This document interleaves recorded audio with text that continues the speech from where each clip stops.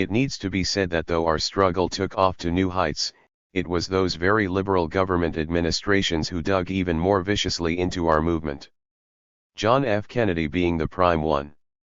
J. Edgar Hoover of the FBI, autonomous nut that he was, had in common with super-liberal, John F. Kennedy the one objective that only matters to them: save the empire. They don't play games. Profits and power means a lot of folks gotta suffer.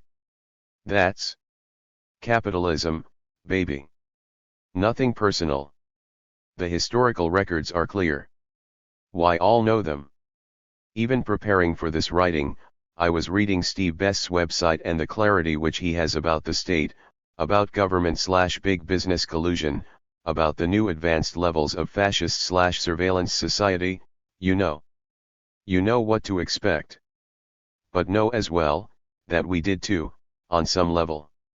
It was just being young, inexperienced in that knowing, a knowing still hampered by a naivety which caught us off guard even as our dialogues and newspapers reported, fascism. The 60s through the 70s were the greatest revolutionary period in this country.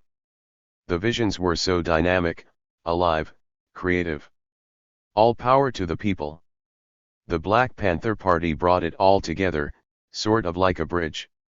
Black power for black people, brown power for brown people, Asian power, red power, power to the workers, women power, power to all the oppressed groups. Yet, the Revolutionary People's Constitutional Convention was like the Zapatista encuentro against neoliberalism and for humanity. The government/big corporate powers had to stop that shit.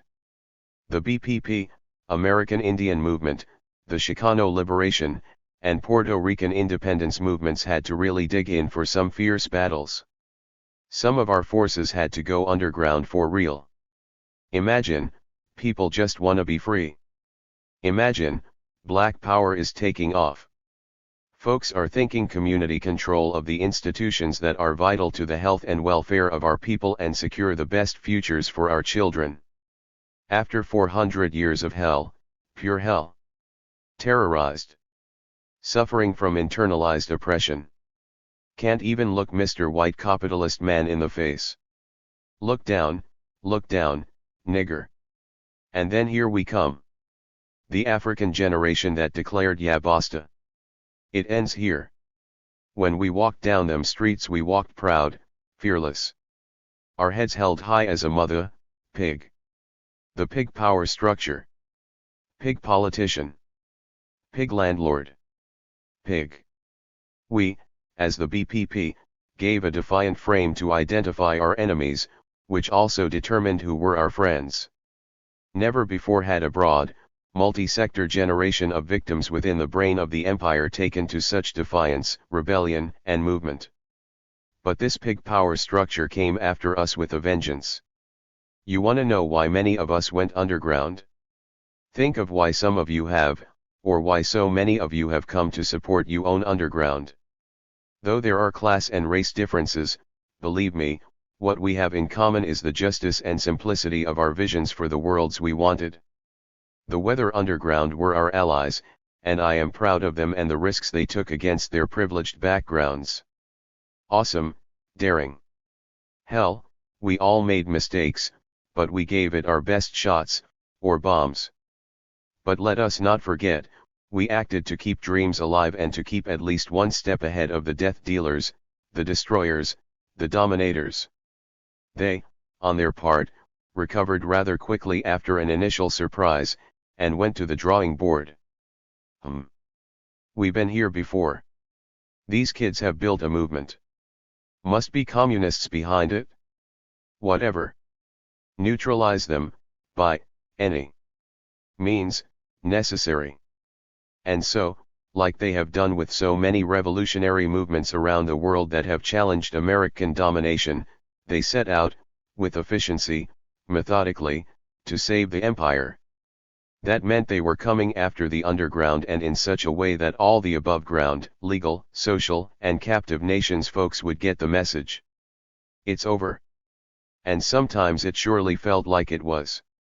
Animal liberation and earth liberation folks, know that there are over I-50, Maybe 200 political prisoners now within the brain of the empire. Some of them have been imprisoned for over 30 years. You need to know who they are and how they got there. You have your predecessor visionaries there. You have those of us who took up guns, bombs, hammers, as well as the weapons of paper and pen, and bodies as wrenches thrown into various oppression machineries. I hope that you learn who they are and work for their liberation as vigorously as you do ALNL political prisoners. But I also want you to know who they are because their circumstances are what the empire wants you to know can be yours if you continue. Obviously you are not going to stop. Why should you? The empire has got to come down, down, down, down. The existence of political prisoners is also the living stories connecting us through generations. To know what has happened before you, before most of you were even born, is but a step away from where you live. Locked away in them prisons are the voices, the memories, and the still living defiant desires of our dreams. Here are the victims of RICO, and other business as usual repressive tactics. Know them as knowing yourself and know your enemies, and as Sun Tzu says, in 100 battles you will never know defeat. They are there. Reach out to them, and the readings from Ward Churchill and others on COINTELPRO and the latest updates on Patriot Acts will all help you. Being invited to speak at several Animal Earth liberation conferences has also taught me a lot. Like about the connection between human and non-human oppression and the loud, screaming similarities between the treatment and maintenance of our oppressians. As I watched the videos and listened to Andy and young folk after young folk break it down, my understanding was broadened in welcoming yet some discomforting ways, because I, too, have to realize my own conceptions, ideas, and behaviors towards other worlds that are still mired in oppression. But, I am here, present, open. Suo compartmentalized this advanced technological capitalist, patriarchal society is, and Suo compartmentalized it make us. Us as individuals. And then I realized that folks of color like Rod Coronado, Rob Los Ricos, Puck, and Warcree not only bring color to this critical movement but the challenges that such a movement needs to grow through. So, Puck raises the issue of critical anti-racist struggle within the earth/animal liberation movements, and Rod H aims it as a rising UUL of sacred indigenous resistance and sees himself as a guerrilla fighter who realizes that community work with both elders and youth is as important as the guerrilla strike against the fur industry or Huntington Life Sciences. For me, as I have said in any of the conferences I've been invited to, I give the wisdom of my experience to new liberation movements which now have so much in common with Black Panther, Students for a Democratic Society, Republic of New Africa, Nation of Islam, MOVE, The Weather Underground, etc. This is it in short. While the government and big business interests are directing fire towards your ass, you have to continue to be smart and resourceful. But if I can tell you what's most important to me, then it that you also learn to know yourself as products of this madness and how, if you are uncritical about it, the very oppressive behaviors that fuel government and big business will poison your own good intentions. But it will be you. COINTELPRO didn't destroy the BPP. It merely capped on our own weaknesses that we couldn't or didn't have the understandings and tools to transform at the time. Racism, sexism, classism, homophobia, impatience. Dogmatism, arrogance, scientism. Need I go on? New needs are, accountability, responsibility, sensitivity, creativity, resilience, community. Spirituality, even if it has to come in secular forms, you better have ways to draw extraordinary strength in those times when the shit really gets rough and you most feel all alone. Bridging is also a form of remembering. Many nationalisms are reminders of days of living close to the land, even for those of us who have never actually set foot on our folks' lost pre-industrialized lands. For urban black folks we have those stories of that nation called down south, stories which continue to get fertilized by more memories of folks recently here from the Caribbean islands, from Rastas, to just earth folks from Barbados and Haiti. Reminders that it wasn't always the land of concrete, steel, machinery, computers, McDonald's, and state. We, like many folks from all ethnic groups here, have idyllic stories of pre-conquest America, and the desire to get the wisdom, and share in the experience that present-day indigenous folks keep alive. It has been these things that my experience with you have brought back to me. I remember, strangely. Yeah, something ancient, yet so new. Move, ain't that the message of Move? The BPP revolutionized black nationalism by making it expand its tight boundaries. Boundaries necessary at one time, but which had to be broken through as our understanding expanded of how more of the interlocking systems of oppression operated.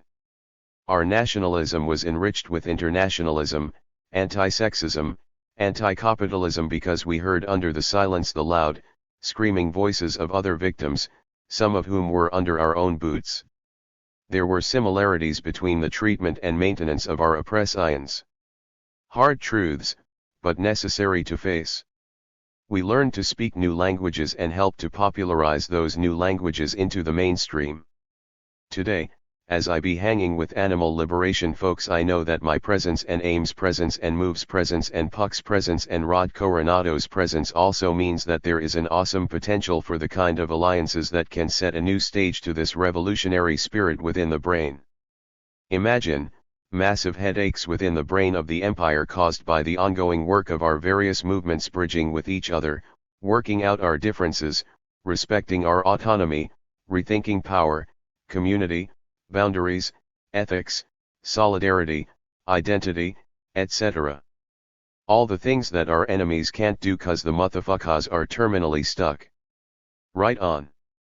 I was reading Rob Los Ricos' The Revolutionary Imperative of Going Native, where he says, there are plenty of subversive cultures we, as insurrectionary green anarchists, can look back upon to help us envision alternatives to the shitstem we're currently mired in.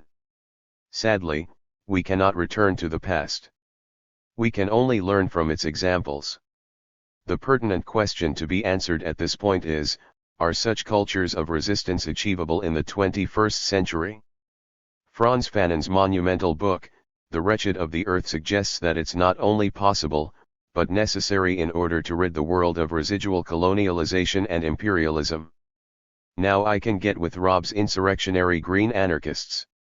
He sounds like a 21st century insurgent Green Panther in Zapatista Poza, Montana, challenging us here within the brain, the position Che Guevara envied. It challenges us to envision and to work to bring visions to fruition. A world where many worlds fit. Lord knows that we need that kind of guidance here. And inherent in that guidance is the internal challenge coming from the words of my sister Puck from her article, Facing Off the Radical Environmental Lynch Mob, on Healing and Decolonizing. The process of colonization is painful and dehumanizes both the oppressors and the oppressed. We all have so much healing to do. The dominant Western culture is killing the planet. We need to love the land, build real ties with and learn from people whose ways of life are more in tune with the earth and are less oppressive to people. How will we be able to do this if we're stuck in an insular scene, congratulating ourselves and pretending that nothing is wrong? We need to find ways to support each other, care for each other, rip off our blinders and talk frankly about the problems we face. Sounds like Asita Shocker's wisdom to me. The key to revolution in Babylon is us, in power through the people who care enough to jump on in the water. Last thing is my little story, sort of related to fears of jumping in any new situation you got a desire to know more about. Coming back from a conference with that damn Andy again, huh? We're driving back, me in the back seat just relaxing. It's a long drive. So we gotta stop and get gas. We pull in. Across from us in the station is one of them TMCKs used to haul animals. What? Andy and fellow passengers, out of animal/earth-loving curiosity, get out of the car to check it out. Okay, some farm animals are in it. Not many. Maybe 5 or 6. Some grown, some babies. They ask the drivers, where you going? Oh, to the slaughterhouse to get rid of them. Now, I'm still in the back seat and I already see colored lights flashing from the heads of my companions. Back they come to the car. Huddle. Talk. What should we do? I'm like, oh shit, me too? Yep. This is how we do it. So, after a minute, no more, we agreed to ask the drivers if would they sell any of the animals to us, and if so, for how much. Drivers say yes, and at such and such a price. Okay, wait a minute. Back to the car. Huddle. How much money we got? Not much, but we got enough to buy the pig. The pig. Oh, my lord, what would my comrades think of this? Of me? Saving a pig. Ha! They go to the father, negotiate, and next thing I know, they coming back to our car with a baby pig in their arms. Shit. But I'm loving it. I like their spirit, their spunk, their do-itness. Into the car safely comes our new friend and off we go. New York City, here we come. Now, this wasn't even an underground action. This was just a simple humane transaction. Just like other stuff I learned that day about animal liberation, like their ethical concerns about freeing animals and making sure there are home places already established to take them. Hell, I didn't know that. Sounds like the earlier abolitionist movement and the Underground Railroad to me. And folks want to know why this movement continues to grow? And why the government is out to destroy them. Same as with the Panthers, it wasn't our guns that scared them. It was our visions and ideas, and the good, wholesome, loving, and daring doings that were catching on and had the potential to spread like wildfire. Ashanti, you've been through yet another learning experience and again reaffirmed your faith in the saying. Youth makes the revolution. And they think they can wipe you out? We need to free all our political prisoners. The SHAC 7. The Move 9. Leonard Peltier. Rob Los Ricos. Panthers and Blah Soldiers. Weather Soldiers. New African Cows. Mumia. The Coyote. Life. Life. Life. All power through the people. Good morning, Revolution. As always, we accept your invitation to join your new day. Facing the agents of Omnicide. Hope in a dark time. Josh Harper. I have been asked to write this article about the repression and brutality I have experienced as an activist. My goal is not to play the outraged protester, naively shocked when state and industry respond to a threat. These entities will not even react within the confines of their own laws when their power is compromised, and I see as inevitable some of the consequences my community has faced for being sincere in their desire to change the world.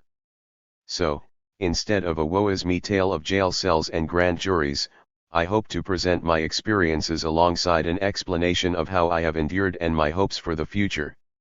To give readers the full story, let's go back to October 26, 1986. I was 11 years old that day. My father was driving me to school in his rusted-out Ford truck. It was early and cold, and I was busy dreading another day of compulsory education when a story on the radio caught my attention. The University of Oregon had been broken into by a group of masked terrorists. They ransacked and vandalized the place, stole animals, and spray-painted the words Animal Liberation Front on the walls. The authorities were looking for them, and the announcer assured his audience that these scofflaws would be brought to justice. Quotes from school officials and law enforcement followed. The motivation of the criminals was hardly discussed, but I gathered that they were opposed to animal research. That night I turned on the television news and watched stock footage of the ALF flickering across the screen. I stared at the people in masks and thought of the good guys and bad guys from the pages of comic books. I knew that these so-called terrorists didn't fit the mold of evildoers. They had acted selflessly on someone else's behalf despite the possible consequences to their own well-being. Seeing them juxtaposed against armed FBI agents, angry faculty members, and the mad doctors from the vivisection labs made everything clear to me.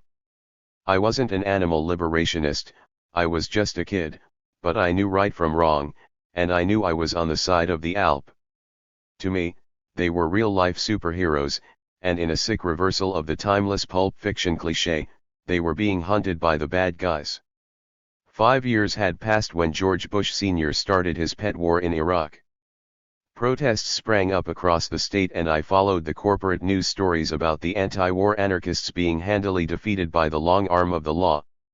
One day at school, a kid I knew handed me a newspaper called The Student Insurgent.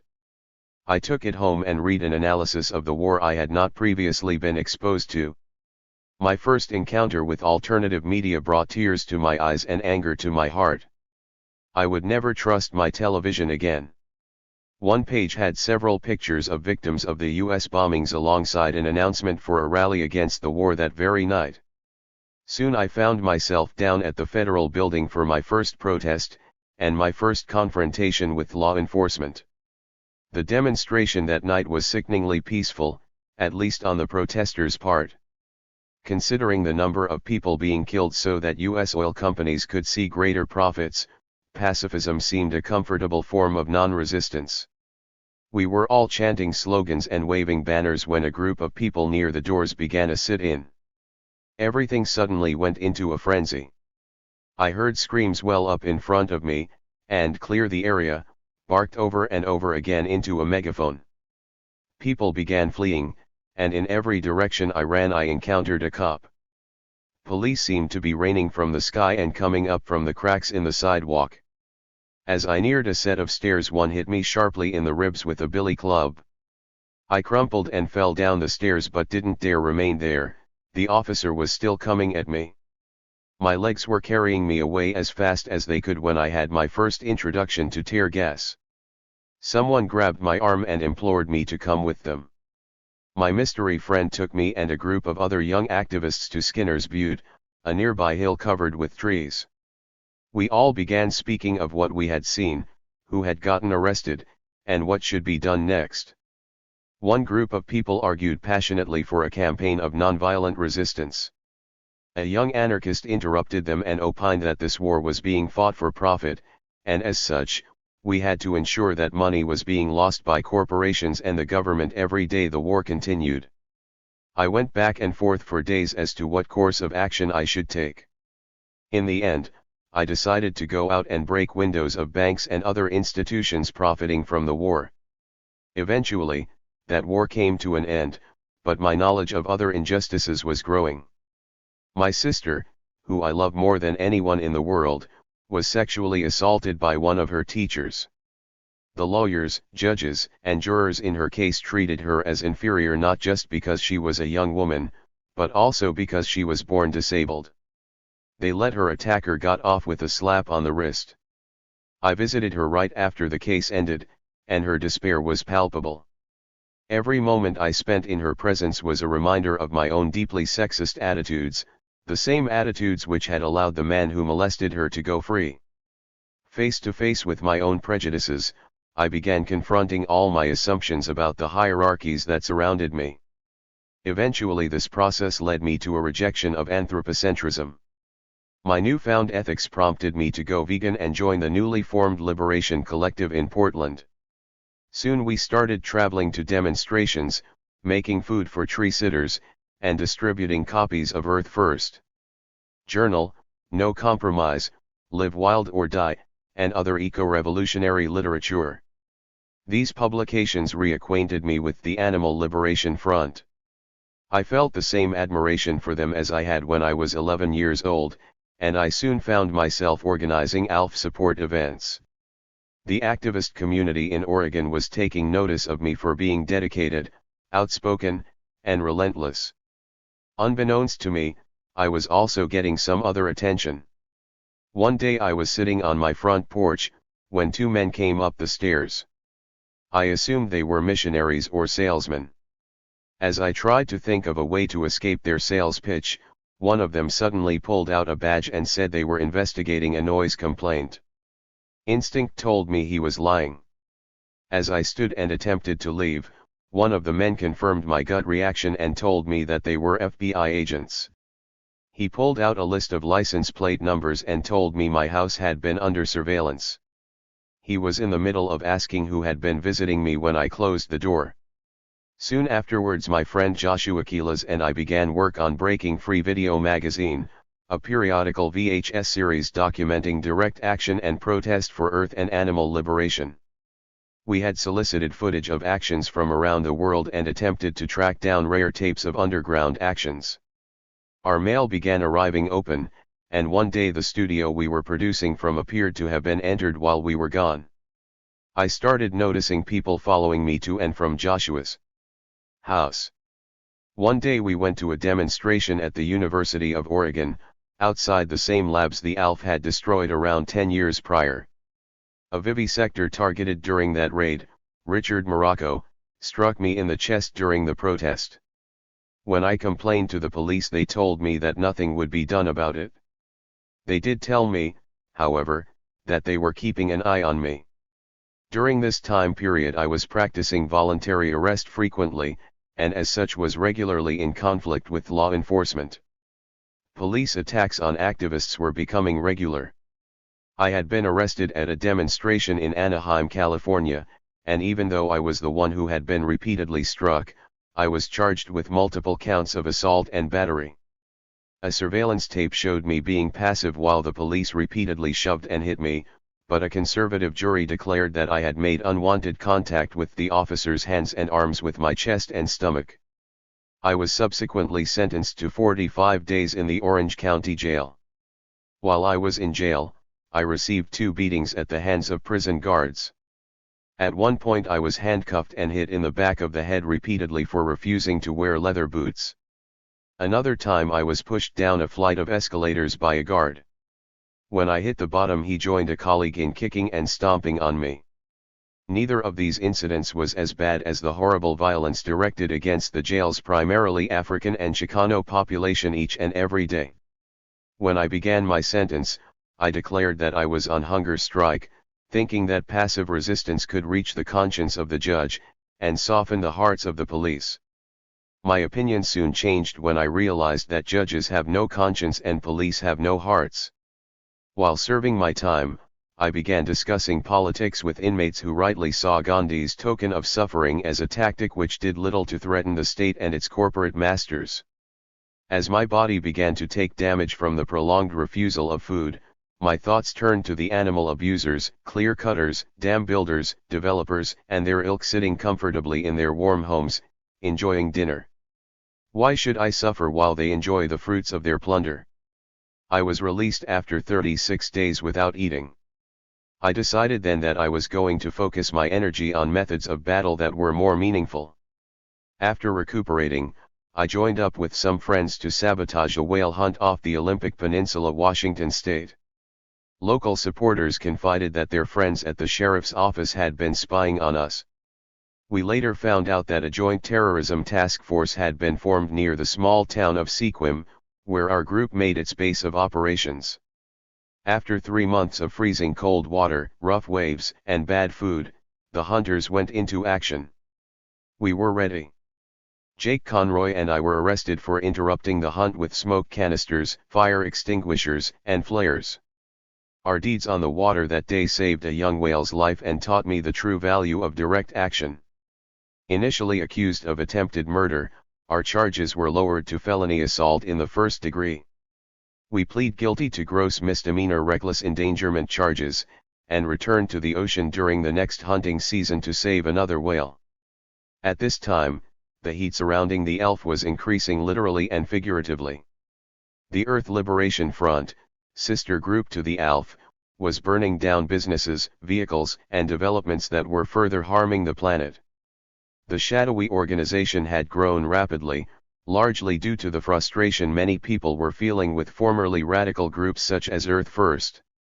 As the lefties and pacifists gained greater hold on above-ground resistance, the ELF offered an alternative for those determined to have an impact beyond banner hangs and giant turtle costumes.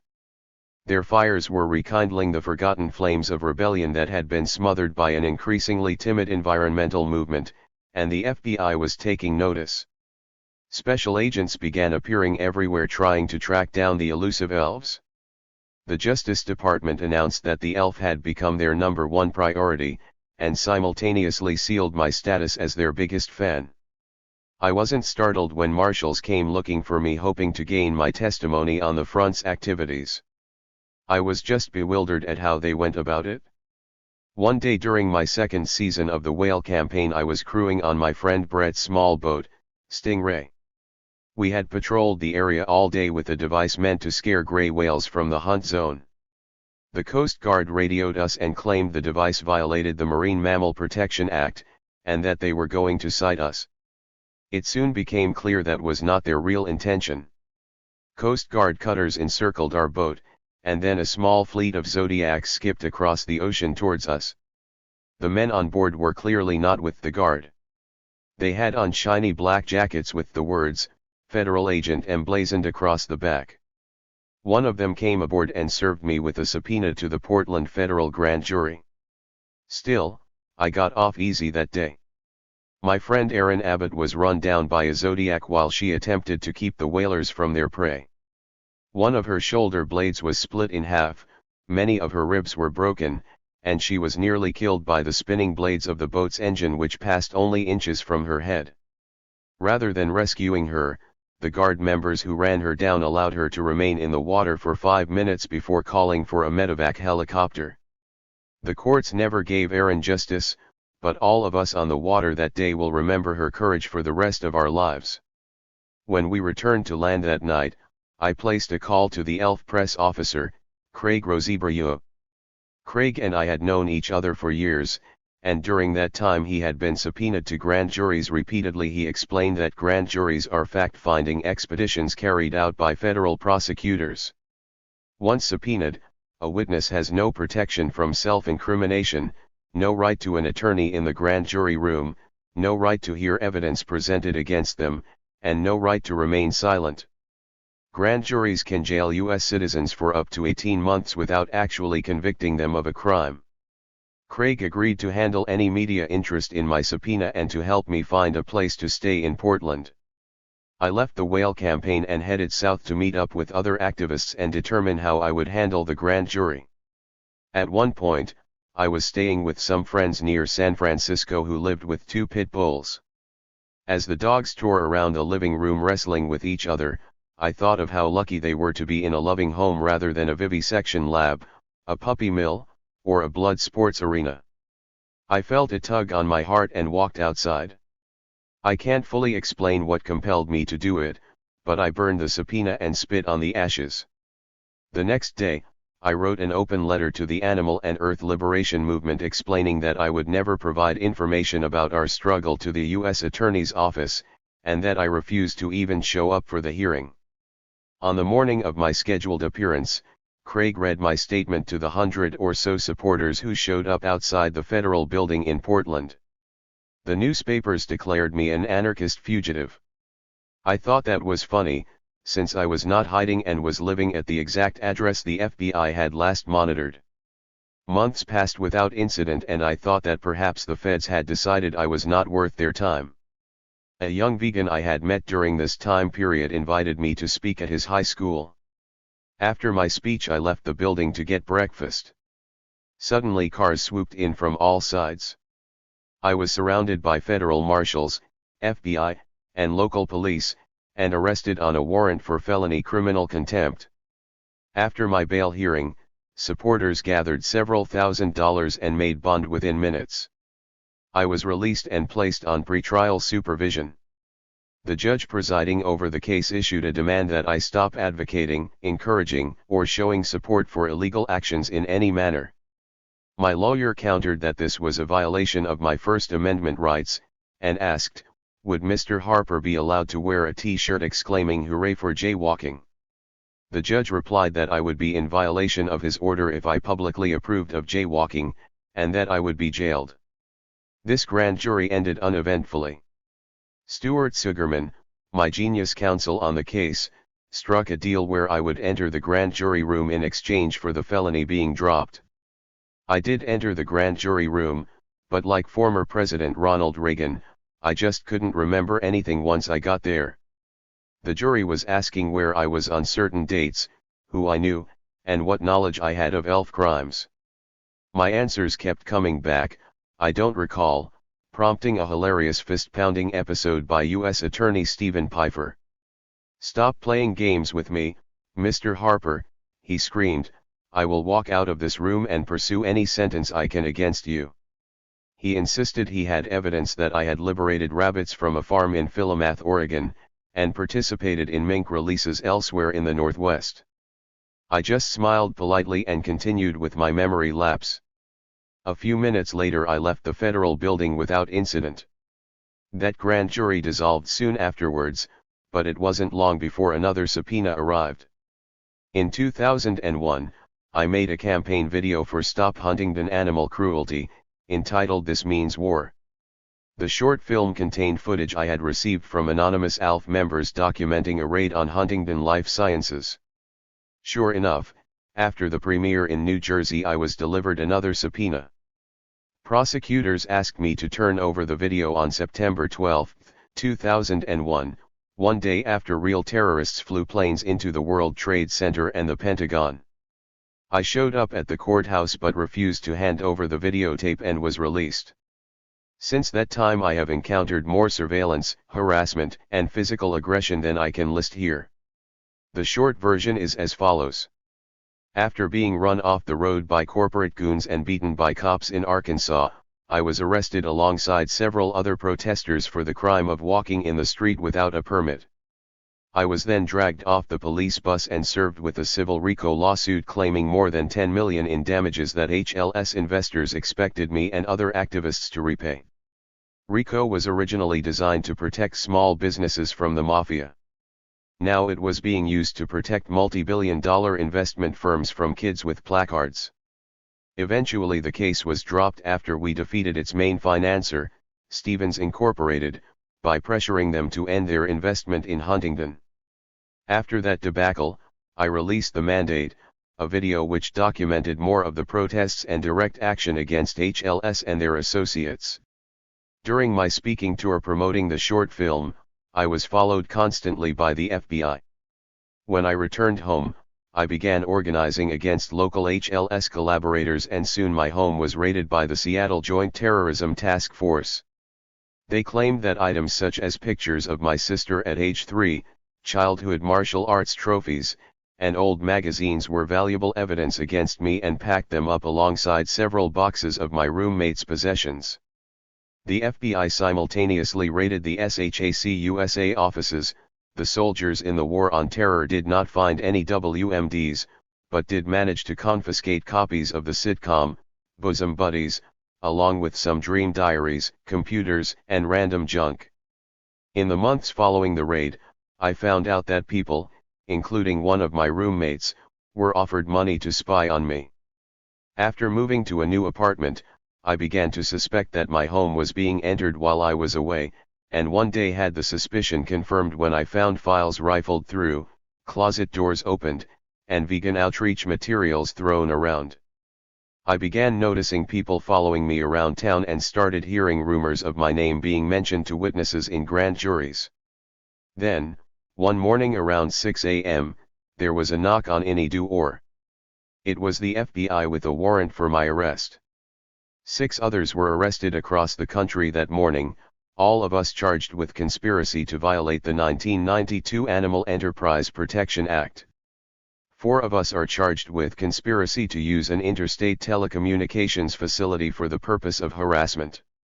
3 of those arrested were also charged with additional counts and are facing more than 23 years in prison. It is clear that in the age of the USA Patriot Act, privacy is a thing of the past. Since the arrests, I have learned that a longtime friend, Lisa DeStefano, was actually an informant. Her mission was to spy on me and deliver details of my life to the FBI.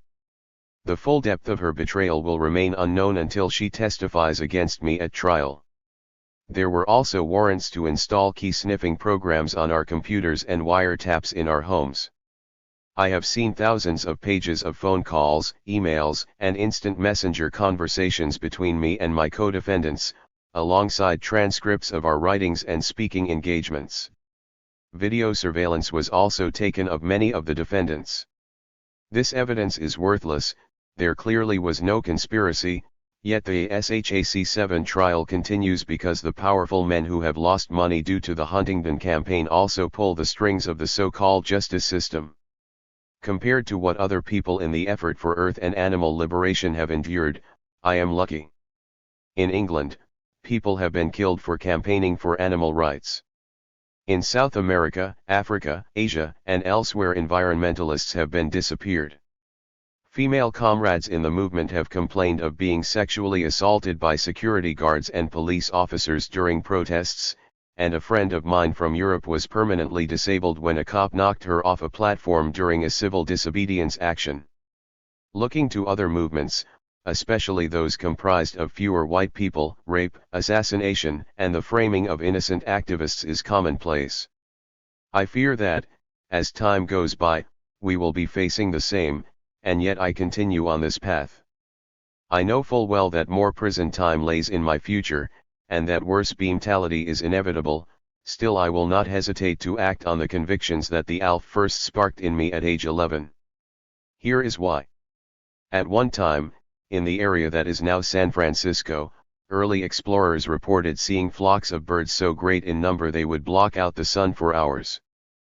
French traders in Newfoundland wrote of migrating harp seals that covered the horizon as far as anyone could see, and ran for 10 days and nights without stopping.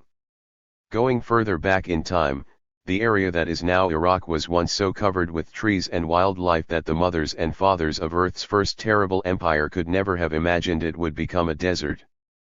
Perhaps it was the spread of that early civilization that eventually led to the loss of the harp seals, of the sky-shattering migrations of birds, and all the other wonders that disappear forever each and every day that we continue the war against wilderness. The human empire is nearly complete. The last of wild areas that once covered the whole earth are falling to our advancing cities. The other animals on this planet have been taken from their homes and made our captives, stripped of their original form and domesticated for our use. With our increasingly dangerous technology, nature stands almost no chance of righting the wrongs we have inflicted against the free beings of this world, and on the world itself.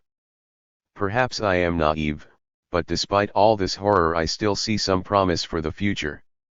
Tonight, a teenage girl and her friends might pick up hammers for the first time, and smash the windows of a nearby McDonald's. An officer from a mainstream environmental group may realize that they will never save those wetlands near his home with paperwork alone, so he decides to step into the night with a gas can in his hands. An old woman in Oregon may walk a path in the forest she has loved since she was a child, and pull spikes from her pockets to place in the trees she climbed long ago. Though these people are thousands of miles apart, they share something with the millions of others who will also step up to fight the twin scourge of animal slavery and eco-destruction, a spirit of indomitable resistance, a fearless desire to save what they love and free the voiceless billions from their suffering. That teenage girl, that middle-aged career environmentalist, and that old woman all know what might await them as a consequence of their actions, but their hope for a better tomorrow overrides their instinct for self-preservation. They will act anyway. We must follow them on that path. The government can jail some of us, but they cannot stop the phenomenon of compassion. It reached me as a boy on my way to school, and with each new action it has the chance of inspiring others to take sides. So long as I know that new warriors join the fight, and that old veterans refuse to bow, I will have hope that our small uprising will save the world. Stay safe, keep fighting as long as you have a breath left in your body, and victory may yet be ours. From the prison house to the slaughterhouse. Reflections on Lives in Captivity. Anthony Rayson. Capitalism can only provide the freedom of the charnel pit and the democracy of the mass grave. Driven by slavery of all sorts, prison, chattel, contract, wage, sexual, the global market is vicious and fights over the meat. Not just humans, but also animals are exploited in ghastly, Mengelesk form. Trapped in factory-farmed concentration camps, enduring the gruesome nightmare of mechanized murder, genetically altered pigs, cattle, sheep, chickens, hens, and turkeys are transformed from living beings into commodities for the machines of planetary profit. Industrialized animals are crammed into tiny cages, raped for breeding purposes, and their offspring are forcibly fattened, confined, drugged, and rushed to slaughter, all for the cravings of carnivorous consumers. Of course, it doesn't stop with the torture and murder of non-human animals who suffer and die in an endless variety of barbarities. Human animals, too, are subjected to the horrors of forced imprisonment, slavery, starvation, and all manner of unnecessary suffering, experimentation, and commodification. We know that for capitalism to survive, it must endlessly expand, as its whole modus operandi is driven by the quest for the profits of elites, not the needs of the world. Mountains of non-biodegradable garbage, plastics, metal, and radioactive material continue to accumulate, as global capitalism devours and depletes dwindling natural resources. All the while, wars, or talk of more wars, are looming in the battle of the fittest for territory and scarce resources. It's a planetary ecological and social tsunami in the making. It takes a response of equal intensity and clarity, bubbled from the underground up. For life itself, an orgiastic panorama of options, is based on mutual aid, not the survival of the fittest like we've been deceptively led to believe. Evolution couldn't happen without cooperation. But, extinction is a distinct possibility, as a lying, dying, murdering system goes through its disgusting death throes. We're all gravely threatened by the otherworldly murderous intent and Star Wars capabilities of the US system of neocon warlord wannabes. Large corporations set their agendas in their mahogany boardrooms for their sycophantic media and other means they use to instill compliance and acceptance. Academia, even radical studies and the academic left, are centers for the detachment from and intellectualization of genocidal policy. The rulers of the global capitalist empire develop the research that enables maximal profit and control. NAFTA and the World Bank are there to solve the problems of third world poverty they generated in the first place. Hitler, no wonder you were so damn jealous. Your dream of a master race has been realized. Zeig Halliburton. All aspects of coercive social life, such as the schools, the military, and mass culture constantly reinforce the goodness of their bullshit cause the Washington Run, global terrorist campaign of pillage, theft, extermination, and lies. Those left alive should wear a McDonald's beanie and bleed when prompted. We get the privilege to dig our own graves, while we live a regulated life in service to our oppressors' addiction to wealth accumulation. Of course, the authorities call their terrorist bombs, jails, guns, planes, and markets counter-terrorism.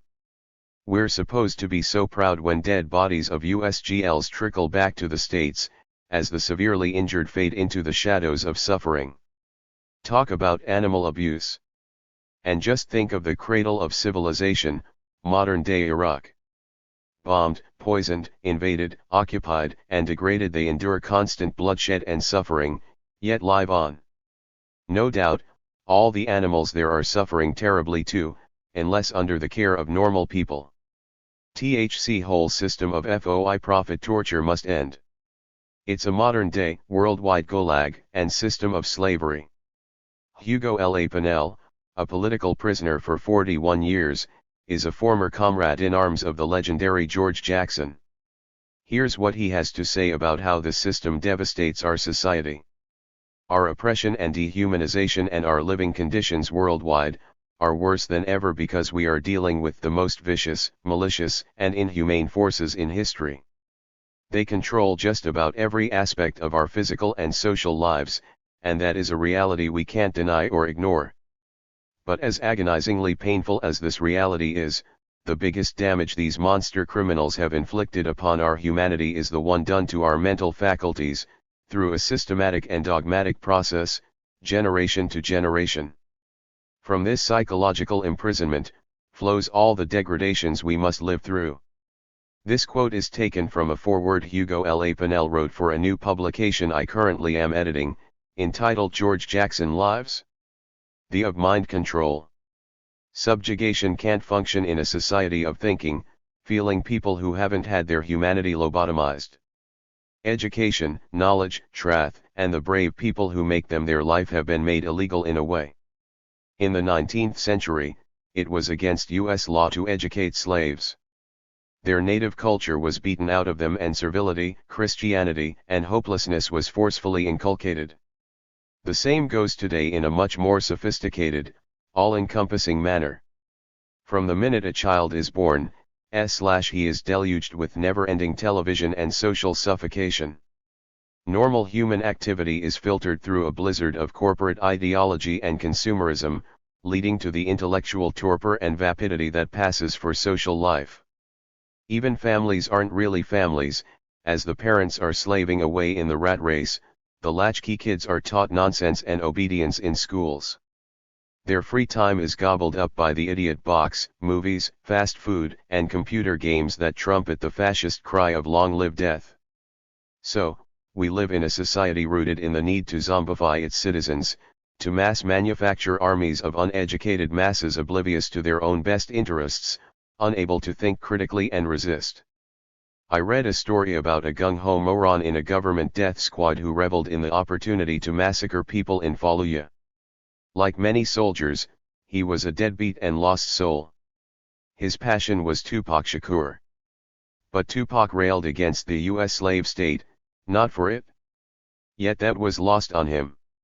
He was killing men, women, and children in Iraq and being told he was a hero. The German Nazis specialized in the big lie and advanced the science of propaganda. With the end of World War II, the US made it a top priority to snatch up Nazi manipulators and put them at the head of the nascent CIA and other oppressive systems. The US competed with Russia, who had the same idea: a nationwide, deceptive system of capitalism, military aggression towards others, and intense repression at home. Russia had Stalin, Italy had Mussolini, and the US had John Foster Dulles. All aspects of our lives are targeted, with the goal of mindless acquiescence to the wilting of our own being and the time machine-like response to the sirens that blare when the system wants us to do something, be it to cheerlead for mass murder, work obediently in factories, participate in their genocide, or become their jailers and kidnappers. Exploiting people in this manner is just a reflection of the treatment the global Gulag accords the ecology of the Earth. Species extinction, resource depletion, global warming, chemical and radiation poisoning, decimation of the rainforests, and other signs of ecological collapse are causes and effects of the oppression placed upon people. It's the crux of our whole problem. Drugs play a huge role in this too, because many drugs have a strong effect on our thinking and behavior. Heroin was brought in from the Marseilles Mafia in the wake of the massive bloodletting of World War II. Air America was the world's largest airline during the Vietnam genocide, and they routinely smuggled massive amounts of heroin into the States, sometimes inside the bodies of dead GIs. I remember seeing pictures of junkies sprawled on stairwells, victims of a particularly pure dose. CIA agents inundated the inner cities with crack cocaine to destroy the environment of the black community. Strange fmid of the prison industry. In the racist system of the US, it takes 500 times as much powdered cocaine as crack to get the same mandatory sentence. Crack is a highly addictive and debilitating drug that ruins communities. Moreover, its hyper-illegal status makes it easy for police to round up blacks and further devastate their community. Crack is the epitome of racist drug law. With few legal forms of commerce available, dealing drugs becomes a major part of the economic life in the hood. Even though most of the drugs are sold to white people, it is black people who are imprisoned and murdered because of them. Black women too are thrown into prisons, leaving their young children without mothers, in a slave-like acceleration in the punishment industry. An environment without love or hope is a doomed environment. Add the fact that poor black communities also suffer the lion's share of industrial waste dumps and inferior everything, and you have a systematically degraded environment that breeds despair and violence. Prisons began as factories and police forces were created to capture slaves and suppress workers. This is still their function today. Cops of all kinds still basically take their orders from the corporations who pull 11 the strings in Washington. Gangs, anarchists, and terrorists are all buzzwords that people almost automatically accede to in order not to involve themselves with whoever the government is targeting. Prisons aren't about crime control, they're about for-profit repression. In fact, they are a huge, government-run, criminal enterprise, wildly profitable, and completely paid for by ripped-off taxpayers. Think about prison environments for a moment. People screaming day and night. Rape and the spread of serious diseases such as AIDS, hepatitis, venereal diseases, and everything else is epidemic, as if deliberately cultured in a petri dish. Violence, longing, bitterness, hopelessness, and self-loathing are coupled with the schooling in criminality. Useful programs within this madhouse environment have been gutted. There's no real rehabilitation, no social re-entry programs. People are left to live or die in this minimalist warehouse nightmare. Then, after consuming the prime of many lives, people are spit out of their dungeon and shoved into the glare of day without any clothes, housing, job prospects, or money. And a vast array of laws and stipulations nearly guarantee that parolees will soon return for some parole violation or new crime. There is an endless poisoning of community environments. First, the system snatches up young, dynamic men and women, then forces them through a hellish prison world, then dumps them back into the community like human refuse. This insane system leaves people shell-shocked, embittered, and farther from being a positive asset to the community than when it seized them. In America, the state tortures and tries to kill the spirit of people, whereas in client states like El Salvador, the US-trained authorities were allowed to go all the way to torture, kill, and dump the mutilated bodies for the vultures to pick over, just like the US perfected in the Phoenix program in Vietnam. Given that a community cannot live without a positive spirit and hope of genuine humanity, what miserable kind of world is this prison system really breeding? Many of the most articulate and courageous thinkers and doers are locked down and kept from the public. Once prisoners raise their voice, they can expect severe repression, beatings, transfers to control units and supermax torture chambers, forced drugging, shackling, and other techniques unique to the US. A huge percentage of the young men from the most oppressed communities, blacks, Latinos, and Native American men, have been ensnared in round UPS. Not just in large cities, but also in reservations, rural communities, along the US-Mexican border, suburbs, and elsewhere. People are continuously fed into the maw of mammon to fatten the for-profit punishment industry. So, really, the vibrancy of these communities, even though separated sexually, exists in the prisons of America today. Everything is concentrated, from the violence and cruelty, to the love and insight.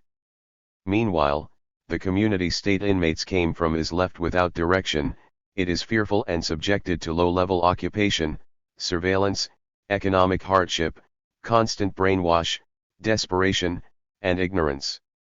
Grassroots groups struggle to do useful community support work, for the young lions and lionesses, and the wise elders that they so vitally need, are locked away.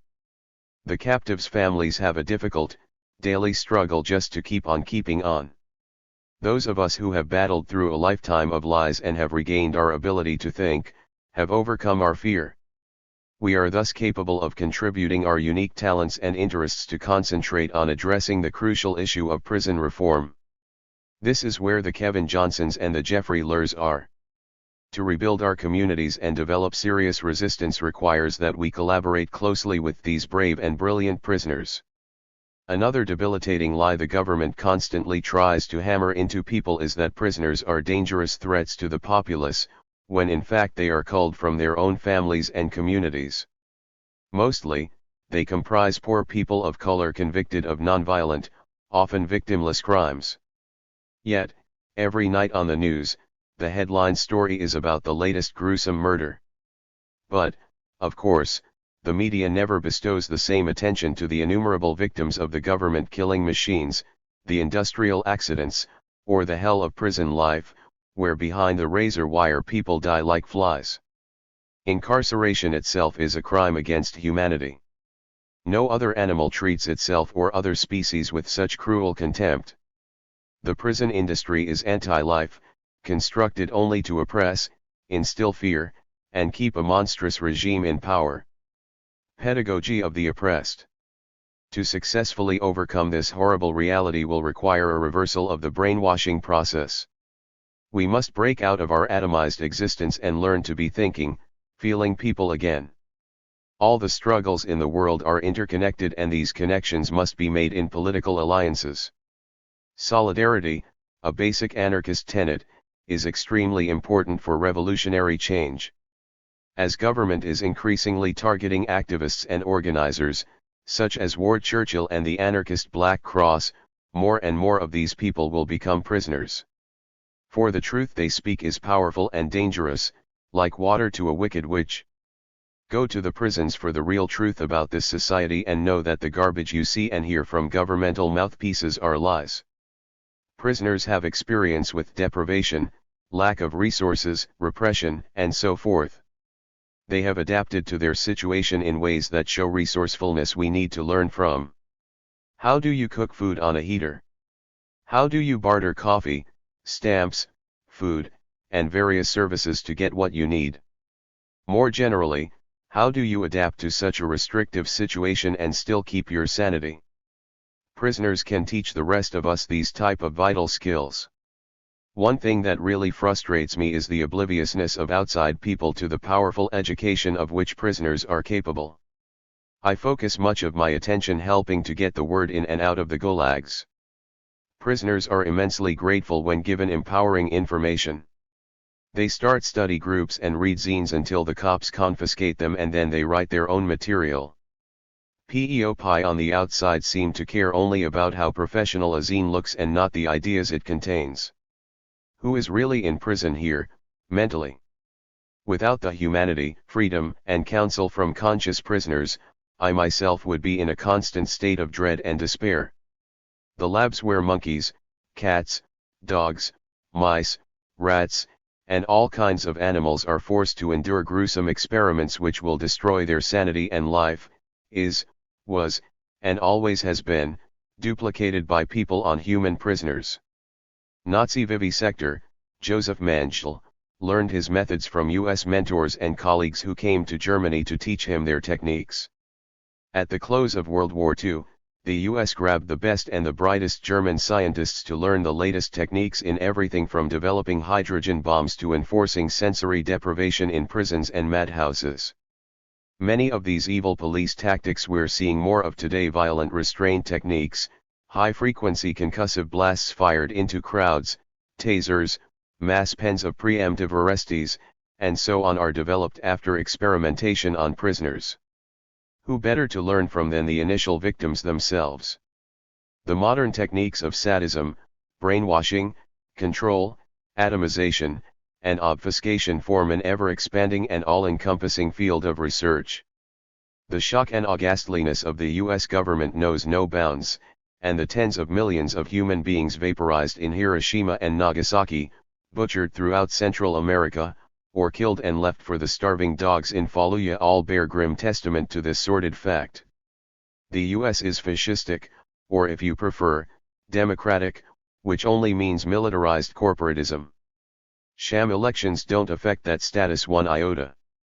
Like everybody else, I feel the pressure and bear witness to the carnage and suffering experienced throughout our world, because of this extreme aggressor nation. Personally, I gravitated to dealing almost exclusively with the prisons, because it became more and more clear to me that this was ground zero on the assault on Americans by the system. It's the black hole of society, constitutionally sanctioned slavery, where anything goes in the dungeons of the state. Court cases brought forth by prisoners have been dismissed by no less than by the U.S. Supreme Court, citing a clause in the 13th Amendment that sanctifies slavery for prisoners. So, when the system makes anti-capitalist and anti-state activities illegal, it has an unlimited source of slaves to exploit, without any moral accountability or economic responsibility. All expenses to feed and house prisoners are paid for by the governmental extortion racket known as taxes. Just as technological advances bring forth faster cars, so too does state repression evolve and streamline itself. And the folks with the brightest minds, who are the most giving to their communities, are often singled out for the most physical and psychological torment. Black folks face the extreme, but all of us are likewise being menaced and targeted, as this system devours everything in its path. We need to look to the most oppressed in this nation and assimilate the analyses of their experiences, so we can thoroughly build a conscious counterforce of life, love, liberation, and a giving humanity. Dirty old prison town. Stalags are everywhere nowadays and affect everybody. They kidnap their young bounty, usually in urban areas, as opportunities for roundups for 1,000,001 violations of their pro-slavery laws abound. Rural areas have been besieged by corporate farms, and the government has most people where they want them atomized, television watching, worker bees. Prisons come, and the glowing promises turn into community nightmares. A brother we were able to help parole in Alabama was telling me about a struggle in his community to prevent the erection of a prison. He said that at first the prison builders claimed they were constructing a strip mall. The politicians, gutless wonders as ever, never fail to crow for the greased wheel deal of a prison as a means of economic development in rural communities. The whoring out of these hyenas gets shriller and hoarser, so naturally, we must all acquiesce, as our conservative press tries to disdainfully explain to us the wonders of progress. So slap your bring them home ribbons on the back of your SUV and don't think anything of it. Condoleezza Rice, George W. Bush, Donald Rumsfeld, and Paul Wolfowitz will take care of things. Kissinger is always there for advice. A prison is the kiss of death to a community. They bully the whole country with an unhealthy, deliberately ruinous, wasteful, oblivious, and punishing mindset. They also pollute pitilessly and legally cut local deals so they can maraud over all areas, economically and culturally. I'm talking about all the industries, factories, prisons, animal farms, military centers, all of it. Our hard work is exploited for profits, then taxes, so that industry and government can ruin our communities, force us into being their jailers and soldiers, and wreak devastation on our brothers and sisters all across the globe. Democracy in bloodthirsty action. Recently, the state of Illinois was going to grace a poor black farming community in Kankakee County, with a women's prison. This was in Hopkins Park. They thought that they could use this to bomb over centuries of slavery and institutional racism by bestowing a beautiful prison in their face. Well, guess what? The citizens responded with militant direct action. Living in Pembroke Township, they formed a group called Pembroke Advocates for Truth. Their newsletter, Insight, was the joyous rarity in activism, funny as hell and dead on. They didn't cater to the idea that they should welcome a prison. They saw it, rightfully so, as monstrous, as another example of the oppressive nature of the settler, cracker empire. Despite the fact that these folks vehemently rejected this project, poor though they continue to be, it was started anyway. Initially, it was planned to happen directly across from an organic farm. Due to agitation, it became known that this piece of land, the first piece actually sold to a state government for a prison by any state in decades, was actually a sweetheart land deal between the crooked governor, George Ryan, and billionaire Kankakee developer, Tony Perry.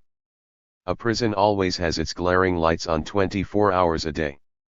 Most have ominous towers occupied by shotgun-toting guards. The dumping of sewage, along with excessive pollution caused by this dreadful economic system of mass incarceration, means that communities are flooded with problems, not solutions. Your prison town environment has been degraded in the most depressing of ways. Your area will henceforth be known for human suffering and misery for the cause of profits instead of whatever vibrancy it once possessed or the human potential that is forever squelched by this demented society. Natural habitats of animals are also forever being menaced by this unrelenting paving of farmland and the introduction of diesel and gas-spewing vehicles into previously peaceful, pastoral productive farmland. Everything, alive or dead, even inorganic, has a price on it and is subject to the devastation the system clumsily and wantonly causes. Total liberation.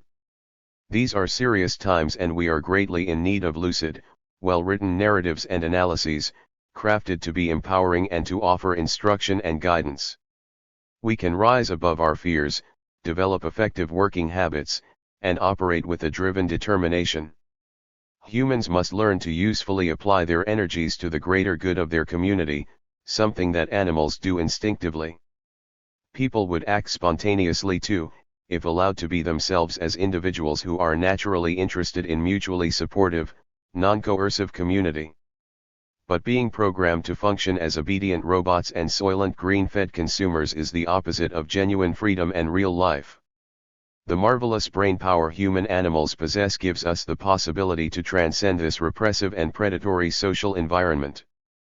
But the baser instincts of power and greed which drive the small few who orchestrate this worldwide death march are holding our minds and bodies hostage, just like the animals they exploit. We must cross the fear line and develop our human capacities. Work your brain and decide where your greatest talents and interests lie, and weave your gifts into the social struggle. Mutual aid will see us all through, but it only works if you seriously apply yourself. It's all part of the struggle for liberation, be it for humans, animals, or the earth herself. People wrenched from poor neighborhoods are a vital part of the slaughterhouse environment this system requires to keep creaking along. Take away a third of the young black men in poor communities in some areas, the percentage kidnapped is well over %, and then warehouse them in dreary prisons, and the social environment has been effectively decimated. Family members have no brothers, sons, or husbands to deal with the occupation and forced immiseration of their expendable communities of people. Increasingly, it's the women, mostly mothers of young children, who are wrenched from the embrace of their families and forced to languish in a cage. Those who have gained useful knowledge must become the serious educators for others. Free education must be a fundamental part of all activist activity. The knowledge is accessible, through websites, zines, distros, tapes, etc. We should seize the media and adapt what is useful to the situation at hand, as we continually raise some fucking issues, as Lorenzo Combo Irvin eloquently puts it. I call it agitation education. Our fellow humans are all being treated like minks on a farm, in one form or another. To liberate them means to be supportive of them and help them rekindle their sense of self. A person who overcomes his or her fear of the state, is an animal finally freed and capable of anything. Notes. Taking back our land, who's going to stop us? The Native Youth Movement Warriors Society. Kana Huspelki. The Native Youth Movement is a native people's liberation movement, fighting for our people, our land, and our way of life. The Native Youth Movement is a warriors society. The young warriors serve as the physical protectors, and the OGs act as the advisor warriors, giving direction through lessons, age-old teachings, previous battles, and from the spirits and our ancestors who have passed on this responsibility of defending our Indian way. The Native Youth Movement is becoming a grand council of young and veteran, battle-tested warriors. Here in the Secwepemc Nation, the Secwepemc Native Youth Movement and the grassroots Secwepemc, comprised of elders, youth, and traditional land users, have been fighting to protect our mountains from a massive expansion by Sun Peaks Resort Corporation. This alpine area has been the lifeline of survival for countless generations of Secwepemc and is now being severely threatened by ski resort development. The 2010 Winter Olympics is planned to take place in our backyard, and the province and corporations intend to build 200 ski resorts, which would destroy our mountains here in so-called British Columbia. The destruction here is non-stop, a fact that verifies the urgency to defend the lands now. If we wait any longer, these mountains will be raped of everything needed to carry on our traditional way of life. Formed in 1990 in Winnipeg, Manitoba, inspired by the Mohawk armed uprising at Oka, Quebec, Canada, and seeking an alternative to high native gang rates, NYM is a continuation of 500 years of native resistance to colonization. NYM is a unity point for young warriors from many organizations, nations, and societies throughout Turtle Island. We receive our direction from our TME elders, those who left our instructions in the rocks, the stars, songs, war stories, and way of life that we must ensure continues forever. NYM is a part of the prophecy of the eagle and the condor, when all of our nations will once again unite and take back our land, and the youth will once again be the majority of our populations. That time is now. This unity and true power scares our enemy so much they will not stop until they feel we are no longer a threat to their evil and devilish Krakow ways. NYM uses education, agitation, and direct action to achieve our goal: freedom. We will not be stopped until freedom is achieved. The NYM Outlook. Natural law: the Creator give us a law. The Creator give us a way of life, and He created indigenous people. We have a right to live as the Creator wants us to be, to live on this land, our country. Bobby C. Billy, Traditional Seminole Nation. Take back the land, this is Indian land. We must reclaim what's rightfully ours, for the future of our red people. We won't stop until we win. When one falls, 1,000 will take his place. Fred Hampton Sr. Protect and respect our women and children, no child molesters, no rapist, no women beaters. Those who abuse our life givers and future leaders have no part in a warrior society and will not be permitted to join NYM. We fight for red life, not spiritual death. Self-defense: we have been attacked for 500 years. All actions against those on our land are purely defensive. We must defend Mother Earth from destruction from the evil invaders. We will defend ourselves by any means necessary. Never collaborate with the enemy, don't talk to police. We have the capabilities to handle our own business, no multi or the circumstances. Snitches get stitches. Fuck the police. No hearsay lynchings, only take face-to-face communication as truth. Everything else is questionable and should not be belched or acted upon before face-to-face communication is established, and messages/rumors/gossip is confirmed. Internal breakdown and false egotistical pride got many people killed and locked down and can easily lead to the dismantling of the movement and organization. Don't believe the hype. Break free from the shackles of the Indian reserves.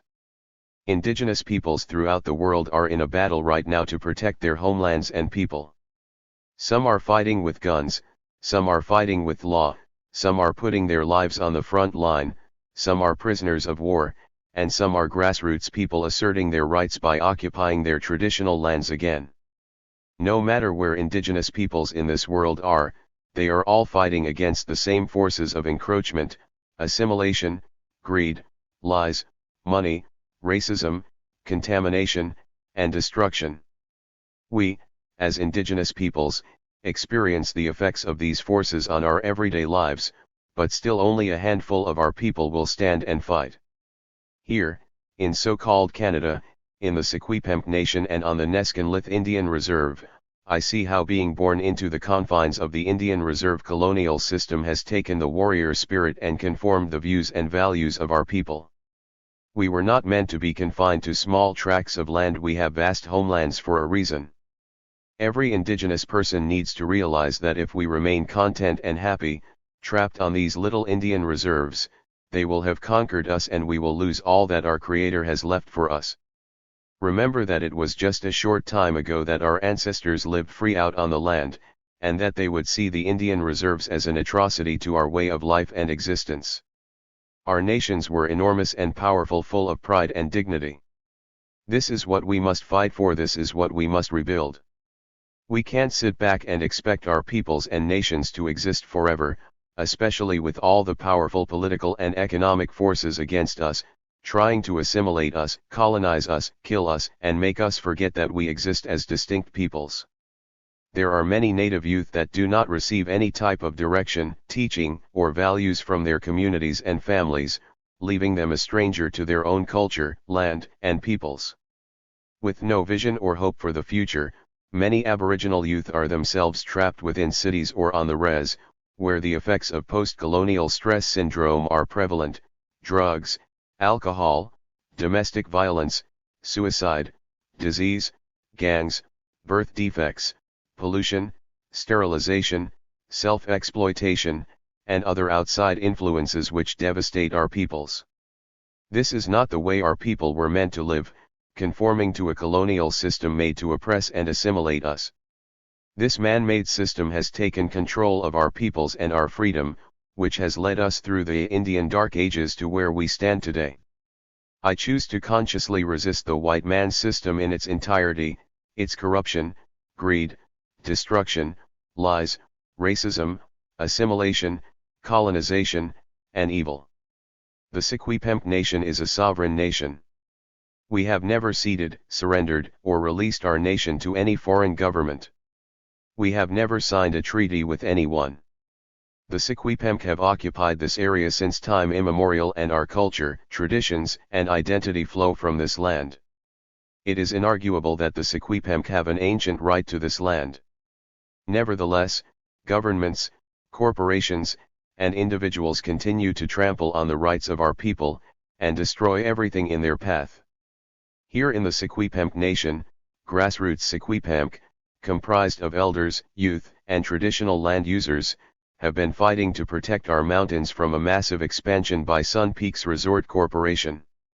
This alpine area has been the lifeline of survival for countless generations of Secwepemc, and is now being severely threatened by ski resort development. The destruction here is non-stop, which verifies the urgency to defend the lands now. If we wait any longer, these mountains will be raped of everything needed to carry on our traditional way of life. This alpine area that is being threatened has always been our mountains we call Secwepemc, and we hold an ancient responsibility to this land. Upon upholding my responsibility to take care of the land, I became actively involved in the Native Youth Movement. I have seen the British Columbia and Canadian governments and Sun Peaks Resort corporations collaborate to drive my people off the mountain. They destroyed 8 of our homes and bulldozed and desecrated 2 sweat lodges. RCMP and white settlers officers assaulted young women, and arrested over 75 elders, youth, and traditional land users. Our right to the land is given to us by the Creator and is an ancient and inherent right. The word used in law and politics to explain this ancient right to traditional lands is Aboriginal title. It has been through the hard work and dedication of our ancestors that the legal framework to protect our rights is set out for us. Our ancestors thought about us, just as we must take into consideration the future generations. We are born into a world of colonized thinkers, born into a time we did not choose. Born Secwepemc today, I show the symbol of assimilation and shed the light of our unwritten history. If I do not stand and fight against this war of genocide, history's words will speak: the Secwepemc are extinct. The task falls to my generation today to stand up and fight for all generations to come. The great importance of our existence, the very essence of our identity, relies on the land and the ability to preserve and protect our land base within our nations. Thousands upon thousands of unborn indigenous peoples depend on us here today. If we forget about them, will we join white man's ways and leave them with scarred mountains, massacred forests, toxic waters, and extinct medicines, foods and animals? Will we leave them with no language, no culture, no traditions, no pride, and no identity? Or will we fight to protect those unborn and leave a legacy to remember? Our struggle to protect our land and way of life is the lifeline to a vision. A vision where our peoples will exist forever unscathed from the influences of the white man's destruction, where our peoples will be free to exist as true to our identity as were our ancestors, where we will hold the ancestral power and pride of being indigenous peoples, and have control over our own lives and lands to finally receive true justice and freedom. The truth of the matter is that the governments of Canada and British Columbia have forced their control over our people and land, and they will not stop. During this past year, many have sacrificed their own personal liberties for the freedom of their people and land, and are now caught in a battle with the court system. Innocent Secwepemc are being arrested, charged, and imprisoned for exercising their title and rights to the land. Yet, this relentless struggle must carry on. Hope for the future. Canada and British Columbia are never going to say, "This is Indian land." We have to say this ourselves, and we have to truly believe this. It is from the grassroots people, the elders, women, men, youth, and children that we will see change. It is from the fulfillment of protecting and reconnecting with our land, reviving our language, culture, traditions, and honoring and holding pride in our identity that we will win this battle. This is not just a battle over land, this is a battle within ourselves to recover our ancient warrior spirit that lies inside us all. Through asserting our right to live on our land, we are challenging the whole government system and their control. By collectively asserting Aboriginal title and control over our own lands, we will rebuild our nation strong and powerful again. This is why the governments of Canada and British Columbia have waged wars of genocide against us.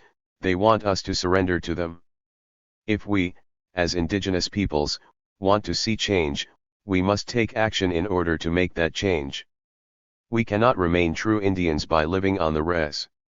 We must empower ourselves and leave these man-made reservation concentration camp borders.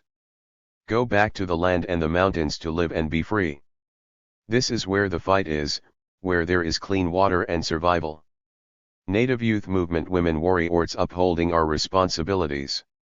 As the women, the child bearers, and the life givers of our nations, we need to realize that it has only been a short time since contact and colonization, since hospitals, Western medicines, painkillers, and doctors. We need to let go of the dependency upon their system and stop fearing what we already know is the right way to give birth. We don't need the Canadian, American, or any foreign occupying force to tell us, the Indigenous women of the land, that we need to register our babies, that we need to go for regular check-ups in their hospitals, that we need an ultrasound or painkiller.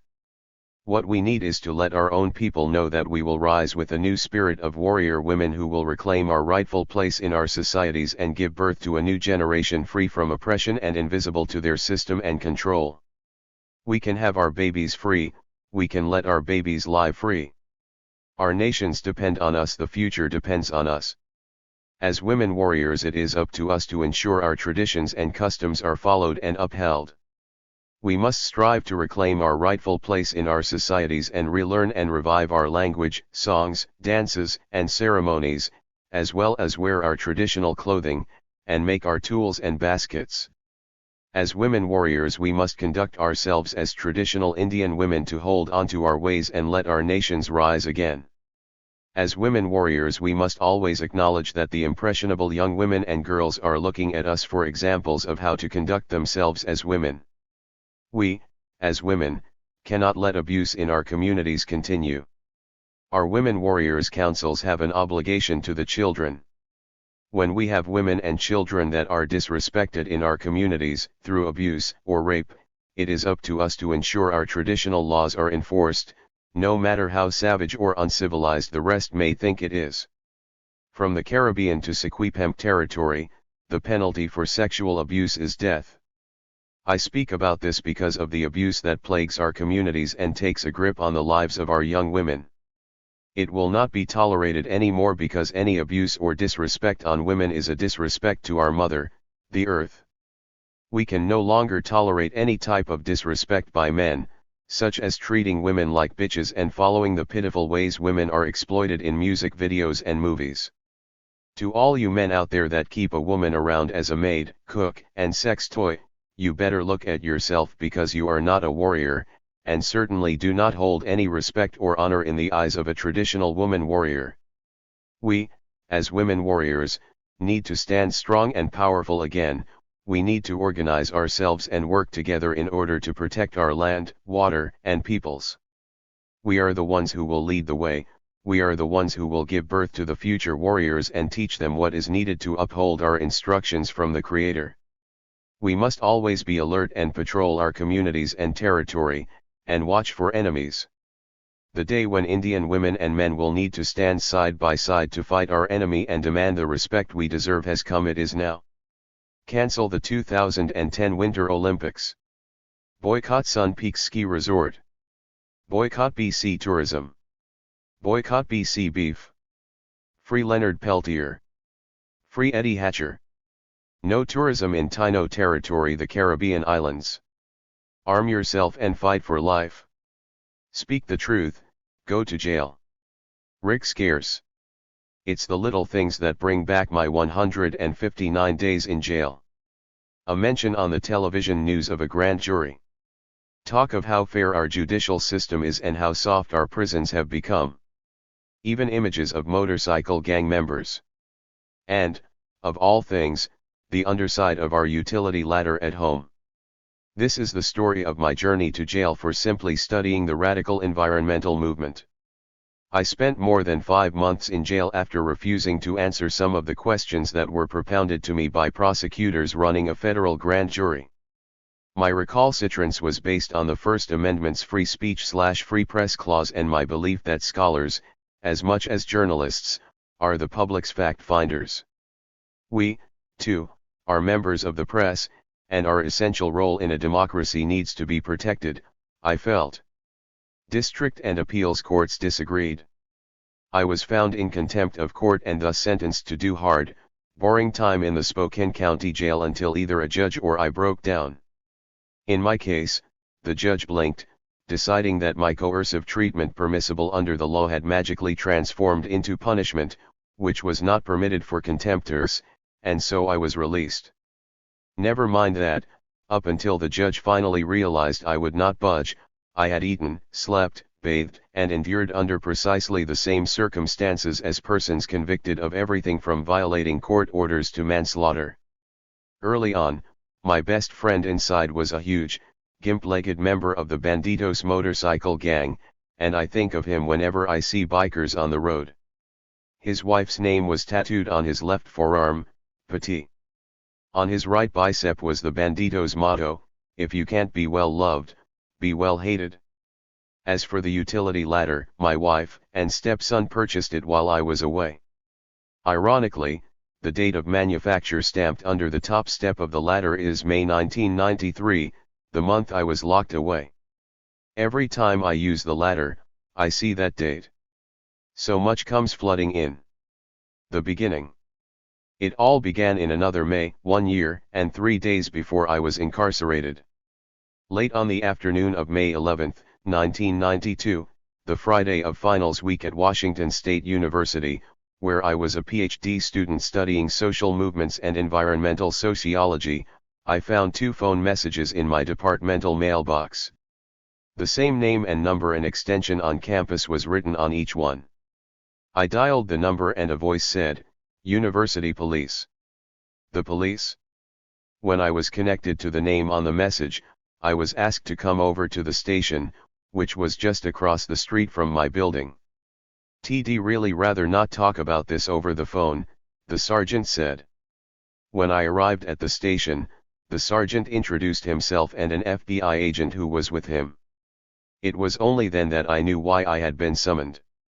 The prior summer, the Animal Liberation Front had broken into a laboratory on the Washington State campus. Some mice and mink were stolen, several coyotes were set free, and computers and other equipment were damaged.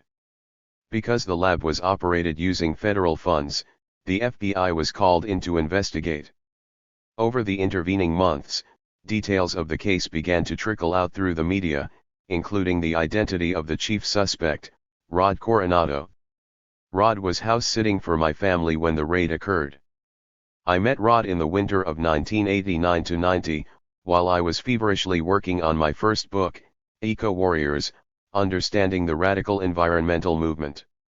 His story was very public, and it was one of the most fascinating in a movement that features everything from tree sitting to tree spiking. Rod first gained notoriety when, as an agent for the Sea Shepherd Conservation Society, he and an accomplice sunk 2 ships, half of the Icelandic whaling fleet, in less than an hour in 1986. The Sea Shepherds are akin to Greenpeace, but instead of buzzing rubber rafts around whaling ships to keep them from harpooning cetaceans, they ram their own vessels into those that they accuse of outlaw hunting. Rod proved a difficult man to track down. Or perhaps he was checking me out. With a name like Rick, I might have been an Icelandic secret agent for all he knew. Eventually, however, we made contact. He told me of his exploits as a sea shepherd and also as an animal rights activist. I found him likable, gentle, and fierce. Rod held his beliefs as dearly as any radical environmentalist whom I interviewed, and that is saying quite a lot. After I was accepted into the sociology PhD program at Washington State, we remained in contact. At one point, I thought we had a deal for him to house sit for my family in the summer of 1991, while we visited family on the East Coast, and I conducted dissertation research. I planned a more scholarly, theoretically informed examination of the radical environmental movement that I had become so familiar with while writing my book. But for several weeks I heard nothing, and I was making other arrangements for someone to feed our cat, our only real concern while we were away, when Rod called and asked if he could still watch the place. He was eager to spend some quiet time in a faraway place writing and thinking, he said.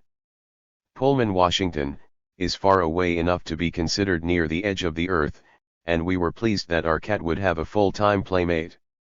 On our return from the East Coast, Rod picked us up at the airport. It was late. My wife, stepson, and I were still on East Coast time and were exhausted from a long day of traveling. The next day was my stepson's birthday, and I woke up early, feeling the excitement that any parent does on a child's special day. When I opened the newspaper, I was stunned. There had been a raid on an animal experimentation station on my campus a couple of days before. It would change my life forever. Scares, Rick. Eco-warriors, understanding the radical environmental movement. Chicago, The Noble Press, 1990. The subpoena. Rod left town that morning. A few months later, he was mentioned in the local paper as a person of interest in the FBI's investigation of the raid. And a few months after that, I received the phone call from the campus police. That afternoon the sergeant and the FBI agent questioned me for about an hour about Rod and the raid. I invoked my First Amendment rights as a member of the press and refused to answer most of their questions. After the sergeant had me autograph a copy of my book, the FBI agent served me with a grand jury subpoena. I was to appear in less than a month. I felt myself go flush. For months I had wondered if the government was going to show an interest in my relationship with Rod. His presence in my home while he was house sitting was very public. We lived in a duplex in the middle of a residential neighborhood, and Rod did not act secretive.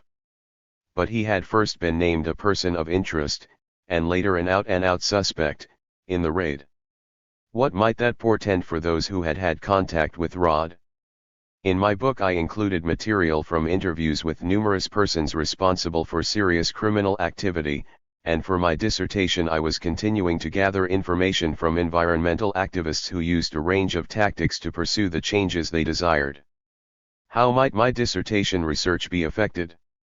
Would the government attempt to compel me to reveal details of my research that were obtained under promises of confidentiality? Worst of all, though, was the possibility that I might go to jail. While working on my book, I had contacted a civil liberties attorney to inquire about any shield law protections that I might have under California's statutes, where I lived at the time. He spoke with colleagues, and the outlook, they agreed, was grim. In all likelihood, should a prosecutor come looking for information that I, an independent scholar, had obtained through promises of confidentiality, California's law would not protect me from jail if I refused to cooperate. I published my book and took my chances. Suddenly, the abstract threat off Yale time, one that I had pondered and inquired about, was a very real danger. I suppose what made it so bad I lost 10 pounds in the 2 weeks after the subpoena was foisted upon me, and I rarely slept more than a couple of hours a night was that, from the start, I knew I had no choice. There was no way in hell I was going to cooperate with the grand jury if they came after my research data. More than anything else, what motivated my decision was my strong sense of justice. I was raised by a liberal Democrat divorced mother in North Carolina in the midst of the civil rights movement, and I think my family's sympathy for equality and fairness under the law shaped me far more profoundly than I ever knew until I faced my own constitutional struggle. My upbringing gave me a spine that grows stiff when basic rights are threatened by any source, especially the government that is charged with protecting those rights. But this rights spine of mine would have remained unknown to me had not the federal government crossed my path. After my subpoena was served, it was almost 2 weeks before I located an attorney who would take my case and who I felt had enough experience with grand juries. Jerry K. Feiner of Spokane. One of the first things Jeffrey did was secure a letter from the United States Attorney stating that I was not a suspect in the raid, and through the course of my ordeal this fact was stated in court as well.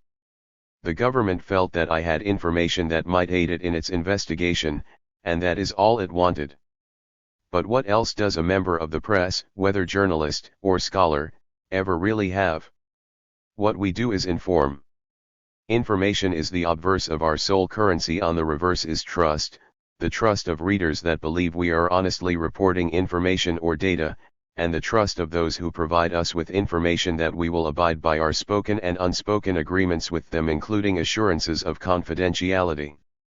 As information gatherers and transmitters, we will be bankrupt morally and professionally if we do not treat our information, and the trusts of readers and informants, as so valuable that we would, in the worst case, defend it with our liberty. Until the day I was hauled away, I never got over my fear of jail. During the months following receipt of my subpoena, my life was almost constantly miserable because of that anxiety.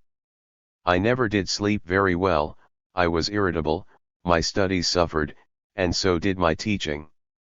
My stepson, whom I loved dearly, came to live with us in the midst of it all. He was my joy and my despair. How could I be a father to him if I were locked away? How could I make him understand?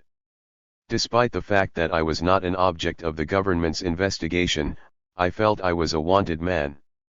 Although not being pursued as a criminal, my liberty was at stake under the federal civil contempt of court statute. So, too, was my interpersonal standing with those whom I depended upon for research data, members of the environmental activist community. And my career within the profession of sociology would surely be affected by how I behaved as my case progressed. On the first point, a civil contempt citation would come or not. That decision was entirely in the hands of the prosecutors and, ultimately, a judge. But I knew I would not budge should push come to shove. Second, I figured that environmentalists would appreciate my stance, but that some might nevertheless be anxious about participating in my research for fear that the government would pressure me for information any time it investigated crimes in which radical environmentalists were suspects. As for professional concerns, to some extent they were resolved by the American Sociological Association's especially courageous ethics statement on confidentiality. It read, "Confidential information provided by research participants must be treated as such by sociologists, even when this information enjoys no legal protection or privilege and legal force is applied." Whether I had a stiff right spine or not, the ASFT's expectation was that sociologists would treat confidential information as confidential no matter what. Few, however, had ever been placed in a position to take the AS's edicts seriously. The nub, confidentiality. The issue of confidentiality, and of my professional obligation to safeguard it, first arose as a result of what happened the day after Bill Clinton was elected president for his first term, November 4, 1992. That morning, I made my initial appearance before the grand jury investigating the WSU break-in. After answering a few preliminary questions, I asserted my Fifth Amendment right against self-incrimination in response to 2 additional queries. This was a torturous step for me. Pleading the Fifth was what gangsters did to avoid telling the truth about their illegal activities. When Jerry, my attorney, first told me that I would likely have to do the same, I asked if doing so wouldn't amount to perjury, since I had done nothing wrong. "No," he said. "It's all part of the game, you have no idea what is on the prosecutor's mind." In my circumstances, immunity from prosecution was probably only going to come as a result of asserting my Fifth Amendment rights in front of the grand jury, and immunity even for an innocent person is necessary as protection against rogue prosecutors.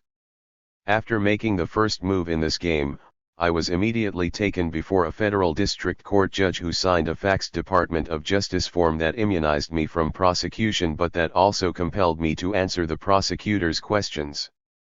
In other words, my Fifth Amendment rights had been stripped from me, as had my First Amendment right to withhold speech. And this is America. I thought to myself, whatever happened to constitutional protections? Jeffrey then requested a hearing on whether a scholar's privilege exempting me from grand jury testimony existed, and it took place in February 1993.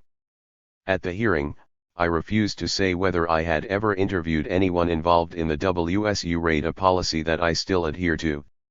My concerns stop well short of that issue, for I do not believe that the government has the right to compel researchers to answer any questions at all about their research. Otherwise, the First Amendment is only hollow words. Although the judge allowed Jeffrey to assert a variety of legal arguments in support of my claim to a scholar's privilege, he nevertheless ruled that even a newspaper reporter in my position would have to testify. I again found myself in front of the grand jury in March 1993. Over 2 days I was grilled for 7.5 hours, and on 32 occasions I refused to answer the prosecutor's questions, saying, "Your question calls for information that I have only by virtue of a confidential disclosure given to me in the course of my research activities. I cannot answer the question without actually breaching a confidential communication." Consequently, J declined to answer the question under my ethical obligations as a member of the American Sociological Association and pursuant to any privilege that may extend to journalists, researchers, and writers under the First Amendment. The grand jury met a month later, and I was summoned to answer the 32 questions. I declined to answer the questions, again invoking the privilege, and I refused to answer 3 new questions for the same reason. Immediately afterward, the prosecutor sought a contempt of court citation from the judge. Jury had anticipated this development, and at my contempt hearing we were joined by an attorney from the American Civil Liberties Union. As I wrote in Journal of Contemporary Ethnography, they argued that the Supreme Court precedent, the First Amendment, and the common law, in this case a Washington State Supreme Court decision, protects scholars from compelled testimony, or at the very least call for a balancing test between the government's interest in investigating crimes and the public's interest in an unfettered press. Those arguments were summarily dismissed by the court, which then found me in contempt. I was booked and set free on my own recognizance pending my appeal to the 9th U.S. Circuit Court of Appeals. When the appeals court ruled 3-0 against me in early May, the way was clear for my incarceration. The judge showed no interest in hearing my reasons for my stance when I appeared before him early on May 14. Instead, he ordered the U.S. Marshals to take me away. I would not walk freely again until October. In Re Grand Jury Investigation and Testimony of James Richard Scarce, Panel 92-1S, 1993, 36. After saying this complete statement a few times, the prosecutor and I agreed on a shorthand method of invoking the privilege. Rick Scarce. Trial Tribulations, when Courts and Ethnography Conflict. In Journal of Contemporary Ethnography 23, 123-49, 131. Interested readers may also wish to read my article, Scholarly Ethics and Courtroom Antics in the American Sociologist 26, 87-112. Paying a lasting price. Jail ended up not being the nightmare I feared. As I relate in my book, Contempt of Court, One Scholar's Struggle for Free Speech from Behind Bars, I was welcomed as a hero by my fellow inmates. They saw me as someone who wouldn't rat out others, who refused the sweet temptation to be a snitch. Many inmates couldn't understand my position, however. When they heard that all I had to do was call the judge with a promise to cooperate with the grand jury and I would be set free, they thought I must be nuts. But I was inside for principle and I was inside for many other people, not just me. So life inside wasn't so bad. It was boring and, of course, constraining. For more than 5 months I could not kiss my wife or hug my stepson. I was routinely strip-searched, and I ate terrible food. I also picked up attitudes and ways of speaking that were abhorrent to me outside, but inside they seemed normal. To my surprise, I made friends inside and met men whom I admired. Life in jail was winnowed to its essence, and I experienced a kind of democracy that surprised me. In our abstract state, all of us inside were even in social status. Oh, there were some who intimidated and others who cowered, but physical harm came only to those who invited it and no one need be intimidated by others. My jailing was not the worst part of my ordeal, the part with lasting effects. Rather, it was that fearsome year that I spent fighting against going to jail that scarred me. Even today, a dozen years after my release, I have nightmares about being hunted down. Fearsome creatures or sometimes regular old FBI agents pursue me endlessly in my dreams. I always wake up before they get me, and it always takes a long time to go back to sleep. I did no wrong to justify such torture as I endured and continue to endure, other than conduct research on the radical environmental movement. That obtaining information and writing about it should effectively be a crime, which my case demonstrates it is itself a frightful specter, a nightmare that haunts our society. Ironically, around the time I was imprisoned, when reporters asked FBI and Bureau of Alcohol, Tobacco, and Firearms agents how they could find out more about the ALF, they were told, read Scarce's book. Reporters may still be told the same thing. I wonder, though, how society is supposed to have access to the truth about social movements when those who write about activists in those movements are hunted down, brought before grand juries in their star chambers, and compelled to cooperate with the authorities on pain of imprisonment. And I wonder what kind of a society we have become when society's own fact-finders become official pariahs, consigned to the jails that are our culture's human waste ebons, simply for attempting to comprehend those who oppose society's forces of domination. When those who would expose the truth are oppressed, we all pay a terrible price. Armageddon now. Sarah Olson.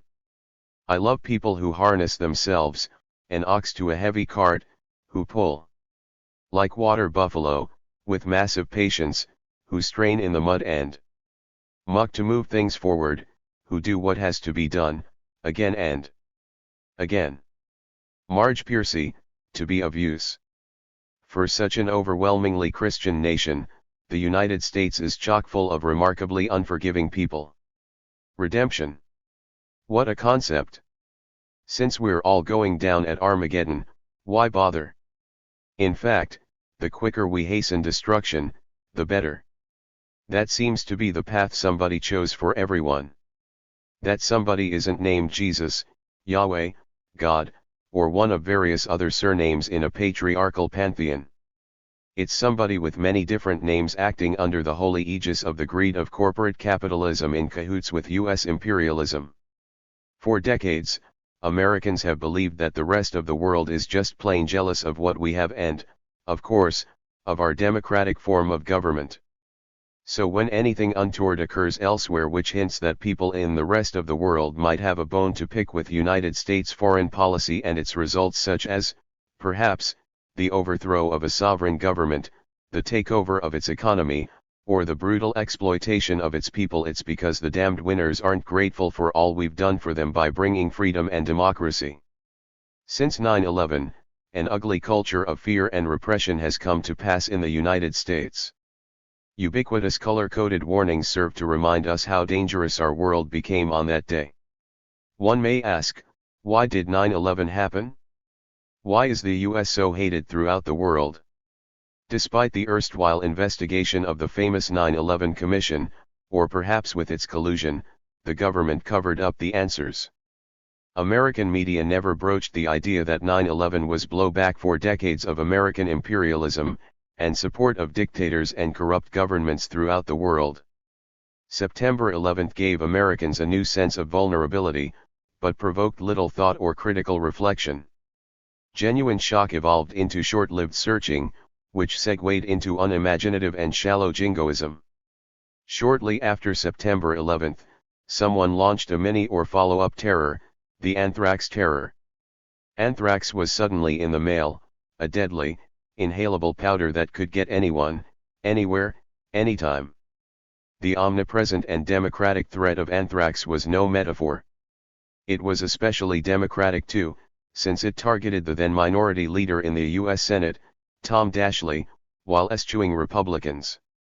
September 11 instilled a fear of the other well, of Arabs and Muslims, and a general paranoia.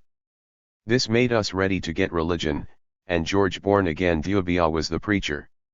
His sermon, the government can arrest anyone, anywhere, anytime to help keep Americans out of harm's way. Bush, Ashcroft, the FBI were to be our saviors, the Patriot Act our holy doctrine, our sacraments solemnized in the church of the new police state. We had only to sacrifice our liberty, for security. With the advent of Bush II's takeover of Washington, D.C., we've seen the invasion and occupation of Afghanistan and Iraq, the Patriot Act, FBI surveillance and harassment of activists, and federal court-sanctioned secret mass arrests and deportations of Muslims based on racial/ethnic profiling. Across-the-board tax cuts for the ruling class are obscenely coupled with massive spending cuts in social welfare program for the poor and middle classes. With the gap between the rich and poor growing, along with the accompanying anger and resentment, New York Times columnist Paul Krugman describes a future in which wealthy Americans will live in walled communities guarded by a specialized urban police force. The U.S. will look like a European medieval society, the majority of the population existing outside the elitist walls in a grim sci-fi environment, scrambling and grubbing for crumbs. Within the harsh conditions of class domination, imprisonment is a crucial method of social control. The systems of federal, state, and corporate imprisonment. The prison/industrial complex are growth industries in the United States. While there has been much attention worldwide given to a huge American incarceration rate that has become a human rights travesty, criticism has brought no reduction in numbers. Incarceration is aimed at certain groups: blacks, Latinos, and the poor. 13% of the black male population is in prison, a fact that reflects the legacy of slavery. The U.S. is the only Western democracy that executes its citizens, many of them innocent of any crime. Those convicted of capital crimes are preponderantly black, 48% compared to a 40% overall rate for whites according to an October 2005 New York Times front page article. Women's imprisonment rates have doubled in recent years, affecting, once again, black, Latino, and poor women and their children. Sexual assault and rape of male and female prisoners are rampant. And there are many political prisoners and POWs, in U.S. prisons, mostly people of color. However, the U.S. does not recognize any prisoner as a political prisoner. All prisoners are simply lawbreakers. A key tool of social control and profit in this country, American imprisonment and the use of torture techniques is also a U.S. export business. Criminal justice policies that aim to increase prison populations, such as 3 strikes, mandatory minimum, and truth in sentencing laws are replicated in Canada, Mexico, Great Britain, and in some European countries.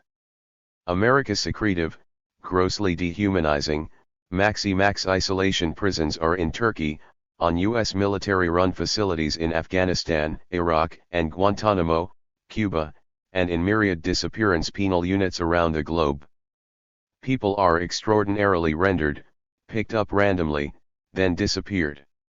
These captive, victims of policies legalized by Alberto Gonzales before he became U.S. Attorney General, are starved, beaten, threatened with dogs and snakes, given electric shock, mocked, humiliated, and sexually assaulted. Demonized as enemy combatants, they are stripped of all rights. Revelations of the country's torture policies and violations of international law at Abu Ghraib and Guantanamo Bay were broadcast to an initially shocked citizenry. They soon ran up against a wall of public apathy, a public ignorant of the fact that torture is common in U.S. prisons, and that many techniques later exported to Abu Ghraib and Guantanamo were first perfected at home. Fear keeps the American population silent about prisons and criminals in this country. While campaigning in the late 1980s and early 1990s, politicians told voters that criminals and weapons were proliferating on American streets, and throughout neighborhoods and cities. Democrats and Republicans alike pounded on the topic. They prompted national and local television to lead their nightly news with story upon story about criminals until Americans were sufficiently afraid and clamored for more jails and prison. The script worked. Politicians were able to save the people from criminals and to go on the take from corporations and special interests, doing their bidding for the right price. In the same process, prosecutors assumed the mantle of white knight, building lucrative political careers while using the criminal justice apparatus to put away the bad guys. In the war on drugs, the bad guys are around every corner. With guilt the first assumption, innocence is always illusory. In nature, many of the large predators are diminishing in numbers. They disappear due to habitat destruction, eradication of vital links in their survival chain, or overhunting. There is an ascendant breed of predators at loose on Earth, the men and women who run and work for U.S. multinational corporations. They use economic aid, bribery, threats, military coercion, and outright genocide to get what they want and need. They unleash their corporate agents, informed by policies steeped in greed and use of force, to destroy human life every day through the production of poverty, disease, starvation, economic sanctions, military incursion, and war. The ultimate victim is the planet itself. Environmental devastation, wrought by capitalism and its state war machines, mirrors the reality of such a destruction. If people of goodwill don't step up now in large numbers, it will be a nightmarish future we're passing on to our daughters and our sons. The Earth needs an Operation Rescue. People must cease living as though the human species is the biggest asteroid to ever hit the planet. To do so, we'll have to empower ourselves to change the way we live our lives. Such a course may increase state repression, but, given current trends, that likely will escalate whether or not people move forward in a decisive manner. I was arrested in 1999 for my 1975 involvement in activities related to the Symbionese Liberation Army. I am currently incarcerated in California in one of the two largest women's prisons in the American Gulag, located across the road from each other. Central California Women's Facility and Valley State Prison for Women lock up 7,000 to 8,000 women in approximately 5 square miles of militarized space. The sole goal of California's prison system is punishment. After release from a California prison, parole status lasts for 3 years. Contrary to propaganda, California parole offers no programs for rehabilitation or reintegration into society.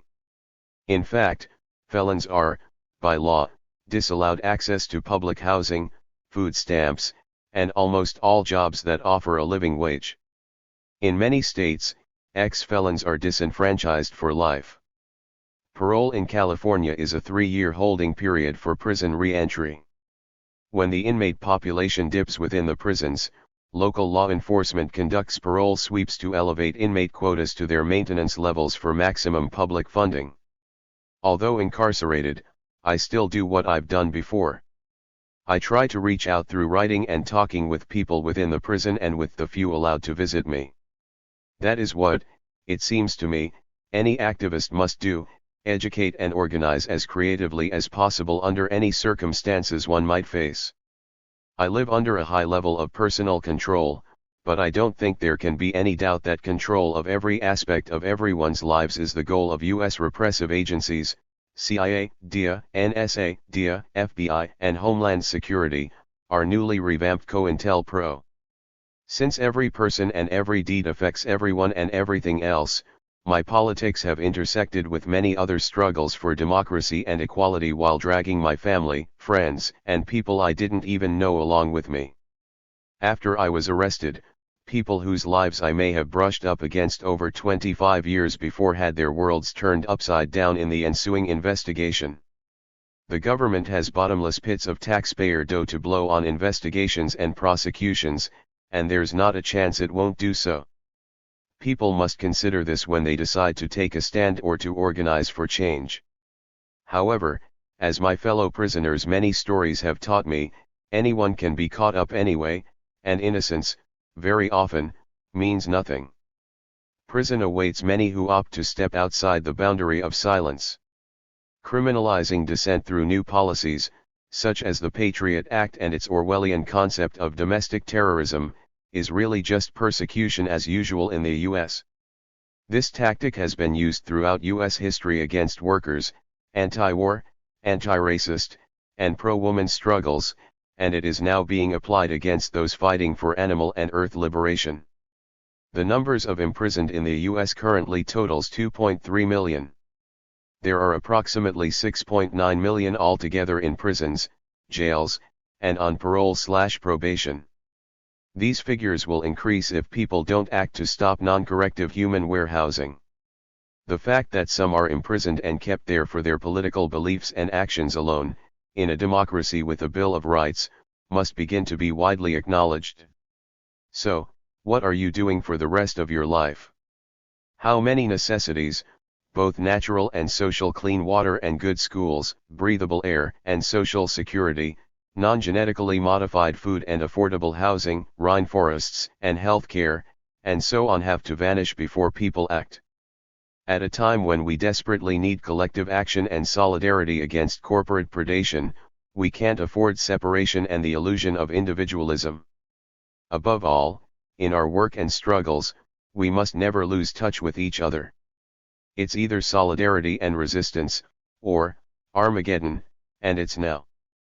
Part 6, Direct Action and Beyond. If voting changed anything, they'd make it illegal. Emrana Goldman. It is not the oppressed who determine the means of resistance, but the oppressor. Nelson Mandela. I don't even call it violence when it's in self-defense. I call it intelligence. Malcolm X. Medusa Trilogy. Jesus Sepulveda. In 2001, I went to the Museum of Modern Art in New York, and I saw an art installation called Medusa. New York was a final destination, before coming back to Oregon, after a trip to Chile, where I was arrested at the airport and robbed in the streets.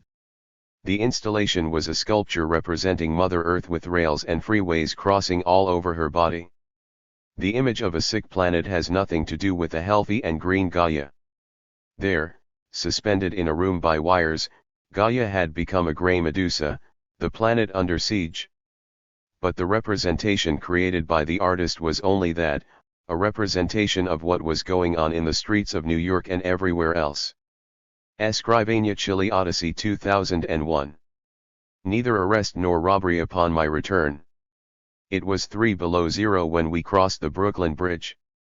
Welcome to New York City, the capital of the world in the new millennium. We crossed 4 continents in a year. Not only does the mirror move, but also what is on the other side of the mirror. We walked arm in arm without identity, without a wallet. There are surveillance towers, smart buildings, 20 million cameras, spy satellites, infrareds, barbed wire. Not only do the lens and the eye that spies move, but also the past and the landscape I write. A new millennium for a new world in the new citadel, as if the canals of Amsterdam flowed into the Mapo River in the Andean foothills. Here there was neither an arrest nor a robbery, just bureaucracy. 4 peasant women sell ski masks, 4 zapatistas eat homemade bread. What do you wish to see when you look through the window? A tree. A sky. An enchanted house. Silence. Yesterday it didn't rain, but it snowed the day before yesterday. It was hot. Nina, ya me quiero mojar or vamos a la playa. Cities that repent. Subterranean trains pass through the heart of the Medusa. She maintains her silence. Spy planes, infrareds, command posts. 1 2 3, hello. Hello, are you there? Hunters use telescopic sights, masks, computers. The spotted animal crosses the plane. They talk about reality. They believe they are justified in their observations. We walk arm in arm, smiling. Each gesture is a stain that spreads like an oasis in the desert. The oasis expands and breathes, taking form. The panther breathes and exudes something I can't explain. To see in darkness is not the same as seeing in darkness. Displacement is not equal to being in motion, to return home and to leave again. As if the knots of the trunk of the tree in my parents' house no longer existed. As if the annual rings that remained were the faces of those who have nearly disappeared. The hunters calculate the impact and fail. They look from side to side, crazy hats at a costume party.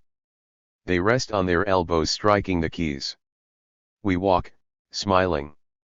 No hand leaves a wallet in a trash can, no case ever closes. Here there was neither arrest nor robbery. The hour of gibberish is in every moment. Welcome to the capital of the world. To see in darkness is to avoid mirages. The heart of the Medusa beats patiently. Not only do the mind and coincidental reality move, but also the weather and the time that remains. The eye of the hunter is false. It sees into nothing like nothing looks into the mirror machine-like. Its color is fictitious waxen eyelids. I offer my arm and we walk. Welcome again. The night breathes like a crouching panther. Its pupils open the morning and close the evening until dawn. At midday we all go to the oasis to breathe. Den Bosch 2000, Oregon 2001. Translation by Paul Drisman. Pax Americana. What was Grandfather Bush doing digging up Geronimo's skull from the graveyard? And later financing the regimen of the Third Reich? What was Daddy Bush doing bankrolling the Contras and supporting Baghdad in its fratricide against Iran? What was Boy Bush doing when the Mossad agents filmed the aerial spectacle? And 2 planes were swallowed by the columns of the Tsar and Caesar, world center of business. What were they doing when the Black Hawks dropped their bombs on the slums of Panama? What were they doing when uranium was scattered in the lungs of the survivors of the Desert Storm? What were they doing when panzer tanks invaded Poland? What were they doing when they advertised war and 33 million voices echoed through the streets of the planet? What became of all that? Infamy lying the end of democracy, overwhelming misfortune. Or were they just shitting their pants while Reagan drooled and babbled? 4,000 fighters arrived to hold back the brand of the apocalypse. Against wind and betrayal. The sandstorm blinded the false hawks who only wanted to go back home. Disappearing little by little till none were left. Violent hail strikes the blue helmets of homeland henchmen in the line of fire. And from the depths the prayer of the sorceress. The witches and the wizard create a circle of protection. Heard by the trees and the moss and lilies and the sun reappearing. And magnolias and hyacinths. Like a house of cards teetering on a wobbly table. The cluster bombs fall on a dead mother and her dead child. Sowing death and lying. Pax Americana, written as a screenplay that directs the kidnapping and the atrocious crash into the columns of the dead. Pax Americana that enclosed thousands in its concentration camps in Guantanamo. Or on its reservations in Montana, Idaho, California, New Mexico, Arizona. Or in its ghettos in Cincinnati, Atlanta, Detroit, Washington, D.C., New York, Miami, Los Angeles. Pax Americana is a swastika that the masked ones set on fire. Pax Americana is a ferocious freight train held back by white and green and red block workers' overalls around the world. Beelzebub's pitchfork has 3 heads, Osnar, Blair, and Bush, and the Azores are the redoubt where they forge death and lose eternal peace. What were they doing bombing Cambodia, the Moneda Palace, Grenada? Invading the Bay of Pigs, Texas, Santo Domingo? Sinking the Maine and sending white anthrax powder through the mail? What were they doing and why? Like cold-blooded reptiles they carry out rites in sequoia forests, like birds of prey they suck on skull and bones in holy fields. The cross of the Ku Klux Klan sets out on a crusade. Have you ever heard so many voices crying out? People marched all over the world to seal the lid of the coffin. Poets chant a mantra for the torture chamber to disappear. Poets meditate on the verdure of this planet, ora pro nobis, in this uncertain time. Pax Americana is a time bomb that the conquistadors trigger when they march on Babylon and bum themselves up. Dreams of incandescent light over a nightmare of black gold. The tanks of Zion sowed the desert with bodies of the dead, and a suicide hand challenges them.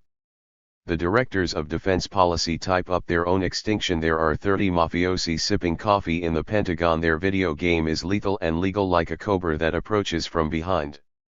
Pax Americana bites its own tail. And Clinton, Nixon, or Polk gaze in the mirror while licking their bloody cigars. The mothers and the widows of the disappeared in South America. Those dead of radiation poisoning in Hiroshima and Nagasaki. The forgotten of Armenia. The condemned at Wounded Knee. The shackled ancestors with dark skin.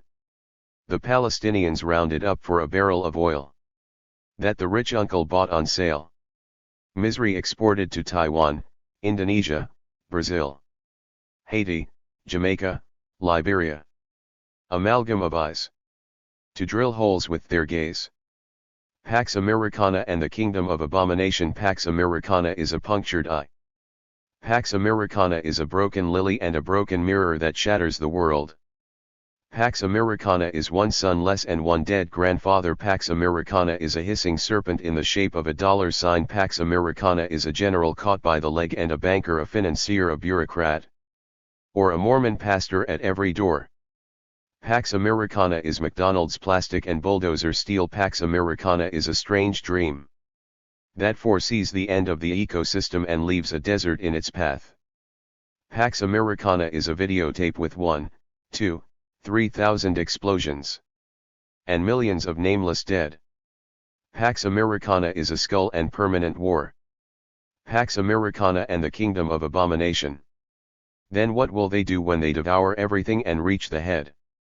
The center of La Medusa will open an eternal grey pit that the rays of the gods will reach into, so that the children of their own territory may destroy the war machine with their hearts in their hands. And the intense sound of peace. February-September 2003.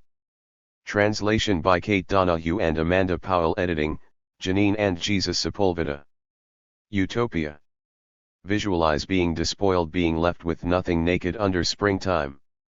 Visualize laughing. Abandoning your work, the domus, the nothingness, and resting facing springtime. Visualize forgetting, unlearning all your training. Waddling like a duck in the middle of the garden. Visualize there being no race, rage, remedy, religion, nor state. That the crystals which separate you from art shatter and slowly blur away. Pay close attention to what I am saying. Visualize losing the fear, the code, the anorexia and weapons, boredom, bulimia come to an end, and embrace your partner and gather food from the trees and harvest the crops which keep you healthy through the winter. Visualize being free, without numbers or borders or archives. That you are relieved of the weight and your eyes bloom. And you abandon your job, the domus, the nothingness. And unlearn your name. And rest calmly in the midst of the garden. Radical environmentalism, is there any other kind? John Wade. Life on this planet is being destroyed at an amazing rate because of an entrenched political and economic system which encourages exploitative and wasteful behavior. The means to change an entrenched system cannot be found within that system, and so no amount of political lobbying or private benevolence will be able to halt this system's destruction. Humans have an advanced intellect and thus have a great capacity to use technology to bend the natural world to their will. Unfortunately, this species has failed to use its intellect to re-establish any sort of equilibrium with the rest of the earth. In fact, some powerful groups and nations have so far used this intellect mostly for purposes of war, exploitation, and violence. Humans have destroyed much of the Earth's accessible open spaces, and poisoned the air, water, and soil. On the rare occasions that politicians talk about saving the environment, it is in terms of what is practical or cost-effective. In other words, environmentalism in moderation. What is an acceptable arsenic to water ratio? How much cancer is too much cancer? These are the compromises capitalism forces you to make by turning every question into one of monetary gain or loss. Arsenic is not a choice. Arsenic is poison. The problem is too huge to lay out in a short essay such as this. The Earth's temperature is rising. Natural resources are being consumed at an unsustainable rate. Open space and species are rapidly disappearing. The air we breathe and water we drink is contaminated. The human population is out of control. According to Lester Brown's book, Plan B, Rescuing a Planet Under Stress and a Civilization in Trouble, the human population has more than doubled in just the past half-century. The growth during those 50 years exceeded that during the 4 million years since we emerged as a distinct species. We are now well past the point where anything but a radical change in the way we live can save the Earth and ourselves from destruction. The only convincing argument against direct action could concern not its justification, but its effectiveness. The two major arguments against the utility of direct action are that it scares away possible mainstream sympathizers to the environmental movement, and that its impact is negligible. Provided that direct action is nonviolent, it can be just as inspiring as it can be negatively polarizing. It is pretty clear that a short-term estimation of consequences would not look favorably on any isolated extremist action. Did the $250,000 in damages I personally inflicted on the corporate power structure have any significant effect on suburban sprawl, Ford Motor Company sales, or the fast food industry? Probably not. However, the Earth Liberation Front is huge, and it doesn't make sense to regard my actions as independent of the radical movement or mainstream environmental movement. The important thing to remember is that the difference between the Earth Liberation Front and the Sierra Club is not so much the ends but the means. Instead of limiting themselves to certain tools because of a wrong-headed public perception about what direct action is, environmentalists should value effective approaches from any direction. The Federal Bureau of Investigation believes the Earth Liberation Front to be the fastest-growing domestic terrorist group in the country. ELF acts of vandalism are not isolated incidents, but part of a thoughtful, coordinated campaign. Activists are striking back against exploitative corporations across the United States and the world. In Turkey, Mexico, China, and all over, hundreds of millions of dollars of property damage have been inflicted and a powerful message of resistance has been heard. If sabotage works in today's environmental movement, it should come as no surprise that radical action is also historically an effective and not unusual method within other social movements. Another example of a social movement which was widely viewed as extreme at the time, is the movement to end slavery in the United States. There could be no such thing as an abolitionist without radicalism.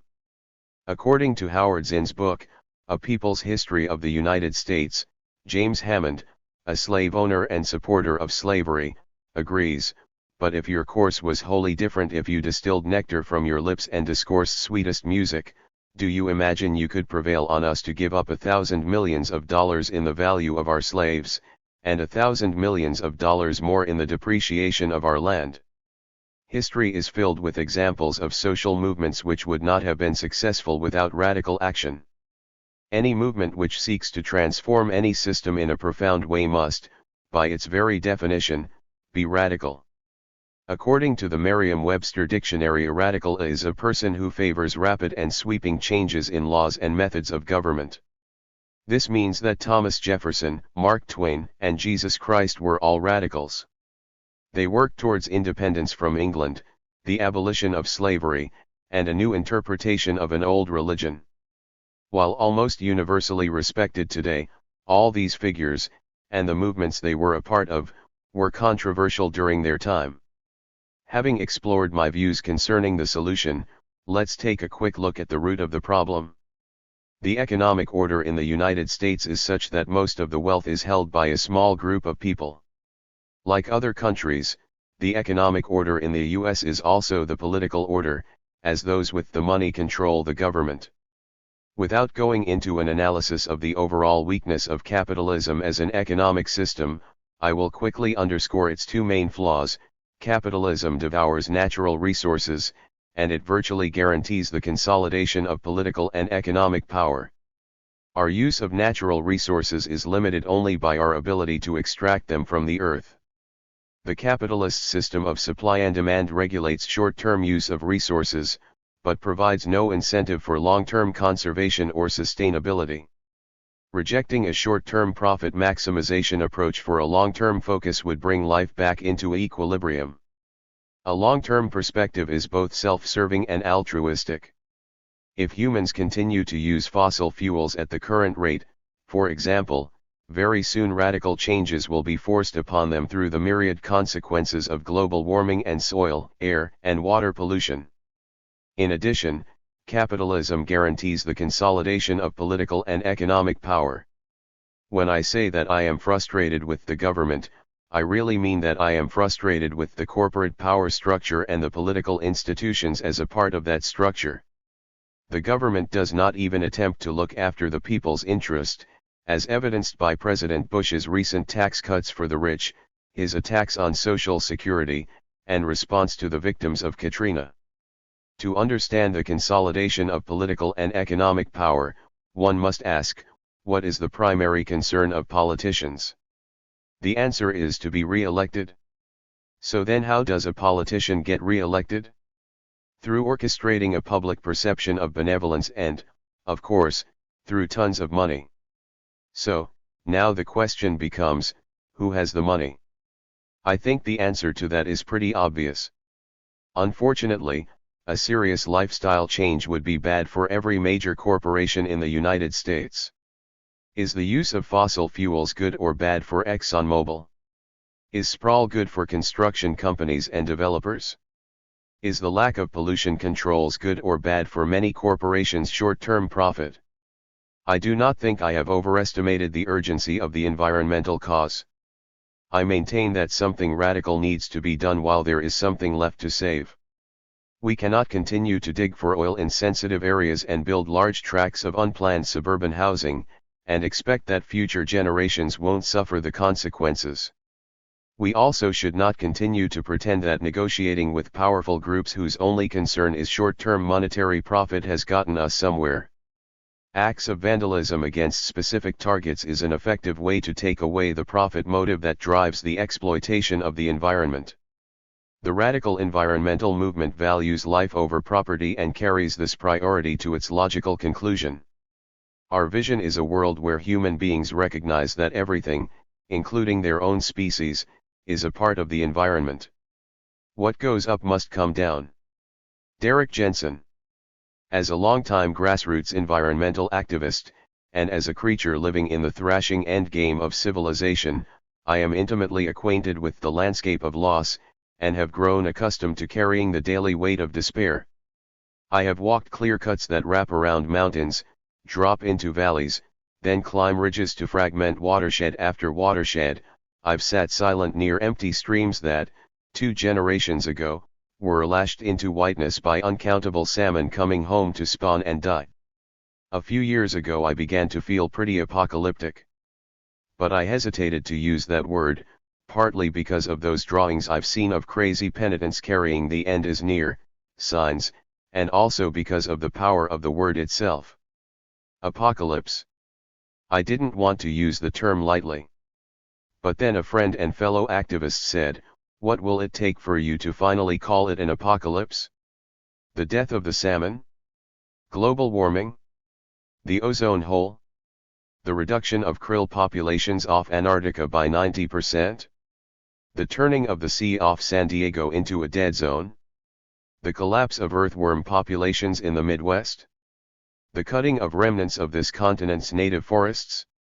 The extirpation of 200 species per day? 400? 600? Give me a specific threshold, Derek, a specific point at which you will finally use that word. Do you believe that our culture will undergo a voluntary transformation to a sane and sustainable way of living? I didn't think you would.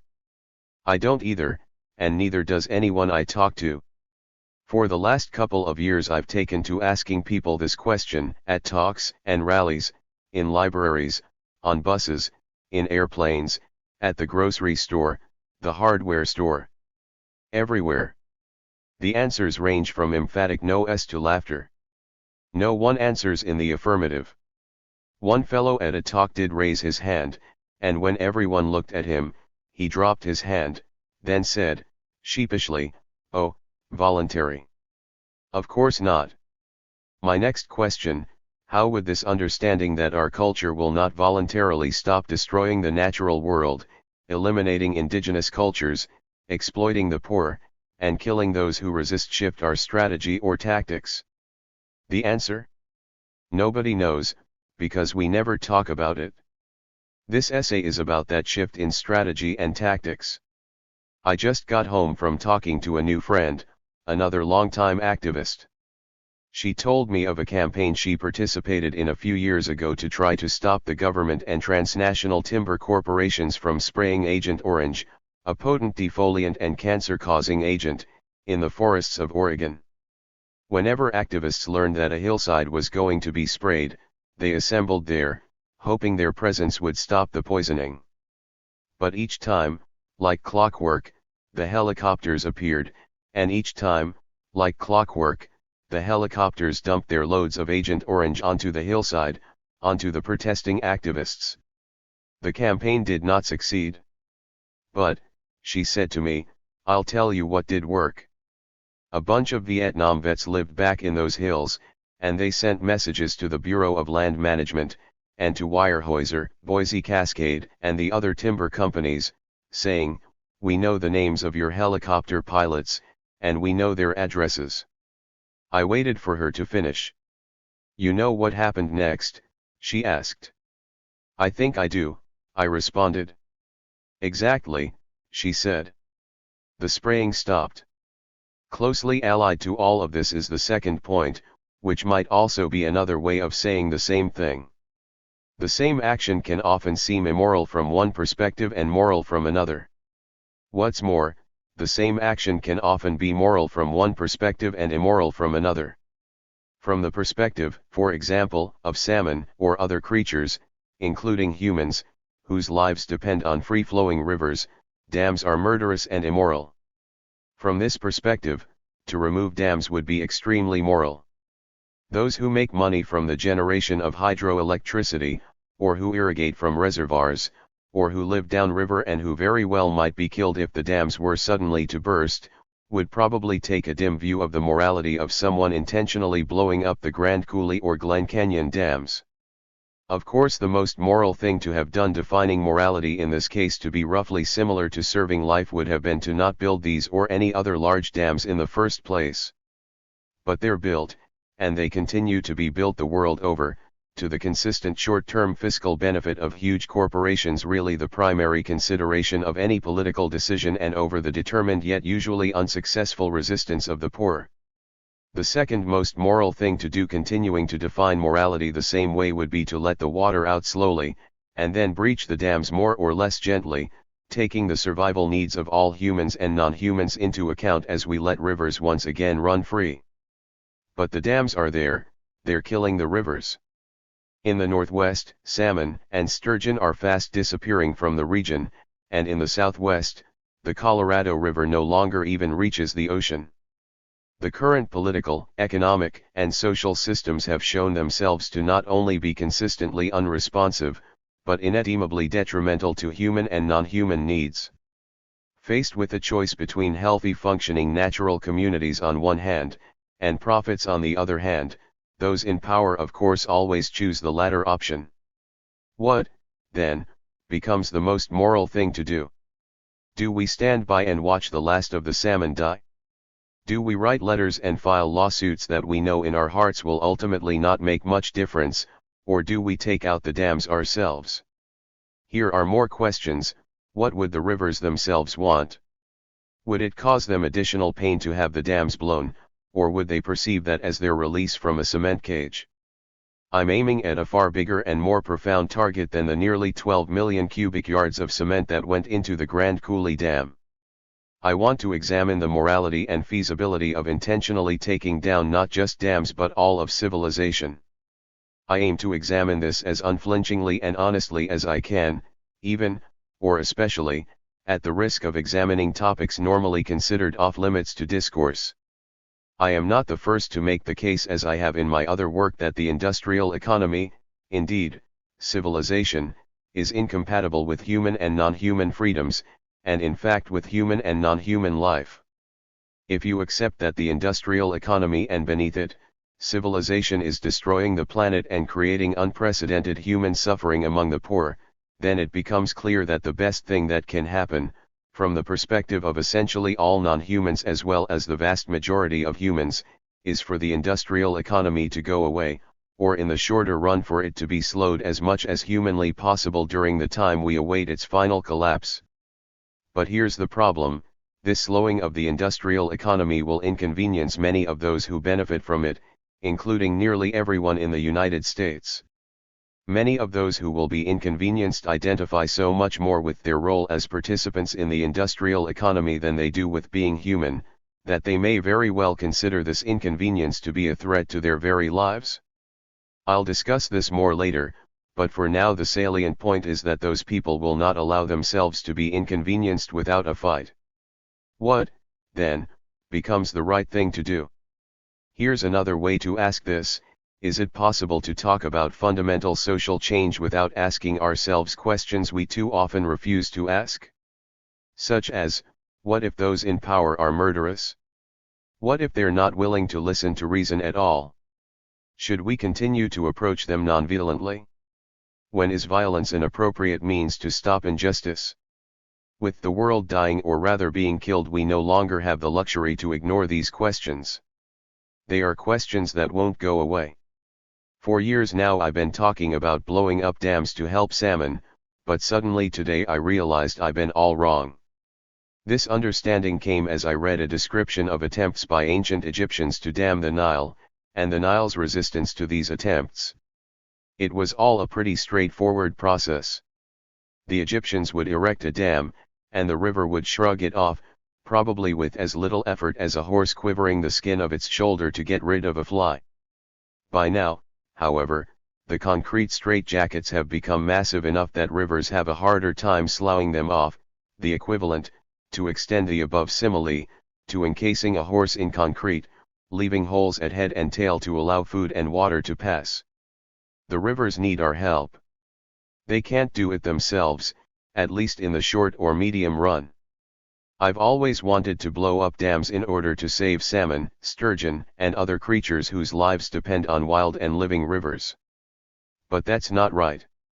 We need to blow up dams for the rivers themselves, so they can be again the rivers they once were, forever, the rivers they still want to be, the rivers they themselves are struggling and fighting to once again become.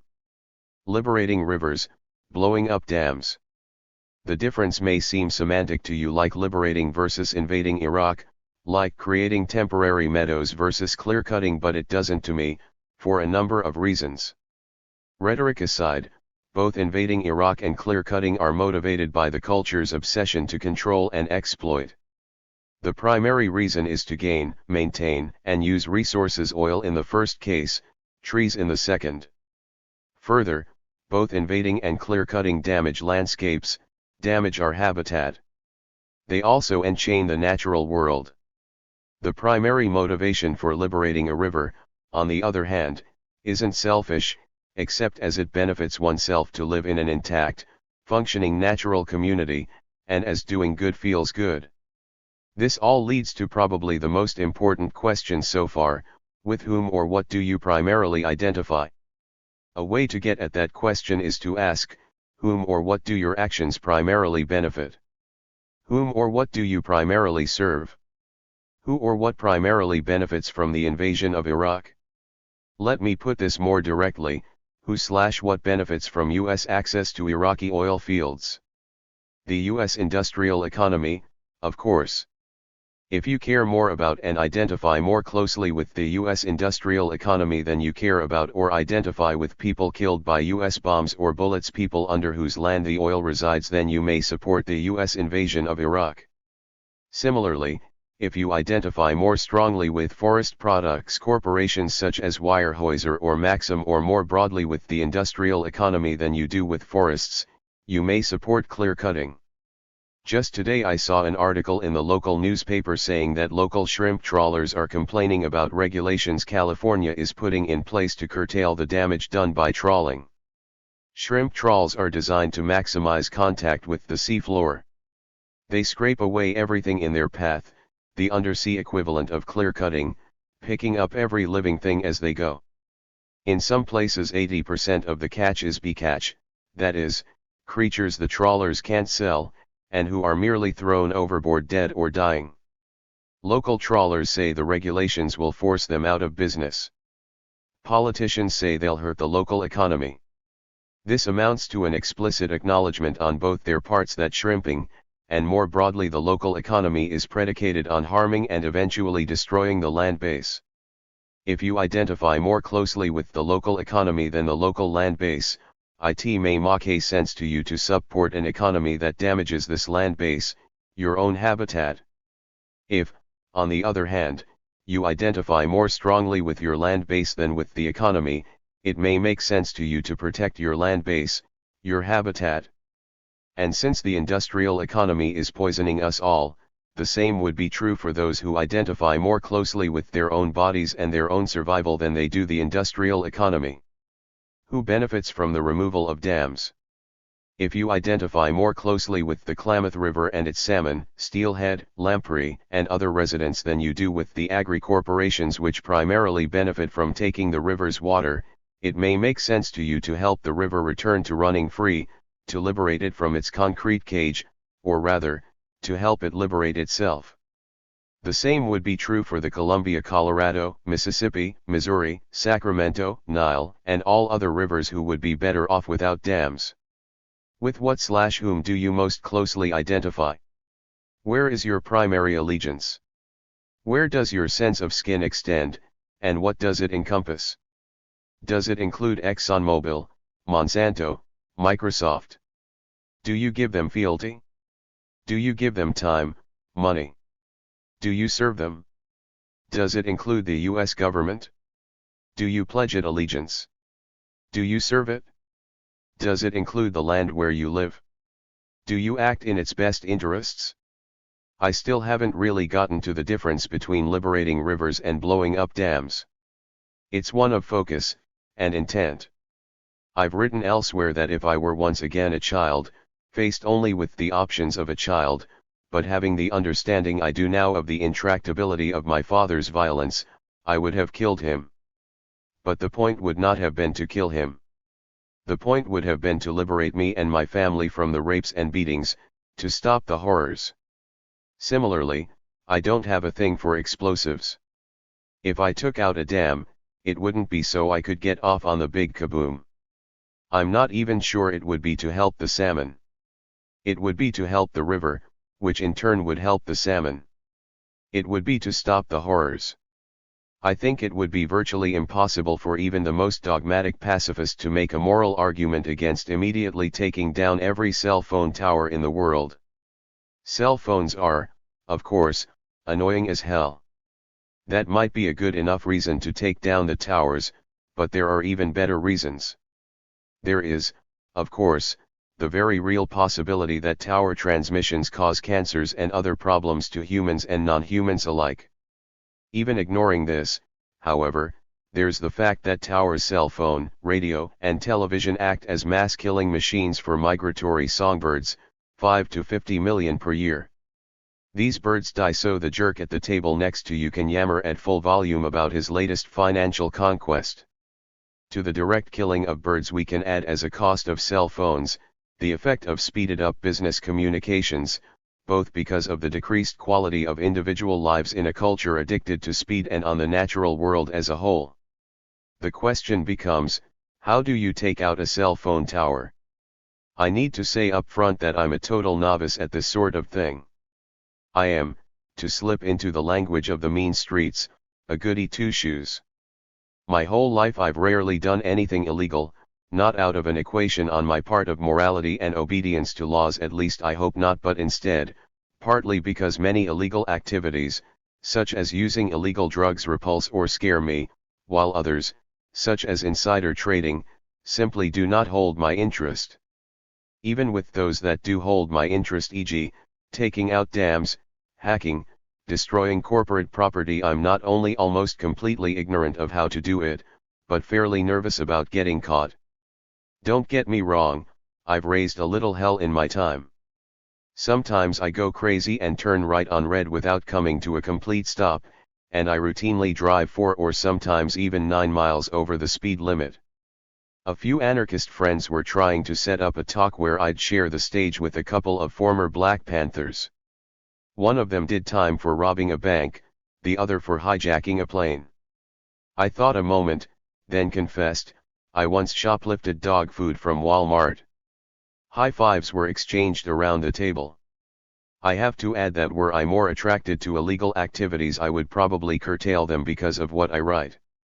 It's possible, though doubtful, that I've drawn at least a little attention from the powers that be, and the last thing I want to do is give them an excuse to pop me for something non-political.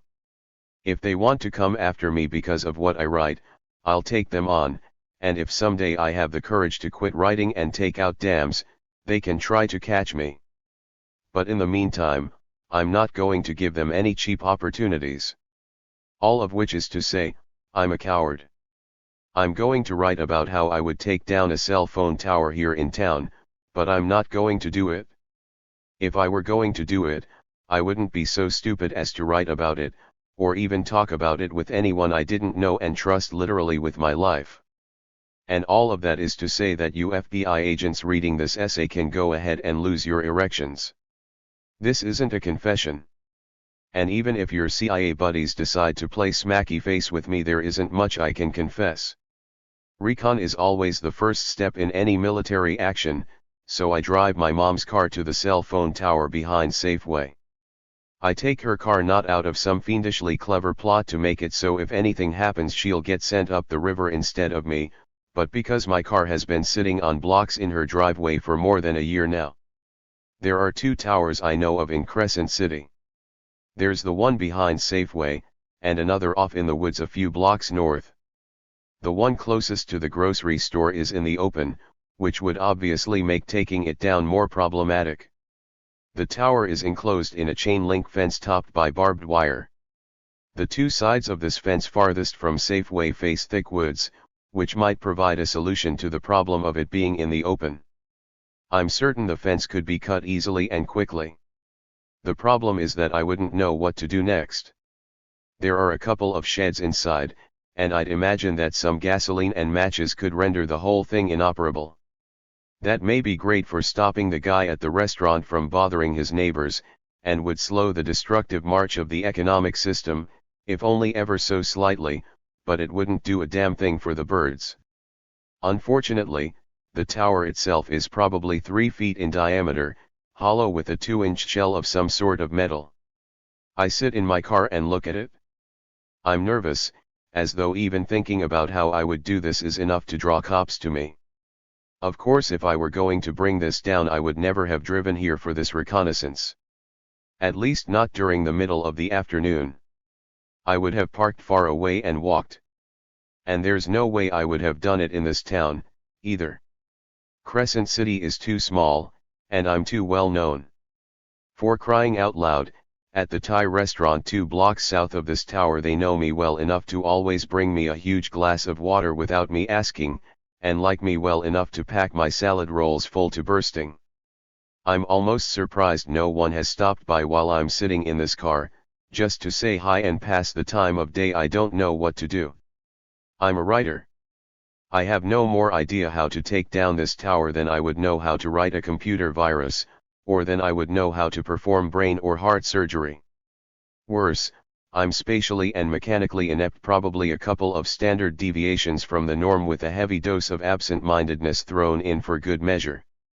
An example of the spatial ineptitude: whenever I pack for a road trip, my mom always takes a look at my suitcase size, and repacks everything in about half the space. An unfortunate experience in 8th grade woodshop class highlights the mechanical problems. For our final project, we got to build whatever we wanted. I chose a birdhouse. I was excited. From close observation I knew the birds in our area, and from reading I knew their habits and preferences.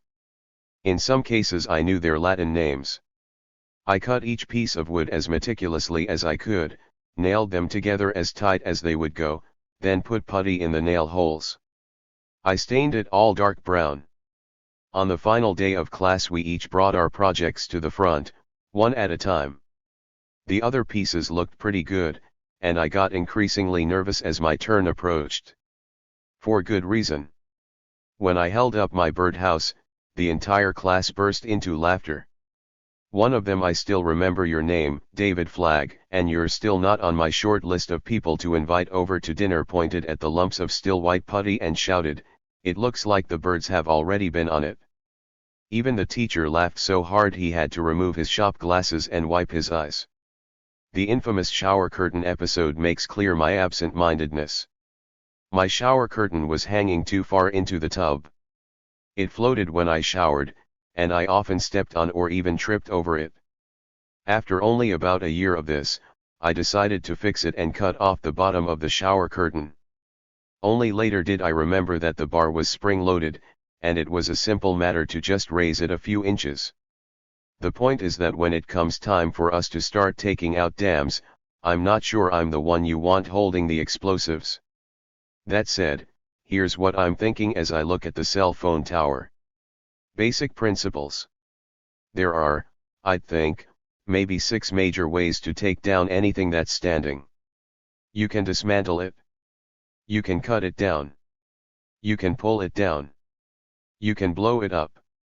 You can undermine it until it collapses. You can remove its supports and let it fall down on its own. This is all as true for civilization as it is for cell phone towers. In the case before us, I think we can dismiss out-of-hand dismantling and digging. So far as the former, the tower is constructed of 2 or 3 huge pieces, and so is obviously not a candidate for dismantling. And the big parking lot. I keep picturing that scene from The Gods Must Be Crazy where they attach one end of a cable to a tree and the other to a jeep, and end up winching their vehicle into the air. Oh, hello, officer. What am I doing up here? That's a very good question. My cell phone reception has been really crappy lately, and I thought I'd get better reception if I got closer to the antenna. And say, would you mind helping me down? Cutting would probably work, so long as we're clear that we're not talking about hacksaws. This tower is big. A grinder wouldn't work either in this case. There are lots of cell phone and other towers out in the mountains, and so long as you had lookouts, grinders might work out there, but that much noise here in town seems contraindicated. Oh, hello, officer. What am I doing here? That's a very good question. But an acetylene torch might do the trick, although once again here in town there's a good chance it would draw some attention. And so far as me doing it, I have used acetylene torches, but you don't even want to hear about my experiences in metal shop class. Explosives would have the advantage of it not mattering whether anyone notices, because timers are easy enough to make that even I could use them, so by the time the tower comes down I could easily be in another state. Additionally, in this case explosives would be safe. Although I've been saying this tower is behind Safeway, it's way behind Safeway, in an old abandoned parking lot. The problem, once again, is that I know nothing about explosives. I was certainly a nerd in high school, college, and beyond, but evidently the wrong kind of nerd for the task at hand. While the science geeks were busy seeing what bizarre combinations of chemicals would blow things up, and dropping MADS down toilets in attempts to get school cancelled, me and my friends were reading books, and playing Dungeons and Dragons. Ah, the pity of a misspent youth. This all makes me wish I would have joined the Navy SEALs, and learned how to blow things up. Or better, it makes me wish I had a friend who was a Navy SEAL, and who shared my politics. This leads us to removing the tower's supports and letting it fall on its own. That may be the easiest, and something even I could handle. The other tower, in the woods to the north, has about 20 guy wires. Everything I've read suggests these wires are even more deadly to birds than are the towers themselves.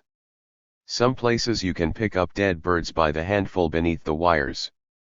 Their necks are broken, skulls cracked, wings torn, beaks mangled. But I also know what happens when high-tension wires are severed.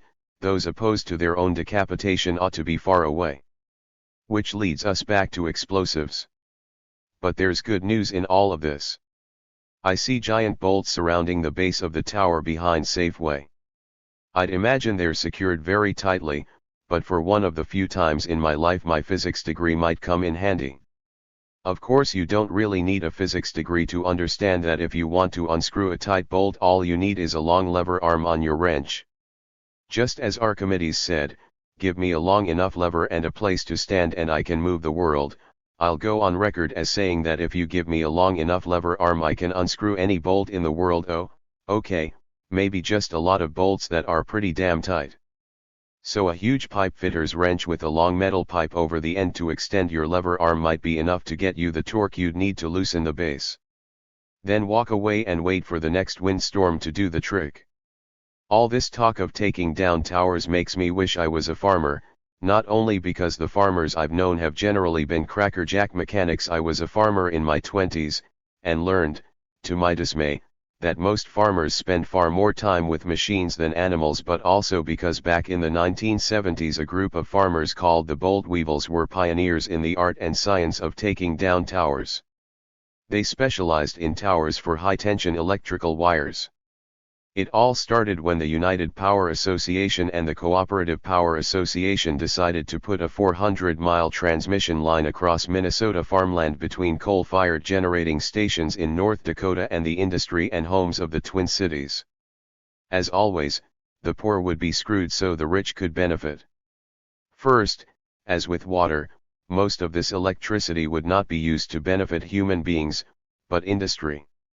Second, the utility corporations chose to put the power lines across lands belonging to politically powerless family farmers rather than across huge corporate farms with political clout. One of the farmers, Virgil Fuchs, became aware of the plan, and went door to door informing his neighbors. He was just in time. Representatives from the utility corporations were right behind him trying to get farmers to sign casements. After Virgil's warning, not one farmer signed. What follows is a story we've heard too many times, of local resistance overwhelmed by distant power, of politicians and bureaucrats who go out of their way to feign community interest while going just as far out of their way to stab these communities in the back. In essence, it's the story of civilization, of human beings and communities harmed, so cities and all they represent may grow. Local townships passed resolutions disallowing the power lines, and county boards refused permits for construction. The response by the corporations was to ignore local concerns and turn to the state for help. The farmers also turned to the state for help, speaking to their purported representatives. The response by the state government's Environmental Quality Council was predictable. Public hearings were held, people voiced their opinions, and after discovering that opinions ran overwhelmingly against the power lines, the state doctored the transcripts of the meetings, then went ahead and granted the permits. One county sued, but the case was dismissed. Government representatives promised they would at least let farmers know when construction would begin, but they lied. Suddenly one day surveyors showed up in Virgil Fuchs' fields. Here is why, in many ways, I respect at least some family farmers more than most environmentalists. Fuchs fought back. He drove his tractor over the surveyors' equipment, and rammed their pickup truck. It must be said, however, that Fuchs was, in some ways, risking less by doing this than had he done the same actions as an environmentalist. He was sentenced to community service, and eventually even the record of his arrest and conviction was expunged. You and I both know that any environmentalist who did this to equipment belonging to any extractive corporation would probably get charged with attempted murder, and receive at least 50 years in prison. Remember that environmental activist Jeffrey Luers is serving more than 22 years for torching 3 SUVs in the middle of the night when no one was around, and 3 environmentalists face up to 80 years for allegedly torching an unoccupied logging truck. Similarly, when gun-wielding farmers in the Klamath Valley stood off sheriffs and sabotaged public dams to force water to be diverted away from salmon and toward their potato farms, sheriffs joined the fun and no one was arrested, let alone indicted, let alone prosecuted, let alone sent to prison, let alone shot. And they got the water. If you or I re-sabotage those dams to keep water for salmon, and we pull guns on sheriffs as we're doing so, we, too, wouldn't go to prison. But we would go to the cemetery. Farmers began gathering, at Fuchs Farm, and at others across several counties. They fought the surveyors wherever and however they could. They'd suddenly, for example, gain permission from the county to dig a ditch across a road for this reason or that. One farmer stood next to the surveyors running his chainsaw so the workers couldn't communicate. Local sheriffs did the right thing, or at least didn't do the wrong thing. One said, "As sheriff of this county, I became involved when the landowners and other concerned citizens objected to trespasses of their property. In the meantime, the power companies expect my department to use unlimited force, if necessary, to accomplish their survey and ultimately the routing of the power line. In my opinion, this is a situation that began with the Environmental Quality Council, at the request of the power companies, and that's where the problem should be remanded for resolution. I will not point a gun at either the farmer or a surveyor. To point a gun is to be prepared to shoot, and this situation certainly does not justify either. It does justify a review of the conditions that bring about such citizen resistance. Where is the sheriff when environmentalists need him? If only sheriffs would always defend local humans against distant corporations, or at the very least, not enforce the ends of these corporations through violence. The governor also refused to intervene. That's where things stood when a new governor took office that winter. Things looked good for the farmers. The new governor considered himself a populist. As one farmer said, he thought of himself as representative of the people, with a capital P, not of the bureaucracy or the bigwigs or the business people, and so he had, I think, a great hope and belief that he could get people together and solve the problems. But when politicians present themselves as representatives of regular people, it's time to start packing.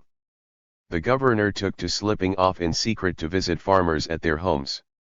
He told them he sympathized, and said, "You really got stuck in this case." Philip Martin, head of United Power Association, sympathized too.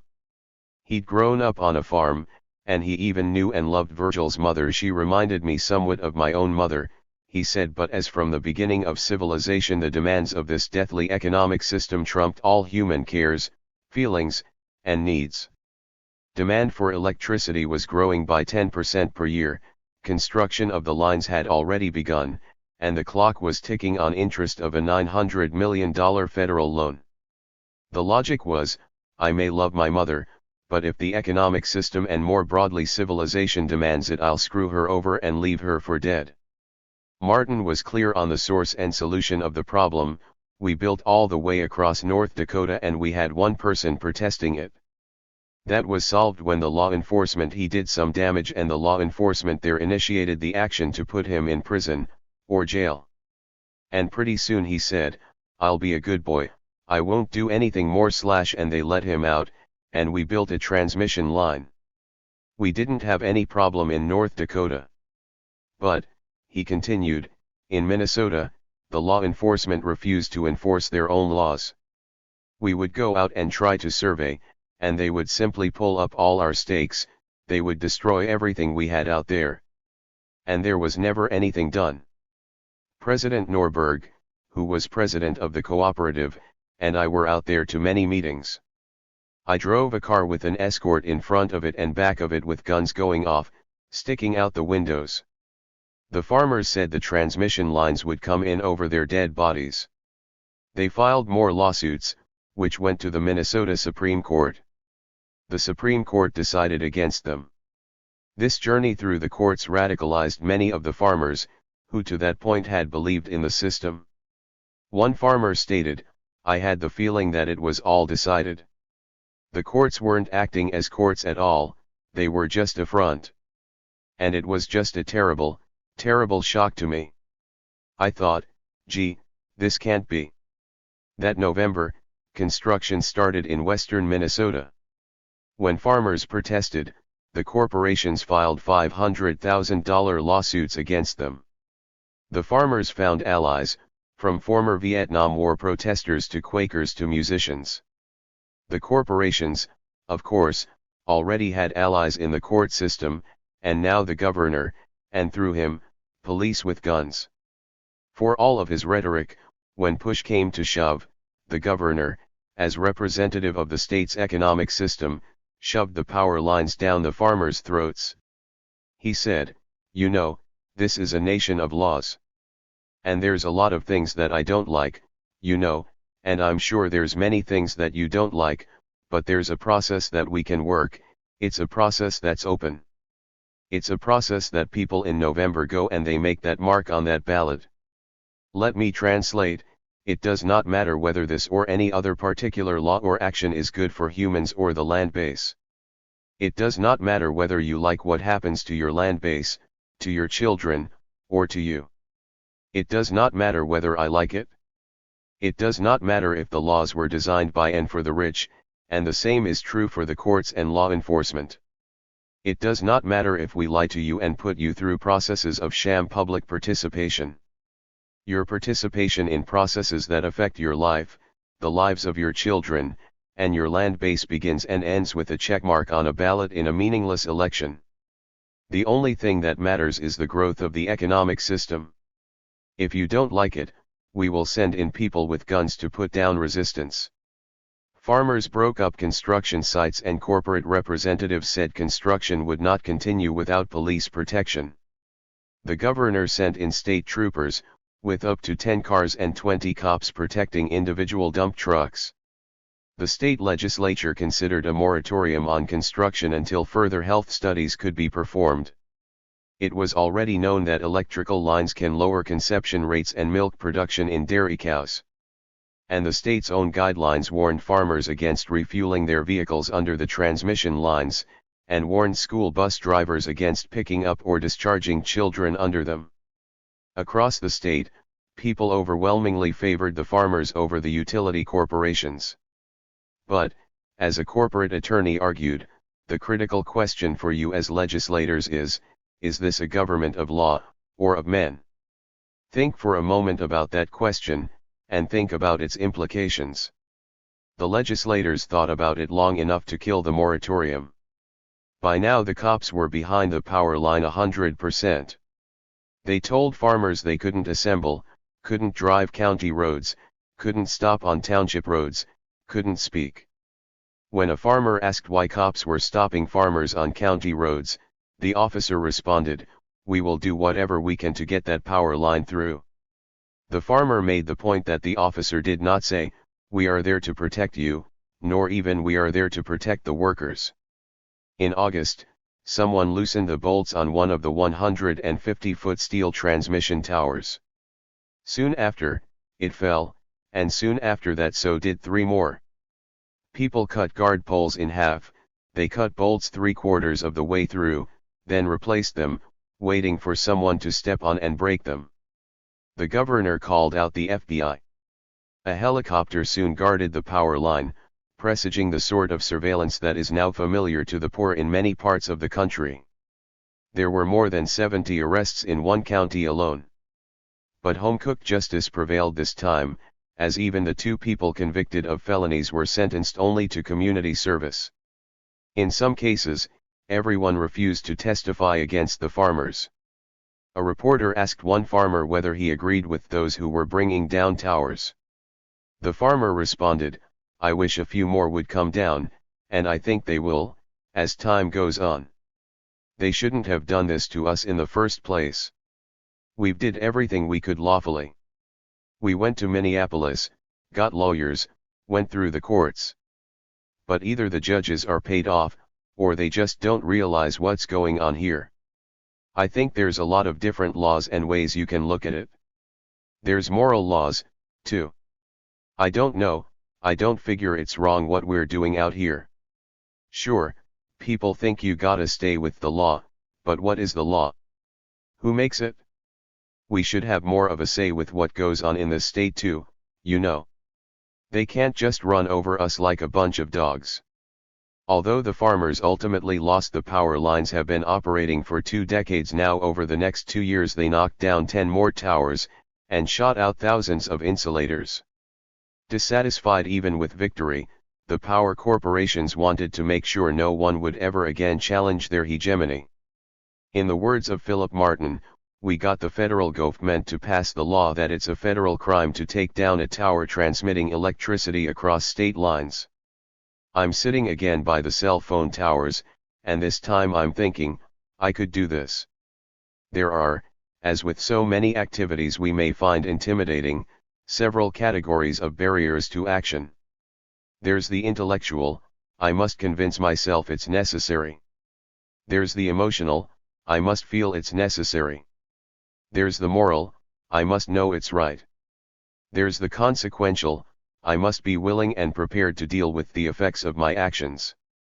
Related to this, there's the fearful, I must be willing to cross barriers of fear, both tangible, real, present-day fears, and conditioned fears that feel just as real and present but are not. There's the technical, I must figure out how best to proceed. There are undoubtedly others I can't think of. For someone to act, and this is a generic process, applying as much to asking someone out, as to weeding a garden, as to writing a book, as to removing cell phone towers, as to dismantling the entire infrastructure that supports this deathly system of slavery. Each of these barriers to action must be overcome, or sometimes simply bypassed in moments of great embodiedness, identification, and feeling. My movement through these various barriers to action would, of necessity, be visceral and immediate. Sure, I do know how to take down a cell phone tower.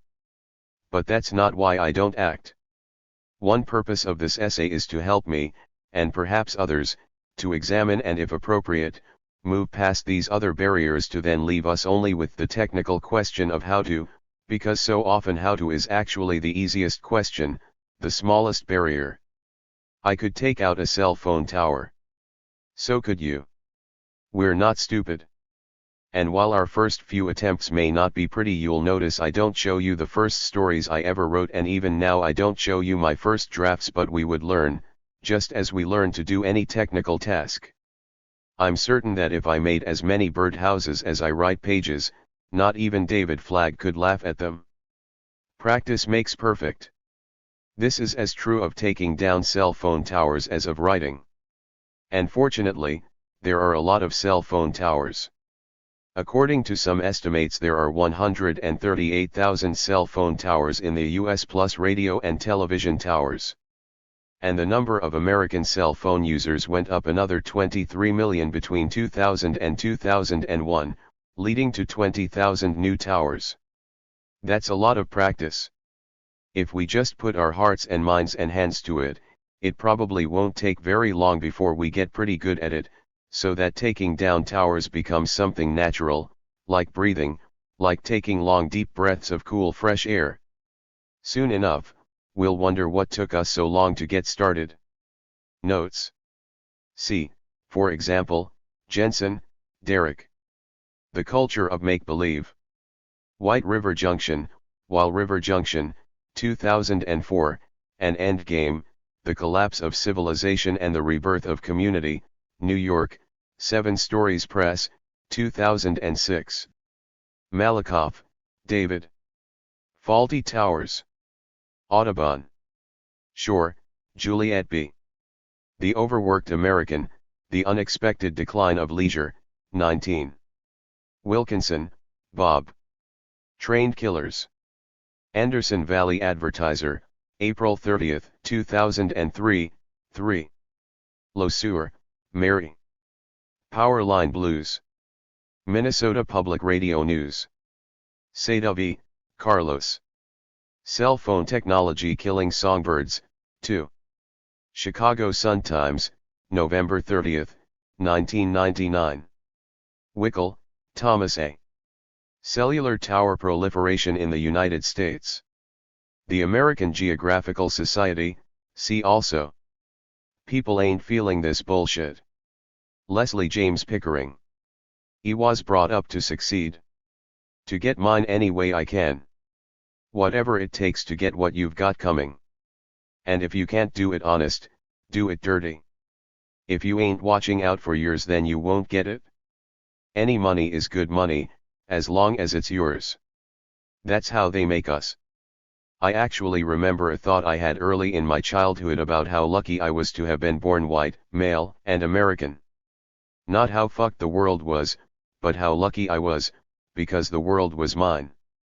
I delivered newspapers 7 days a week and memorized every word out of my teachers' mouths. I wanted to be an astronaut, until I realized that I could aim higher. In America, the ends justify the means, and I am an American, homegrown. If I have to slaughter Iraqi civilians to get myself through college, then sign me up. If I have to flip burgers in a clown suit at McDonald's to make my American dream come true, I count my blessings. Made in the USA. But somewhere along the way I stopped giving a fuck. It wasn't that I stopped believing that the means could be justified. It was that I lost interest in the ends. I see the high class. I see the prestige and the people groveling at your feet, the bling and the white picket fences. It's bullshit. My life's worth more than that.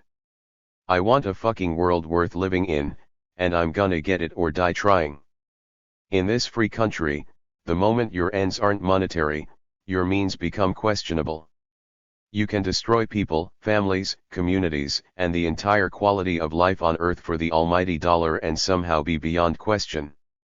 But destroy even a few $1,000s worth of property, for any other ends than money, and you'll quickly be reminded just how below the law the system regards its citizens. We are above the law. The law is supposed to serve us, not imprison us or pave the way for our oppression. Fuck the law, it wasn't written for us. It's in place to keep us from getting free. Freedom is never gonna be on the ballot. Liberation ain't coming from holding a sign or writing a petition. The laws don't protect the people, they protect the system. So you want to know how to truly challenge the system? It's simple, break its laws, and get away with it. You want to change the world? You want to save the earth? You want to break free? Then get the fuck off your knees. You don't break free by begging. They say we resort to breaking the law. There ain't no resort about it. I've resorted to begging, pleading, petitioning, and protesting for petty policy changes. I've resorted to walking their walk and talking their talk in front of their media and their courts. But I never had to resort to breaking the law, it was always a pleasure. Breaking the law never compromised my morals. How could it when we're made to aspire to the world's worst criminals, the officials, the authorities, the rich and powerful who break the law on a daily basis? My problem ain't that these people are breaking the law, it's that they don't give a fuck about anything but money, and that I've been raised to be the same. My problem is that I've been lied to. I voluntarily ran myself through their courts too many times because I believed the lie that you can get free by begging and placing yourself in the mercy of this sick system. Even civil disobedience is a fucking bullshit lie, a filtration device to sort out dissidents and place them in the hands of the courts. It never got me anything but a criminal record and a few more knocks over the head. So fuck voluntary arrests and fuck any form of begging, we'll take our freedom whatever way we can get it. We are made to mirror the system. To be machines driven by greed, fueled on the American dream, bloodthirsty, vicious and unrelenting, whatever it takes. Fuck the earth, fuck the people, fuck the air we breathe and the water we drink, fuck our friends and family. Fuck anything and anyone that gets between you and all the money you can get your hands on. So be it, only let freedom be our ends instead of money. You want to make a nation of heartless killers, but it's turning on you. You want to raise us on violence and yet expect us to make tax-deductible donations for our freedom. Fuck that. You reap what you sow. We are America's chickens coming home to roost, the seeds of its own destruction. Middle class, upper class, lower class, working class, woman, man, white, black, brown, red, yellow, we've all been lied to and victimized by the system, yet we stand as the most significant force for revolution. Guerrillas have caused tens of millions of dollars in damages to the seemingly indestructible power structure. Riots have reduced cities to ruins. The powerful have been assassinated, computer viruses have wreaked havoc on institutions, and people have found new ways of living, loving, communicating, fighting, working, as revolutions speckle human history. So let's bring it on already.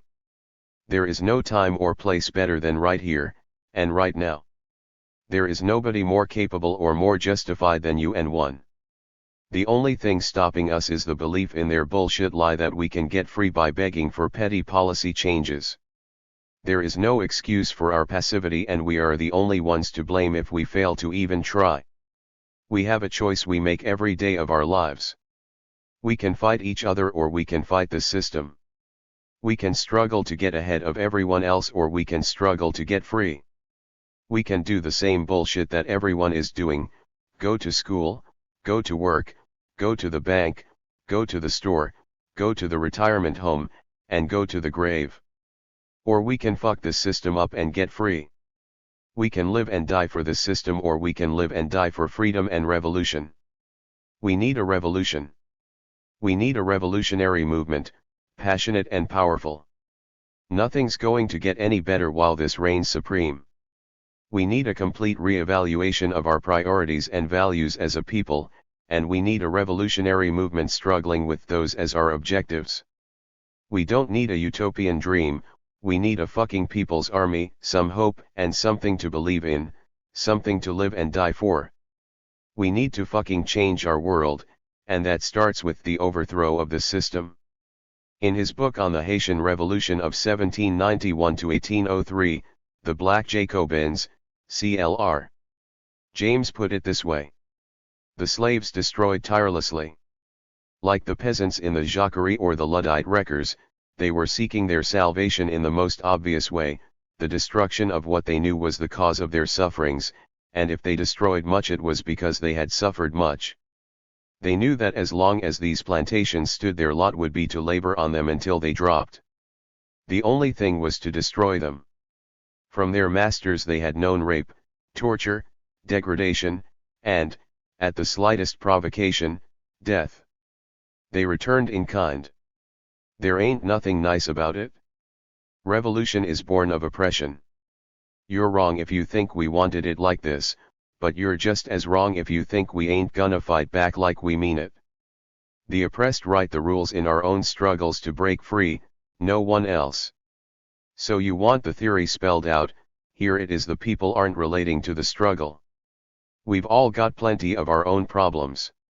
I've got the bills backed way up again and my brother's getting suicidal, so I ain't really thinking much about some trees off in some lumber mill somewhere. That's just how it is. People really have to find themselves in a unique position to care an awful lot about the abstractions that a lot of American middle-class movements are built around. Everyone I know is oppressed, but not everyone can identify with it. I hated school, a lot of us did. I hated how adults were always telling me how to live my life, and I hated the constant disrespect that I got as a youth growing up in America. I wanted to quit, but I didn't want to stay poor. I wanted liberation, but I couldn't quite identify with it. Then I came across the Earth Liberation Front, and I liked that. There was something about how urgent and raw their struggle was that drew me in. I wasn't a tree hugger, I didn't really relate to that at all, but I was lost, like so many of us, looking for something, and this was as close as I've ever seen. To tell the truth, it was the criminality of that struggle that attracted me the most. I wasn't at all interested in holding signs and writing letters. I had already gone through too much to feel empowered by that kind of thing. But seeing buildings burn down is another story. If someone had written a letter to the superintendent, I probably wouldn't even have cared.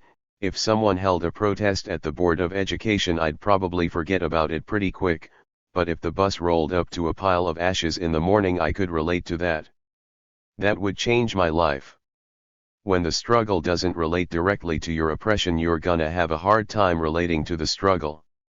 People that do find ways to relate to abstract struggles are usually satisfied with a minimal level of participation. That's when a struggle's doing more to shed your guilt than to break you free. And since we need to build a revolutionary movement, not another pastime, we're clearly doing something wrong. So here's the strategy: relate the struggle to the people. The primary responsibility of the struggle isn't to be saintly and righteous, it's to win. Not all that many people I come across are all that interested in ahimsa, they're just looking to break free. We're doing dirt every day just to get by, so that kind of utopia is way too far out there for most the people I come across to relate to. We shouldn't be expecting oppressed people to relate to an abstract struggle, we should be working to relate the struggle to the people. We need to identify with our own oppression. Stop running around the world searching for the lowest of the low when this shit's keeping you and your people down every day. Once you identify with your oppression, you can start to find your community. These are the people who are bleeding like you're bleeding. You probably see them all the time, those other rats in the race. When you know your true community, you can start to organize it.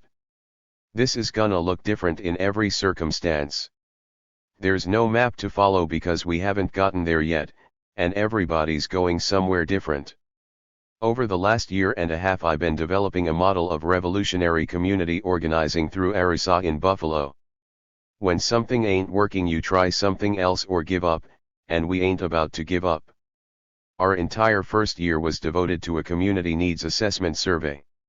Instead of going into a community organizing effort acting as if we already know what is wrong and what should be done about it, we took a survey to find what the rest of the community thought and used the results of that survey as the foundation for our local efforts in Buffalo.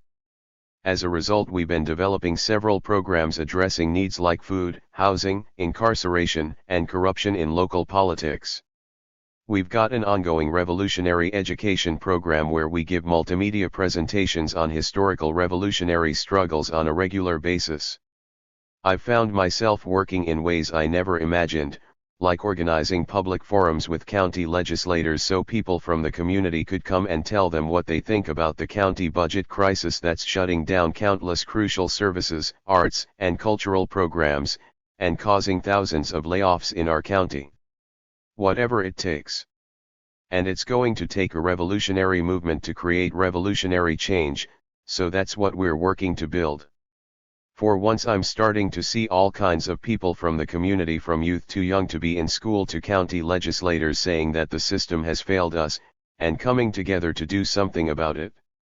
And when the shit inevitably hits the fan around here, everybody will know who's down, and nobody can say we didn't try to talk it out first. You got a better theory and strategy? Then implement it? For real, I can hardly wait. Let's see some new shit start to happen. But fuck a theory and strategy with no action. We got too many of those. The struggle needs people, and the people need some inspiration, something to believe in, to live and die for. We're tired of this bullshit. No one is about to join another movement that ain't moving. We've gotta prove to the people that we are fighting to win, that revolution is possible, that together we can turn this motherfucker upside down and finally break free. Enough is enough. Notes. CLR. James, The Black Jacobins, 88. The primary goal of ARISA is to create a social and political revolution in the United States. We believe that none of the single-issue problems, whether in the human or environmental categories, can be resolved until a political structure is put in place to allow for an atmosphere of change. ARISA will have reached its initial goal when that revolution occurs. Realizing that the citizens of the United States are nowhere near prepared for a revolution, we believe that public education is a priority. In order to build a revolutionary movement, we must first build a revolutionary consciousness. We believe there are sound reasons for fundamental political and social change in this country, and it is crucial to assist in allowing the people to understand this as well. C. Direct action and the heroic ideal. An ecofeminist critique. Marty Keel. I am seated at a plenary session at a national animal rights conference. A well-known animal rights activist and self-described eco-warrior is speaking to a large audience, his voice bellowing with anger. He declares that violence is a normal and acceptable response to the desecration of sacred places or art. Why, then, is it not a commonplace reaction to rainforest destruction? If activists truly valued these cathedrals of nature, he continues, they would not simply picket, lobby, or dance around in silly costumes, they would rise up and rip those loggers limb from limb. The audience cheers and claps with enthusiasm, and gives him a standing ovation when he is done. A few years later, I'm seated at an animal rights conference, listening to a panel on direct action. The facilitator introduces himself by giving his personal background. He was imprisoned for several years for overturning a car during an animal rights protest. He initiates the discussion by asking, how many people think that direct action is justified? People begin to raise their hands until it seems that all are raised except mine. He has not specified what type of action he would like us to consider. Without that information, I cannot respond. Direct action as a means of opposing injustice is a time-honored tradition, increasingly embraced by many members of the animal rights and environmental movements. Direct action activists have made significant contributions. In addition to saving the lives of countless animals and curtailing environmental devastation, they have placed key issues in the forefront of discussions about animal liberation and environmental ethics. Many nature advocates now recognize that it is not enough to reform an inherently corrupt system, we must challenge the entire notion of non-human animals as property. Direct action activists have also advanced the discussion of what constitutes terrorism. Is it terrorism when someone rescues an animal who is being subjected to pain and suffering and ultimately death? When someone throws a brick in a window of a fur store? Or is terrorism, rather, the state of siege that is inflicted upon billions of animals every day throughout the world? These types of discussions have advanced the animal liberation movement in significant ways. Some forms of direct action can be valuable tools for social change. The theft of videotapes from the head injury clinic at the Neurological Institute in Pennsylvania, for example, documented extreme cruelty to primates and was instrumental in closing the laboratory. But when direct action is endorsed uncritically in any and all forms, or embraced as a universal norm, it can do more harm than good. There is a marked distinction between liberating an animal from a laboratory, in which no risk to others exists, and burning down a building where someone could be injured. When most animal rights advocates think of direct actions, they conjure up images of dramatic nighttime raids, property destruction, and acts involving great personal risk. Freeing animals, bombing buildings, destroying research, seizing evidence of animal abuse, and targeting the homes of individuals involved in animal exploitation, all come to mind as examples. The uncritical endorsement of heroic acts by some militant animal and environmental advocates, however, may inadvertently replicate the violent worldview that the protesters seek to supplant. Moreover, the focus on heroic actions also tends to eclipse the more frequent everyday acts of courage that form the fabric of social change. In this paper, I examine both the ethos that underlies heroic direct action, and the importance of ordinary acts of courage that can bring about social change.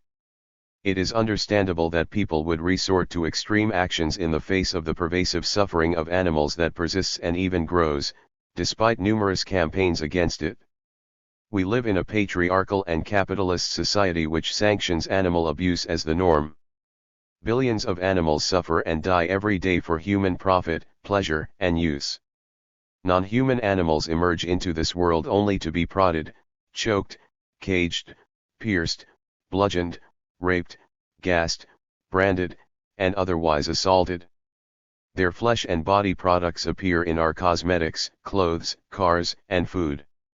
The mentality that underlies these forms of abuse conceives of animals as the other, as mere objects with no independent identity, existing only to serve the needs of others. The worldview that underlies animal abuse in Western culture derives from a similar mentality to the one which underlies the abuse of women. Women, like non-human animals, are viewed as beasts or bodies. The beast is a symbol for all that is deemed not human, and thus evil, irrational, and wild. Civilization is achieved by driving out or killing the beast. On an inward level, this involves obliterating all vestiges of our own animality. Outwardly, the triumph over the beast has been enacted through the conquest of wilderness, with its concomitant claim to the lives of millions of animals driven from their homes. The triumph over the demonic beast has been a recurring theme throughout patriarchal mythologies. Typically, the slain beast is a former divinity from the earlier matriarchal world. The serpents, dragons, and horned gods, who were at one time worshipped as divine, are transformed in patriarchal mythology into devils and monsters that must be slain. Thus Apollo slays Gaia's python, Perseus kills the three-headed Medusa, who is described as having snakes writhing from her head, Hercules defeats the terrible multi-headed Hydra, and the pharaohs of later Egypt slay the dragon Apophis. In the Middle Ages, there were countless renditions of St. George's prowess in killing the dragon to rescue the damsel in distress. Today, the heroic battle against the beast is reenacted as ritual drama in such masculine ventures as sport hunting, bullfights, and rodeos. A similar mentality can be seen in the ritual degradation of women in pornography and rape. Just as wild animals are tied and bound in rodeos, women are tied and bound in pornographic magazines, or depicted in acts of submission.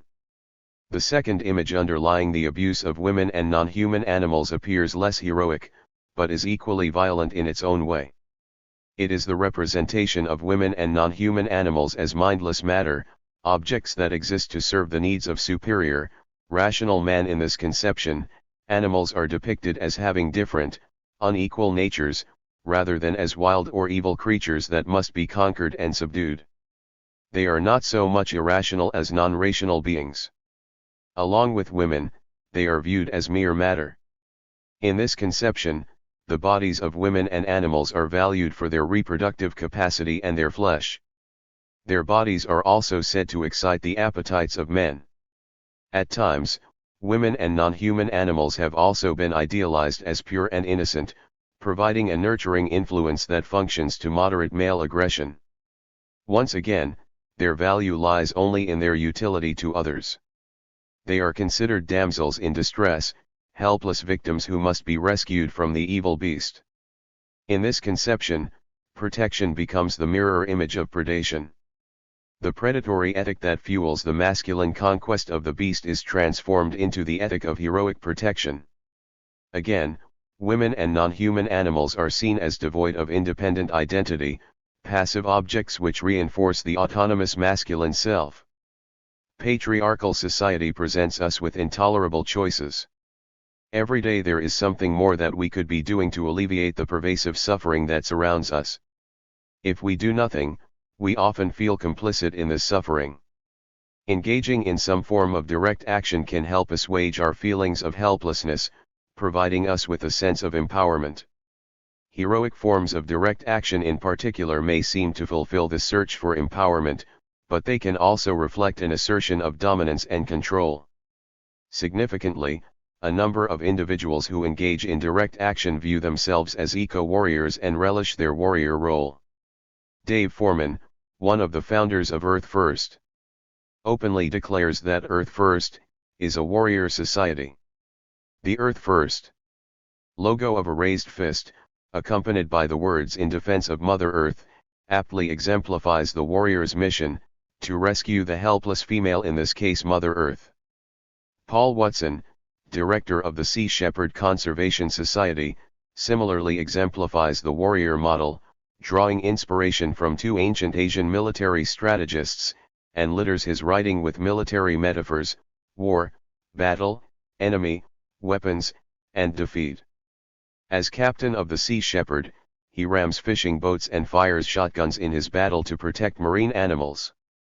He praises newsworthy actions that hint of romance and piracy, claiming that there is nothing wrong with being a terrorist as long as you win. Militarism is more than a metaphor for Watson, who states that right now we're in the early stages of World War III. We are the Nary to Earth First's army. It's the war to save the planet. This kind of action will be getting stronger. Eventually there will be open war. Martyrdom is a trait often praised by eco-warriors. In Watson's words, the Earth warrior, like all warriors, must be prepared for death. Always ready to embrace danger for a noble cause, the eco-warrior often denounces other forms of activism as cowardice.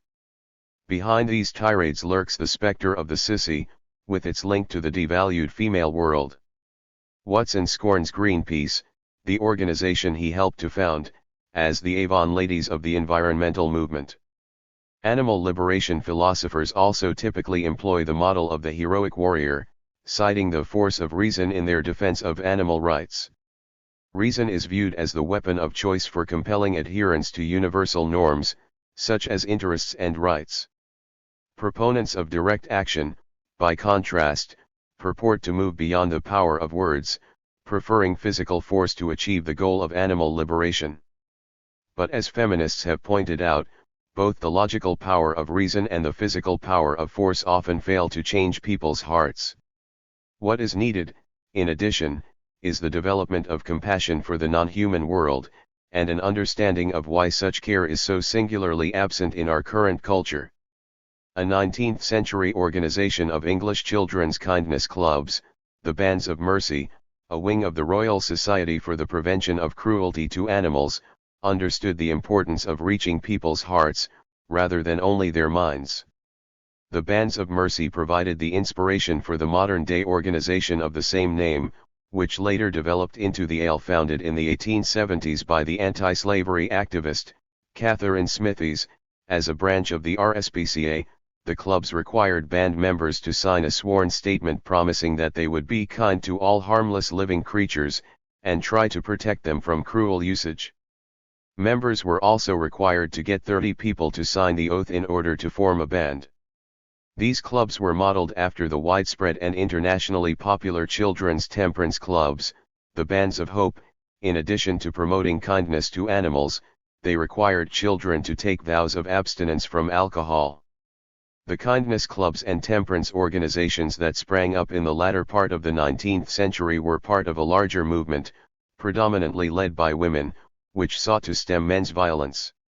These movements reflected the post-Darwinian belief in men's animal nature, and the concomitant hope that women's benevolent influence would serve as a civilizing force. Promoting kindness and compassion, mostly in young boys, was viewed as a central purpose of many 19th-century women's organizations. The 20th-century organization, the Band of Mercy, which emerged in England, initially retained vestiges of its 19th-century namesake, the Bands of Mercy, endorsing the model of active compassion.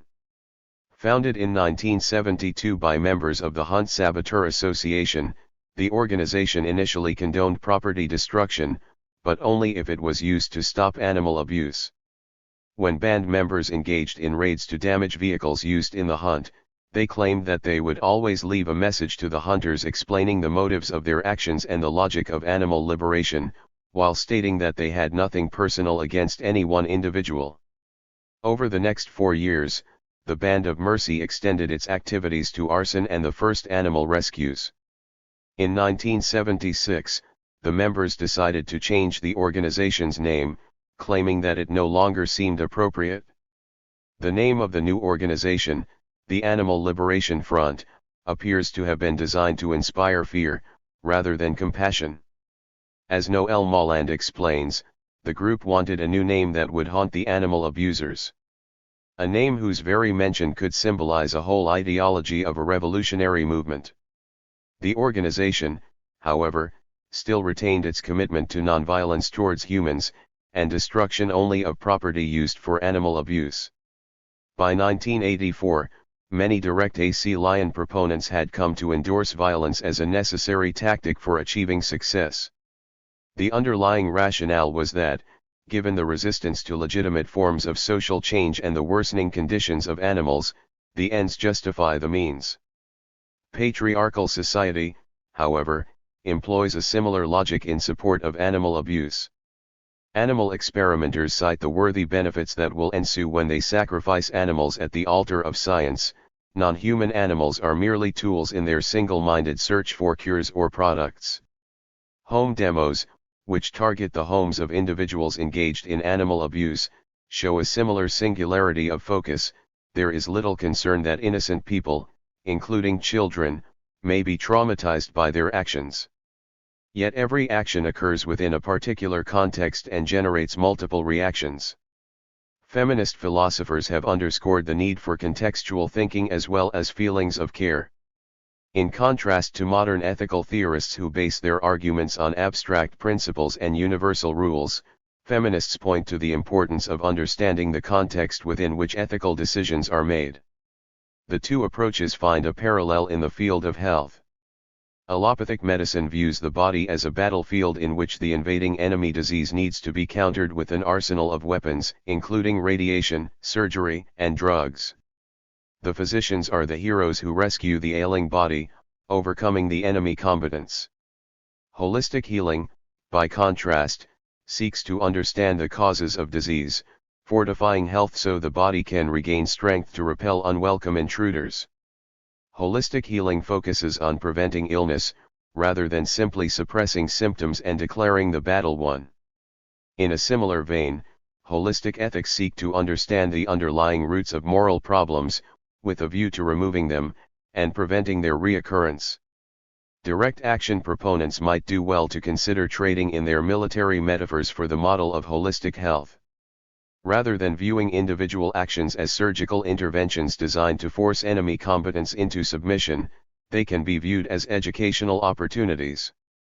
The open rescues that liberate animals, while filming their liberation, exemplify the kind of direct action that helps individual beings, while also promoting empathy and an understanding of the larger context of animal oppression. Karen Davis illustrates this point in her description of the video of a liberation of several hens by the Australian Action Animal Rescue Team. As she states, "We see the hen's suffering faces up close. We watch and hear a hen scream as she is lifted out of the molasses-like manure in which she is trapped in the pits beneath the cages." The video captures not only the terrible suffering of the hens being rescued, but the gentleness and firmness of the rescue team, who, as an integral part of their videotaped operations, contact the police, get arrested, and explain their mission with the intention of putting battery hen farming visibly on trial before the public and in the courtroom. At times, open rescuers do not reveal the particular operation that they target, preferring to put pressure on the industry as a whole.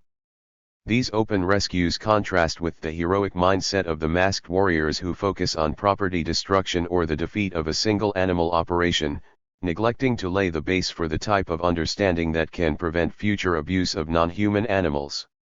While the feminist ethic of care eschews abstract principles and universal rules in favor of a contextual approach to ethical conduct, it can draw on guidelines in evaluating particular situations and actions. Kim Stallwood proposes a useful set of criteria for assessing direct actions, based on the core values of compassion, truth, nonviolence, or ahimsa, and interbeing. In his words, he endorses direct action that is motivated by a sense of compassion for all beings, tells the truth about animal cruelty and all resulting harms it causes to people and the environment, is accomplished with adherence to nonviolent principles to all beings and property, is undertaken only after all consequences of the direct action and its impact on all people and animals are carefully considered by the protagonists, who are willing to honestly and openly accept the consequences.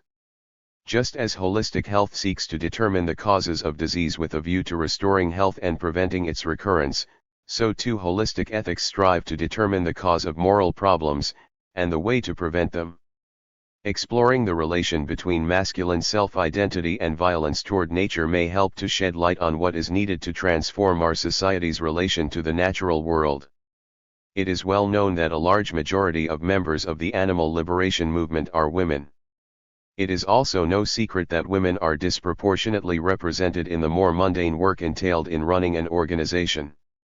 A similar breakdown can be found in shelter and other rescue work, with far more women than men involved in the day-to-day care for non-human animals. Feminist activist Pat Rice-Jones speculates that despite men's greater visibility in direct actions, the gender representation there is probably comparable to that of the rest of the movement. Although the secrecy surrounding direct actions makes it difficult to determine gender ratio, there is reason to believe that more men than women are drawn to the heroic model of activism. Jones concedes that the combination of macho posturing by ALF spokesmen, the unstructured nature of the ALF cell system, and the essential lawlessness of the ALF makes it possible for disaffected and potentially violent young men to use the ALF as an excuse to vent anger in inappropriate ways. She contends, however, that this liability can be remedied by media coverage which puts a feminine face on the ALF. Although changing the face of the ALF may help to discourage violent forms of activism, foregrounding education and active compassion would, perhaps, change the ALF in more fundamental ways. Examples of direct actions which combine active compassion and education can be found around the globe, including the Chipko tree hugging movement in India, Julia Butterfly Hill's year-long tree-sitting campaign in the US, and the Greenham Common missile protest in England. In the Chipko movement in the early 1970s, mountain villagers embraced trees in order to prevent environmentally devastating clear-cutting. Although the movement was originally organized and controlled by men, women organizers were catapulted into the spotlight when they spontaneously organized to persuade loggers to leave the forest. In a similar spirit, beginning in 1997, Julia Butterfly Hill camped out for 2 years on the top of a California coast redwood tree in protest of the logging practices of Pacific Lumber Company. Both forms of action illustrate the figurative and literal embracing of what the protesters hope to protect, in contrast to angry confrontations with a perceived enemy, which often alienate the public. The Women's Peace Camp in Greenham Common illustrates a similar compassionate form of activism. In this instance, women embraced not what they wanted to protect, but the missiles they opposed. The Women's Greenham Peace Camp began in England as a protest against the sighting of the U.S. cruise missiles at the Greenham Common. Throughout its 19 years of existence, organizers engaged in multiple forms of imaginative, mostly nonviolent, playful direct actions. In 1982, for example, 30,000 women joined hands around the base in an Embrace the Base event. In other actions, women tied yam around themselves and the war machinery, confusing the police officers who didn't know how to go about unkitting a web of women. In all of these examples, protesters garnered widespread sympathy for their goals through creative actions that embodied their hopes and their dreams, rather than engaging in violent confrontations. Heroic direct actions, with their confrontational style, by contrast, tend to eclipse the everyday acts of courage that we can perform on behalf of non-human animals. Some of these more prosaic actions present themselves to us on a daily basis and are often lost or overlooked. My niece recently missed one of these opportunities. Sarah, raised as an Orthodox Jew, was a natural-born animal rights activist from a very young age. A vegetarian from birth, she grew up viewing meat with a combination of horror and disgust. She teased her meat-eating friends by mimicking the animal they were consuming, flapping her arms when they ate a chicken and swishing them like a fish when they consumed a fish. She embarrassed her mother in public by hiding under the table whenever meat was served. She was not deterred by authority figures from voicing her strong views about meat. On one occasion, when dining at a rabbi's house, she challenged the rabbi for condoning meat eating. "Meat eating is murder," she instructed him. The rabbi responded by explaining that that is not possible, since it would make most humans murderers. "Well, you are," she responded, much to her mother's embarrassment. As she grew up, her demonstrative acts of protest began to wane, but I had no reason to doubt that her zeal for the animal cause had abated. It therefore came as a shock when I learned that she was engaged to be married and planned to serve meat to her guests on her wedding day. Giving in to the pressure to conform, Sarah had missed a major opportunity to engage in a direct action.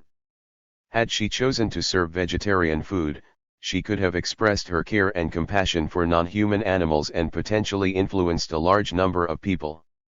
While serving vegetarian food at a wedding might not jump to mind as an example of direct action, this type of challenge to the tyranny of convention exemplifies the everyday acts of resistance that form the fabric of social transformation. Direct action on behalf of non-human animals can further be enriched through critical discussion of the heroic ideal. Is courage only an act of physical bravery? Must it always entail danger? Can courage, for some, be found in defying the tyranny of convention? How might direct action be redefined so that it incorporates everyday acts of courage?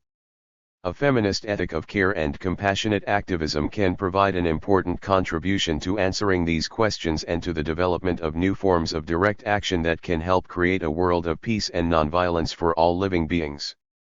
Stomping with the elephants. Feminist principles for radical solidarity. Pat Rice-Jones. Pull or stab or cut or bum.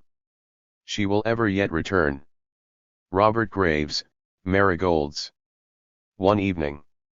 It's nighttime in Zululand and the men who have been working in the Thula Thula exclusive private game reserve are ready to retire, having captured and corralled several antelopes for a breeding program.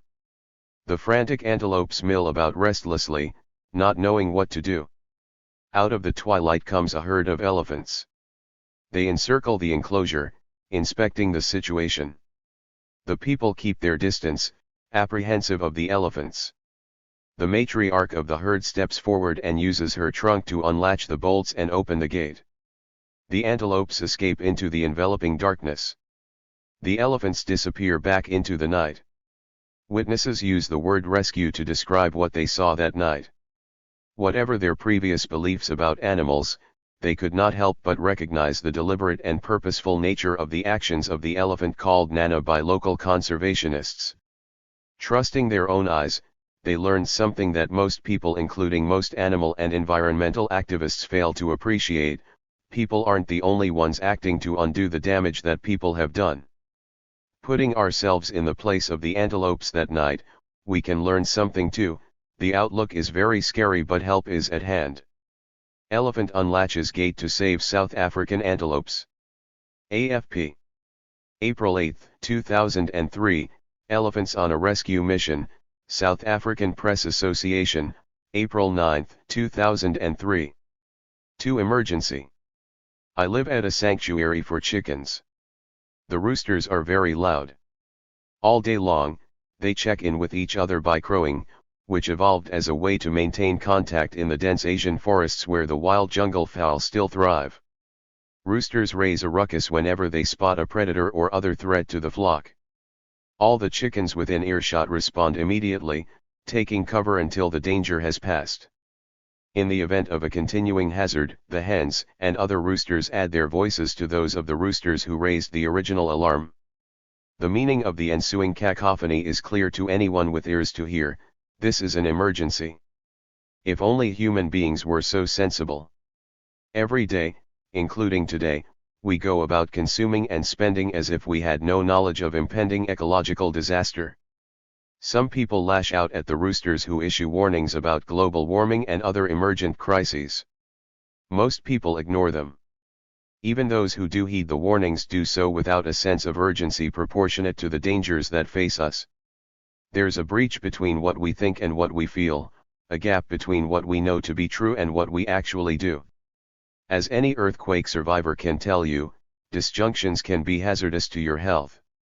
And, indeed, every day brings more evidence of the dangers of disconnection. In the wake of the tsunami of 2004, Sri Lankan wildlife officials were stunned to discover that all of the animals at the Yala National Park had survived. Park workers and tourists perished as floodwaters surged through the refuge, but the animals evidently sensed the danger in advance and retreated in time. Accustomed to scanning the newspaper or the television rather than the skies, modern men and women do need a weatherman to know which way the wind blows. Like the park rangers of Sri Lanka, even people who are relatively more attuned to the natural world have lost their animal ability to sense and respond appropriately to impending natural disasters. How else to explain our dumb numbness in the face of the facts? 9 of the 10 hottest years on record have occurred since 1990. 13% of the planet's plant species are in danger of extinction. 1 out of every 10 bird species is likely to be extinct within the century. Our own lives are in peril too. The World Resources Institute predicts that at least 3.5 billion people, that's more than half of us, will experience water shortages by 2025. And, of course, we all are vulnerable to the escalating effects of climate change. For all species, the primary cause of extinction is habitat destruction. In these days of disappearing islands and catastrophic cataclysms, can there be any doubt that we have endangered ourselves? Much of the damage cannot be undone. In the mountains of Mexico, the wild grasses that are the living ancestors of all maize have been forever polluted by genes from genetically engineered COM. The individual frogs and fish born with missing limbs or extra sex organs will never be the animals they would have been if their mothers had swum in water untainted by antibiotics and pesticides. Shattered rocks and punctured atmospheres cannot be put together again. How long will it be until we do whatever can be done to stop the violence and repair the damage? To what contortions of body and behavior will the progeny of today's sex-crossed fish and five-legged frogs descend in the interim? How does it feel to fly home after a season at the winter place to find that all of the food and housing has been chopped down or washed away? What, exactly, is a bird or a butterfly to do when she finds herself famished and homeless after a long migration? When will well-fed people, safe in their houses, feel the wing flapping, heart pounding, fur-raising sensation that says, "This is an emergency"? Emergencies mandate immediate and effective direct action.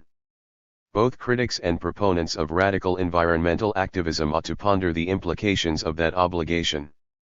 Those who would condemn radical direct action on behalf of Earth and animals might first consider the fine line between complicity and underactivity. If they want their work to be fruitful, those who purport to be radical environmental activists must think carefully about efficacy in order to avoid wasting scarce resources on symbolic activities that might be emotionally satisfying but hardly meet the criteria for direct action. Particular care must be taken when contemplating actions that may lead to incarceration. Since we are in a state of emergency, we cannot afford to pay the price of years of relative inactivity for the dubious benefits of symbolic acts. All of which is to say that we must think strategically. In order to do so accurately, we must understand not only our own limitations but also the root causes of the problems we hope to solve. 3 fault lines. How do you break a wild animal? The key can be found in the word itself: you sever connections. To break or domesticate an animal, you must first physically isolate the individual from the natural world. Then, you must cut all natural bonds to other animals by controlling sexual relations, interrupting the relationship between mother and child, and rupturing the structure of the extended family. You must alienate the animal from herself, so that she no longer expects her own will to control her own body. Finally, you must break the spirit, by humiliating and violating the animal in every possible way, including physical and sexual assault. It's no accident that these are the same tactics used by abusive husbands to control their wives, or that analogous methods are used to bring wild plants under cultivation. After all, husbandry refers to the breeding of plants and livestock, while grooms are both breakers of horses and takers of brides. We tend to think about sexism, speciesism, and environmental exploitation as separate, if sometimes intersecting or interlocking, problems. In truth, they are just different symptoms of the same injury. While we don't have a word for this violation, we know it when we see it. It's the fault line running underneath all of the social and environmental disruptions that plague us and the planet. You can read all about it in Genesis or the platform of the Republican Party. Men have the right and the duty to subdue the earth, the animals, their own families, and the men of other faiths. You can see this ethos in action everywhere, from the detention camps at Guantanamo Bay to the dead zone in the Chesapeake Bay. At the heart of the problem is alienation, separation, dissociation.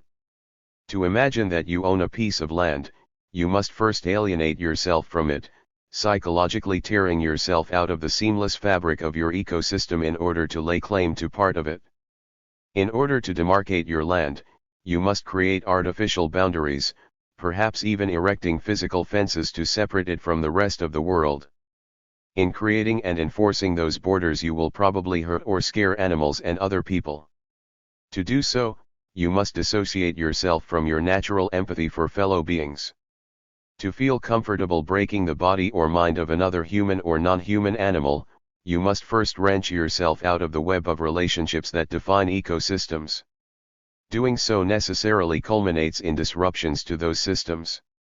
To fail to perceive the detrimental ecological impact of your actions, particularly when your own health or life is threatened by the pollution or disruption you have created, you must divorce yourself from the evidence of your senses. Healthy animals notice dirty water or smoky air. Only a profoundly disoriented animal fails to respond to a perceptible change in climate. Estrangement is both cause and consequence of the problem. We are cut off from the earth, other animals, each other, and ourselves. Those disconnect ions, in turn, allow us to do terrible things to the earth, other animals, each other, and ourselves. These actions increase the estrangement, and the cycle of violation and separation continues. What started the cycle? Did it begin with the first wife or the first livestock? Was terror or hubris the motivation for that first enslavement?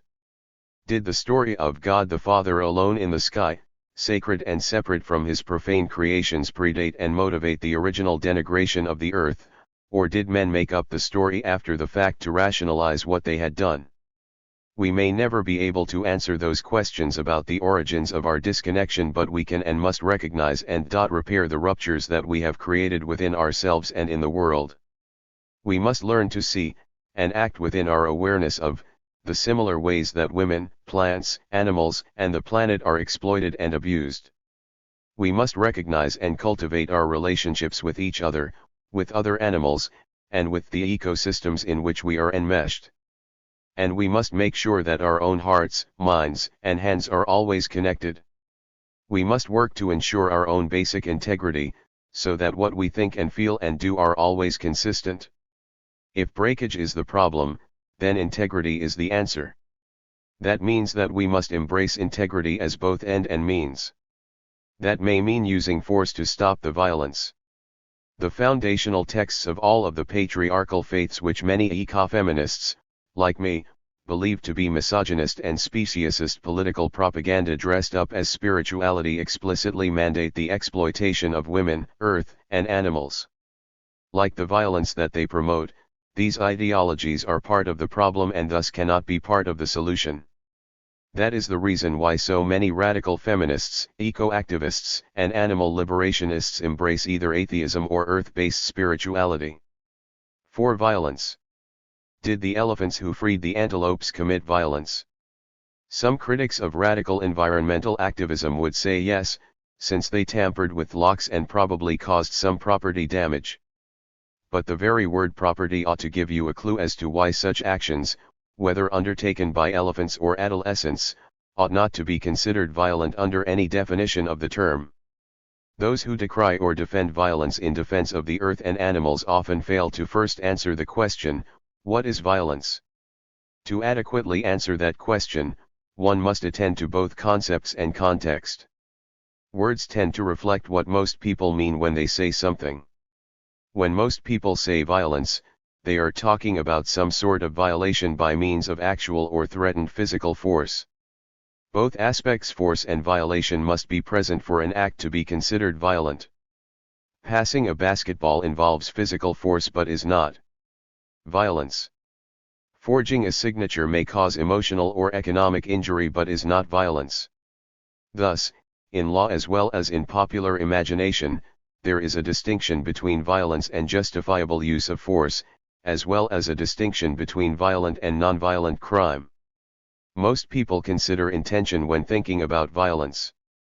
Physical injuries caused accidentally are generally not considered the result of violence, unless the person who caused them could or should have known that they might occur. Similarly, acts that would be considered violently aggressive in some circumstances are considered to be justifiable use of force when undertaken in self-defense, unless the force used was excessive in relation to the threat.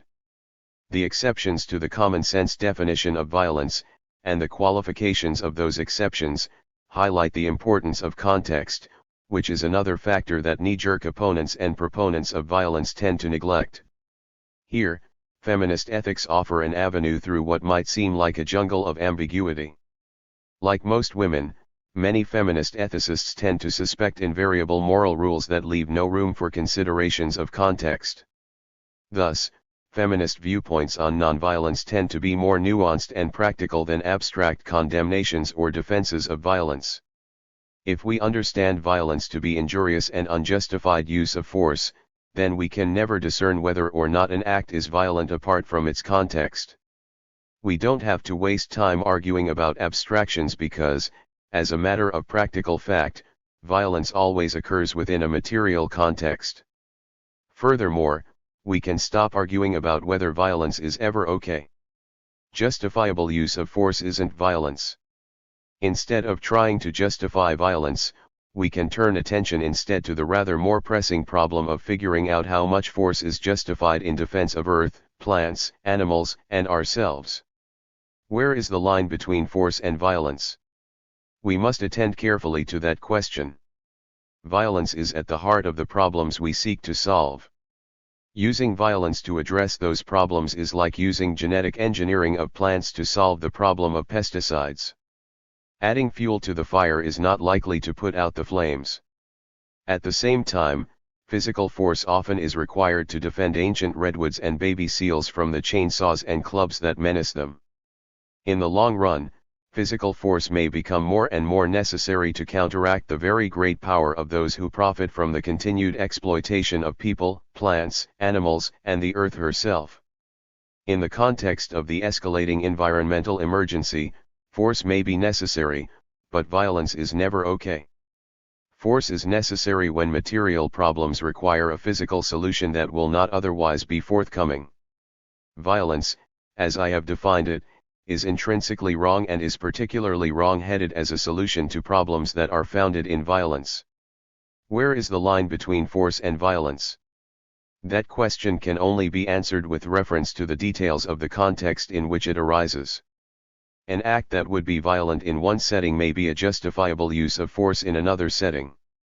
Pushing a child so hard that she flies several feet in the air before hitting the ground is a justifiable, and perhaps even heroic, use of force when a little girl is standing in the path of an oncoming truck. But it would be severe child abuse if done by an angry parent at the head of a flight of stairs. In contemplating the use of force in any given situation, we must ask first whether the action really is likely to result in a desired outcome. Next, we must ask whether the same outcome might be achieved as quickly and certainly by some other means. We also must ask whether the force contemplated is proportionate to the harm we are seeking to correct or prevent. Most people think that it would be okay to bash a man over the head, using potentially deadly force, if he were in the act of raping a child, but not if he were in the act of cheating a senior citizen out of $20. Returning to the question that opened this section, is property damage violence? The question can only be answered by asking other questions. We must ask, what objects will be damaged? For what purpose? Using what kind of force? Will any living being be injured in any way? If the only potential injury is to property rights, then I would argue that the act is not violent. Property rights are suspect within the worldview that holds that neither land nor animals are objects to be owned. In many instances, property rights are themselves violence or, at minimum, the result of past violence.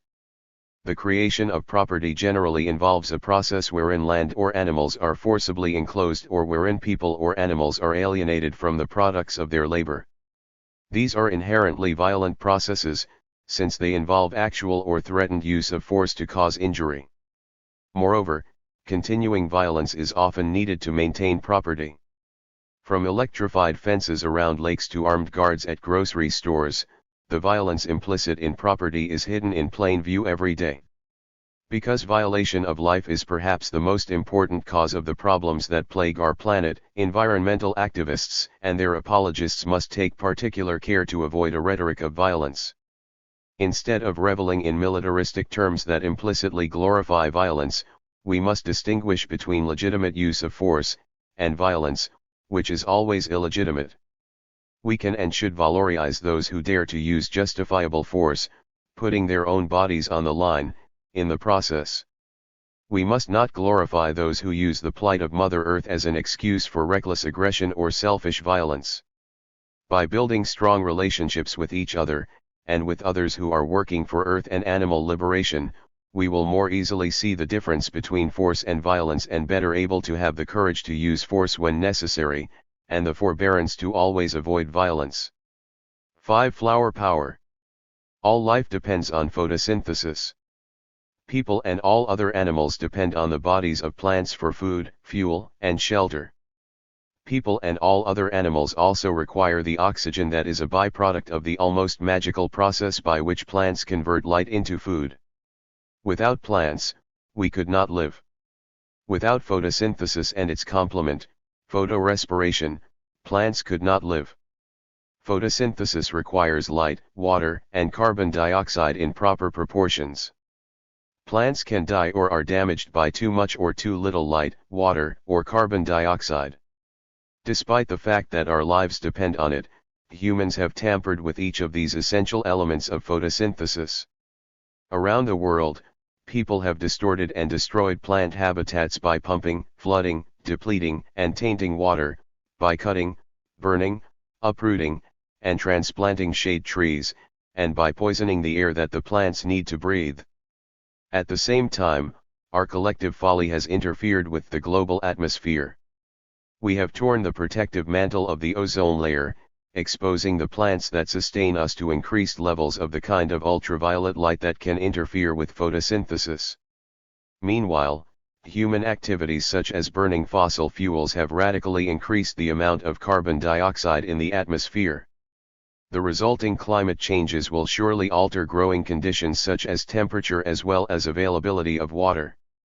We don't know what impact the ever-increasing amount of carbon dioxide in the air that we share will have on plant photosynthesis and photorespiration, or in turn, what impact that will have on the availability of oxygen for the animals of the world. Like the spark of life itself, the energetic exchange at the heart of photosynthesis cannot be faked or even fully explained. Scientists know, or believe that they know, quite a bit about what happens, but much remains unknown in the realms of why and how. Common sense dictates that life or death mysteries be approached with hesitation and respect, yet some scientists are confronting the carbon dioxide conundrum not with more caution, but with ever greater recklessness. Even though we don't really know how or why plants balance photosynthesis and photorespiration, some scientists intend to tamper with plants' genes to reduce photorespiration. Thanks to the promiscuity of pollen, both food crops and wild plants already have been contaminated by the genes of plants engineered to resist pesticides, and it's possible that the genes of plants engineered to produce pharmaceutical or industrial chemicals also have gone astray. Imagine what could happen if genes engineered to interfere with the mechanics of photosynthesis were to cross into wild plant populations. The idea of using genetic engineering to tamper with the process upon which virtually all plant and animal life depends is an extreme case of the everyday hubris that leads humans to assume that they know best. Given the length of the list of things that seemed like a good idea at the time but turned out to be disastrous, this is a remarkably foolish assumption. Since human animals are responsible for the ecological emergency in which we find ourselves, we do have an especial obligation to stop the violence, undo whatever damage can be undone, and ease the suffering of those who have been harmed. However, we must do so humbly, remembering that other species have a vested interest in our efforts, and rejecting the preposterous idea that we alone know what needs to be done. So much destruction has devolved from our failure to attend to and act in concert with other species. We neither look nor listen carefully enough to perceive the patterns and rhythms of the actions of other species as they maintain balances with each other and their environments. Our so-called scientific method requires us to deliberately narrow our range of perception, accepting as valid information only decontextualized data falling within the preset parameters circumscribed by our own experimental methodology. Most often, this means that we simply do not perceive anything that we did not previously conceive. Any stray sensations or ideas that penetrate this powerful perceptual filter are laughed off as illusory, brushed off as irrelevant, or warped into a form that fits our fixed ideas. The extent to which ostensibly objective scientists have twisted their perceptions to fit their preconceptions would be comical if it weren't so tragic. Our ideas about plants are rigid and dismissive. We demonstrate contempt by both belittling plants and tinkering with their genetic integrity, as if they were our playthings rather than the source of all that we need to survive. Such an attitude is only possible in the context of radical dissociation. We are so estranged from the rest of the world that we don't recognize our place in it. We think of ourselves as the owners and bosses of those without whom we could not survive. Anyone less alienated from the natural world might be mystified by our unjustified ideas about human singularity. Plants and other animals appear better able than we to perceive and respond to each other's needs in a mutually gratifying manner. Countless animal pollinators and seed distributors help to propagate the plants that feed them without, apparently, feeling the need to claim credit for the process or to assert ownership of the resulting seedlings. For their part, plants have managed to feed themselves and the rest of us despite all manner of impediments imposed by people. Plants are not passive, however inert they may seem to the human eye. Probing into the ground, roots seek out resources, break through barriers, and share information with other plants. Reaching toward the light, limbs and vines position leaves so that they can do what we all need them to do, transubstantiate light into food. While we do not and may never know anything about plant intentionality, we do know that plants are, indeed, actively responding to pesticides, genetic modification, and other assaults on their bodies. What do plants know? What do they feel? Do they have projects? Are their efforts to counteract the harms done by humans intentional? Does it matter? What can we learn from them either way? Some fundamentalist Christians laughingly dismiss the idea that people make choices or in any way control their own fates. To them, it seems self-evident that God and only God makes choices. Whatever they might seem to be doing, everyone else is just dumbly acting out God's will. Most people take a similar view concerning the self-determination of plants and non-human animals. To them it seems self-evident that people and only people make choices. Whatever else they might seem to be doing, everyone else is just dumbly acting out laws of nature. Our constructions of such concepts as consciousness and purpose have a built-in bias favoring animals, in general, and human animals, in particular. We have a hard time even imagining how awareness or intention might be realized in beings very different from ourselves. That's okay. We don't need to know or even be able to imagine everything. As long as we recognize that there are limits to our knowledge and imagination, and that things may be true even though we cannot perceive or prove them, then we can avoid the folly of unfounded assumptions loosely rooted in ignorance. Are plants that participate in happy mutualisms with insects, fungi, or other plants cooperating with other beings? Are the superweeds that have evolved in response to pesticides trying to tell us something? In the end, what we think we know about such questions is irrelevant. We can and should learn from what plants are doing, taking guidance from the measures they have taken to preserve themselves and their ecosystems. Even if we don't know what the trees are thinking, we can still follow their lead. 6 terrorists. When U.S. Secretary of Defense Donald Rumsfeld tried to hold a press conference in New Delhi in 2003, the press corps were greeted by scores of jeering macaques monkeys, who shouted at them from the window ledges of surrounding buildings, literally making a mockery of the event. In New Delhi, monkeys regularly break into the offices of the Defense Ministry, rifling through file cabinets and otherwise interfering with business as usual. As with the witnesses to the antelope rescue, witnesses to these events know what they are seeing. Monkeys are very furious, said Ujagar Singh, spokesman for the Patiala district in India, where pink-faced rhesus monkeys have uprooted lawns and trashed houses. If the frequency of news reports are any guide, direct action by animals is on the rise. Elephants, apes, and monkeys in various regions of Africa and Asia are refusing to cede to the ideas that people have about who belongs where and who owns what. From baboons in South Africa, who break into houses not only to take food but also to pull clothes out of closets and urinate on them, to elephants in Indonesia, who have returned again and again to destroy the cash crops on a particular plantation, non-human animals in many places are actively contesting the privileges claimed by human beings. Meanwhile, attacks by sharks, leopards, and even elephants are on the rise worldwide. Wildlife officials, and other experts in the affected regions, are unanimous in their assessment of the cause of the apparent increase in human-animal conflicts, habitat loss due to pollution or other human intrusions. Reading reports of animal responses to human activities, it seems to me that they can be divided into 3 categories: incursions and attacks for the purpose of obtaining food or other necessities, destruction, defacement, and or occupation of structures and locations claimed by people, and expressions of discontent. The first category is relatively self-evident and includes some, but not all, of the attacks on the bodies of people. The third category includes acts against people or property that appear to have no material purpose other than the expression of anger or lustration. While we must be careful in relegating acts to this category, since there may be material ends that we are not able to discern, we must also remember that people are not the only animals who have feelings.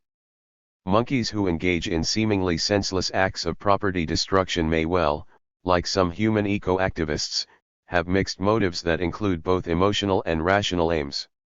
Acts falling into the second category of animal reactions to human activities often are equivalent to the work undertaken by radical environmental activists. Indian elephants who repeatedly demolish cash crop plantations remind me of Indian farmers who demolish fields of genetically modified crops. Both are using the most direct method to remove noxious human introductions from the environment. Animals have taken even more assertive measures to protect their habitats from human exploitation. I think, for example, of a region in Sierra Leone, which had been controlled by animals during a recent war but into which people now wish to relocate. The elephants have fought back, chasing people away and killing those who do not flee. Similarly, elephants killed 130 people in 2 years in the Indian state of Assam. When animals use deadly force to protect their homes, should their acts be considered violent? Recalling the number of extinctions due to habitat loss, not to mention the number of individual animals who have starved or otherwise perished when their homes have been invaded or polluted by people, the concept of justifiable force in self-defense comes to mind. Many animals also confront hunters who deliberately seek to kill them, sometimes for food but sometimes for fur or trinkets. Hunters have found ever more insidious and violent ways to kill elephants, including jackfruit bombs, poisoned salt licks and water holes, electrified footpaths, and nets made out of nails. Should we really be surprised when some elephants elect to fight back?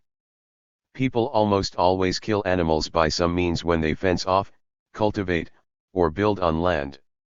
When the new construction or cultivation is not, strictly speaking, necessary, ought not those killings be considered aggressive violence?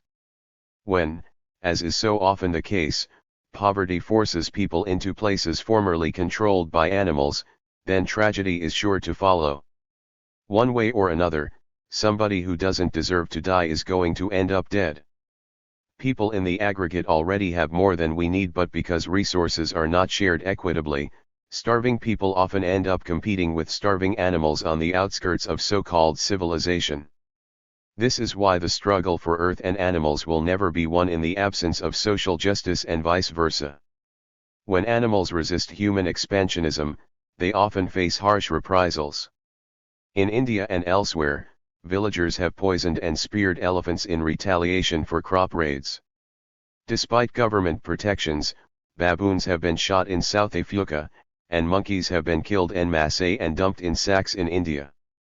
Because killing monkeys is illegal in India, the Punjab state has instituted a monkey jail. As of 2004, more than a dozen monkeys were imprisoned for life in a 15 by 15 cell, some for crimes no more serious than destruction of property. Like human rebels, animals who refuse to respect property rights or other concepts invented by people are increasingly called terrorists or accused of creating terror whether or not they have engaged in acts that might be considered violent. In the Punjabi struggle between the people and the monkeys, one local newspaper referred to a captured animal as a terrorist monkey. Similarly, local news media report that elephants in the states of Assam and Tripura invade human settlements not only to find food but also to create terror. When people rise up against their oppressors, solidarity movements spring up around the world. When people are imprisoned for acts of resistance, whether these be in defense of earth, animal, or human rights, like-minded activists extend comfort and support to them. In India, Maneka Gandhi has stood up for the imprisoned monkeys, but otherwise, overt extensions of solidarity to animal rebels have not been forthcoming from animal advocates or other environmental activists. Dare we step forward to say that rebel elephants are as deserving of solidarity as Zapatistas or Irish Catholics? Dare we assert that monkeys locked up by people are political prisoners and that their indefinite detention is just as unjustified as the permanent imprisonment of suspected terrorists now contemplated by the US government? Shouldn't we support all defenders of the earth, regardless of their species? Officials have implored citizens not to feed the monkeys who occupy government buildings in New Delhi, but people come weekly, bearing bananas, anyway. Such common-sense expressions of material and moral support are heartening and ought to be emulated wherever animals are under fire for transgressing human rules. One need not live near elephants or monkeys to find opportunities to express solidarity. In the U.S. state of Virginia, for example, turkey vultures who serve a vital ecological function in addition to being intrinsically valuable as individuals have been literally under fire for their failure to respect suburban notions of cleanliness. With the aid of the federal government, local officials have shot these allegedly protected birds and hung them by their feet from the trees solely in order to spare humans the trouble of washing bird dropping from their cars and barbecue equipment. In the state of Louisiana, bees bit back when children threw rocks at their hive. 40,000 bees who also serve a vital ecological function in addition to being intrinsically valuable as individuals were killed and another 80,000 captured in retaliation for the stings suffered by the aggressive children. We can and should support non-human rebels, whether they are fighting for their own lives or for the ecosystems that they share with other beings. As with the plants, we must also seek to learn what we can from the patterns of their actions. Escalation of attacks, property destruction, or other rebellious acts in a particular region may signal that the animals in the area, like those who sense the onrush of the tsunami, may be more aware than we of impending ecological disaster. They also may know better than we what needs to be done to arrest or mitigate the detrimental effects of ongoing human activities. 7. Mourning. In the course of history, there comes a time when humanity is called to shift to a new level of consciousness. That time is now. Wangari Maathai. None of us evolved in isolation, whether as individuals or as a species. Evolution always occurs in context and relationship with others. For example, humans and dogs co-evolved. Like plants and pollinators, or ants and aphids, the progenitors of dogs and humans got together for mutual benefit. For all we know, our species might not have survived were it not for the additional reproductive success we gained through the association of proto-humans and proto-dogs. At night they help to keep us safe and warm.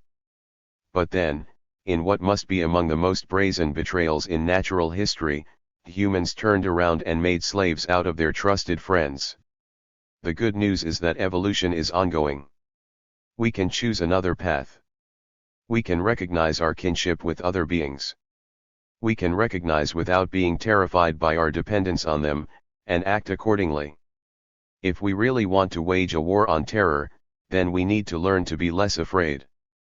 We don't need to enclose or control those upon whom our lives depend.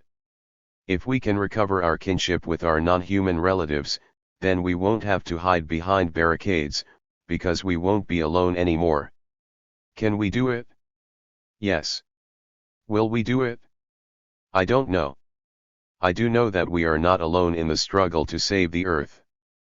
The sooner we see that and act accordingly, the sooner we can begin to end our own awful estrangement and help to heal those we have hurt. The current situation is more dangerous and perverse than any nightmare. Yet most people, including many who consider themselves to be environmentalists, slumber fitfully within the uneasy dream of human singularity. For the sake of the rhinos and the redwoods, and the canaries and the cornflowers too, I hope we wake up soon. Notes. Wangari Maathai recently won the Nobel Peace Prize for planting trees.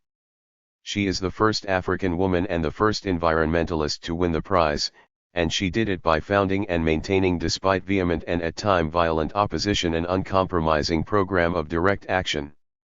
For detailed information about Wangari Maathai's work, see her book, The Green Belt Movement, Sharing the Approach and the Experience. New York, Lantern Books, 2004. 2 wide-ranging and very interesting interviews with Maathai may be accessed online at and courtesy of Satya and Mother Jones magazines.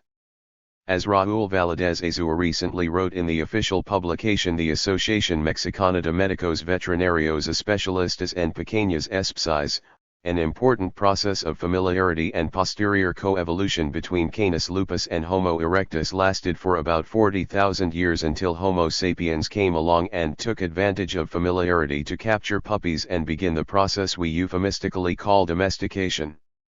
Part 7, Social Movements and Alliance Politics. There will never be a new world order until women are a part of it. Alice Paul. Hope and resiliency. These are your greatest strengths. We can work together. Sisters and brothers, all of one human family. Your generation. And mine. Leonard Peltier. They came down on us because we had a grassroots, real people's revolution, complete with the programs, complete with the unity, complete with the working coalitions, where we crossed racial lines. Bobby Seale. The aim is to listen and learn about the struggles, the resistance and rebel movements, support them and bind them together to build a national anti-capitalist, leftist program. Subcommandant Marcos. Ancestors and Angels. Drew Dellinger. I write words to catch up to the ancestors. An angel told me the only way to walk through fire without getting burned is to become fire. Some days angels whisper in my ear as I walk down the street and I fall in love with every person I meet, and I think, maybe this could be a bliss like when Dante met Beatrice. Other days all I see is my collusion with illusion. Ghosts of projection masquerading as the radiant angel of love. You know, I feel like the ancestors brought us together. I feel like the ancestors brought us here and they expect great things. They expect us to say what we think and live how we feel and follow the hard paths that bring us near joy. They expect us to nurture all the children. I write poems to welcome angels and conjure ancestors. I pray to the angels of politics and love. I pray for justice sake not to be relieved of my frustrations, at the same time burning sage and asking ancestors for patience. I march with the people to the border between nations where everything stops except the greed of corporations. Thoughts like comets calculating the complexity of the complicity. There is so much noise in the oceans the whales can't hear each other. We're making them crazy, driving dolphins insane. What kind of ancestors are we? Thoughts like comets leaving craters. In the landscape of my consciousness, I pray to ancestors and angels. Meet me in the garden. Meet me where spirit walks softly in the cool of the evening. Meet me in the garden under the wings of the bird of many colors. Meet me in the garden of your longing. Every breath is a pilgrimage. Every breath is a pilgrimage to you. I pray to be a conduit. An angel told me the only way to walk through fire, become fire. Armed struggle, guerrilla warfare, and the social movement influences on direct action. Ann Hansen. My name is Ann Hansen.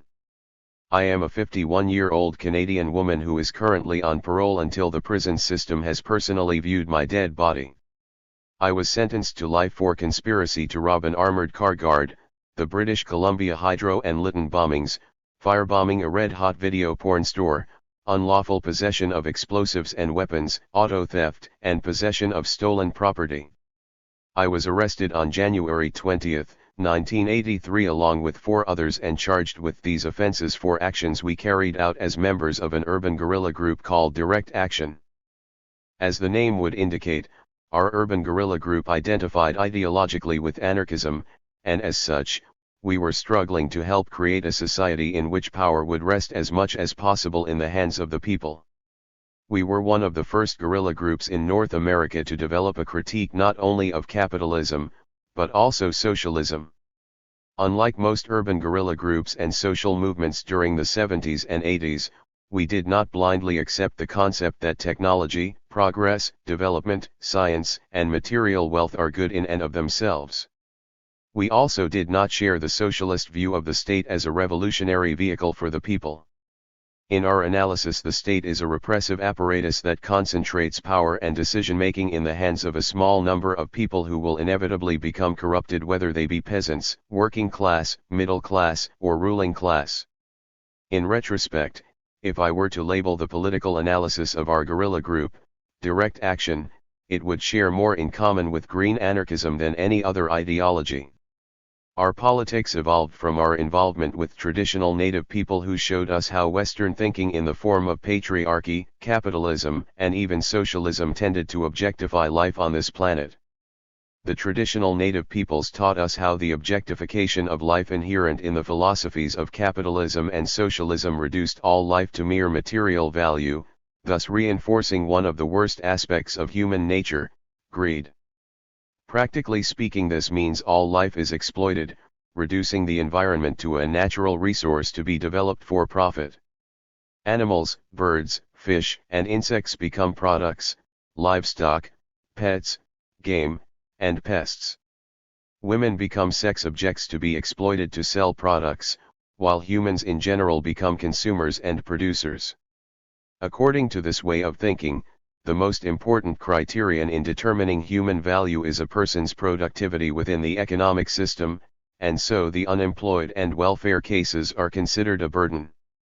Our politics were also deeply rooted in the feminist, environmental, and anarchist movements of the 1970s. Many radicals' politics had evolved from these movements during the 1970s. However, we decided to introduce a more militant practice by starting an urban guerrilla group modeled after the Western European guerrilla groups such as the Red Army faction and the Red Brigades, as well as American guerrilla groups such as the Black Liberation Army and the Symbionese Liberation Army. These groups had, in turn, been modeled after the various anti-imperialist armed liberation movements active throughout most of the colonized world. In other words, our political ideology was patterned after the social movements of the native peoples, the feminists, the environmentalists, and the anarchists, while our political practice drew inspiration from the various urban guerrilla groups active globally. This created an interesting mix of armed struggle without the nationalism, vanguards, Marxism, or materialism so prevalent in the vast majority of active urban guerrilla movements during the 60s and 70s. Within the social context of North America, we didn't think that militant actions were more important than legal protest, but considering the virtual vacuum in terms of militancy, we decided this was the area in which we would have the most impact. We were not under any illusions that direct action on its own would spark a massive revolutionary movement, but we hoped that our actions in concert with the protests of the radical movement would contribute to building a stronger revolutionary movement.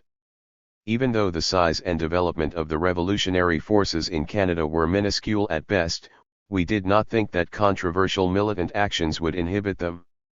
On the contrary, history has shown that militant actions can be a catalyst for growth in the early phases of a revolutionary movement's development. We could talk and write about militancy until the proverbial cows came home, and it would still just be talk, so after much soul-searching, we decided to be militants. Considering once again how tiny the pockets of individual revolutionaries were in Canada during this period, we decided if we wanted to avoid being put under surveillance and then arrested by the police, it would be necessary to develop an underground clandestine organization in order to acquire the funds and identification needed to plan and carry out actions. In other words, the kind of large-scale, high-tech actions we were planning would necessitate an illegal, underground lifestyle. Otherwise the police would have no problem identifying who we were, and putting an end to our activities. We spent several years developing our analysis, and honing the skills we would need to live clandestinely and carry out high-tech actions. In our analysis of capitalism, value is only placed on property and money. Unless human, animal, or environmental life could be transformed into some kind of monetary value, it was considered useless. In the face of terrorist attacks targeting humans, despite the tears and fears displayed by corporate and political leaders in the media, the only time they really seem to respond is when such attacks threaten the loss of revenue, shares, investments, and wealth. Time and again, we witnessed corporations pulling out of regions where their investments were in jeopardy. Time and again, we witnessed governments that were unable to protect corporate interests in their region topple. Time and again, we saw corporations make decisions based on share prices. And time and again, we saw politicians sing to whatever corporate piper was playing the tune. Based on these observations, we decided to direct our campaign against property. This decision was based more on efficacy than on ethics. If a person wants to immobilize a car, they wouldn't damage the rear view mirror or the upholstery, they would ruin the engine, the most expensive and most difficult part of the car to repair. Using this analogy, if Canada's principal role within the global economy is a supplier of natural resources, then targeting those industries would be the best way to destabilize the Canadian economy. This is the strategy we decided to pursue. Although this was our basic strategy, tactically there was a complex set of criteria that also had to be taken into account. For example, in order to gain public sympathy, it would be more effective to target an issue around which a popular struggle had already mobilized so people would understand why we had carried out the action. We could enhance the effectiveness of a popular movement by acting in concert with it, rather than in isolation and potentially hindering its development. This leads to the next important criterion, timing. Timing would be critical because if we acted prematurely around a certain issue, the popular movement would see us as usurping their stngla rather than enhancing it. Therefore it was important that we acted only after the popular movement had exhausted all the legal avenues at their disposal, and could see that resorting to militant actions was the only avenue left. In some cases, this also meant waiting until a campaign of civil disobedience had also proven ineffective. In general, it is important to use illegal, militant actions only as a last resort after all possible peaceful and legal measures have been exhausted, because the repercussions for everyone in the popular movement are always severe. If the popular movement does not see clearly that there is no other option left than militancy, then they may resent and blame the militants for the inevitable repression from the state. In May 1982, Direct Action began its campaign by bombing 4 transformers at the Dunsmuir Hydro substation. This substation was part of a British Columbia government megaproject called the Cheeky-Dunsmuir Transmission Line. This was a $1 billion project to build a hydro line from the BC mainland, under the Georgia Strait to Vancouver Island in order to allow for the expansion of the privately owned pulp and paper industry on the island. BC Hydro planned to fund the construction of this line by borrowing taxpayers' money in the form of pension plan funds. It would also involve cutting a huge swath of land along the beautiful coastline and spraying it with defoliants. Ever since the inception of this plan, a number of different groups in the province had mobilized against it, including citizens living along the route of the line, native groups, unions, the Teachers' Federation, as well as people living on Vancouver Island who were opposed to the expansion of the pulp and paper industry. They were organized under the umbrella group, the Cheeky-Dunsmuir Alliance, who spearheaded a campaign of letter-writing, petitions, demonstrations, eventually culminating in civil disobedience actions during the summer of 1981. Citizens had taken to pulling up surveyors' stakes along the transmission route, and were blocking bulldozers from clearing the land. This was a popular struggle, but unfortunately, by the spring of 1982, BC Hydro had begun installing hydro towers and transformers in substations along the route. They were in the final phases of construction with no end in sight. Direct Action decided to blow up the transformers, only after the movement had failed to stop its construction, but before it was electrified. Our goals were to cause as much damage to the transformers as possible without injuring anyone or causing extreme discomfort to the people whose sympathies we were trying to win. An electrical blackout would have alienated the general public from our cause. After the smoke cleared, Direct Action destroyed the 4 transformers and an oil pumping station, causing more than $4 million in damage. During the early 1980s, the anti-nuclear movement had been building a national campaign against Canada's role in the development of the cruise missile. This new weapon in the American nuclear arsenal was in the final phases of manufacture, and was about to be tested on Canadian soil.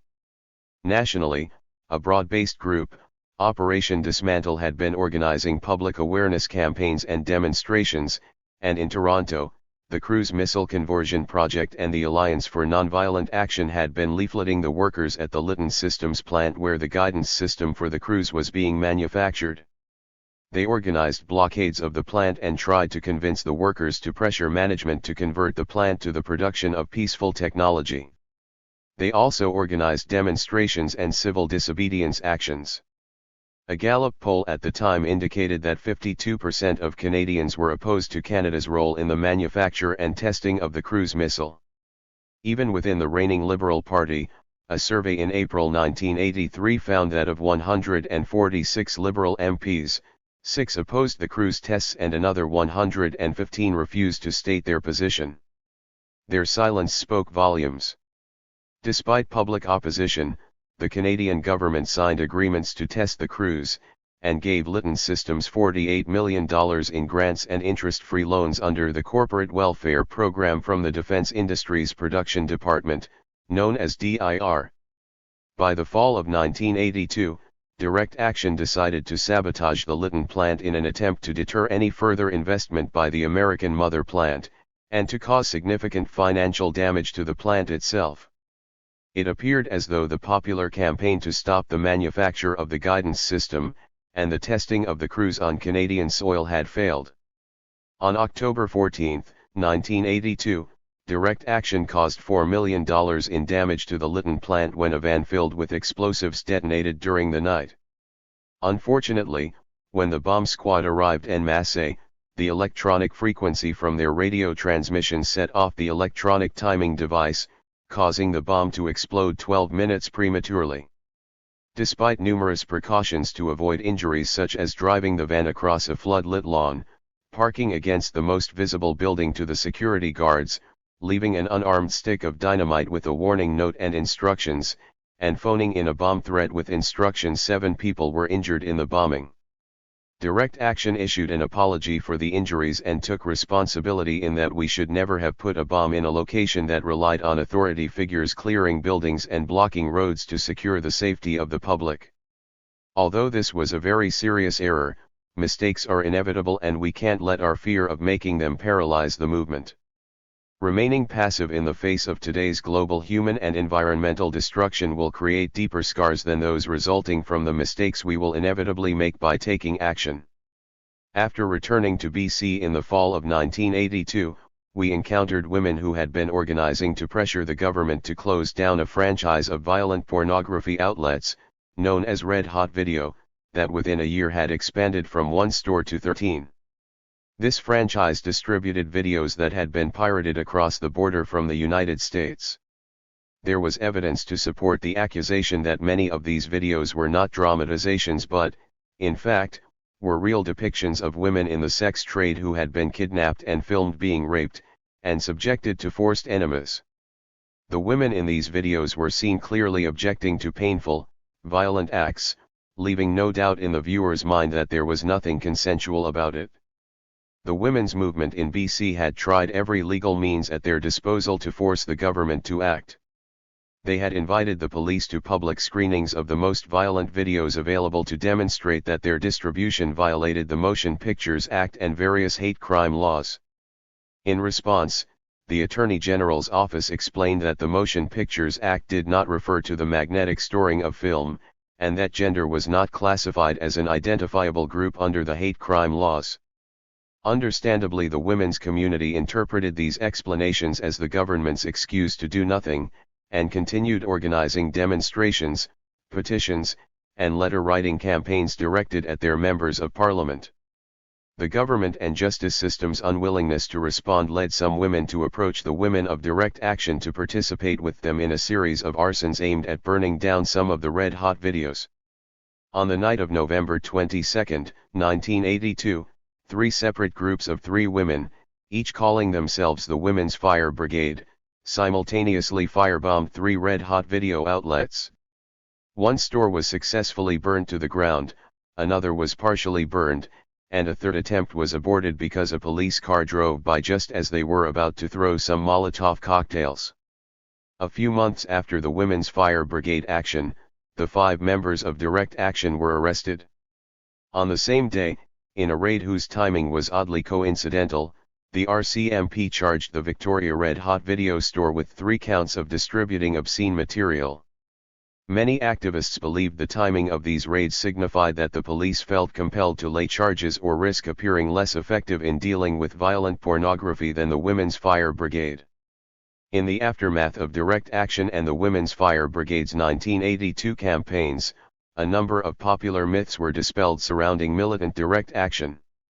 There is a commonly held view promoted by the mass media and perpetrated by the pacifist factions of the radical movement, that militant direct action has the effect of alienating the public from getting involved in issues, and marginalizes those involved from the mainstream. Consequently, this myth supports the widely held belief that militant direct action is ineffective in winning a campaign, and will only serve to stimulate state repression that will inevitably result in the withering away of the popular movement. The bombing of the Dunsmuir substation did very little to stop the completion of the Cheekye-Dunsmuir transmission line. The line was electrified 2 months behind schedule, but in reality this is par for the course in terms of any type of megaproject construction. The most obvious contribution the bombing made to the movement against resource megaprojects was in heightening the media coverage and stimulating the debate around militant direct action. Considering the Cheekye-Dunsmuir project was in its final stages of completion, and the popular movement was waning, the repression in the wake of the bombing had little impact on the Cheekye-Dunsmuir alliance. However, the impact of the Lytton bombing was much clearer. Even though this bombing was as controversial as they come due to the injury of innocent civilians, the numbers of people in attendance at demonstrations and protests in the weeks immediately following the bombing dramatically increased.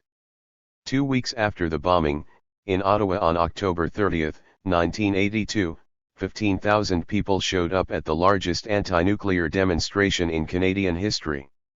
And a month after the bombing, over 700 people showed up for a demonstration and civil disobedience action at Lytton, despite heavy police propaganda regarding the repression the activists should anticipate.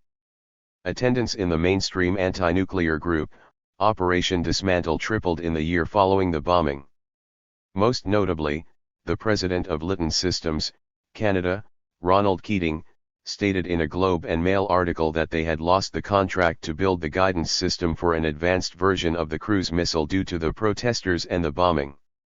It is important to stress that the failure of Lytton Systems, Canada to win this contract was not due to the bombing alone, but rather to the combination of the massive protests in concert with the militant direct action. By far the most successful action was the red-hot video firebombing by the Women's Fire Brigade. Within a year of the firebombings, the franchise had been whittled down from 13 stores to only 1. Success could also be measured in terms of popular support.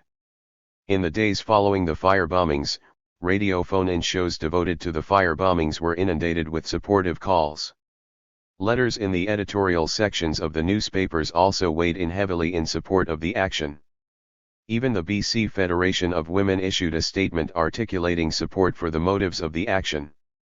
The most obvious sign of public support was the large number of women who would show up at demonstrations, wearing red plastic fire hats and claiming to be members of the WFB. After the police raid on the Victoria store on January 20, 1983, the red-hot video stores that hadn't already closed down, or changed their names or moved out of the province, were crippled in legal fees due to the ongoing series of raids by the RCMP. The success of the Women's Fire Brigade is indicative of the kind of militant direct action that is most effective in the North American political climate characterized by a relatively tiny revolutionary movement amidst a sea of privileged people who, by and large, identify as free and supportive of Western democracy. The Women's Fire Brigade was successful because it acted around an issue that the vast majority of people supported, and used tactics with which ordinary people could identify. I would suggest that this is the kind of tactical militant direct action that would be best used in today's climate as well, since little has changed since the early 1980s in terms of North American mass consciousness and the objective conditions of relative wealth and freedom. A militant direct action campaign initiated around issues with which the popular movement can already identify is more likely to be supported.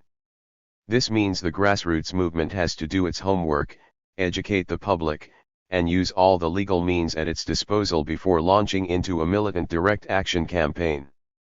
Militant direct action using low-tech forms such as arson and property destruction, with which the average person can identify, is also far more likely to be supported than high-tech actions such as those necessitating explosives, robberies, and false identification. It is hard to attract militants to carry out actions if they have to live clandestinely in minuscule groups completely isolated from the movement, while trying to survive in a vast sea of hostile people. On a psychological level, it is a very unhealthy lifestyle leading to mistakes. On a political level, underground militants will feel isolated and find it difficult to communicate with their supporters, making it difficult to make enlightened decisions about future actions. In the new millennium of the Western world, successful groups using militant direct action share some common principles, tactics, and structures that also characterized the Women's Fire Brigade.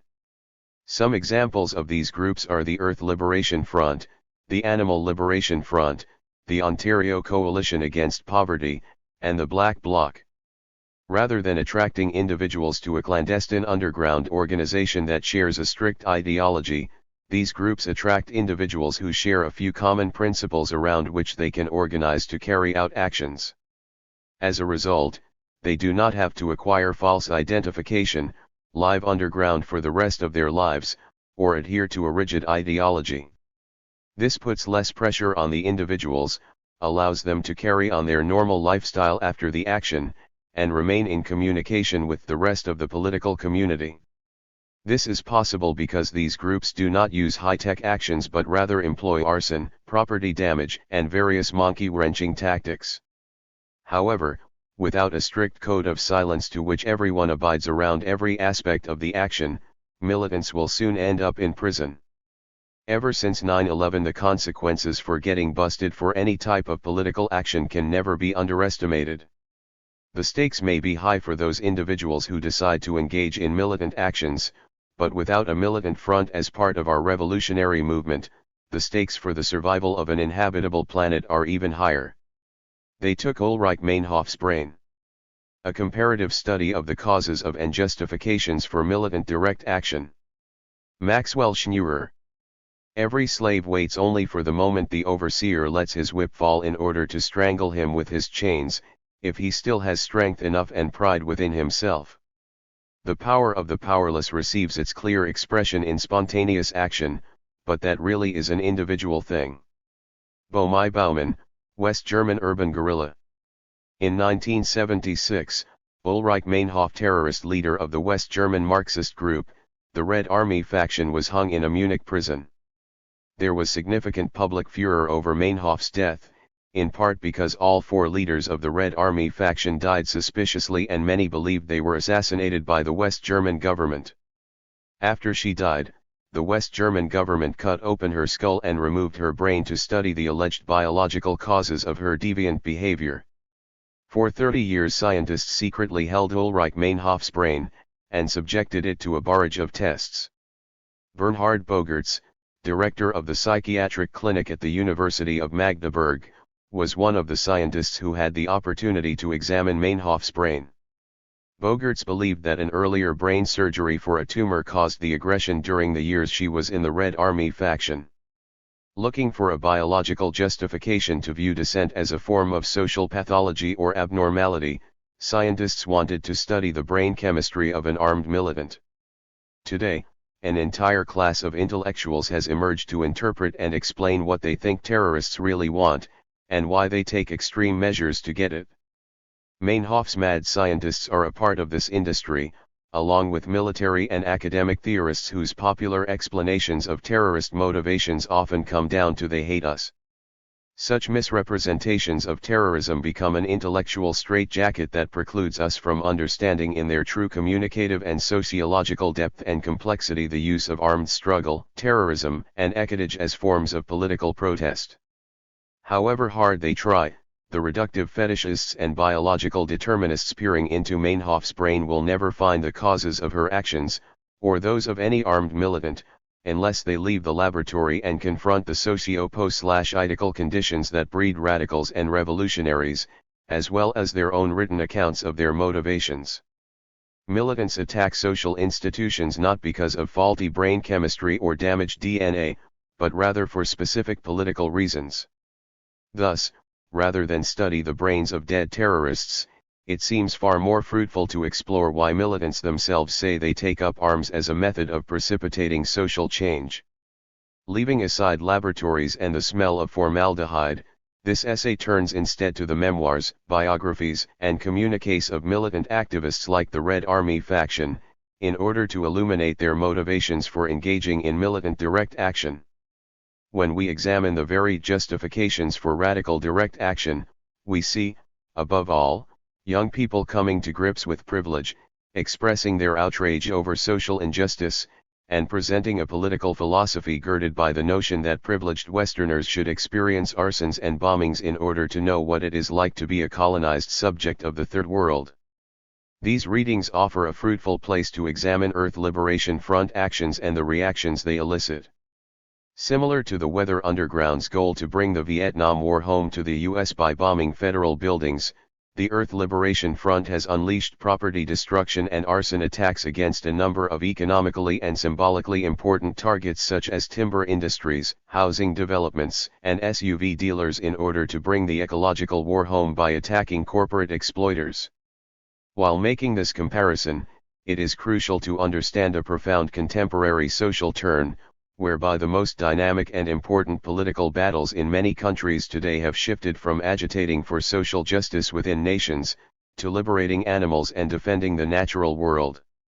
Quite unlike the 1960s to 1980s era, the main forms of terrorism confronting advanced industrial societies today stem from groups such as the Animal Liberation Front and the ELF. Yet in order to fully comprehend this political gestalt shift and begin to understand a group like the ELF, it is quite useful to undertake a comparative study that first examines the actions of and state response to the militants of the 1960s and 1970s, and then apply this knowledge to understanding contemporary militant groups such as the Earth Liberation Front. This essay will thus compare terrorist groups then and now, and examine their justifications for sabotage, armed struggle, and violent action. The goal of the paper is not merely historical in nature. By comparing militant groups of past decades with the ELF, one can not only better understand contemporary radical politics, one can also help people become critically aware of the use and abuse of terrorist discourse today and formulate a rational assessment of the sharp conflicts between corporations and governments, on one side, and radical eco-militants on the other. Once one grasps how the politicized label of terrorism decontextualizes and delegitimates militant activism, one can better understand the motivations and goals of the ELF and other forms of militant direct action.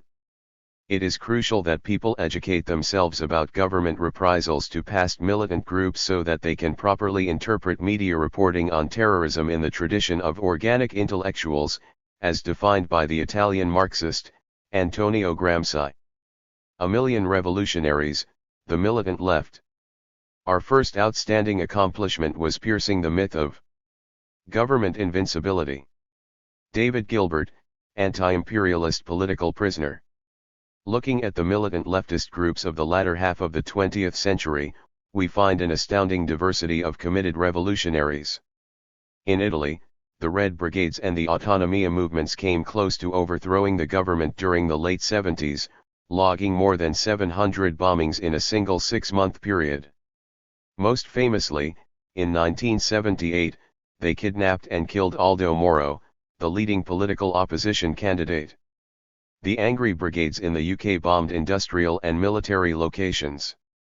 In Canada, the group Direct Action bombed a missile manufacturing plant and set off firebombs in pornography shops. In America, the Weather Underground and the George Jackson Brigade bombed multiple targets, and the Black Liberation Army expropriated money through bank robberies, and retaliated against racist police officers. Across the globe, young people were becoming terrorists and shooting their way to notoriety. All of the main terrorist groups mentioned are leftist politically, with several along the socialist/communist spectrum and several espouse anarchist philosophies. However, in many ways, the political ideology is less important than the willingness to use armed violence. In his Introduction to Armed Struggle in Italy 1976 to 1978, Jean Weir argues that the sundry revolutionary groups operating then in Italy have a common orientation despite their diverse political differences. According to Weir, these groups have come together on the basis of affinity, is based on simple means that are available to anyone and contains a strong element of creativity and joy in the knowledge that it is simple and effective to attack what is oppressing us directly, and that there is no need for endless documents of ideological justification for doing so. The real distinguishing factor among various left groups is the willingness to use violence as a means to achieve their ends. Activists used shooting, bombing, arson, and assassination to realize their goals. It is important to distinguish between groups who were armed for self-defense and sometimes were involved in shootouts with police from groups who used violence offensively to attack institutions, and individuals such as white South African David Pratt who attempted to kill the founder of apartheid, or the Weather Underground organization placing bombs in the Pentagon. In the case of the militant left, the study of armed groups has often been oversimplified. The astounding variety of groups has been reduced into a few famous revolutionaries as activists are forgotten. Despite hundreds of different bombings and arsons, the scope of their actions and diversity of tactics has been reduced to a few memorable campaigns. Daniel Burton Rose explains that armed opposition to the United States government, for instance, has been rounded down to the Black Panthers and the Weather Underground when, in reality there was a groundswell of armed protest against the U.S. government from '65 into the early '70s. Such historical simplifications have the unfortunate effect of obscuring the full spectrum and intense nature of resistance, and therefore make current groups such as the ELF seem more like aberrations and anomalies rather than a continuation of a militant political tradition. Jeremy Varon describes the scene in America after the massacre at Kent State in his book Bringing the War Home. According to government figures, there were 281 attacks on ROTC buildings alone and a staggering 7,200 arrests on American campuses from June 1969 to June 1970. In a special issue on guerrilla warfare in the United States, Scanlon's magazine documented close to 500 acts of arson or bombings of government, corporate, police, military, and university targets in the first 6 months of 1970. In order to answer these questions, it is necessary to examine a history of radical, left-wing, militant activists who have used armed struggle to achieve their goals.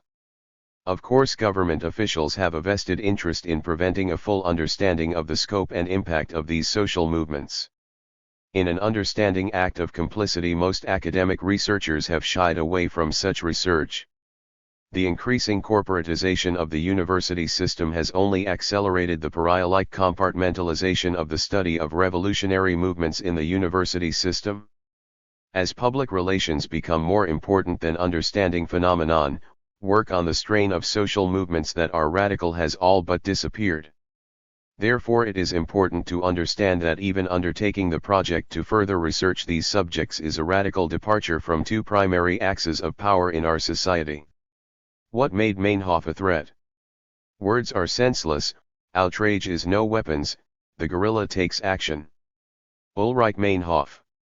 Emerging in 1969, the Red Army faction was an underground revolutionary group that robbed banks, assassinated industry/government leaders, and bombed U.S. Army bases. It was a close-knit cell of underground revolutionaries including attorney Holgier Maines, Thorwald Prohl, Horst Sohnlein, and Gudrun Inslen. Fueled by Marxist fervor, they were most often identified with their leader, Andreas Baader, a tough action-oriented guerrilla. Arguing that Western nations would only understand what it was like in Vietnam when the daily bombings and terror of Vietnam was experienced by everyday West Germans, the Red Army faction set about to show them what life was like during a colonialist war. Coupling a fierce anti-imperialist war ideology with Marxist criticism of the culture of production, Baader founded the Red Army faction whose hallmark would be action against capital and the state. In jail for burning the most prominent department store in Berlin, and under suspicion for a number of bombing attacks, Badr's actions had been undercut by his relatively quick capture and imprisonment. That would change with the help of Ulrich Meinhof. As an occasional reporter for a prominent television network, Meinhof and two other women smuggled pistols into the prison under the pretenses of a television interview and broke Andreas Badr out of jail.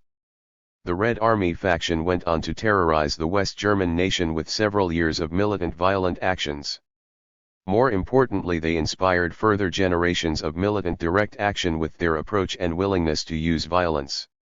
In May 1972, the Red Army faction bombed the American Army base in Frankfurt, killing Lt. Col. Paul Blomqvist and injuring 13 soldiers. Like the North American Black Panthers, the idea of young armed revolutionaries was immensely appealing to an increasingly media-saturated West German society. The Red Army faction became a powerful symbol to youth around the globe. Ulrich Meinhof was first known as a prominent West German socialist intellectual and later as a member of the Red Army faction. In a world dominated by the Cold War, Meinhof was a successful, bright, and well-regarded social critic.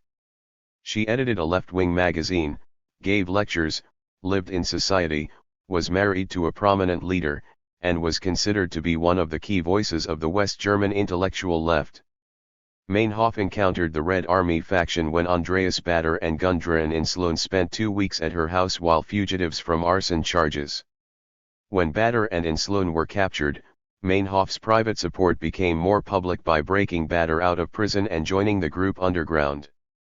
Meinhof and the Red Army faction presented a revolutionary movement of the left whose opposition to capital and the state would not be contained in the traditional methods of protest. Their tactics ensured them global notoriety, and radicals across the globe were paying attention. Ron Eierman and Andrew Jameson argue that social movements develop worldviews that restructure cognition, that recognize reality itself.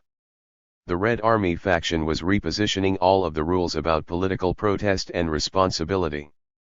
The police response was intense, as evident in the development of a centralized database on terrorist subjects. Police set roadblocks, arrested activists, and did all they could to catch the Red Army faction. Why was there so much pressure to catch them? Perhaps the rapid arrest of the activists would restore public confidence to a sagging German government. The sudden appeal of terrorism to the youth of the country must have been outrageous to the German leaders.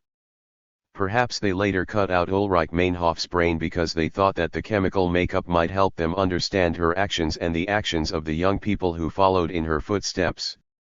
If this is the case, then, the justification is disingenuous. Governments know why people become terrorists. Poor and oppressed people reach a point of crisis and the only rational response is to use all the tools available, which often includes armed struggle for the most desperate. But Meinhof was different. She didn't join because she was oppressed, quite the opposite, for she came from a wealthy and privileged background.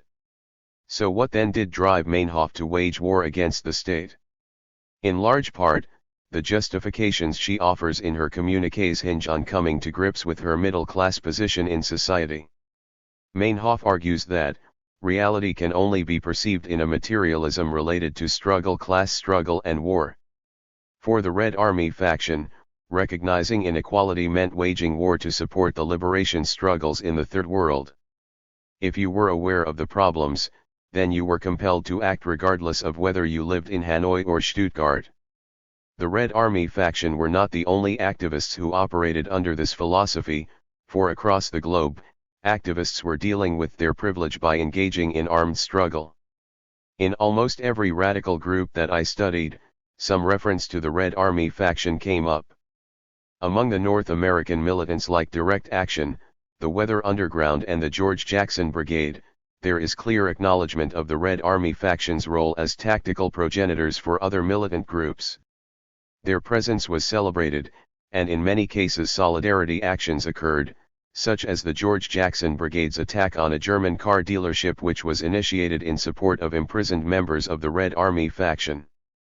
Coming to grips with privilege. If you live in guilt, you are never free. David Pratt. The mechanistic assumption of the capitalist system is that the citizens of a state should defend the society that accords them their privileges. An upper middle class person will have been rewarded with the financial benefits of their station and should never turn against the government. One of the reasons that Meinhof intrigued the state so much was that she defected from the system of benefits that her class position provided her. What Meinhof and the rest of the Red Army faction intended to do was to bring the experience of urban guerrilla warfare to West Germany. As stated, their logic was that Western citizens had access to the roots of the war machines that were operating in the Third World, and yet were free from the brutality of life in a war zone. At the same time, because of their birth in a particular nation, Europeans could strike against the industrial and political decision-makers who caused these wars. Because West Germany was one of the most powerful, successful industrial nations in the world, activists were quick to see the colonial relationships with Third World nations in terms of a global struggle. For privileged Germans, the role of action was a necessity in terms of their own authentic protest. If Africans were fighting for liberation against European soldiers and risking their lives, shouldn't European youth fight the war on the streets of Europe? The Red Army faction were not the only activists to view armed struggle as a response to privilege. Perhaps the clearest example comes from South Africa, where David Pratt, a white South African farmer, attempted to kill the architect of apartheid, Dr. Hendrik Verwoerd. Pratt's action was a direct response to the Sharpeville massacre, where dozens of black South Africans were killed when the police opened fire on unarmed protesters challenging the passbook laws. The justification Pratt gave was that he had shot at the system of apartheid, and not at Verwoerd himself. More interesting, Pratt described his time after the assassination attempt as 100 times happier than the past 5 years. If you know you must do something and you don't do it, you are not free. For Pratt, living in an unjust society necessitated action precisely because of his privilege. In a South Africa where he could travel freely and the black residents needed passbooks to move and were killed when protesting against such injustice, Pratt was moved to act. In part because he was able to gain access to Verwoerd, Pratt argued that he had a responsibility to act. Other white activists have viewed their actions as earnest attempts to own up to privilege. David Gilbert, a white militant who was a part of the Weather Underground and a co-defendant of black nationalist Kwesi Balagoon in the Brinks expropriation trial, argues that the privilege of white society made the commitment to revolution essential. According to Gilbert, he and his comrades might face police repression, but black and Latino activists were being killed by police. For Gilbert, this meant using Weather Underground bombings to focus attention on the causes of oppressed people of color. Similarly, when explaining why she was a part of revolutionary armed struggle in the United States, political prisoner and former underground guerrilla warrior, Laura Whitehorn, outlines a justification that ties direct action to privilege. She writes, "It seemed to me that those of us in the belly of the beast, citizens of the military and political machinery inside the U.S., could play a significant role in shortening the war by increasing the material and political costs. That's why I later took part in armed actions against targets like the NYC Patrolmen's Benevolent Association, the Israeli aircraft industries and the U.S. War College and the Capitol building." Bill Ayers, former Weather Underground member, was one of the organizers who helped to spearhead the creation of the organization at the 1969 Students for a Democratic Society meeting. In the SDS organization, a handful of radical student leaders created an underground American guerrilla army from a youth protest organization. Ayers argues that the members of the Weather Underground felt personally and specifically the full weight of Vietnam. With all this pressure, many activists felt as though they had to act. The militant actions included bombings and arsons, but were generally targeted at the public in an attempt to persuade them to act against war or imperialism. The application of militant pressure for focused political goals became a hallmark of the action of the era. Unlike the perception of indiscriminate violence wrought by the leftist bombers, the reality is that there was almost always a clear political goal and rationale associating each bomb with a target. Underlying the actions was a sense that activists wanted to shock a complacent public into outrage. Antonio Gramsci most successfully articulated the concept of how the daily participation of individuals in a society will encourage them to continue to defend the status quo. Gramsci's conception of hegemony, which included the use of intellectuals to perpetuate the power of the state, heavily informs this essay. Hegemony is the power of the state to retain control. Hegemony has two parts: one is the power of force and the other is the power of gifts, given to individuals to invest them in the value of the society.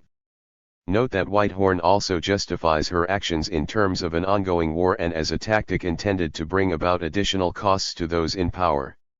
Shattering paradigms like glass. People are tired of meetings, the classics, pointless marches, theoretical discussions that split hairs in four, endless distinctions, the monotony and poverty of certain political analyses. They prefer to make love, smoke, listen to music, go for walks, sleep, laugh, play, kill policemen, lame journalists, kill judges, blow up barracks. Alfredo M. Bonanno. These radical activists shared a belief that the government, corporate, and media systems were immune to traditional methods of change. Their view centers on the inability of these traditional tools to remedy what are perceived of as grave injustices. In the case of the Red Army faction, their initial communique outlines their position that the growth of the urban guerrilla is a direct reaction to the failure of parliamentary democracy. In their mind, the plodding path of traditional politics would never make the changes to stop the wars of colonialism that ravaged the Third World. As a result, the armed action of Europeans was necessary to change the tenor of politics. Similarly, the Angry Brigades of the UK defined the tepid political system as an unacceptable political outlet. Tom Vague reports on a filmed conversation about violence between members Chris Allen and Ian Purdy, "We're not just going to sit around and produce petitions against what you're doing. The bombings are not going to be the be-all and end-all of the situation. They're an announcement of a certain situation where we're no longer going to accept the confines of legality set by the state." For the Angry Brigades and the Red Army faction, traditional political agencies would never make the changes necessary for progressive social change, and thus violent responses were necessary. Similarly, the Black Liberation Army used armed struggle to communicate a shifting in position of racial hierarchy in the United States, a tactic to bring about cultural change within the black population. The BLA has undertaken armed struggle as a means by which the social psychosis of fear, awe, and love of everything white people define as being of value, is purged from our people's minds. For the BLA, the action of violence was a necessary move to dethrone the subservient position of a colonized, enslaved people. Anne Hanson's book, Direct Action, tells the story of the radical Canadian guerrilla group Direct Action. With the bombings of a weapon manufacturing plant, a power plant, and the arson of several pornography stores, the group was a radical voice of militant action in North America. One of its primary goals was to change the nature of the debates among radicals in order to inject a more militant political philosophy and action into the movement for social change. These activists used militant direct action to redefine the political landscape.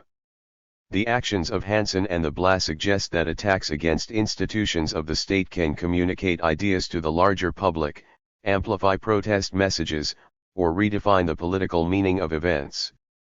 The bombings and arsons of these militants were specifically targeted, not only to bring about concrete political change, but also to challenge the paradigms of thought in society, be it the place of black people in a racist society, or the notion that a government can do no wrong.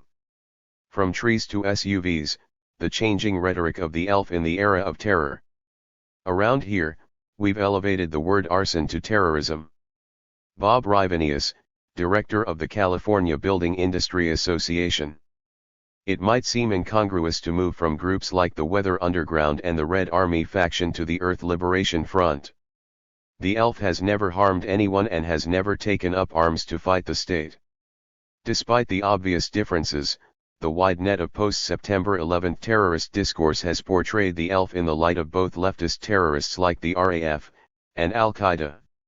it is vital to disentangle the ELF from terrorist labeling and explore the justifications provided by Earth Liberation Front activists for their actions.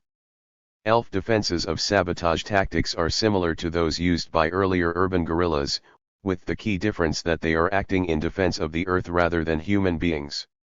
Shrouded in the rhetoric of security, significant political changes are happening in the United States and the UK based on the fear of terrorism. Internment of immigrants, extra-legal detention of suspects at foreign military bases, authorization of the use of torture by CIA operatives, the dramatic increase in police and law enforcement power via the Patriot Act and Bush-approved warrantless wiretaps, and the swelling military/anti-terrorism budgets on both state and federal levels all emerged couched in the rhetoric of homeland security and terrorist threats. It shouldn't be surprising to find that direct action activists such as the ALF and ELF became represented to the public as anti-business terrorists. New pieces of legislation presented as tools against terrorists like Al-Qaeda have been used against ALF and ELF activists who have never harmed a living being. The insertion of terrorist labeling into environmental policy making underscores a dramatic change in the nature of radical politics. Animal liberation and defense of the Earth is increasingly central to the broader struggle for rights and justice, something that is recognized by both radicals and police. While the nature of the subject that guerrillas fight for may have changed, the response by government remains the same: intense direct repression. Like the Red Army faction and the Weather Underground, many in the Earth Liberation Front justify their action in terms of coming to grips with their privilege, and tactically, most ELF actions are targeted at political goals. Unlike the Red Army faction, the ELF doesn't carry weapons or engage in shootouts with the police. Their actions are generally driven by a sense of oncoming ecological destruction and motivated by the realization of the privilege that anthropocentrism offers humans. Trey Arrow, an accused ELF member, who is imprisoned in Canada, explains the roots of his actions in his love for the Earth. As long as these injustices continue towards me, the planet, our non-human animal friends and our brothers and sisters here and abroad, then there is still work to do. For activists like Arrow, the imperative of action comes from the ongoing destruction which puts at risk the planet, animals, and humans. This imperative comes from the experience of privilege. Witnessing massive environmental destruction and breakdown of the world's ecosystems necessitates action. Like Meinhof and members of the Weather Underground, the unearned benefits of anthropocentrism given to humans translates into disquiet for ELF members, and this becomes a justification for direct action to remedy the situation. Like the Black Liberation Army, who hope to elicit a philosophical change in the perspective of black audiences, the ELF hope that their actions will resonate with the larger public. Similarly, the communiques of the ELF highlight that, like the George Jackson Brigade, the targets of the ELF's wrath are politically appropriate. In 2001, Earth Liberation Front activists burned a warehouse filled with genetically modified cottonseed in Visalia, California. Their communique explained their actions. Engineering a suicide sequence into the plant world is the most dangerous new technology since nuclear power and needs to be stopped. We chose this warehouse because it contained massive quantities of transgenic cottonseed in storage. But now, this seed will no longer exist to contaminate the environment, enrich a sick corporation, or contribute to its warped research programs. For ELF activists, these seeds represented an ecological catastrophe, one that they compare to nuclear power. The target is the warehouse because it does damage to the corporate infrastructure and because it directly removes an agent of harm from the environment. Also evident in this communique is the same kind of disdain for reformist politics that we see in many other militants like the Angry Brigades. The sick corporation is an agency that we can assume will never put ecology first. Thus the actions of the ELF are the only way to respond to corporate malfeasance in a world where the oversight institutions that should prevent this kind of research, are complicit with it. While the tactics of the ELF fall outside the system of traditional politics, the justifications for arsons and ecological sabotage are precise and cover a global ecological scope. Activists like Arrow and former ALF prisoner, Rod Coronado, are not single-issue environmental fanatics, but humans who view their actions within the context of other social justice causes.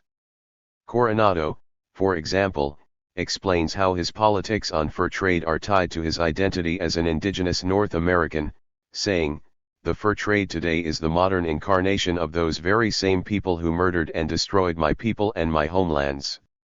In other cases, the elf has acted directly to support ongoing political campaigns or causes.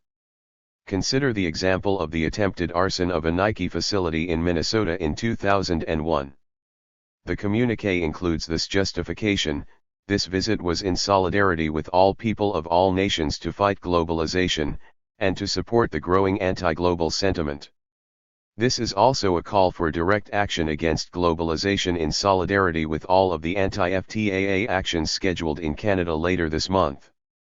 Not only does the elf use arson to link their struggle for the earth to global human rights struggles and the campaign against Nike, they also connect Nike to the Free Trade Agreement of the Americas, a multinational treaty which undercuts environmental politics and opens new channels for corporate policies and dollars to cross borders. This kind of strategic political action suggests a mature political awareness, one which shows the relations between the structures of capitalist economies to everyday suffering in the Third World, thereby advancing a radical, holistic, anti-capitalist position much like the militants of the 60s and 70s. In some instances, like the arson of the Bloomington, Indiana Republican Party headquarters, the elf specifically targeted developers interested in expanding Interstate 169. The fire was set as a reminder to politicians such as John Hostetler that we are watching and that we will not sit idly by as they push for plans like 169. Elf activists use arson to fight development, connecting the political Republican machine to the environmental catastrophe of highways in an astute presentation of ecological politics. Echoing the Weather Underground or the Red Army faction, the targets and tactics of the elf are precisely selected to maximize the political message of dissent and create new political ideology. Elf activists justify their actions in the context of an ecological crisis that demands action, be it genetically modified food, or the destruction of a luxury resort.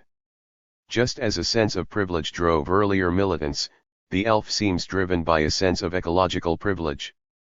As humans become aware of the damages done to the earth, and of the failure of traditional remedies, many elf activists see their actions as necessary responses to a system of destruction. The communiqué from the arson of a luxury home on Long Island, New York included this line: "It's time for the people of Long Island to put their foot down and no longer passively tolerate our island's rape." Here the activists call for a public who are engaged in ecological politics to forcibly stop the damage.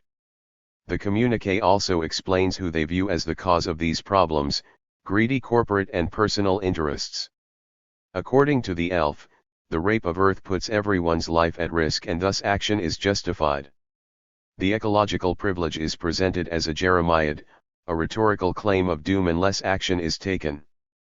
Although the militant activists of the 60s and 70s presented the difficulties of privilege as one of their chief justifications for action, there seems to be a real difference in the sense of the elf activists' privilege.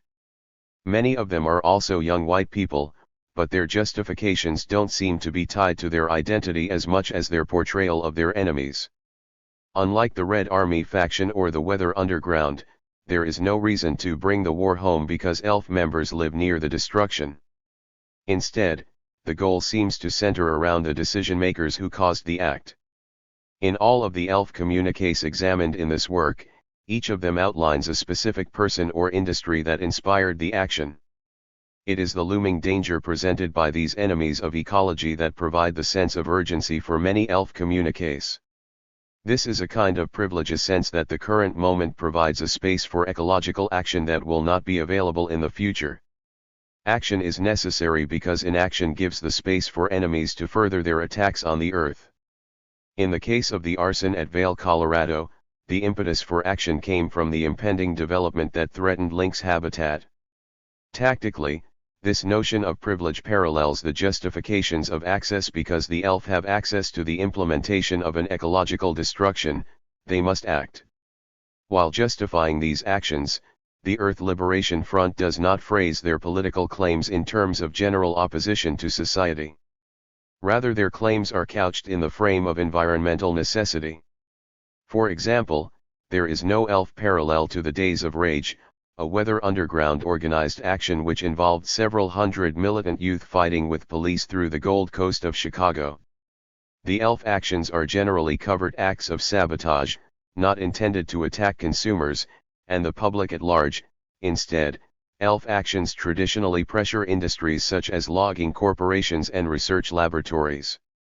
Despite this lack of a public face, the symbolic meaning of the elf is massive. As a tactical innovation, direct action against decision-makers represents a sea change in North American activism. As a decentralized movement with nothing but ideology to sustain its members, the elf presented a real departure from the kinds of politics of other movements. Without an entry barrier, many in North America found the label, tactics, and philosophy of the Earth Liberation Front appealing.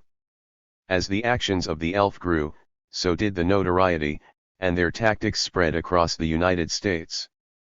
The elf focuses on increasing the costs to corporations by destroying equipment or facilities. These actions are buoyed by a philosophy which explains that loss of profits is the only message that corporations will acknowledge. Based on this philosophy, the elf had never undertaken an attack on public consumers because they simply were not their target. In 2003 and 2004 this changed, as popular consumer sport utility vehicles became the target of actions in New Jersey, Oregon, Michigan, Pennsylvania, and, most notably, California. These actions struck at the heart of modern American consumer identity, the automobile. On August 22, 2004, elf activists in Southern California attacked 4 of the largest auto dealerships during the night. More than 100 SUVs were painted and burned. Estimates put the damages between $2 and $5 million. Usually, militant direct action on behalf of the earth occurs in protest of concrete political causes, like the elf activists who destroyed the genetically modified seeds. But in the case of the activism of the Earth Liberation Front and their targeting of luxury SUVs, the operating rules seem to have changed. Instead of attacking the manufacturing facility, these activists struck against trucks awaiting sale in dealers' lots. This kind of tactical move to bring public criticism to the day-to-day experiences of people is a controversial activist tactic.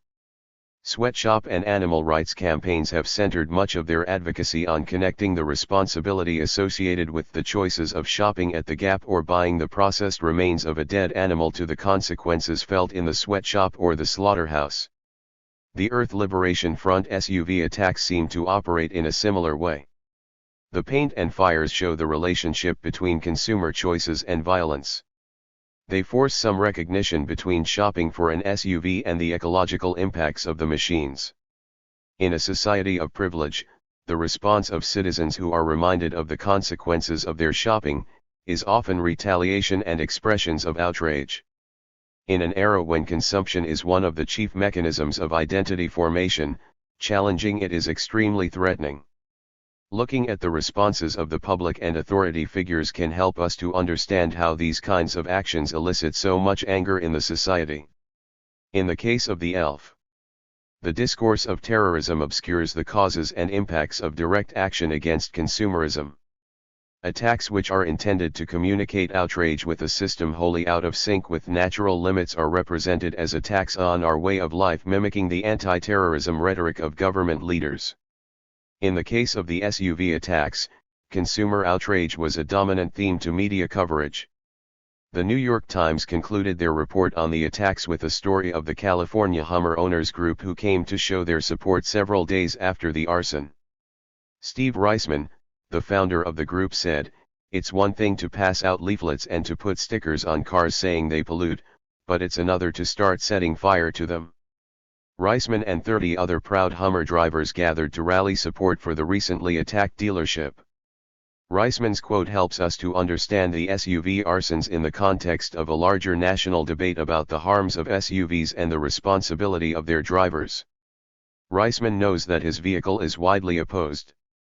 But because it is a perceived right of his life, he views the gigantic automobile with something more than consumerist lust, but rather a kind of religious sense of persecution.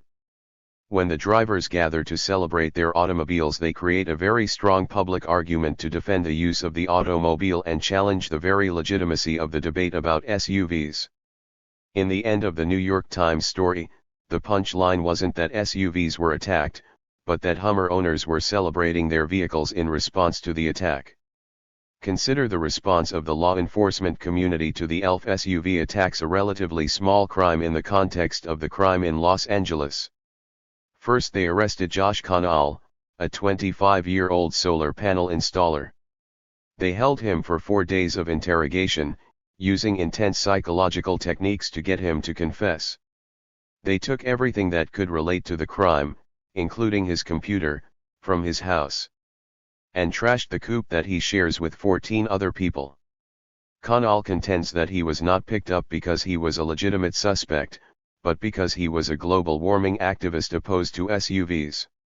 Then someone emailed the Los Angeles Times explaining that they had the wrong suspect and giving details of the action to prove authenticity. It turns out that the emails were sent by now convicted Caltech student Billy Cottrell, who felt bad that someone innocent was in jail. After a massive FBI scan on the Caltech email system, Cottrell was picked up and matched with the surveillance tapes. Increasingly, the contested nature of the modern political state will center on ecological changes. Natural disasters such as Hurricane Katrina are being articulated as military threats that require military solutions. Problems such as global warming seem to require the presence of the Army Corps of Engineers building walls of sand to stop floodwaters. Michael Burton offers a vigorous discussion of car culture in his chapter in Critical Mass, Bicycling's Defiant Celebration. Burton argues that many participants in the monthly bicycle ride through traffic get involved because they see the terrible trap of automobile transportation. Carlson describes the challenge that critical mass presents to people driving cars in another chapter in the same book. As Billy Cottrell accepted responsibility for being part of the attacks, the narrative of deviance emerged.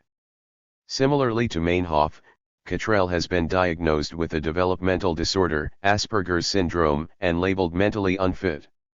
His lawyers hope to explain the apparent contradiction by showing that Cottrell has Asperger's syndrome, a mild form of autism marked by an impaired ability to comprehend social situations. The question is, how can somebody so smart be so dumb, says his attorney Marvin Rudnick. And Asperger's answers that question. Like Meinhof, the actions become explained as caused by their brain defects. In this we begin to see an example of how science operates not as a neutral operation, but as a part of a system which uses the explanatory tools of science to label and dismiss critics. In the world of behavioral science, there is no justification for radical action for the Earth because it is all pathological. The goal of scientists is to discover the illness behind each action, an interpretive turn that provides a medical justification for state intervention and control. Examining the response. Hey, do not understand that our revolutionary aim is to go towards another kind of attack on the state, that of convincing people that it is necessary to do something, even small, right from today, not start organizing for a final battle with the state itself. Alfredo Bonanno. In the current neo-McCarthyesque culture of the U.S., animal rights and environmental activists are demonized as terrorists. When it comes to the study of radical environmentalism, the debate over what causes people to torch resort hotels or graffiti Hummer SUVs is occurring in public dialogues, and it is essential that people be aware of the representations emerging around the discourse of terrorism and their political implications. While the tactics may differ from terrorist groups like Al-Qaeda, groups like the ELF receive similar attention from law enforcement. With the ALF and ELF topping the FBI most wanted domestic terrorist list, a juxtaposition of the responses to ELF and terrorist action seems in order.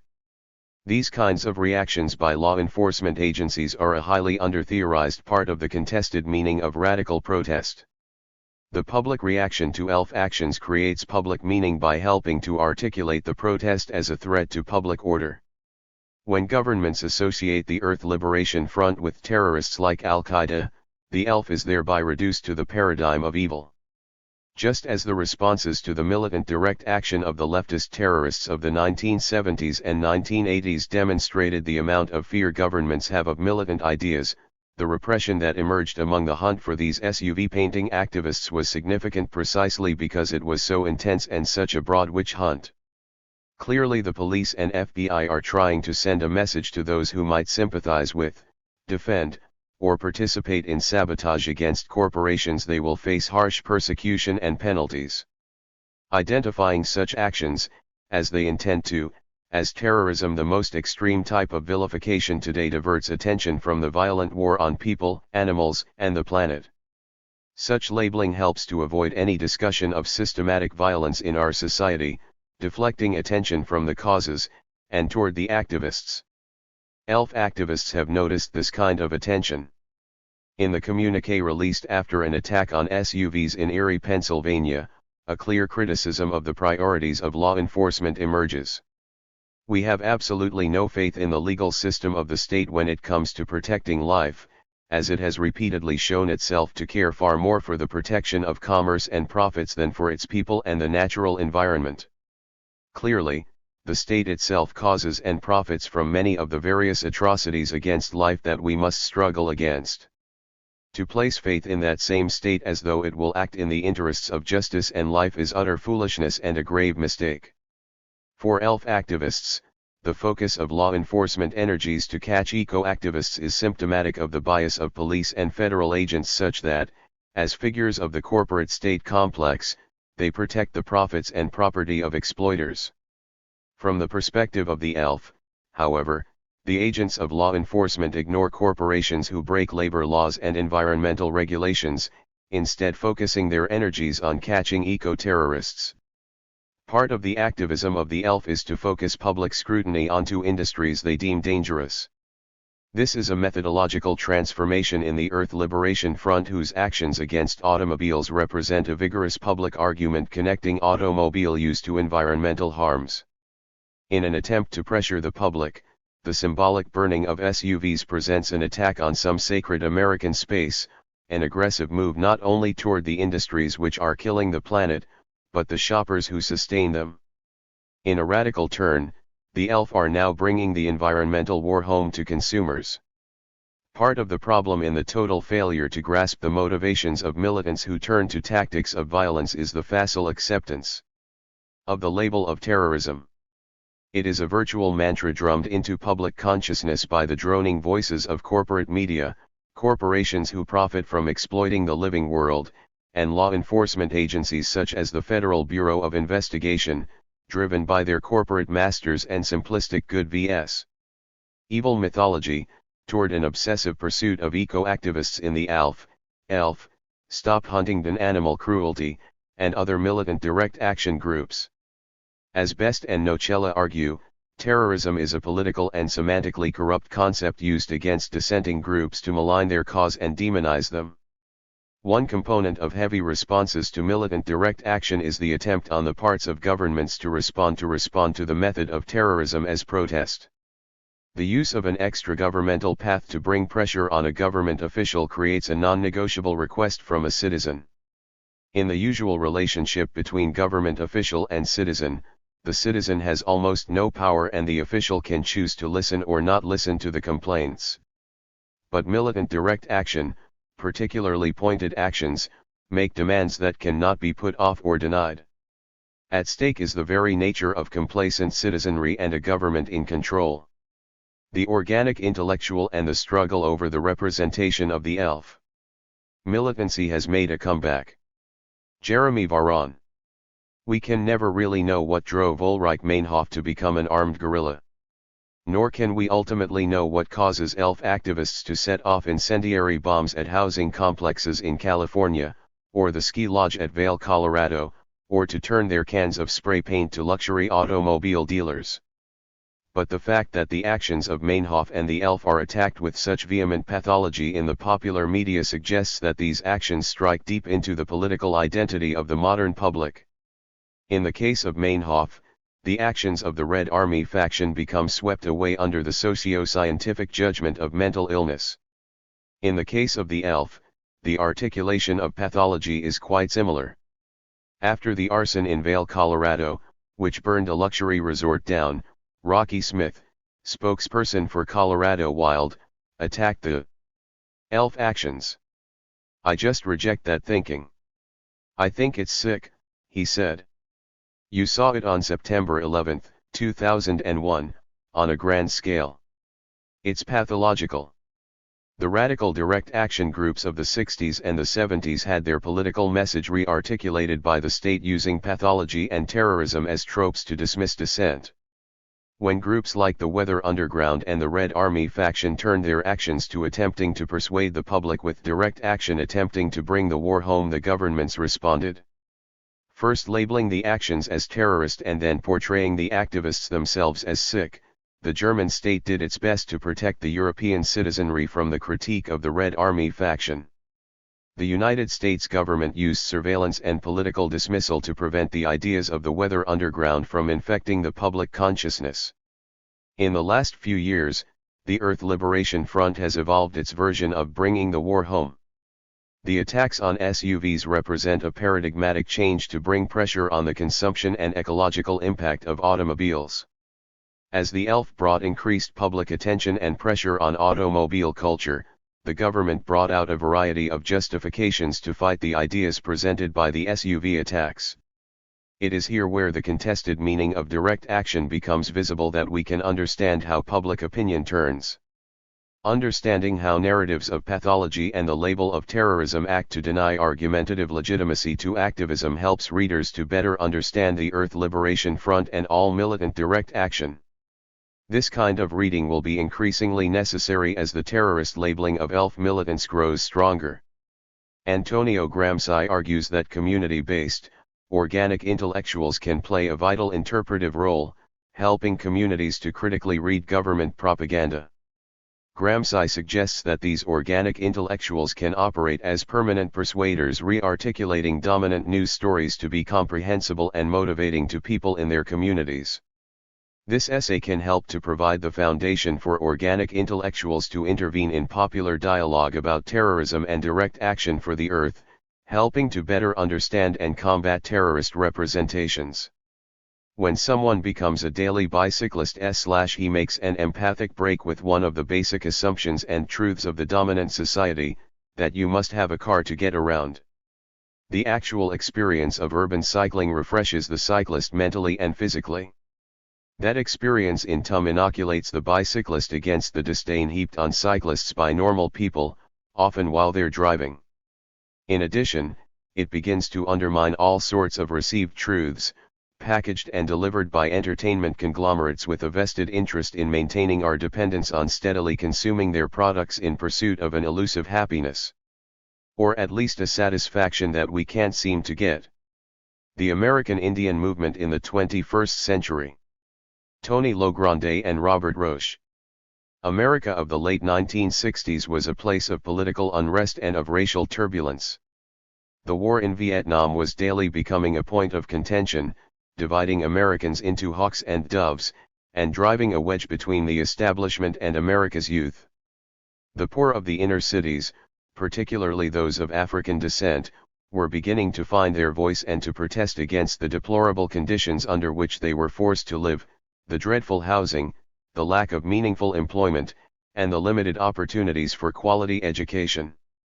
These protests against the war, against poverty and discrimination were physical and visible, often militant, and occasionally violent. It was this atmosphere of social upheaval that gave birth to the American Indian movement. During the summer of 1968, 200 or so socially aware members of Native American community came together to discuss various issues bearing upon Native Americans in general, and those residing in Minnesota particularly. Among those issues were police brutality, slum housing, the 80% unemployment rate, and the flagrantly racist anti-Indian practices of the Minneapolis public school system. The community also challenged the equally racist and discriminatory policies of the Hennepin County welfare system toward Native Americans, and the questionable policies of the federal government in regard to Native Americans. This meeting marked the nativity of the American Indian movement. In addition to the issues mentioned above, the movement was created to address the need to protect treaty rights, preserve traditional native culture and language, maintain traditional native spirituality, and fight for Indian sovereignty. Sovereignty, land, and culture was the rallying cry of the American Indian movement back in its early days.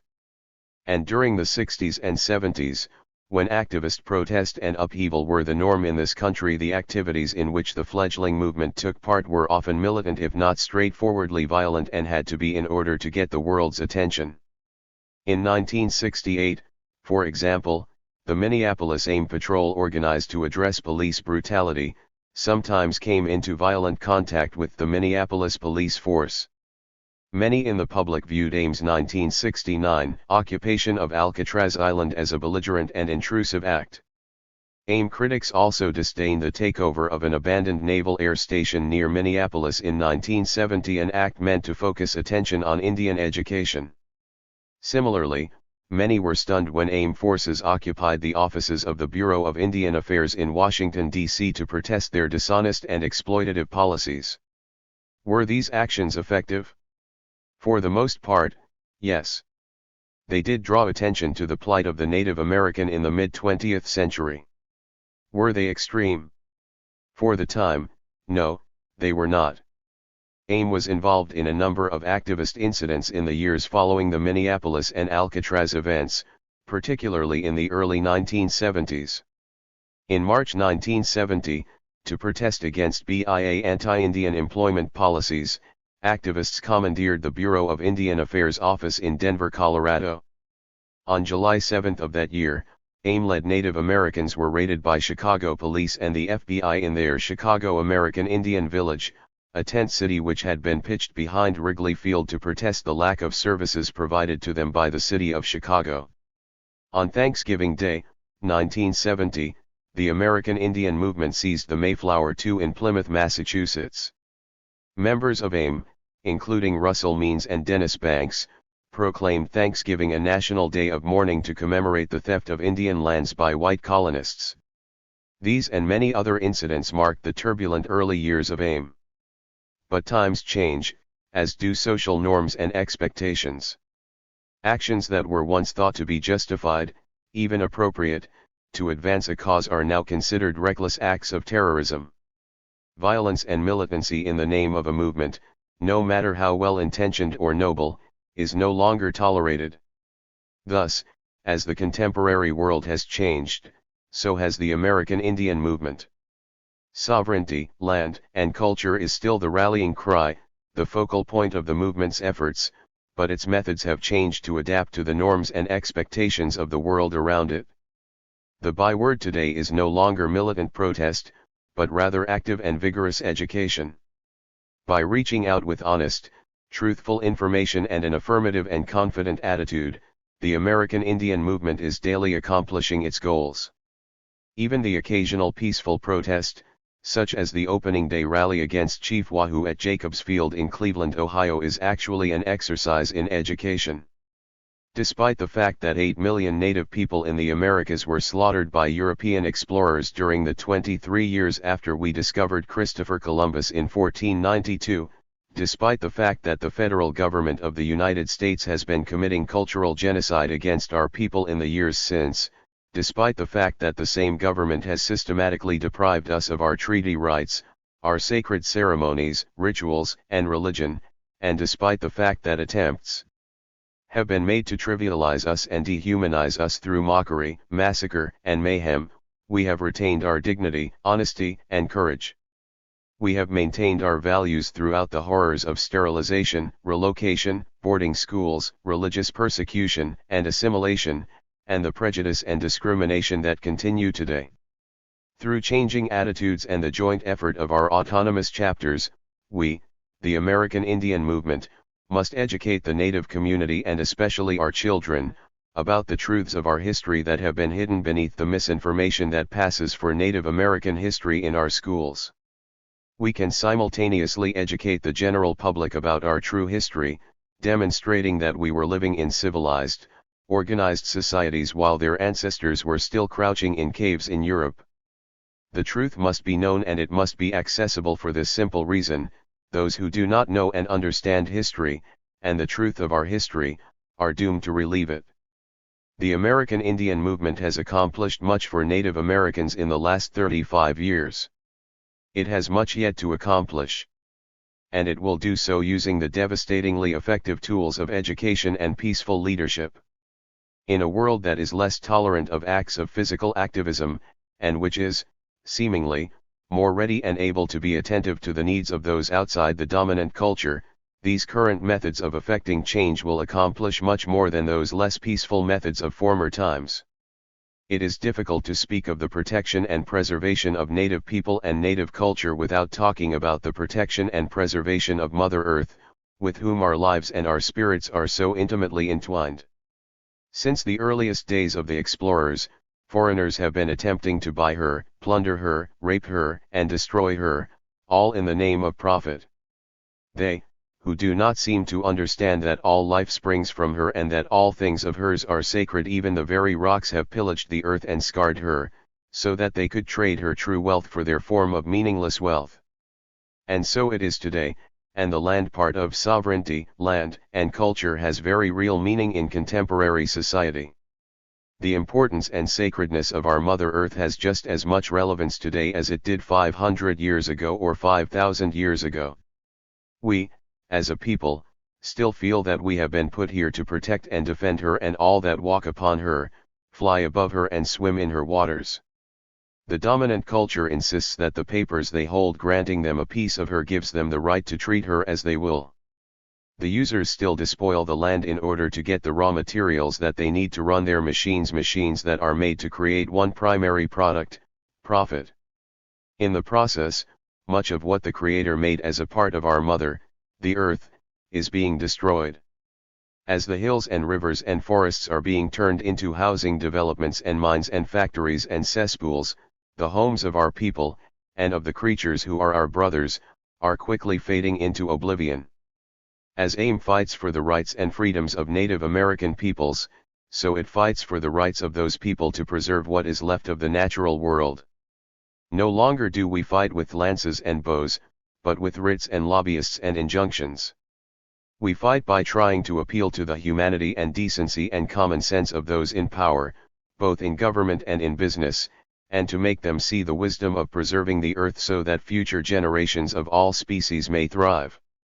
So we strive to save the earth, our mother, so that we and all our relations can continue to live in the way we were meant to live, taking care of our mother and serving the Creator.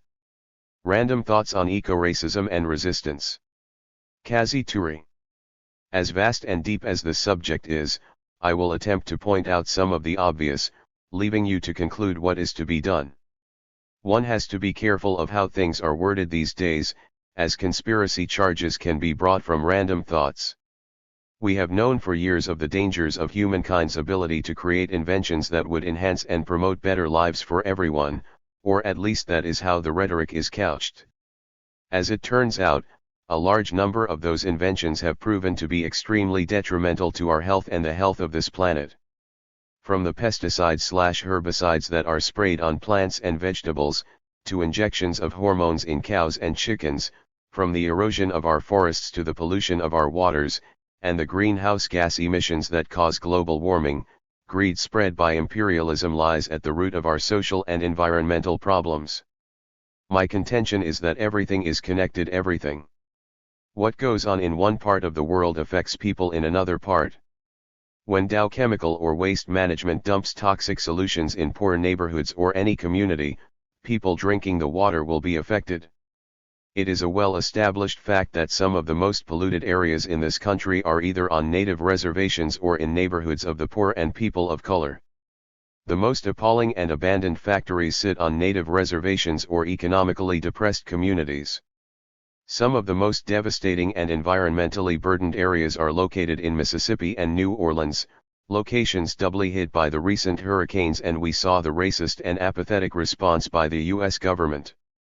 Want to know how this country exports the American way to other countries?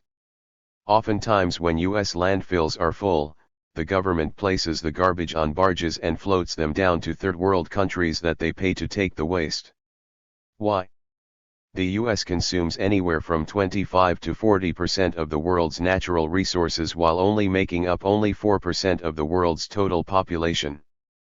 As a result, almost 80% of the trash produced in the whole hemisphere comes from the US. The poor nations are forced to choose between contaminating their population or not taking much needed money. Would you honestly call this anything but racist? Another random thought: every time we turn on the TV to watch the news, sports events, movies, or any program, we are bombarded with commercials that detail a list of causes and symptoms of depression, while promoting drugs as the solution to the problem. The list is so long that 90% of the American population can identify with many of the symptoms.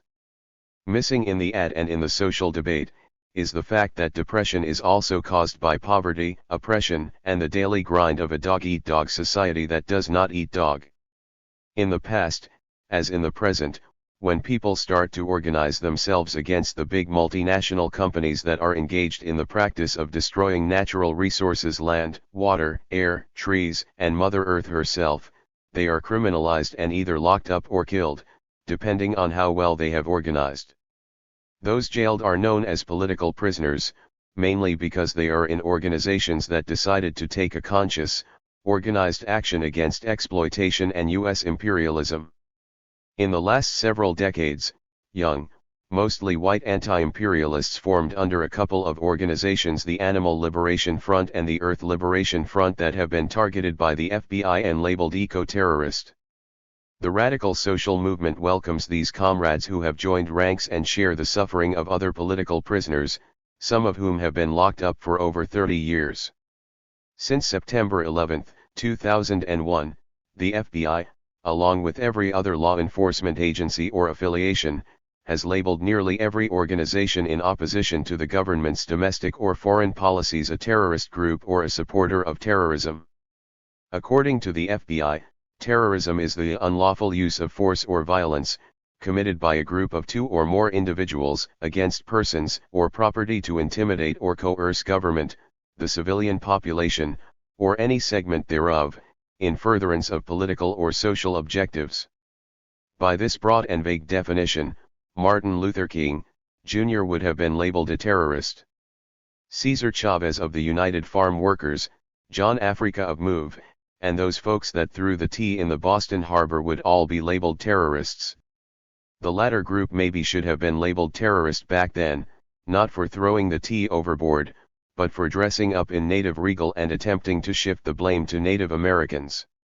It was okay for colonists to break away from the oppression of the British government, but it is not okay for people today to break away from the tyranny of the US government. Depending on who is doing the labeling, attempts to intimidate or coerce, the government, the civilian population, or any segment could easily be applied to the US government itself. And I repeat, depending on who is doing the labeling. Those young people who are now carrying on the struggles of John Africa's MOVE, Cesar Chavez, and all the people who came before them, should be commended, and ultimately joined. All of our struggles have a common enemy. It only makes sense that people unite the many struggles that our enemy tries its best to keep divided, that we deal collectively with the giant of US imperialism.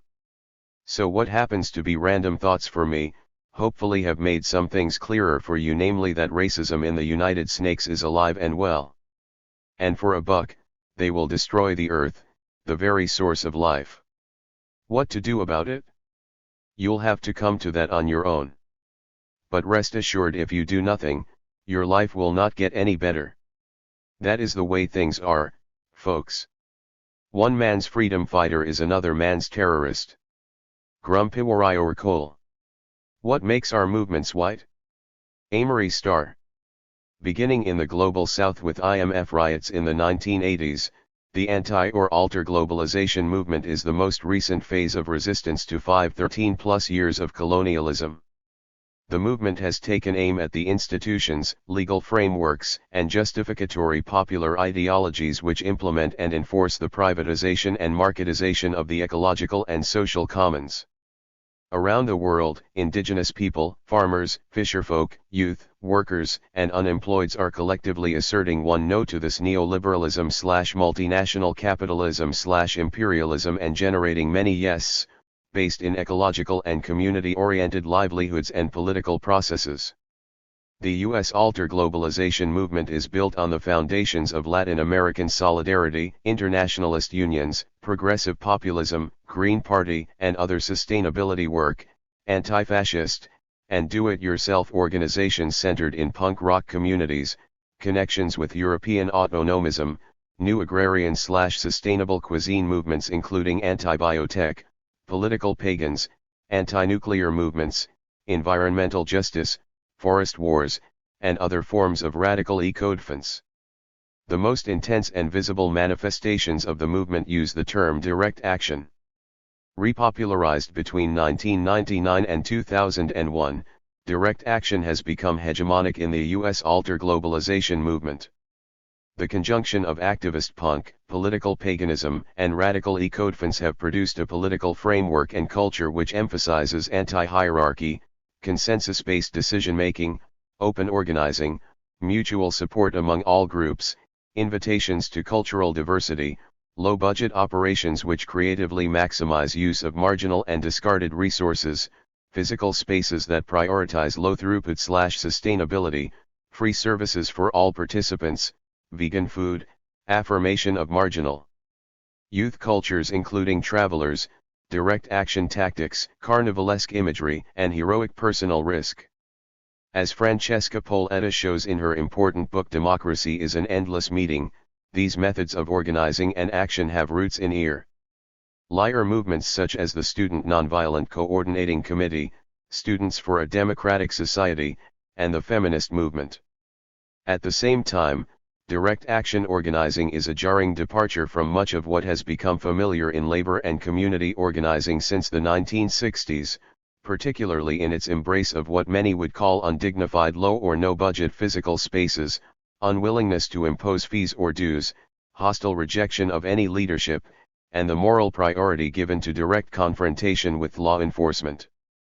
I'd been in the streets for a couple of years and I finally had to say something about the masculinity of that experience, about how I felt weak, fearful, trivial next to other activists who showed courage, humility, sacrifice. It felt like the gendered story in every war movie I'd ever hated for just that reason.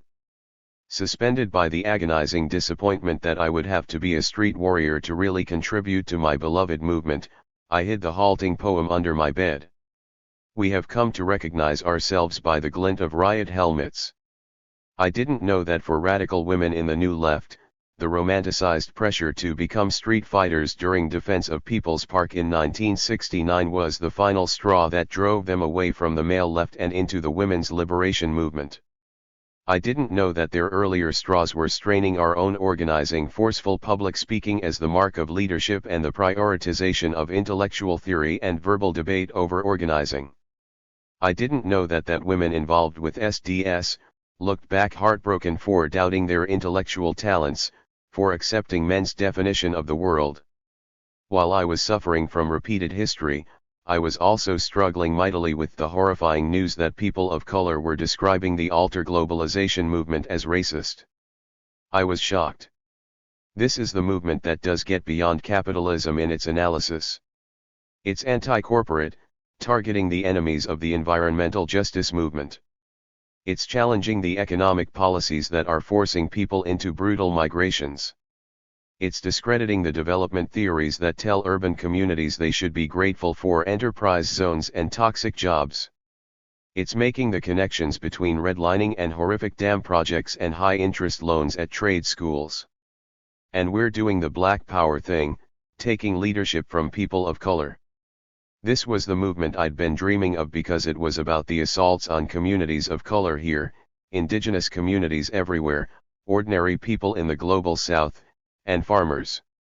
This is the movement challenging the devastation of diasporas, taking on economic policies in a context of racist colonialism and ethnocentric development. This is the movement that understands environmental destruction as livelihood destruction. This is the movement that does it right. How could Anti-racist activists not be as thrilled as I was that this movement was actually happening? I embarked on an admittedly defensive exploration of how this could be. I started reading everything posted on the Colors of Rest Stance website, interviewing activists, asking questions, consulting with anti-racist coaches, painstakingly cataloging the charges of racism, and publishing a few articles refuting all but a few seemingly isolated incidents. Finally, just before the next conventions, I started to get it. And that would just be embarrassing if it weren't that I think I'm not alone. Of course, globalization is affecting communities of color both here and abroad. Of course, globalization is more than in part of racist imperialism.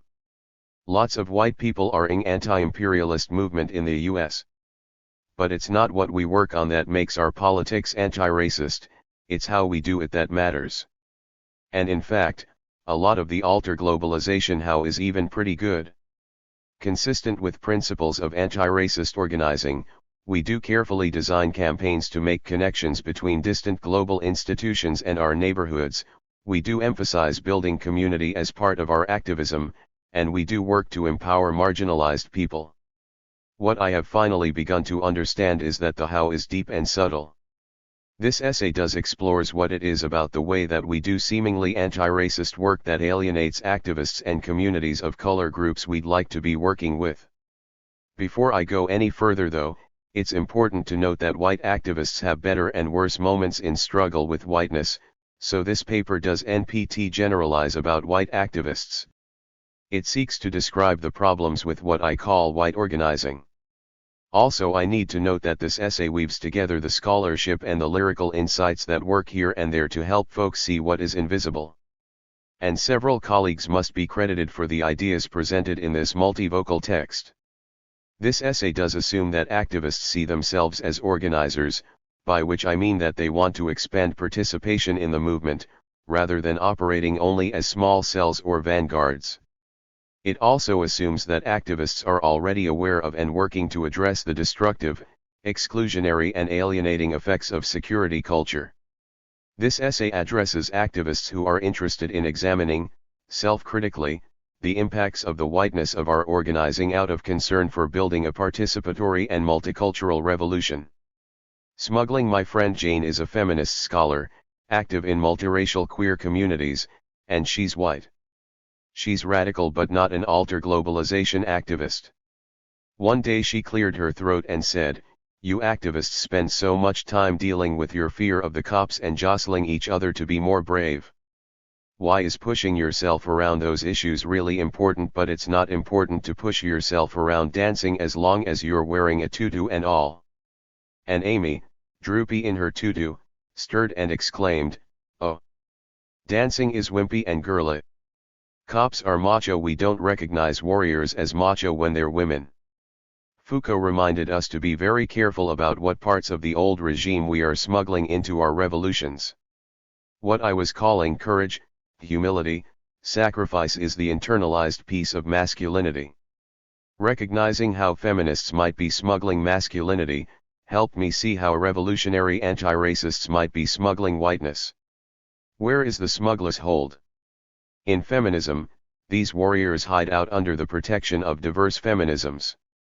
Anybody's version of feminism is legitimate. Among radical countercultures, the same commensurability applies in the discourse of cultural diversity. So what? What's at stake in this smuggled masculinity? Invoking culture claims a socio-moral status beyond reprove and a horizontally which obviates critique. It is this framework of cultural diversity which makes it difficult to identify and address internalized oppression within radical and revolutionary countercultures. The freedom from critique prevents us from discovering what we are missing. What is missing in a fearless feminism? In fearless activism? Just as Audre Lorde pointed out that anger is loaded with information and energy, artist Dan Cohen describes the value of fear. The culture of the barricade, of opposition, needs to celebrate its own lucid rage, but what about that internal world behind the barricades? What happens to the doubts, fears, questions whispered in the silences between confrontations? Those voices of intimate reflection are an enormous archive of knowledge, but remain hidden behind profound doubt and fear. Feminist warriors smuggling the masculine self-image of courage, humility, strength are cut off from this archive. Not so countercultural. Activist cultures are heavily invested, deeply meaningful frameworks designed to create time and space that affirm and manifest our hopes, dreams, and visions. But, like any culture, these precious, hard-won expressions and rituals can be deeply alienating to those who do not share them. While no culture can be a universally welcoming landing pad, that doesn't mean that organizers are absolved of any responsibility for culture. Culture is an unavoidable part of how we do politics, and it must be viewed critically, as any other part of organizing. White organizing in alter globalization, radical eco-defense, anti-imperialism, and other movements often draws on alternative subcultures which experience themselves as countercultural. These subcultures do, in many ways, explicitly counteract and displace oppressive hierarchies, including racism. But the subcultures smuggle whiteness. It is the unacknowledged whiteness that undermines a subculture's language of outreach, inclusion, and revolutionary change. For example, the direct action framework of diversity of tactics establishes unstructured space and participatory democratic processes, which are presumed to provide space for any radical political possibility, including anti-racism. Within this framework, people have the right to participate as they wish, and stylistic differences are enclosed by a framework of cultural diversity. But after Miami and Cancun, I wrote, "I'm going to stink, I'm going in there even though I'm contagious, I'm going to bring my barking dog, I have the right to do whatever the fuck I want and people just have to deal with it, and I'm going to call this cultural diversity or class issues or activist dogs. Meanwhile other folks around are feeling like another white guy is doing whatever the fuck he wants, which is downright unpleasant for who seem to be always subject to some white guy doing whatever the fuck he wants at our expense, even though it's obviously no way to treat other human beings, and we don't know anyone in who would treat people that way nor would let people be treated that way if we had any influence over the situation, which must mean that all these other people in here think that what he's doing is a perfectly fine way to treat inconvenience sell-off and other people. Excessive individualism isn't cultural diversity, it's internalized white privilege." Massimo De Angelis explains that the struggle against globalization requires both local struggles, where our desires and aspirations take shape, and the increasingly global context of struggle, which is fundamentally the discovery of the other. As we become a global community of activists, we develop solidarity through a creative process of discovery, not a presumption. Most poignantly, he writes, "And if you are irresponsible towards the other in your community, then think twice, because the world we are fighting against is based precisely on this persistent indifference to the other." Assuming that spaces, behaviors, and actions are culturally neutral and therefore inclusive, is an act of indifference or disregard for other people. To create inclusive space, we need not neutrality, but discovery. During my research, Lawrence Romero schooled me on how offensive it is to Latino people to have a meeting without having food first, or to eat your own lunch that you brought without offering some to others near you. So I'm sitting on the floor, I'm eating my food, I don't even notice anymore how many cops are parked across the street, I'm tired, someone just came in the room I don't know, I'm not paying attention, all that to me feels like nothing is going on. To a person of color entering that space, a lot of things that are going on, there are no chairs and the floor looks too dirty to sit on, people are rude, and there is a frightening army of police across the street.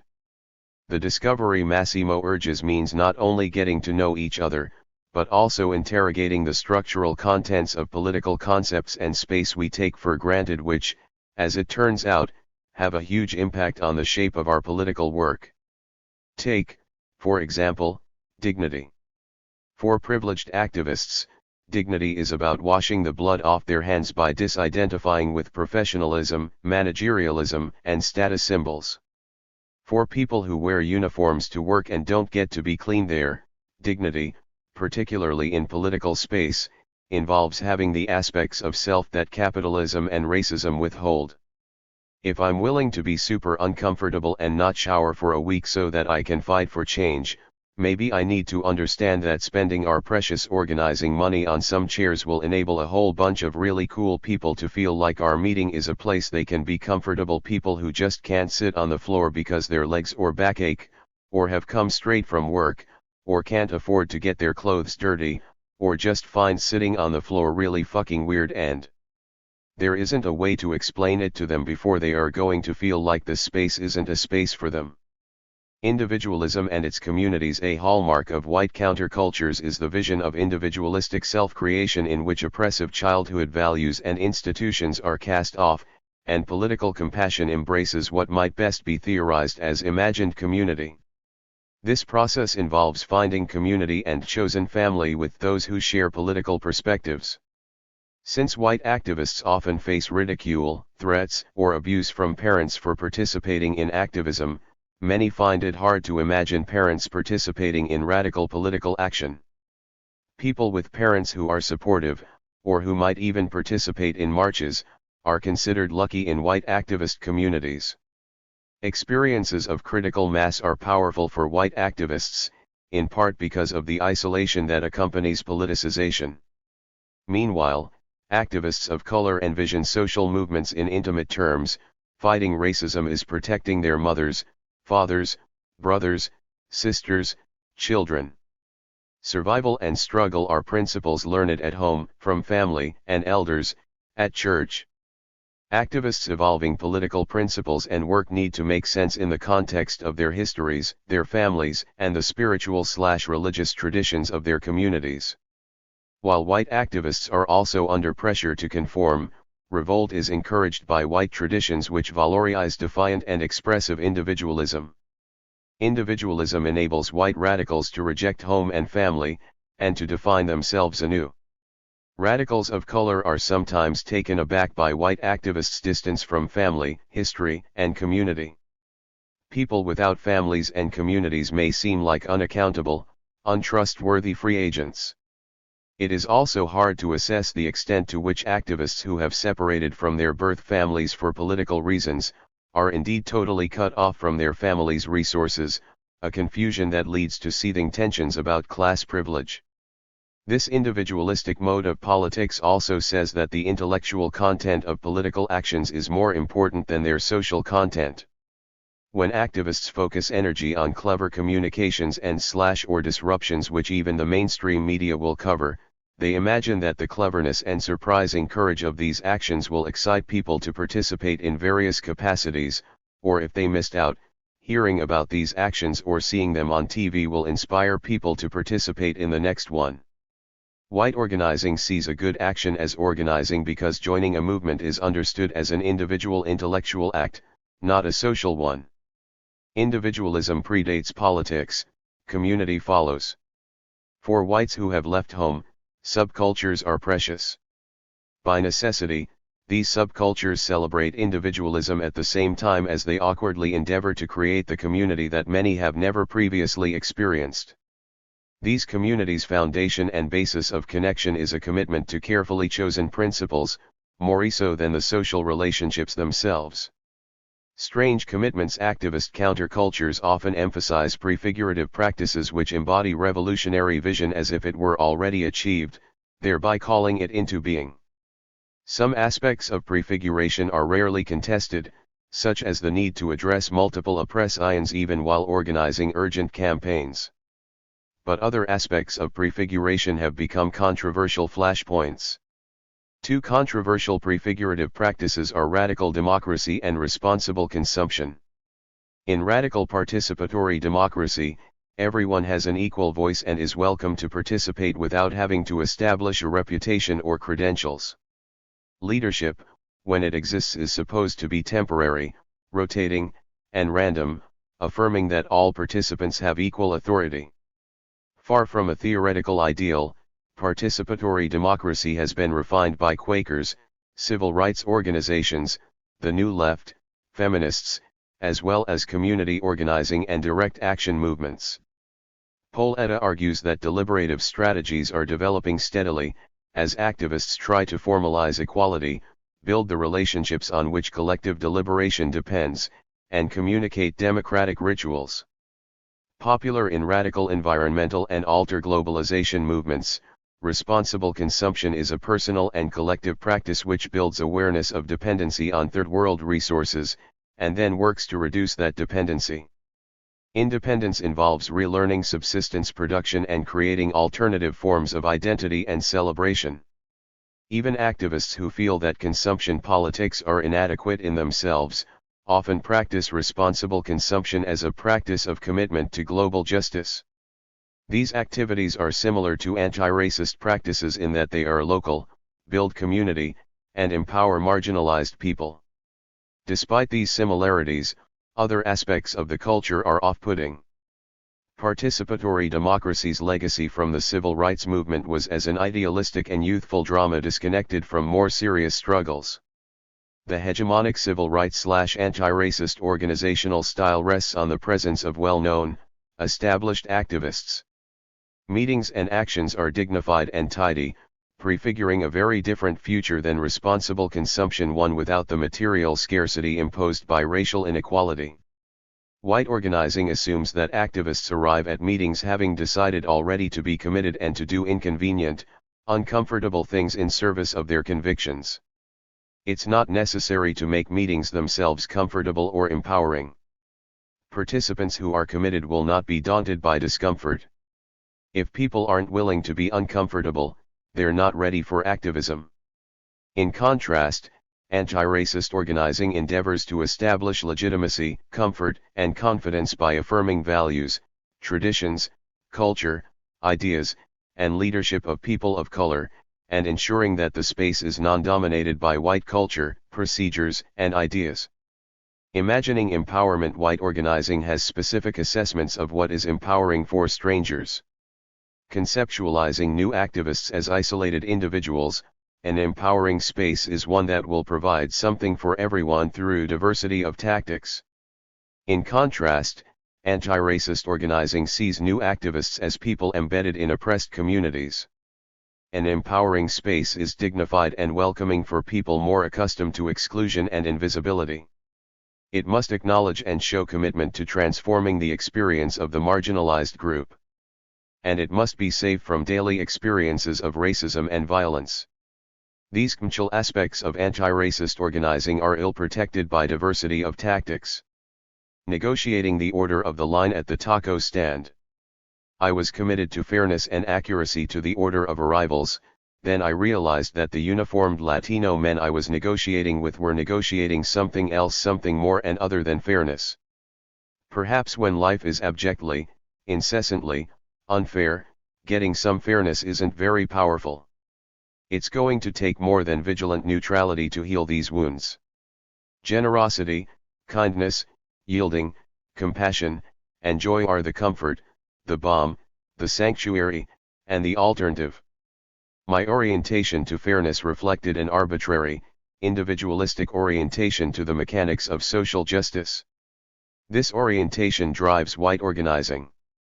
For example, we create highly formalized methods of equalizing conversation space, methods which take for granted that we all arrive equal, that we all have the same sorts of needs from that space, and comparable capacity to articulate and negotiate them. And that we don't need any generosity, yielding, or compassion. Smart radicalism, the political sine qua non in white organizing. Radicalism is a fundamental axis around which politics revolve. Invoking the term radicalism almost always implies two things. First, it implies a commitment to radical principles and theories of social relations and alternatives, such as anti-capitalism, anti-imperialism, racial and gender liberation, and so on. Second, radicalism entails correct interpretation, reasoning, and application of principles in a given situation. Correct theory and application are understood to be the most likely to be effective in eliminating oppression. For a position or an action to be correctly radical is the highest value accorded within radical circles. This hierarchy echoes exclusionary social class structures and could be the unwitting internalization of class elitism within activist countercultures. In radical white organizing, once people have gathered to participate in social action, a major activity is securing the radicalism of the group, which consists of identifying and vilifying any reformists or reformist proposals. It also may involve some kind of subtle litmus test of the martyrial militancy of members, their willingness to engage in high-risk direct action. Those who do not pass are unofficially disregarded. These tests and the resulting rigid hierarchy is not missed by those demoted, who feel unwanted or excluded. They may not return to future group events, but their loss is considered unimportant by those who prioritize radicalism and/or militants. The performative requirements of sufficiently impressing the radicals may become a preoccupation of remaining members. While ideological and tactical radicalism exist in anti-racist organizing, they are not the standard by which organizations and organizers relate with participants. Instead, friendliness, comfort, safety, generosity, and reliable personal connection are the necessary elements of good political work. Some anti-racists, such as Bernice Johnson Reagon, seek to recenter debates about radicalism by reorienting the terms, showing that black survival and anything that prioritizes it, is in and of itself already radical. The sociology of race reveals that the radical/reformist distinction is too dualistic and does not take into account the wily ways of both racism and anti-racist resistance, which require, for example, both state intervention and autonomy from the state, militant action, and slow, creeping transformation, etc. Some anti-racists have pointed out that the very word radical is symptomatic of what they call white culture, an abstract, exclusive, either/or standard that is more distracting or divisive than it is galvanizing, empowering, or productive. Grumpiwarayorkul, then Jane says, and another thing, oh boy. You know, I've met about 10 of these brave new warrior activists from the anti-globalization movement, and there's really a pattern of how they hold their faces. They really have a mean, judgmental look on their faces. It's expressionless, but smirky. And it surprises me, because I would think as activists they'd be wanting to be more friendly to people. I hit the roof. I'm having a hard enough time trying to convince people that there might be more going on in radical counterculture than just cultural diversity. Now you want me to try to talk to them about the looks on their faces? Isn't that the very sort of invasion of the person and oppressive, hegemonic pseudo-values that we're fighting? What you're asking for is what folks would call fake. They would reject that as not the world they want to live in. Jane responded, if it's fake to be interested in new people, then what are you all about? If you are fundamentally disinterested in other people, you've got bigger problems than a possible risk of fakeness. Then she paused a bit and observed, the radical people of color I know are so full of life. But your folks seem like they've rejected love of life, rejected too much expression. Well, I think part of what Grumpiwarayorkul is about is like this democratic ethic of not wanting to take up very much space. She said, get over it. You better figure out how to be democratic and still be full of life. Countercultures, alienated from the vapidity, repression, and denial which permeates white public culture and family life, promote some version of cool, a refusal to participate in the lie that everything is okay. But cool is a smuggler too. Its cultural roots glorify emotional detachment as the basis of dignity. Cool rules, Anatomy of an Attitude tells the history of cool, complete with a section entitled A Whiter Shade of Cool. Many times over the years in my own home, people have come in the door and they don't introduce themselves, and I don't introduce myself, and my housemates who know this person don't introduce them. It's obviously the right thing to do in that situation, and yet none of us do it. There's something all gushy and vulnerable and uncool about it. There's a video called The Merchants of Cool. Cool is the internalized piece of commodity culture, consumerism. We don't even realize cool isn't ours. We think we made it up. They've sold it to us and we think it's who we are. Cool is the reification of self-indulgent insecurity. Which is fine if you really are just an angry kid, but it's not okay if you're actually a revolutionary anarchist warrior. Cool is a problem for activists because it gets us into a place where we then feel undignified and vulnerable smiling, approaching someone, talking to strangers, being unilaterally friendly. All of that is very uncool.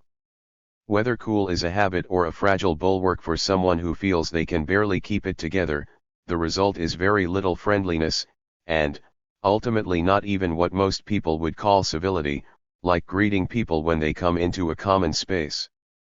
Joyful warriors, Jane wasn't done yet.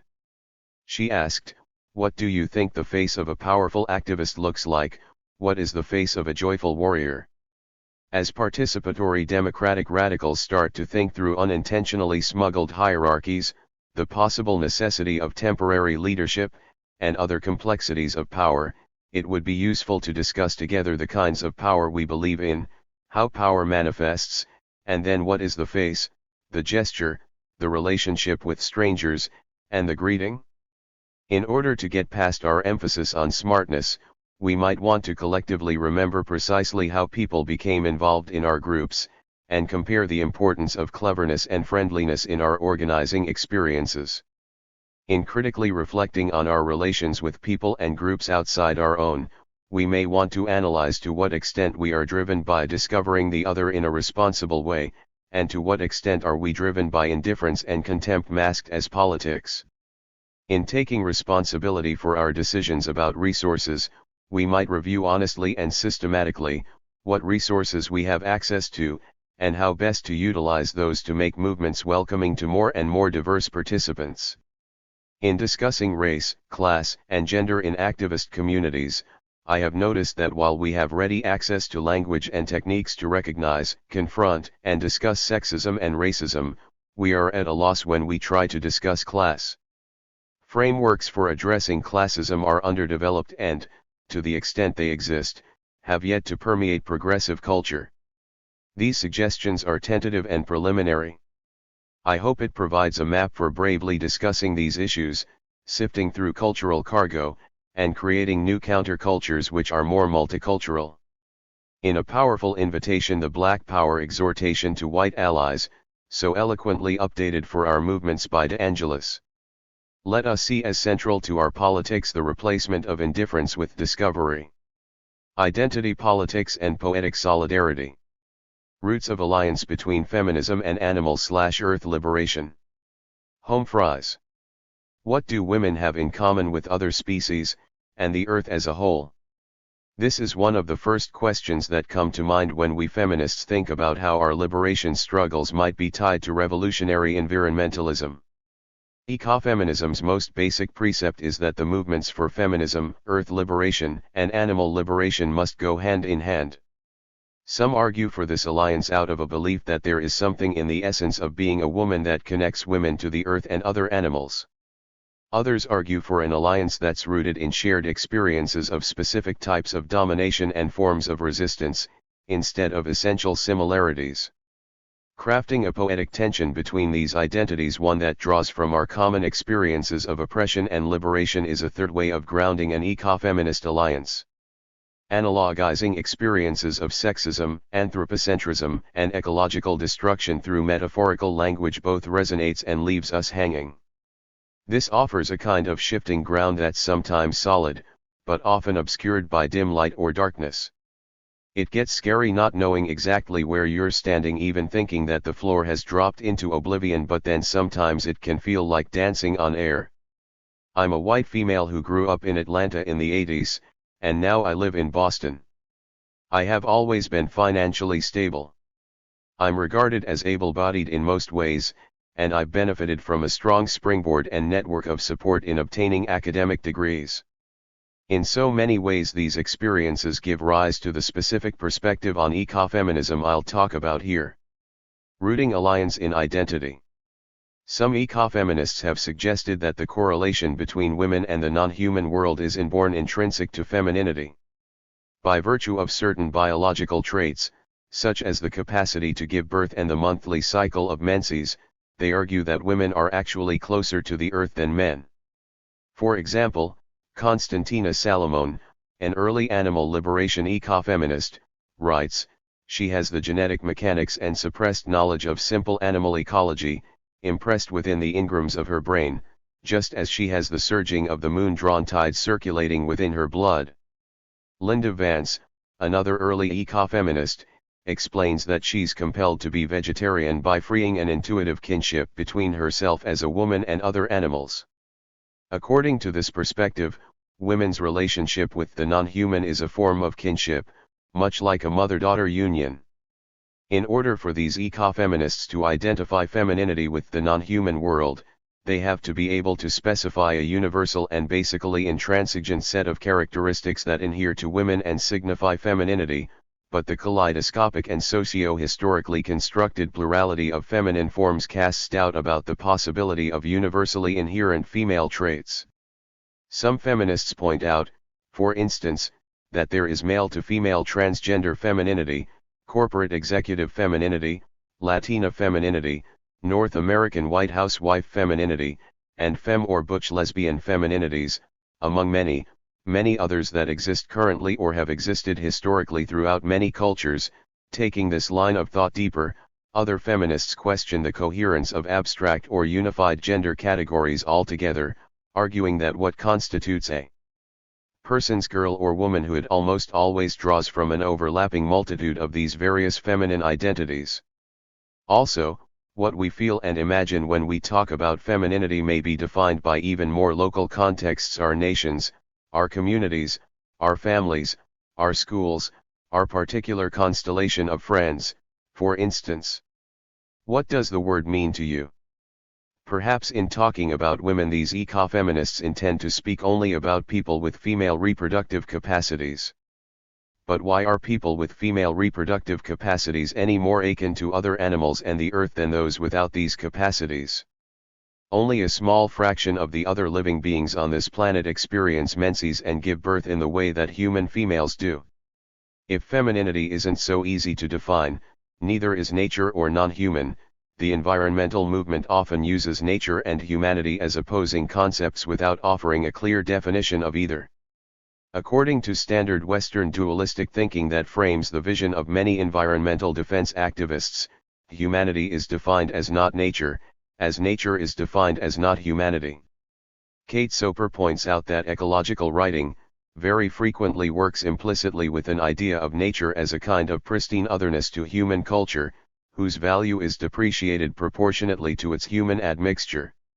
Chaya Heller, an ecofeminist activist, explains how, since the resurgence of the environmental movement in the 1970s, romantic images of nature as other than human have proliferated. During Earth Week 1990, she writes, an epidemic of T-shirts hit the stores depicting sentimental images of a soft blue and green ball of Earth being held and protected by two white men's hands. This image distinguishes nature from humanity, positioning humanity as the potential saving grace that is now obligated to defend and rescue nature. Our relationship to the natural world is largely mediated by industries of production and consumption that shape our appetites, tastes, and desires, writes Heller. More and more, the nature we know is some market researcher's romantic idea of a nature he thinks we would be likely to buy. To the extent that thinking about humanity as separate from nature helps in recognizing and ending domination, it can be liberating. But the suggestion that humanity is fundamentally different from nature begs a downpour of questions. What's completely unique to humans? What don't we share with any non-humans? If our non-human ancestors are part of nature, at what point in our evolution did we make such a clean break? Because of conceptual problems like these, some ecofeminists have resisted the identification of femininity with the non-human, drawing from post-structuralist or social constructionist feminism. One straightforward example is voiced by Carol Adams. I value nurturing and caring because it is good, she writes, not because it constitutes women's difference. Similarly, I do not value animals because women are somehow closer to them. The force of Adams' work lies in illustrating that patterns of domination such as sexual objectification, reproductive control, and domestic violence have oppressed both those who identify as human and those we identify as non-human alike. Our focus shouldn't be on the issue of whether or not we women share an identity with the non-human. Instead, we should direct our attention toward our shared troubles and the struggles we instigate for our survival. Rooting alliance in poetic solidarity. One of the crises shared by many of us who are identified as feminine by the dominant society is our object status. In a myriad of contexts we are treated as mere objects devoid of human subjective powers. Women and others who are viewed as objects are not only seen as unable to observe and assess others, but also fundamentally unable to observe and assess themselves. Life under this stereotype creates a cogent empathic link between women and the non-human. The dominant representations of women in popular imagery parallel the way non-human beings, especially other animals, are depicted. They create an ongoing persistence of vision in which animals and women are just images flashing before our eyes, triggering some kind of desire. This seems particularly true of imagery used in advertising. For instance, the fragmentation of the body into curvy thighs, delicate ankles, round breasts, and emaciated midriffs is common in advertising. Any grocery store's newspaper advertising insert, for example, will depict various fragments of animals' bodies: a wing, a breast, a rump. This form of visual reduction prevents us from imagining the woman or animal that is whole and animated by her own life. Beyond the basic stereotype that women and non-humans are not self-perceiving, there are other common experiences that run between us. For instance, reproductive control is essential to most efforts of mass-producing living beings. Farming is probably the most abusive of female animals' reproductive systems. Egg-laying hens, for example, are forced molded, meaning they are denied water and light for up to 2 weeks in order to synchronize their egg-laying cycles. The dairy industry is completely predicated on reproductive control. All cows must be pregnant in order to produce milk, so they are constantly impregnated in order to maintain lactation. Similarly, laboratory animals and companion animals are manipulated or directly forced into mating for human profit. The movement against biotechnology has further challenged the platitude that reproductive autonomy is only a women's rights or only a human rights issue. In agribusiness, genetically modified organisms are a toxic symptom of reproductive control over crops. Strip mining is another abuse to the non-human world that has long resonated with some people who identify with femininity. Ecofeminist, Dolores Williams, says, strip mining exhausts the Earth's body. She compares the violation of the land's production capacities in strip mining to the violation of black women's bodies and reproduction during slavery. Slave owners' routine stripping, beating, and raping of slaves is echoed in the way that coal companies strip forests and wildlife from mountains to dig for the coal underneath. In all of these ways and many more, the political condition of women connects to the political condition of the non-human world. We can assemble our own metaphors based on the comparison of our own experiences with others. I abhor some of my culture's ways, how it cripples its women, como burras, our strengths used against us, lowly burras bearing humility with dignity, or brought in chillum every 12 months just like a cow bringing in a calf. As coal mining eats through Appalachian mountain ranges near my home state of Georgia, I can't help but think about how this decimation echoes the repeated creation and exposure of feminine bodies in the public symbolism of mainstream pornography. These images trigger an impotent desire to uncover and penetrate the mystery that they create. She had stars blinking above her body. A blinding 5-fingered flash above each breast and one between her legs. Underneath, they cast a black deeper than coal. Everyone drilled down to see it. They sunk heavy steel hands into the dark, grasped at powder and hauled it up. Their carbon-covered palms were drained and gray once they hit the edge of vision, robbed by starlight. Augur animal, metal monster, digger divine, you've mined through her shadows leaving bottomless holes hook and eye. But your love is impotent and a misfortune. Good night. Poetic association is both real and flexible. It holds power over us at the same time as we hold power over it. The reality of the sexual objectification, reproductive control, and other kinds of oppressions we face with other animals, and the earth, is powerful. When we witness another's suffering with an awareness of our own, it can command our attention, hit our senses vividly, trigger body memories, sneak into our dreams. At the same time, our poetic identification is elastic, As we fight and change our political contexts, we associate in new and different ways, assembling new metaphors. Defining ourselves enables us to construct our own metaphors. A metaphor is a comparison of two things through an implicit analogy.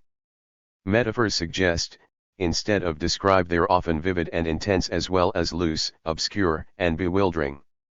These poetic analogies, I argue, should be the basis for women's identification with non-human life.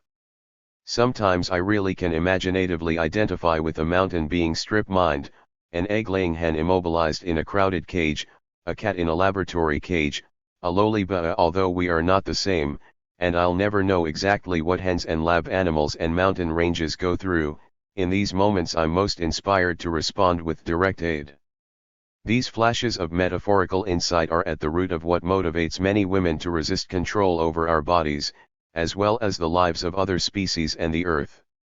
Cross-movement alliances such as the blending of feminist and ecological struggles look increasingly important to understanding and undermining oppression. In Seattle in 1999, people around the world saw the Teamsters and the Turtles, unionists, animal advocates, and environmentalists marching and chanting side by side to stop a meeting of the World Trade Organization. In Quebec City in 2001, I turned around during a large march against the free trade area of the Americas Treaty to see a herd of cattle walking alongside a cluster of radical feminist affinity groups. It was a colorful scene of mutual action as we chanted Soul Dash, Soul Dash, Soul Dash, Solidarite. Ecofeminism is one example of an active cross-movement alliance, challenging the degradation of billions of lives.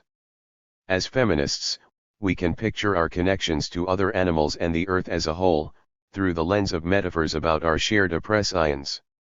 Sometimes these metaphors become electric shock intersections that grow into vital networks of mutual aid. And, like any net, this system of poetic associations can bend, stretch, break, or change shape through new seasons of rhyme and reason, new ways of describing ourselves and our conditions, instead of trapping us in typecast identities like fish trawled from the ocean. Radical ecology, repressive tolerance, and zoicide. Richard Kahn. In defense of life, the phrase has explosive meaning in the affluent society. Herbert Marcuse, Eros and Civilization. The official beginning of the modern environmental movement in the United States is generally considered to be the first Earth Day, which took place on April 22, 1970. Yet, a good case can be made that Earth Day itself, along with the sort of radical ecological politics now associated with groups like the Earth Liberation Front, erupted out of an event that took place the prior year. While drilling for oil 6 miles off the coast of Santa Barbara on the afternoon of January 28, 1969, Union Oil Company's equipment failures resulted in a natural gas blowout from the new deep-sea hole they were excavating. Though the gas leak was quickly capped, the resulting pressure buildup produced 5 additional breaks along a nearby underwater fault line, sending oil and gas billowing into the surrounding ocean.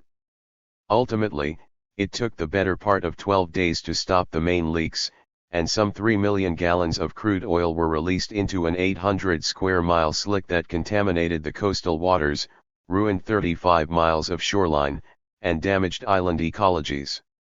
Amounting to a sort of Union Carbide disaster for non-human animals, over 10,000 birds, seals, dolphins, and other species were soon covered with tar, poisoned, or killed by chemical detergents used to break up the slick.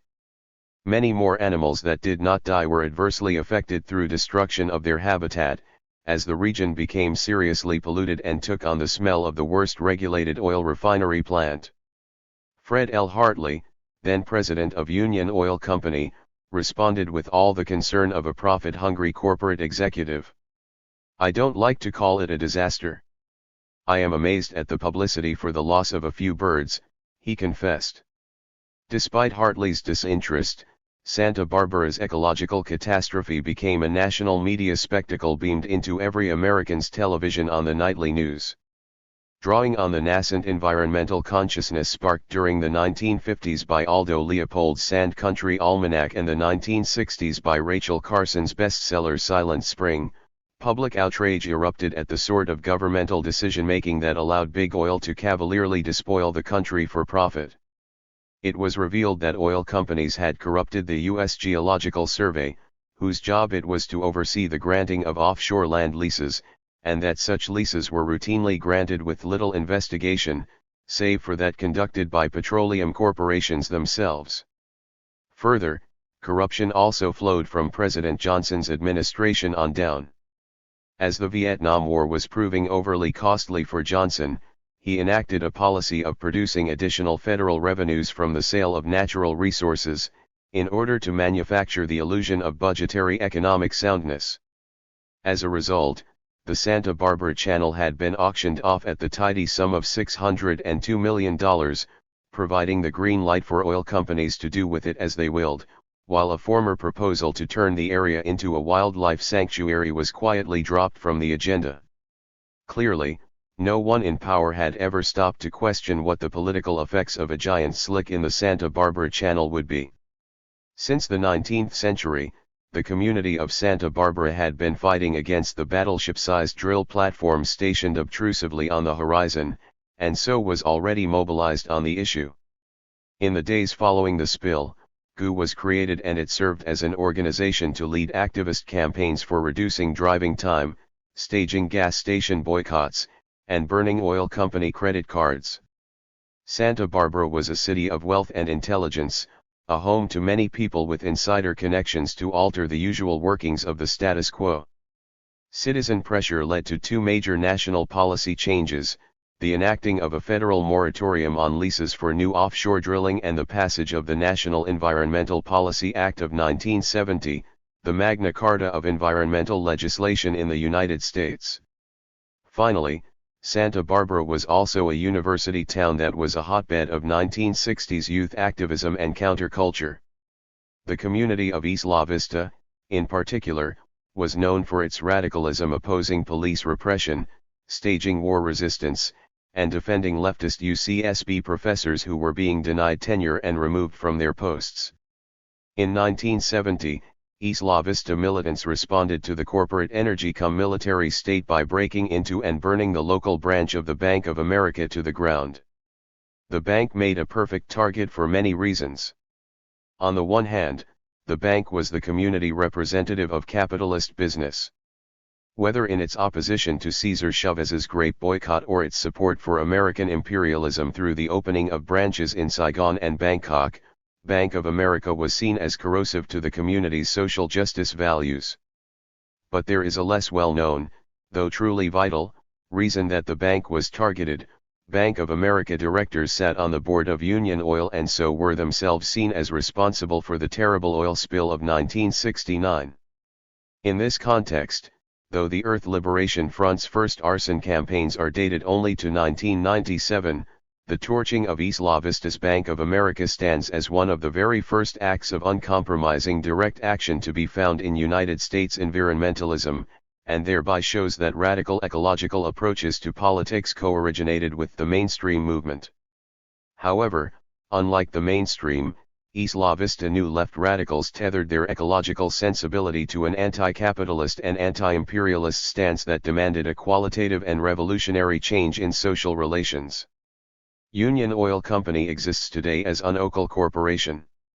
The Union Carbide disaster took place during the early hours of December 3, 1984 in Bhopal, India, when an industrial accident in one of Union Carbide's pesticide plants resulted in the accidental release of some 40 tons of toxic gas into the city, murdering thousands and injuring hundreds of thousands of others.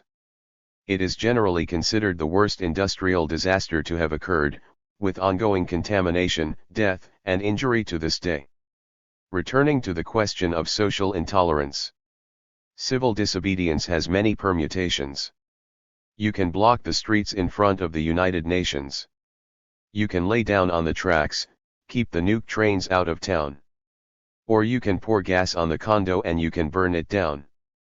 David Rovick's Song for the Earth Liberation Front. While there are dramatic differences between the political and cultural scene of the 1960s and the present, in many ways it seems like old times. oil is again the center of political discussions as the Bush administration is hunkered down in a costly, and apparently unwinnable, Vietnam of its own making in Iraq. While Bush has promised to honor his father's extension of the federal moratorium on offshore drilling until 2012, Big Oil has been working vigorously to gain access to the continental shelf.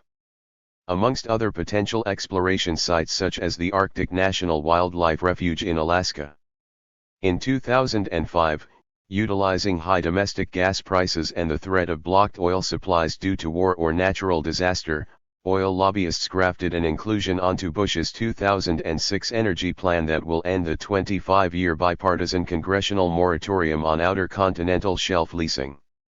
Further, NEPA itself, the law created to make sure federal agencies properly account for potential environmental impacts before developing federal lands, has come under an all-out assault as the Bush administration seeks to free industries from what it deems to be a time-consuming and expensive legislative regulatory procedure.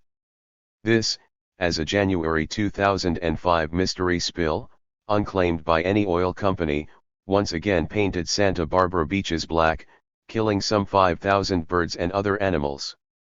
Less than a year later, Hurricane Katrina's destruction of offshore refineries produced 50 large slicks along the Gulf Coast, rivaling the giant Exxon Valdez disaster in terms of oil spilled, and became perhaps the greatest environmental catastrophe in the history of the U.S. 3.5 decades since the oil disaster in Santa Barbara have brought startling changes.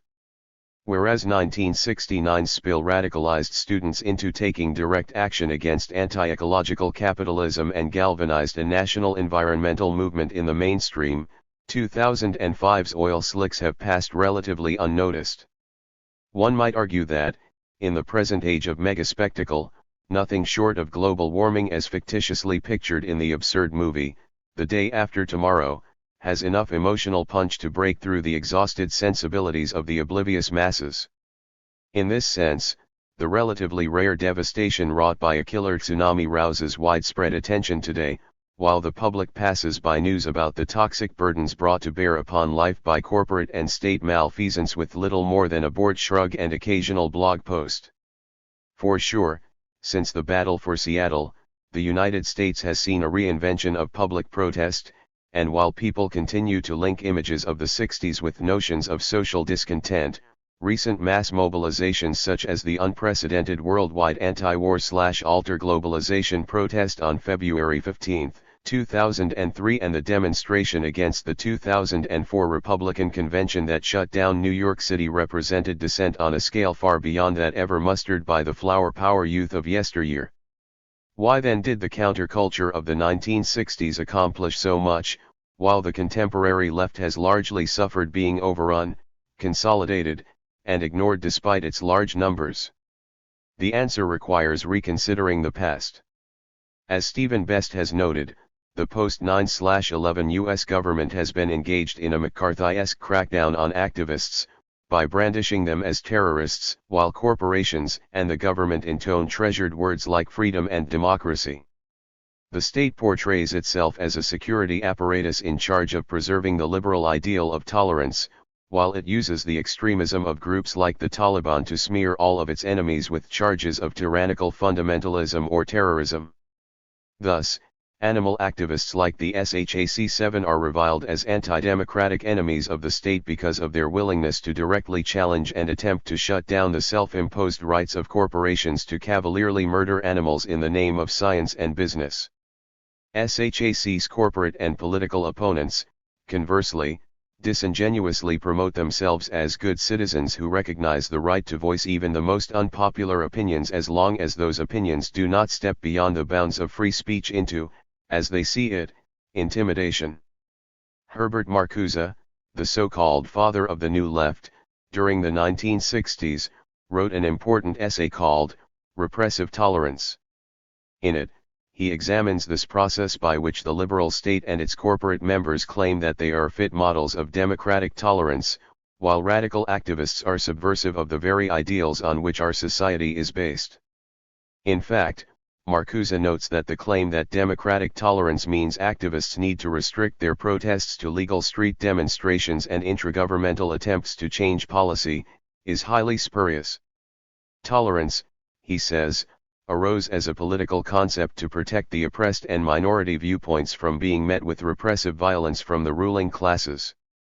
When the call for tolerance is accordingly used by the ruling classes to protect themselves from interventions that seek to limit global violence and suppression, fear and misery, it amounts to a perversion of tolerance that works to repress instead of liberate. Thus, Marcuse thought such tolerance should be met without compromise by acts of revolutionary intolerance, because capitalistic societies such as the United States manage to distort the very meanings of peace and truth by claiming that tolerance must be extended throughout the society by the weak to the violence and falsity produced by the strong. Many have criticized Marcuse for advocating violence against the system in order to quash the system's inherent violence. However, his critique of repressive tolerance is key to understanding why revolutionary violence remains, if not necessarily ethical in principle, a legitimate and essential mode of political challenge. For a tolerance that defends life must be committed to opposing the overwhelming violence wrought by the military, corporations, and the state as the manifestation of their power.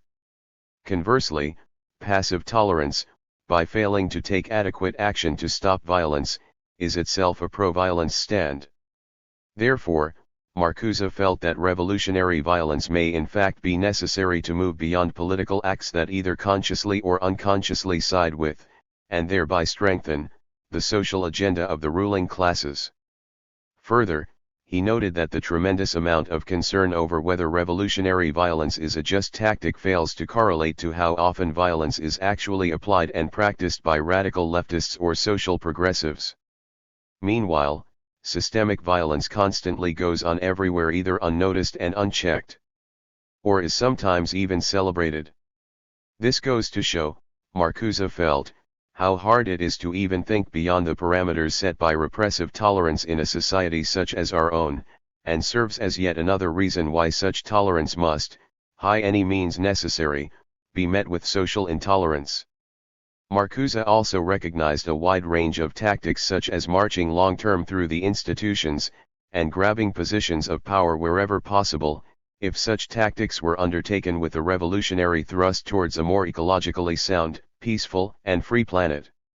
Largely forgotten in this respect, is his concept of the Great Refusal, that means the complete cultural rejection of the mainstream in favor of a life-affirming and ecological world.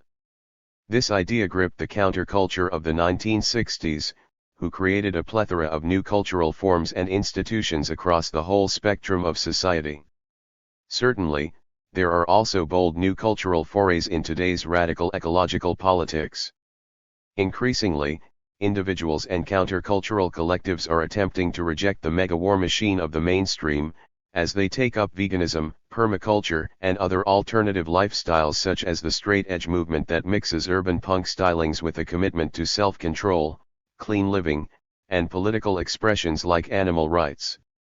Relatedly, anarchistic events such as the Total Liberation Tour travel the country, and a variety of info shops are actively investigating green political philosophies like social ecology and primitivism. The last few years have seen a broad array of oppositional technopolitics. Blogs and websites are mushrooming everywhere, and helping to organize affinity groups, cover crucial issues dropped from the mainstream media, and practice hacktivism that jams corporate and state networks, gathers otherwise secret information, and attempts to generate anti-capitalist culture. Indeed, as for the latter, hardly an urban setting can be found that is free of some form of regular culture jam. But as today's popular culture is dominated by media spectacle and all manner of mass-commodified technological gadgetry, eco-radicals must work harder still to distinguish the ways in which their culture represents a positive realization of anti-oppressive norms based on ideals of sustainability, and not just a nihilistic disapproval of a society rightly deemed unredeemable.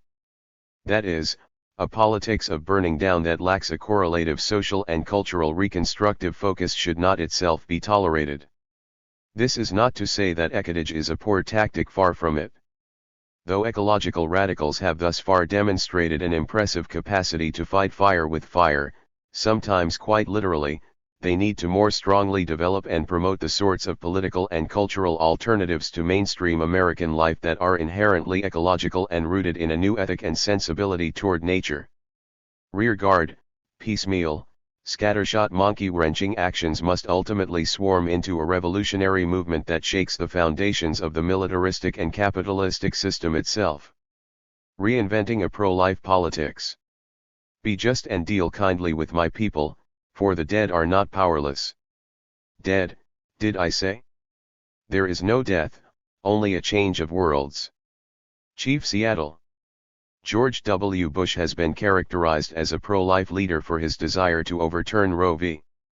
Wade, ban stem cell research, and stop funding for international aid organizations that offer counsel on abortions and provide contraceptives.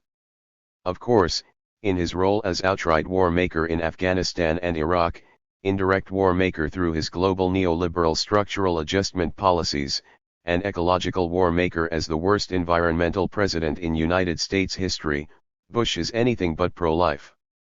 As the sort of Tiber representative of the affluent society, its forces and its values, Bush is a fitting figurehead for a politics of mass extinction, global poverty, and ecological catastrophe.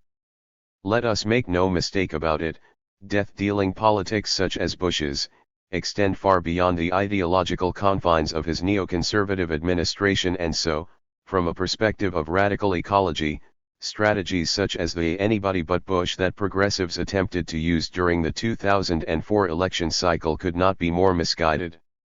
Since the first Earth Day, we have witnessed the advanced form of an endless growth economy of hyperproduction and consumption that is literally devouring the planet. Wholly without precedent, the human population has nearly doubled during this time period, increasing by nearly 3 billion people.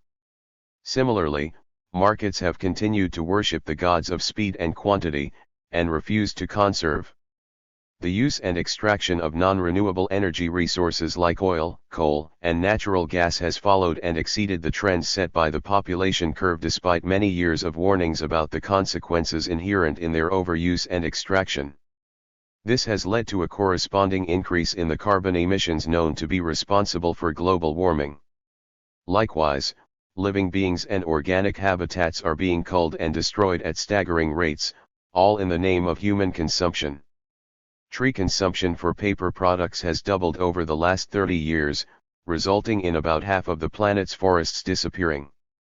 Global fishing also has doubled, prompting a recent report which found that approximately 90% of the major fish species in the world's oceans have disappeared.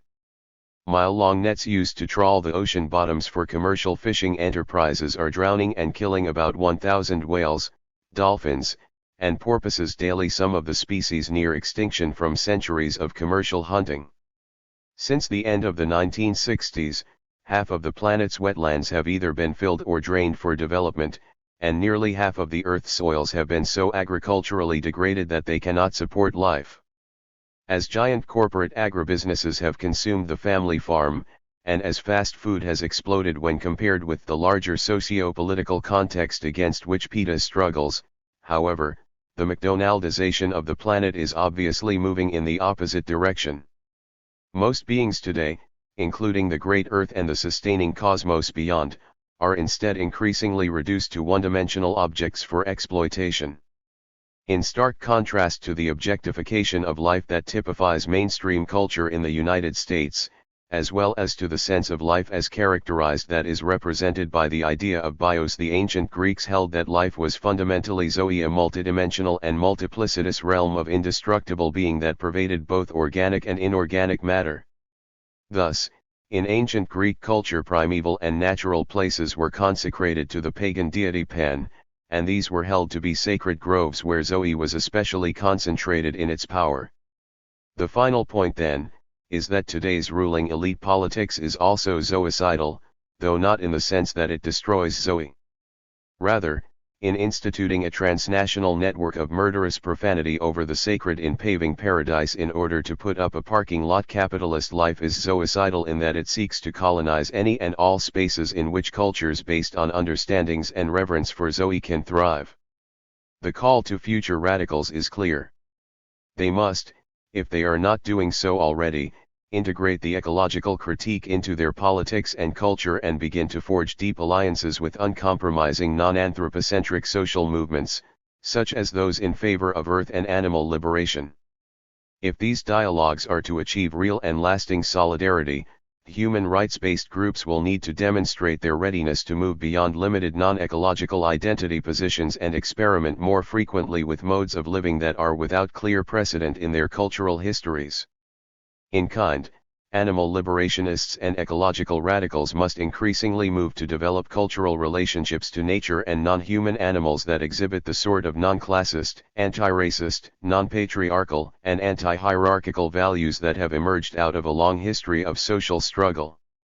This will mean, at a minimum, beginning to realize a more rigorously radical ecological politics such that they aim to fully abolish the social logic and institutions whereby nature is separated from culture and reduced to a resource for human uses. Radicals of all persuasions will also have to learn, grow, and ultimately teach the values and practices that unfold a new sensibility towards life, the ability to find awe, reverence, and beauty in all of life's many manifestations in order to liberate the entire planet from its chains. In this respect, perhaps, the reinvention of a pro-life politics where human and non-human beings are understood as both bios and zoe represents the great social challenge at the present historical moment. To reiterate, it is too soon in most cases to describe in detail the ecological values, practices, and attendant ethics that will pervade a post-revolutionary future in which life flourishes. The present moment has come to be fully complicated and polluted by those who traffic in destruction and death, and it is in this global socio-political context, not on the pastoral fields of a wind-swept paradise, that the call to eco-radicalism now emerges. Therefore, any sort of desire for the future to be more responsive to the ecological and the ethical requires a clarification of the system as it now exists, as well as the promotion of wider struggle against structures of zoicide. Certainly, there is no guarantee that this process will result in either justice or wholeness or peace. But as these concepts and values are virtually nonsensical today while we climb headlong towards Hubbert's Peak, the negation of current behavior patterns combined with the reimagination of social alternatives that have been brushed aside in the myopic quest to define life by standard of living indices provides at least the possibility for real hope to grow and bloom into a powerful resistance movement. Let us tolerate nothing short of establishing a new planetary community and Earth democracy. Afterward, Katrina. Jalalain Muntakim. Katrina, Katrina, what made you so mean? Katrina, Katrina, you're worse than a crack fiend. Bush promises, as Halliburton moves in fulfilling mandates with no-bid contracts as New Orleans and Biloxi resembles that bomb-out shell that once was Mesopotamia. As the once contained oil seeps back from where it came, contaminating the land of the displaced, considered refugees in the Astrodome. The promises of Bush are as revealing as Judge Roberts' confirmation hearing, and we ask to trust he will be fair. But we know the Bush political agenda is the neocons' revelation, chapter 6 verse 5. Katrina, Katrina, what made you so mean? Katrina, Katrina, you're worse than a crack fiend. The levees broke open the heart of America like the piercing screams of an African baby thrown overboard during the Middle Passage as slavery's face grimaced with the knowing the federal government cares nothing about black people. As CNN broadcast their affliction around the world, embarrassing democracy, exposing America's history of eco-racism in living color, but mostly in black and white. With the Ninth Ward in disrepair, white flight, and black despair, preceding mass gentrification to ensure the poor are dispersed to new enclaves of poverty, hidden away from the disaster of media exposure. Katrina, Katrina, what made you so mean? Katrina, Katrina, you're worse than a crack fiend. Where are the 2,500 black babies? A reminder of the retreat from Vietnam and the kidnapping of Vietnamese babies, as in New Orleans the taking of babies, leaving the parents behind, to watch water lines climb as tears and fears stretched into the dark unknown, while CNN reports floating bodies, and the National Guard wait on standby for the next commercial break of red tape, so no one could escape their watery fate, sponsored by Dick Cheney and Halliburton. Katrina, Katrina, what made you so mean? Katrina, Katrina, you're worse than a crack fiend. Hurricane Carter did 25 years for a crime he did not commit, a prime example of American justice personified. Hurricanes in America always screw poor folks. The next hurricane should hit the White House and leave the Bushes in shock and awe, perhaps, then they will be better off, and we'll name that hurricane Mumia. Appendix. We include in this anthology the following Earth Liberation Front communiques, along with the official ELF introduction to its philosophy, ELF guidelines, and an interview with an anonymous ELF member. We include these communiques not because we favor or support the ELF more than other revolutionary groups, but because as yet this is the most complete collection of communiques available, one that has not been published together and is not presently available on the internet. As these communiques are important for scholarly research and activist reflection, this text has historical and political significance. We gratefully acknowledge the ELF Press Office, which gave us these communiques to publish here. About the E.L.E. The Earth Liberation Front is an international underground movement consisting of autonomous groups of people who carry out direct action according to the ELF guidelines.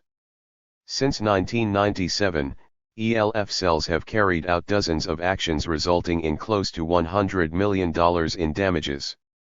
Modeled after the Animal Liberation Front, the ELF is structured in such a way as to maximize effectiveness.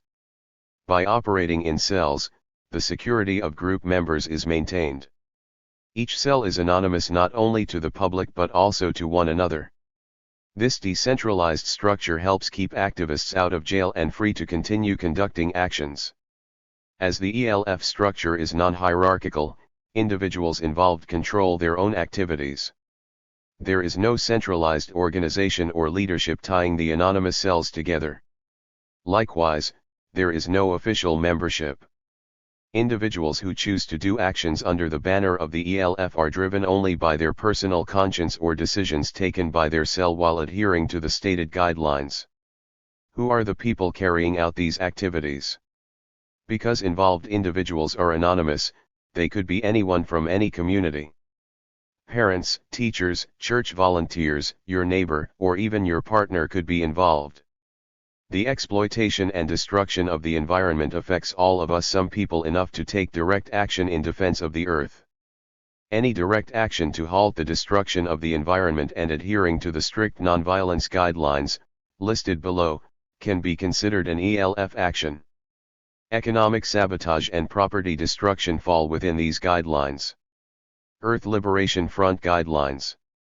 To inflict economic damage on those profiting from the destruction and exploitation of the natural environment. To reveal and educate the public on the atrocities committed against the earth and all species that populate it. To take all necessary precautions against harming any animal, human and non-human. There is no way to contact the ELF in your area. It is up to each committed person to take responsibility for stopping the exploitation of the natural world. No longer can it be assumed that someone else is going to do it. If not you, who? If not now, when? Earth Liberation Front FAQ. Q. Aren't there environmental groups to take care of these problems? A. Yes, but obviously they're not getting the job done, otherwise there wouldn't be houses for us to burn down. All successful movements in history have had a variety of methods, from education all the way to direct action. Q. Are you terrorists? A. No, we condemn all forms of terrorism. A common definition of terrorism is to reduce to a state of fear or terror. We are costing them money. If change falls out of your pocket, you are not in a state of fear or terror. If you give money to the homeless, you are losing money, but you are not being terrorized. Even if your house is robbed, you are not being terrorized. We are nonviolent. Houses were checked for all forms of life, and we even moved a propane tank out of the house all the way across the street just because in worst case scenario the firefighters could get hurt.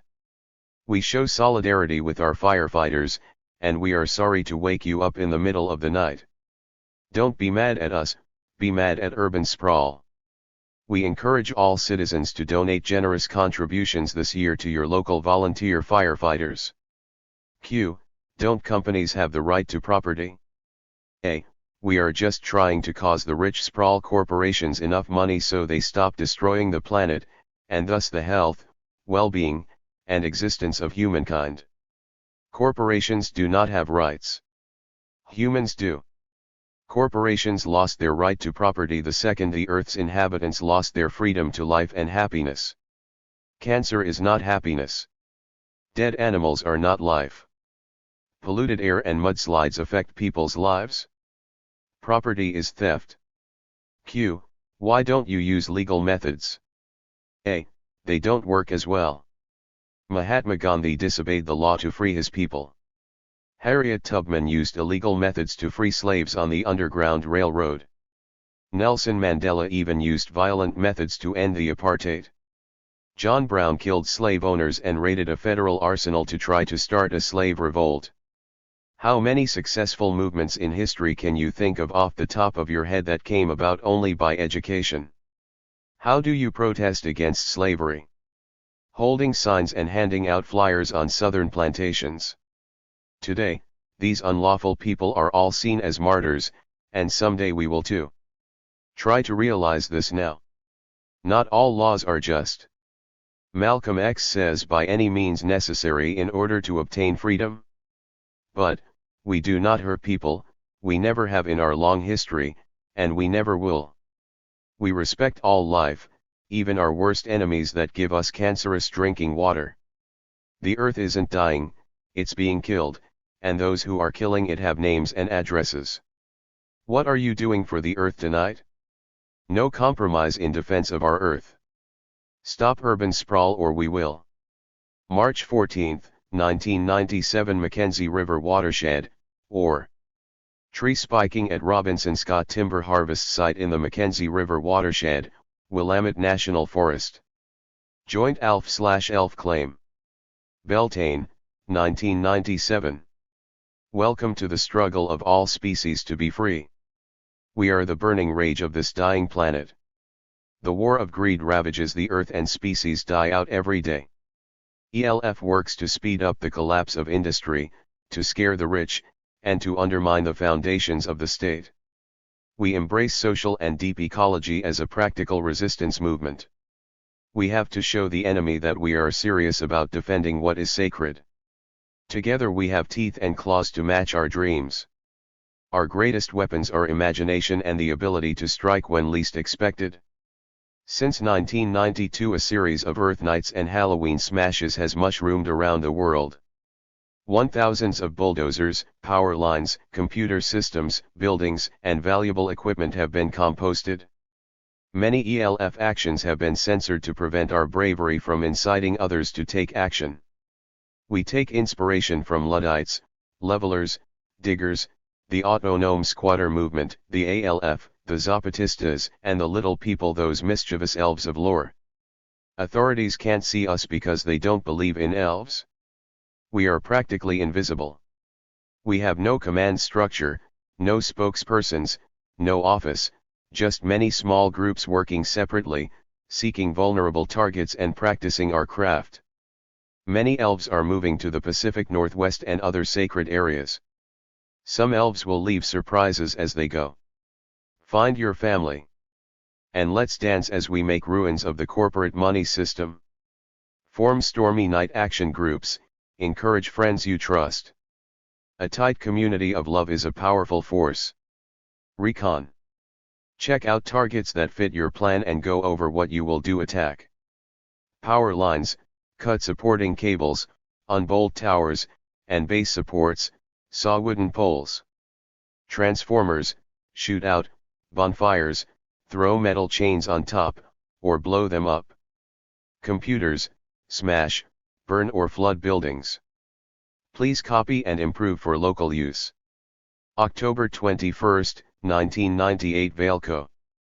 On Wednesday, October 21, 1998 the Earth Liberation Front released a communique to the Sheriff's Department, the owners of Vail Incorporated and various media, allegedly from an anonymous Massachusetts Institution of Technology internet address claiming responsibility for what became known as the largest act of eco-terrorism in U.S. history.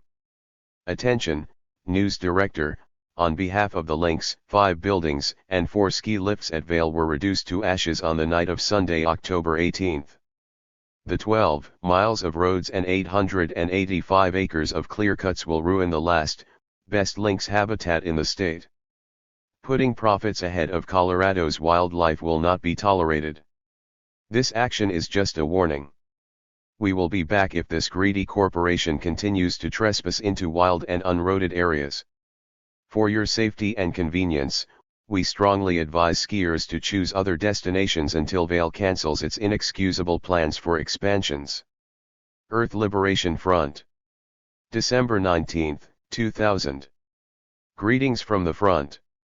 The Earth Liberation Front claims responsibility for the torching of a luxury home under construction in Miller Place, Long Island on December 19. Anti-urban sprawl messages were spray-painted on the walls, then accelerants were poured over the house and lighted. Let there be no mistake that this was a non-violent action and the house was searched for any living thing before being set alight. This is the latest in a string of actions in the war against urban sprawl. Urban sprawl not only destroys the forest and green spaces of our planet, but also leads directly to added runoff of pollutants into our waterways, increased traffic that causes congestion and air pollution, and a less pleasing landscape. Our Earth is being murdered by greedy corporate and personal interests. The rape of Earth puts everyone's life at risk due to global warming, ozone depletion, toxic chemicals, etc. Unregulated population growth is also a direct product of urban sprawl. There are over 6 billion people on this planet, of which almost a third are either starving or living in poverty. Building homes for the wealthy should not even be a priority. Forests, farms, and wetlands are being replaced with a sea of houses, green chemical lawns, blacktop, and roadkill. Farmland is being bought out by land developers because of their inability to compete with cheap corporate, genetically engineered, pesticide-saturated food. The time has come to decide what is more important, the planet and the health of its population, or the profits of those who destroy it. The purpose of sloganeering is not self-righteous posturing as has been reported, but a direct warning to the Earth's oppressors. Apparently, Long Island's growing smog and cancerous water is not a good enough warning to those directly responsible for it. The site of this recent action was warned twice of impending actions with the monkey-wrenching of several vehicles and spray-painted messages. It's time for the people of Long Island to put their foot down and no longer passively tolerate our island's rape. It is time for Nassau and Suffolk County Police to realize we are but the symptoms of a corrupt society on the brink of ecological collapse. Law enforcement should be directing their time and resources towards the real terrorists. Those who commit murder and theft upon our populace daily. Big business is the enemy of the people, yet most people remain blind of it due to the massive propaganda and the power they wield. Every major media outlet on Long Island is in their pockets. The time for action is upon us. We are watching. Earth Liberation Front. December 31, 2000. Greetings, friends. As an early New Year's gift to Long Island's environment destroyers, the Earth Liberation Front visited a construction site on December 29 and set fire to 4 unsold luxury houses nearly completed at Island Estates in Mount Sinai, Long Island. Hopefully, this caused nearly $2 million in damage. This hopefully provided a firm message that we will not tolerate the destruction of our island. Recently, hundreds of houses have been built over much of Mount Sinai's picturesque landscape, and developers now plan to build a further 189 luxury houses over the farms and forests adjacent to Island Estates. This action was done in solidarity with Josh Harper, Craig Rosibrio, Jeffrey Freelures and Craig Critter Marshall, Andrew Spanian, Jeremy Parkin, and the countless other known and unknown activists who suffer persecution, interrogation, police brutality, crappy jail conditions, yet stand strong. Whether it's denying a prisoner vegetarian or vegan food/phone calls, or even the terrorism of the grand jury, they stand strong. Oppression of our brothers and sisters will only make us up our tactics, by means, frequency, and cost. The more brutality you give our brothers and sisters, the more money we cause the oppressors. Our hearts go out to all of them. Keep up the fight. Never give in. April 4, 2001. Take actions against globalization now. The Earth Liberation Front has very recently paid a visit to a Nike outlet in the town of Albertville, Minnesota.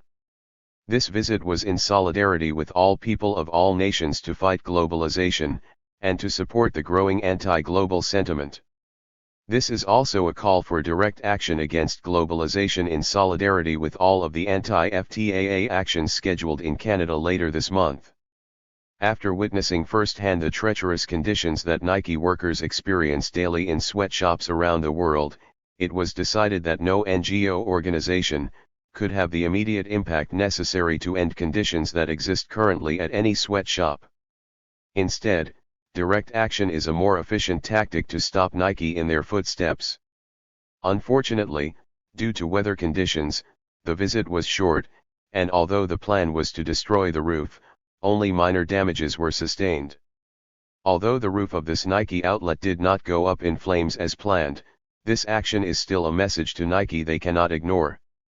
In fact, there are only two options for Nike at this point. Option I: you can shut down all of your sweatshops immediately, and immediately place all assets into the communities that you have stolen from.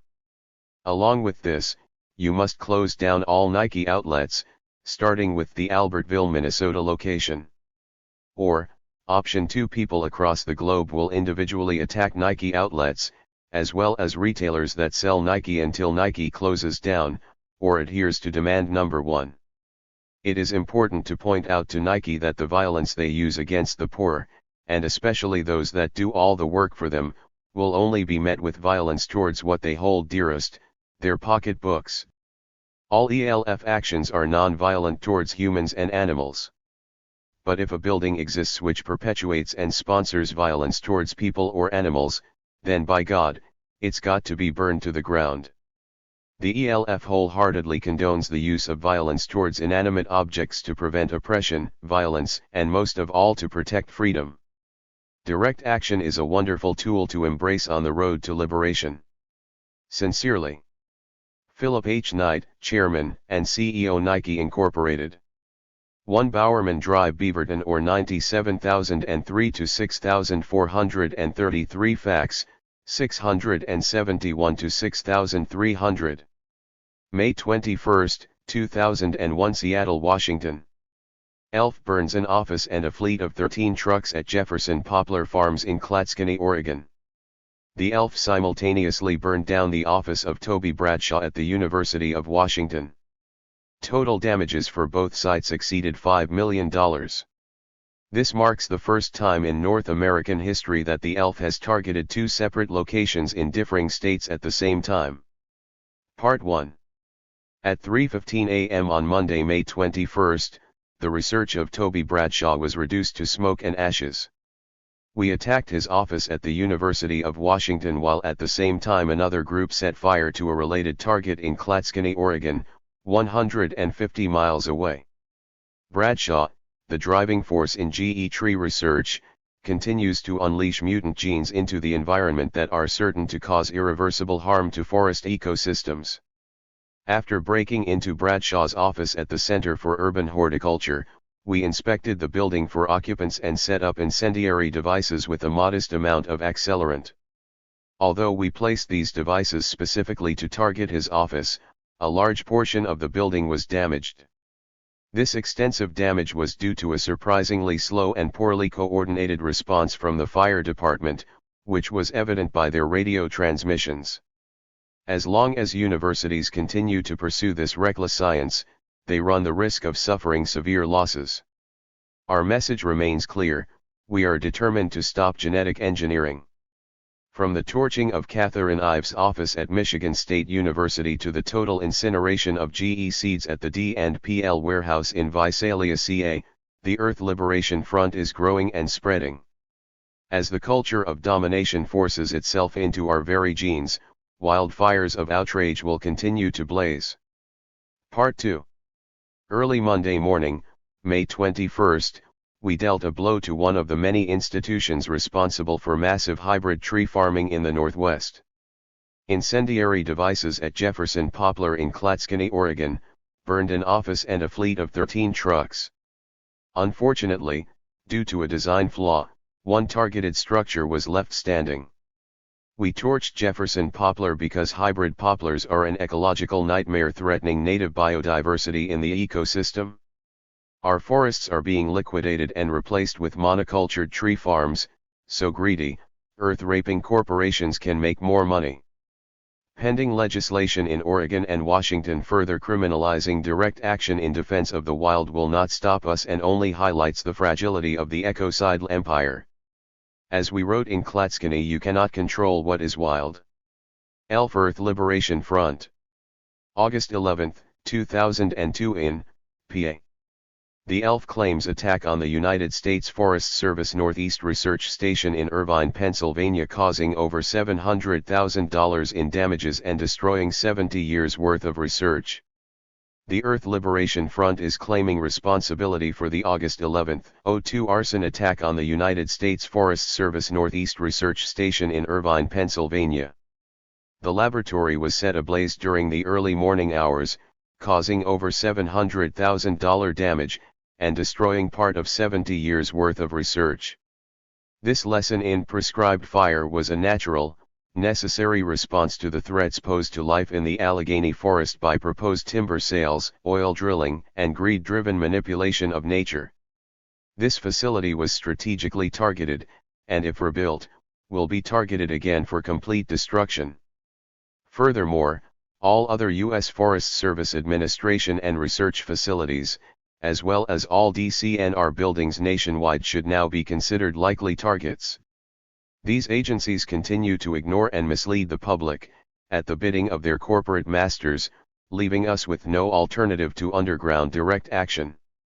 Their blatant disregard for the sanctity of life and its perfect natural balance, indifference to strong public opposition, and the irrevocable acts of extreme violence they perpetrate against the earth daily are all inexcusable, and will not be tolerated. If they persist in their crimes against life, they will be met with maximum retaliation. In pursuance of justice, freedom, and equal consideration for all innocent life across the board, segments of this global revolutionary movement are no longer limiting their revolutionary potential by adhering to a flawed, inconsistent nonviolent ideology.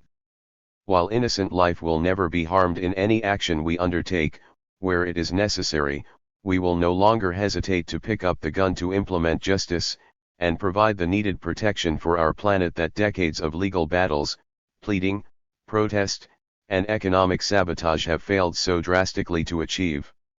The diverse efforts of this revolutionary force cannot be contained, and will only continue to intensify as we are brought face to face with the oppressor in inevitable, violent confrontation. We will stand up and fight for our lives against this iniquitous civilization until its reign of terror is forced to an end by any means necessary. In defense of all life. Pacific ELF. December 2, 2002 Harbor Creek, PA. ELF and ALF joint claim fire at the Mindick Brothers Fur Farm. At 2 a.m. on November 26, 2002, anonymous cells of the ALF and the ELF visited the Mindick Brothers Fur Farm in Harbor Creek, Pennsylvania. Before disappearing into the night, a large fire was set which completely destroyed the farm's feed barn and its contents, causing extensive financial loss. The ALF is also claiming responsibility for releasing 200 breeding mink in May and 50 plus in September from the same farm.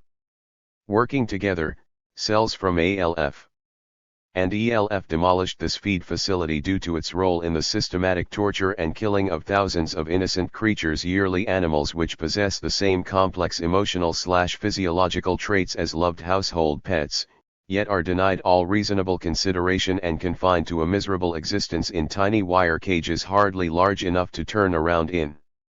Imprisoned in fur factories, these solitary creatures are forced to endure intensive confinement for the entirety of their lives, next to, or not uncommonly, packed into the same excrement and disease-laden cages as their doomed relatives. In their natural state, these animals maintain a vast territory encompassing several miles.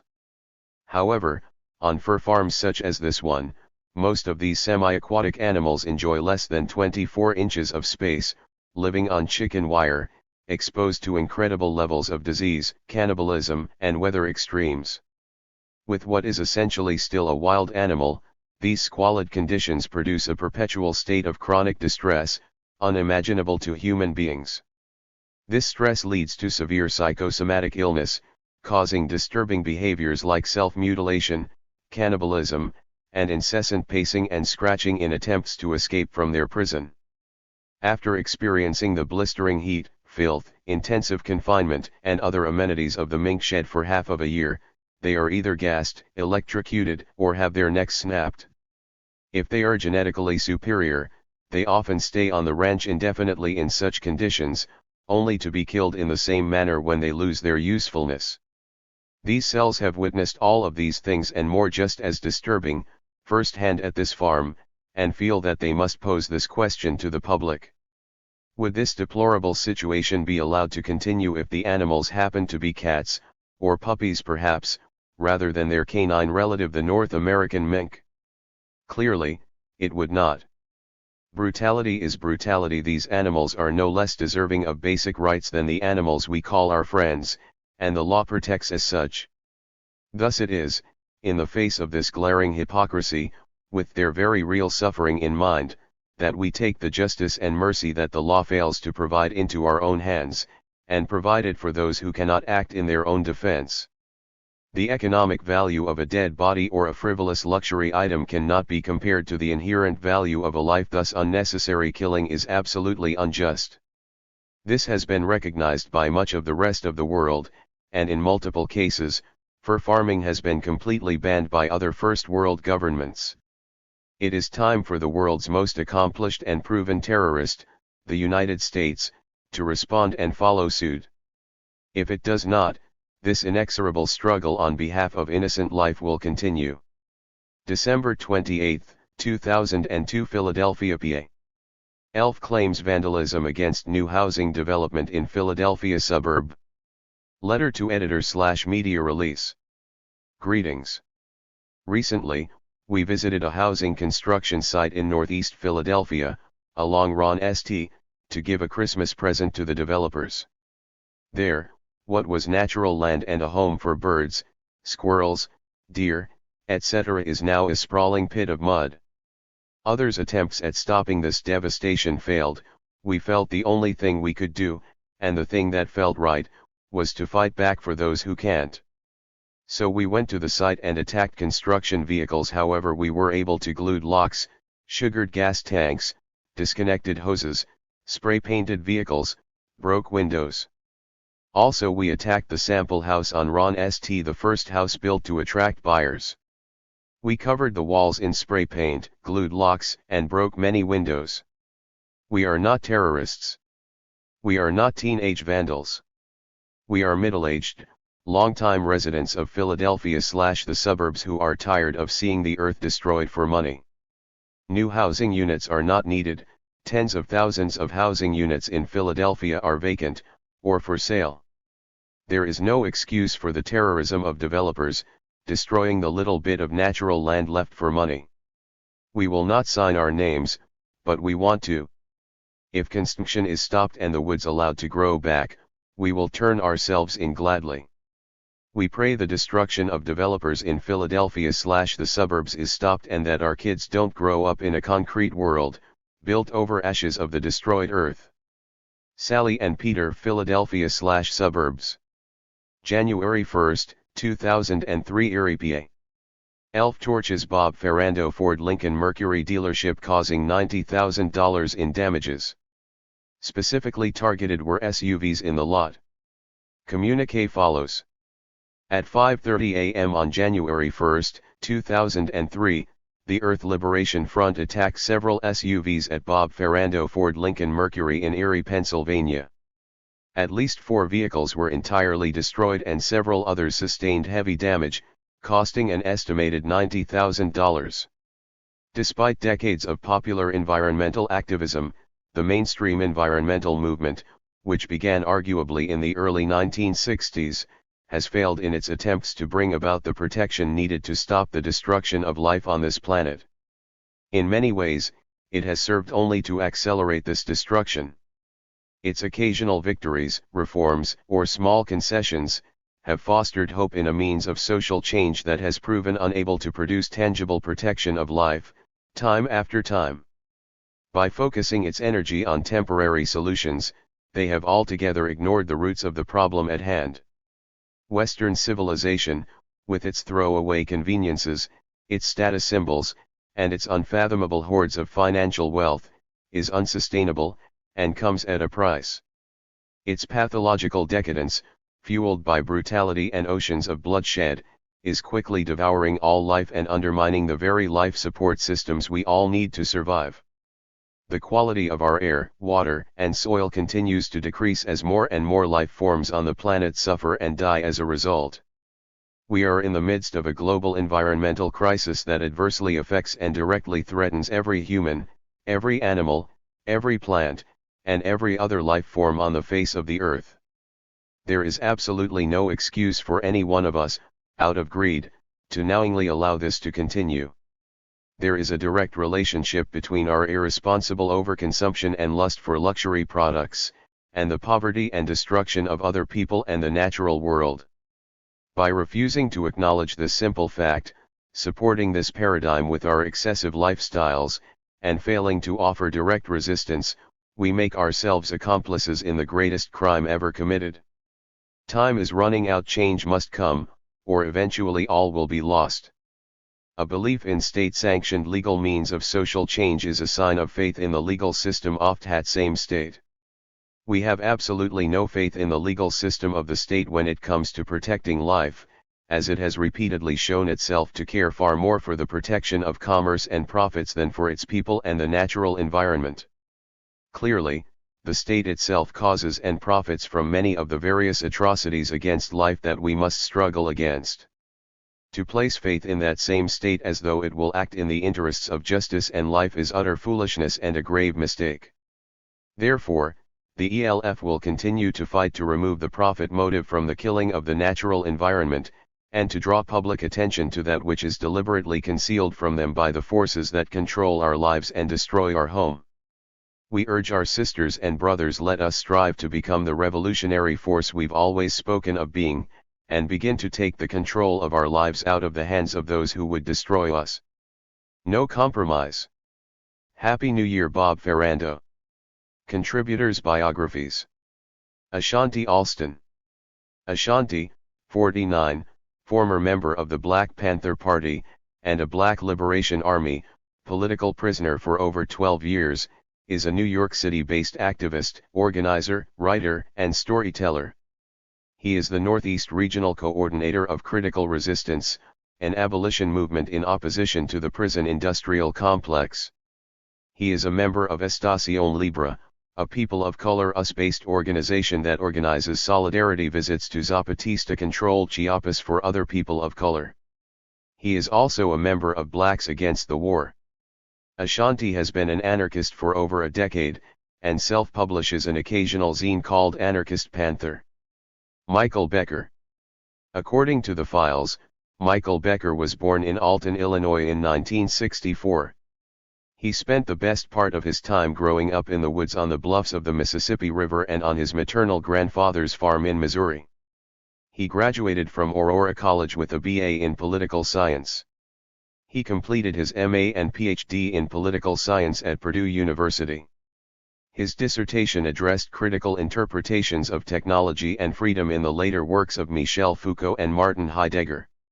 He has been a full-time lecturer in political science at California State University, Fresno since 1992. In addition to articles related to his dissertation research, he has written on Nietzsche's Last Man as it relates to the nihilism of self-narcotizing/necrotizing television culture. His current research concerns philosophical and tactical parallels between the Zapatistas and the Earth Liberation Front, drawing on Deleuze's conception of the rhizome. Becker is active in ecstatic, liberatory direct action from critical mass to Earth First to guerrilla gardening.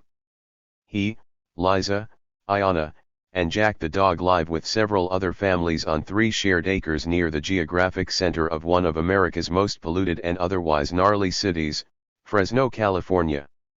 Stephen Best. Best earned his BA in philosophy at the University of Illinois, Champaign-Urbana, his MA at the University of Chicago, and his PhD at the University of Texas, Austin. Currently, he is Associate Professor of Humanities and Philosophy at the University of Texas, El Paso, where he teaches courses such as Modern Humanities, Critical Thinking, Ethics, Social Philosophy, 19th and 20th Century Philosophy, Animal Rights, Environmental Theory, Postmodern Theory, and Philosophy of Science and Technology. Best has written and edited 7 books and published over 100 articles and reviews. 2 of his books, The Postmodern Turn and The Postmodern Adventure, won numerous awards for Best Philosophy/Social Theory Books of the Year. With Anthony J. Nocella, too, Best is co-editor of Terrorists or Freedom Fighters. Reflections on the Liberation of Animals. Best and Nocella co-founded the Center on Animal Liberation Affairs, and Best is chief editor of the Animal Liberation Philosophy and Policy Journal. Best is also president of Stop Animal Neglect and Exploitation, vice president of the Vegetarian Society of El Paso, and runs his own radio show, Animal Concerns of Texas. He regularly gives talks to groups throughout the country and abroad on various topics such as state repression, direct action, and animal rights. Many of Best's writings are posted on his website. Marilyn Buck. Marilyn Buck is a longtime anti-imperialist political prisoner. She has been imprisoned since 1985 for her support and solidarity with the struggle for the right to self-determination of Black people in the U.S. In Texas, where Marilyn was raised, her family took part in civil rights work. As a young woman, she connected her own oppression as a woman through the Black Power movement of the mid-1960s. Politicized greatly by the struggle of the Vietnamese people to rid themselves of U.S. imperialism, Marilyn officially became a political activist when she joined Students for a Democratic Society. Later, she worked for San Francisco newsreel to educate politically through the visual media. Marilyn was imprisoned in 1985 based on her support for the new African independence struggle. She was convicted of being part of a conspiracy to free U.S. political prisoners, and also for raising funds through bank robbery. Marilyn Buck and her comrades were convicted of participating in Assata Shakir's liberation from prison in New Jersey. Assata remains free in Cuba under political asylum. Marilyn was also convicted of conspiracy for actions opposing U.S. international and domestic policies of war and aggression, including the attack on the U.S. Capitol building in the early 1980s. The life and death of environmentalist Judy Bari opened her eyes to the colonization of nature by the U.S. government, including environmental racism, as the capitalist ruling class destroys and degrades the earth, particularly in communities of the poor and people of color.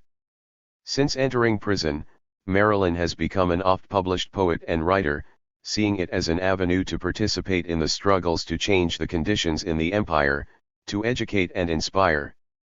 She has a small chapbook, Rescue the Word, as well as a CD, Wild Poppies. Drew Dellinger. Drew Dellinger is a spoken word poet, teacher, and activist. He is founder of Poets for Global Justice, a collective of artists using poetry and spoken word to build and support movements for justice, tell truths, empower youth, and inspire radical imagination. Poetry can help ignite revolutions by stirring collective action and invoking a world of possibilities beyond the current regime of war, racism, sexism, poverty, greed, and ecological destruction. Poets for Global Justice has rocked mics and inspired minds at events across the country, from mass demonstrations, street protests, and direct actions, to conferences, churches, and classrooms. Dellinger is also author of the collection of poems, Love Letter to the Milky Way, with forewords by Thomas Berry and Matthew Fox. He has presented and performed throughout the United States, speaking on justice, ecology, activism, art, anti-racism, and democracy. Dellinger's poetry has been widely published and his work is featured in the film, Voices of Dissent and the books, Children of Movement and Global Uprising. In 1997 he received Common Boundary magazine's National Green Dove Award.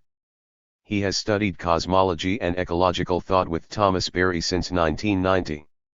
Dellinger has been called an important voice of the global justice movement by Yes Magazine and a national treasure by Joanna Macy. In September of 2005, Dellinger was arrested at the White House with a delegation of religious leaders, veterans, and others demanding an end to the imperialist war in Iraq. Lauren Eastwood. Eastwood is a visiting assistant professor in the Department of Sociology at Syracuse University. Her area of expertise is in sociology of the environment, with an emphasis on environmental justice, international environmental policy, and NGO and indigenous peoples organization movements. Drive. Eastwood's past research and publishing involves Eastern European environmental movements before and after the 1991 political transitions. More recently, she has conducted participant observational research on international forest policy making through the United Nations, with a focus on NGO and IPO participation in the various international forest policy making processes. She is currently engaged in continuing this research, as well as beginning projects on the debate surrounding genetically modified organisms, shifting politics of resource extraction in Montana which allow for alliances between indigenous peoples, ranchers, and environmentalists, and Latin and North American revolutionary movements which critique neoliberal economic and political policies in the current phase of globalization based on platforms of indigenous autonomy and environmental/land tenure concerns. Eastwood brings an activist perspective to her research. Theoretically, her research is informed by a post-structuralist analysis of discourse and power combined with a historical materialist analysis of the manner in which everyday activities are circumscribed and organized by larger social relations, such as the imperatives of trade liberalization and the global military-industrial complex. David Garland. David Garland is a longtime environmental, labor, animal rights, and media activist, having been involved in direct action groups in Europe and the UK since 1980. He established a number of projects such as Hunt Saboteurs International, Black Magazine and stood for the Greens in Northern Ireland before immersing himself in the establishment of Earth First. In the UK, he founded the radical magazine Do or Die, co-founded the Earth Liberation Prisoners Support Network, was a regular contributor for Green Anarchist, Green Revolution, the F. Journal, Alarm, as well as participating as an F/IWW activist during this period. An open supporter and advocate of the ELF, he was arrested in 1994 for selling the magazine Terrorist. In his spare time, he authored 2 books of poems, E-Cowers and Burn the Cages. In 1994, due to illness, David began his studies at Ruskin College, Oxford, and then continued to read revolutionary ecology at Lancaster University in 1995. He got his MA in Peace Studies in 1998, and is presently doing postgraduate study, focusing on the anti-depleted uranium weapons movement. He now teaches radical media in independent studies at Lancaster University, and is still involved with the Terra Greenbrier. Greenbrier is currently involved in a land-based community in North Carolina focused on the experiential practice, learning and sharing of earth skills. Wild foods, hide tanning, nature crafts, natural and primitive building, and radical homesteading form the physical basis for living close to nature. Truth-speaking, radical honesty, and emotional healing and growth provide deeper sustenance for coping with the psychic and spiritual disconnection resulting from the process of domestication. Greenbrier is co-presenter of a slideshow presentation called Feral Visions Against Civilization, which has been taken on 2 separate tours around the U.S. She has co-presented and facilitated workshops and discussions on green anarchy, civilization, and rewilding. Greenbrier's involvement in radical culture started with the Riot GRRRL radical feminist movement and Food Not Bombs in the early 1990s. From there, an intellectual interest in Native American and ecological politics propelled her to get involved in the Earth First movement in the Pacific Northwest, where she participated in civil disobedience/direct action organizing in defense of native forests, Indian sovereignty struggles, and related issues. In the late 1990s, Greenbrier participated in, and organized actions against, genetic engineering and biotechnology, and eventually became involved in the anti-capitalist globalization movement. Through lived experience as well as theoretical exploration, Greenbrier's focus has expanded to encompass a critique of civilization, rather than confronting the symptoms through symbolic, and ultimately reformist approaches. By developing and sharing lived, visual examples of decivilizing ourselves in our daily lives, she hopes to inspire others to explore the possibilities of community-based rewilding. Fred Hampton Jr.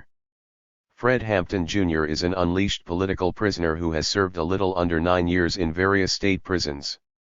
In the eyes of the state, Fred Hampton Jr. is a 3-strike offender. Strike 1, for simply being African. Strike 2, for being the offspring of freedom fighters, assassinated Deputy Chairman Fred Hampton Sr., Illinois Chapter Black Panther Party, and his mother/comrade Akua Njeri, Illinois Chapter BPP, and Strike 3, for continuing the fight for the liberation of African people. Now that he is unleashed but not free, Fred Hampton Jr. continues to expose the brutal prison conditions and the fight to release still held political prisoners, prisoners of war, and prisoners of conscience. He continues to push for pardon based on his innocence in order to clear his name of the dubious charges. Chairman Fred of the Prisoners of Conscience Committee states, "We are clear that the U.S. prisons don't operate as a separate entity from the war launched on our people, but as an apparatus of it. Just as we identify the illegal capitalist drug economy, the genocidal foster care system, the we don't care healthcare system, chemical and biological warfare, U.S. enacted legislation under the guise of a war on gangs, guns, and/or drugs, there are many additional instruments that are utilized in the war against African and other colonized people. In addition to organizing with the people to fight against those instruments of war utilized against us, the POCC serves to heighten the level of consciousness of those held captive behind enemy lines, implement the Harriet Tubman Code, and make one prisoner, one contact a reality. The POCC serves to unite the struggle for freedom for those behind and outside the walls of U.S. concentration camps. Free Imam Jamil Ayaman, Mumia Abu Jamal, Marshal Eddie Conway, Sundiata Akalai, Jerry Oding Dunnigan, Ruchel Sink McGee, Aaron Patterson. Hands off Asada. Long live Shaka Sankofa, Stanley Tookie Williams, and all other strange fruit this country has created. And Hansen. Hansen served 7 years of a life sentence in the prison for women in Kingston, Ontario for actions committed with direct action. This was a small guerrilla group in the early 80s that bombed the Lytton plant, burned down red-hot video stores, and bombed 2 transformers at a hydro substation on Vancouver Island. In 2001 she published a memoir, Direct Action, Memoirs of an Urban Guerrilla, which tries to give an honest account of our politics and how and why she decided to start a guerrilla group in Canada. Presently she is working with Women for Justice, a support group for women both inside and outside prison. The group is involved in direct action, public awareness, and working on a long-term project to start a transition house for women being released from prison with a self-run cafe/bookstore. Josh Harper.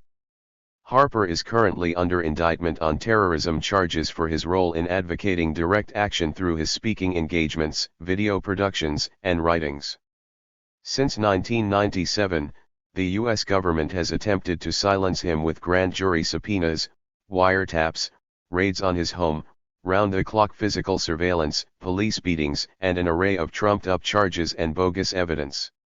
Harper has kept his resolve throughout the continual harassment, and is planning on completing his first full-length documentary after the conclusion of his current round of legal proceedings. Home Fries. Home Fries has been focusing on connecting social justice and animal liberation issues for the past several years. She has worked with a grassroots organization called Boston Ecofeminist Action. She facilitates workshops on feminism and animal liberation at conferences, community centers, and universities around the country. She holds a BA in philosophy from New College of Florida and an MA in feminist theory/social movement studies from Goddard College. Most recently, she has become interested in storytelling as a way of illustrating the intersections between feminism and the liberation of other animals. Homefries and two other people started offering a workshop called How I Became a Teenage Vegan Anarcha-Feminist. She is also collecting the stories of people around the country for a radio series about how their struggles for social equality are related to non-human animal liberation. Homefries slideshow, Resisting the Symbolic Order, an ecofeminist look at patriarchal imagery is available online. Derek Jensen. Derek Jensen is the author of many popular books, notably including A Language Older Than Words and The Culture of Make-Believe. The latter was a finalist for the Lucas Prize Project Award for Exceptional Works of Nonfiction, sponsored by the Columbia University Graduate School of Journalism and the Nieman Foundation at Harvard, which cited it as a passionate and provocative meditation on the nexus of racism, genocide, environmental destruction, and corporate malfeasance, where civilization meets its discontents. His most recent book, from which his chapter in this book is excerpted, is titled, Endgame, The Collapse of Civilization and the Rebirth of Community. Robert Jensen. Jensen joined the University of Texas at Austin faculty in 1992 after completing his PhD on media law and ethics in the School of Journalism and Mass Communication at the University of Minnesota. He teaches graduate and undergraduate courses in media law, ethics, and politics. Prior to his academic career, he worked as a professional journalist for a decade. In his research, Jensen draws on a variety of critical theories. Much of his work has focused on pornography and the radical feminist critique of sexuality. In more recent work, he has addressed questions of race through a critique of white privilege and institutionalized racism.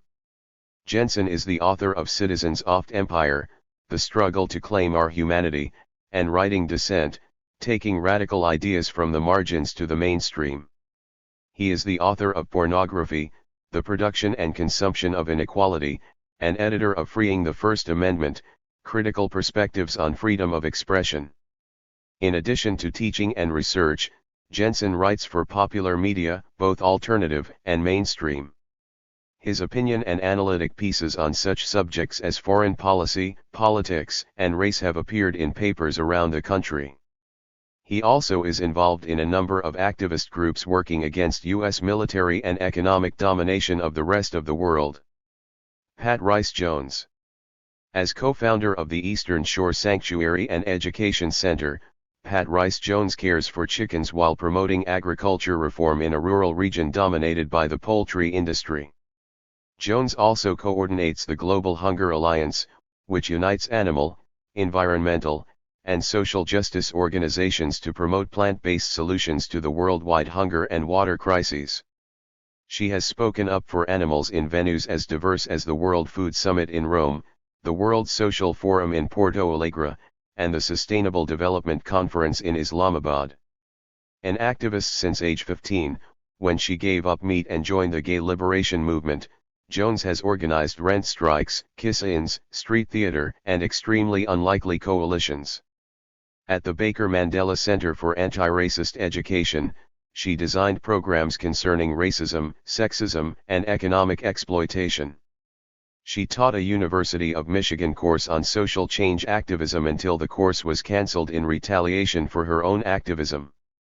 A founding member of Global Boycott for Peace, Jones agitates for economic direct action against war in the same spirit in which she advocates veganism.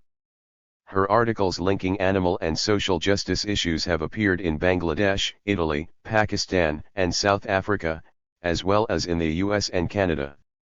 Richard Kahn. Kahn is a PhD student in the Social Sciences and Comparative Education Division of the Graduate School of Education at UCLA, where he works with Douglas Kellner in thinking about how the revolutionary developments occurring between humanity, the culture of techno-capital, and nature affect the future course of progressive left radicalism. He also holds an MA in Education from Pepperdine University and an MA in Liberal Arts from St. John's College. He was awarded the Sutherland Prize in Philosophy, for being the most promising student of his tenure, while an undergraduate at Hobart College. He is currently the chair of Ecopedagogy for the UCLA Paulo Freire Institute. Additionally, his weblog veganbee/og, the logical web/og, is the top-ranked blog devoted to veganism, animal rights, and ecological consciousness on the Internet. He publishes regularly on topics surrounding ecopedagogy, cyberculture, and radical uses of the Internet. He is also a published poet, folk musician, and web designer. Lisa Kemmerer. Kemmerer earned a master's degree in theology from Harvard Divinity School and her PhD in philosophy from University of Glasgow, Scotland. She has taught courses such as ethics, moral theory, and philosophy of religion at numerous colleges and universities. Currently, she teaches philosophy and religious studies at Montana State University, Billings. Kemmerer has published numerous reviews and articles, and has a book in consideration for publication entitled, Ethics and Animals, In Search of Consistency. Lisa also has written, directed, and produced 2 documentaries on Buddhism in North America and Alaska. Besides philosophy and animal rights activism, Lisa is a classical vocalist, guitarist, and flautist, and enjoys painting and writing poetry. A nature lover, Lisa has hiked, biked, and traveled widely around the world. Marty Keel. Marty Keel is a writer and activist in the areas of animal liberation, environmental ethics, and ecofeminism.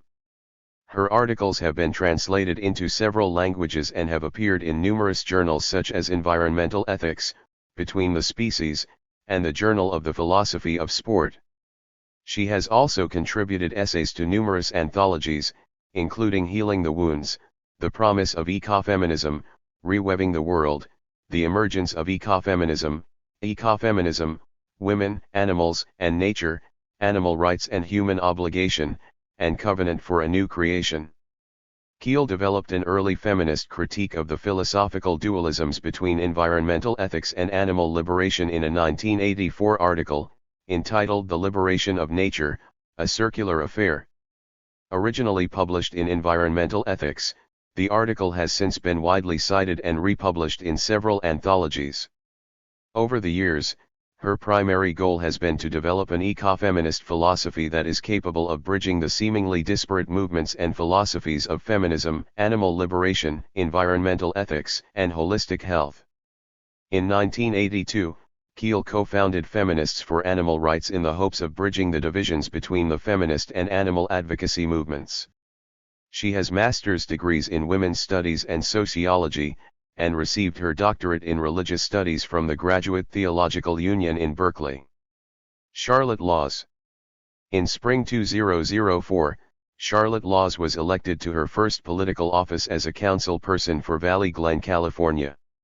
She holds a PhD in social ethics from the University of Southern California and has completed doctoral-level coursework at UCLA. She also earned 2 B.A. degrees in philosophy and theater arts from California State University and 2 master's degrees in social ethics and professional writing from USC. She has lectured and written articles in the following areas: the philosophies of Spinoza, Nietzsche, Russell, and Mill, postmodernism, ethics, animal liberation/rights, environmentalism, philosophy of science, social philosophy, political theory, and First Amendment law. Some of her more mainstream articles have appeared in Newsweek, Publishers Weekly, and the LA Times. For 3 years, she was also a regular contributor to California Magazine, focusing on philosophy, politics, law, and social issues.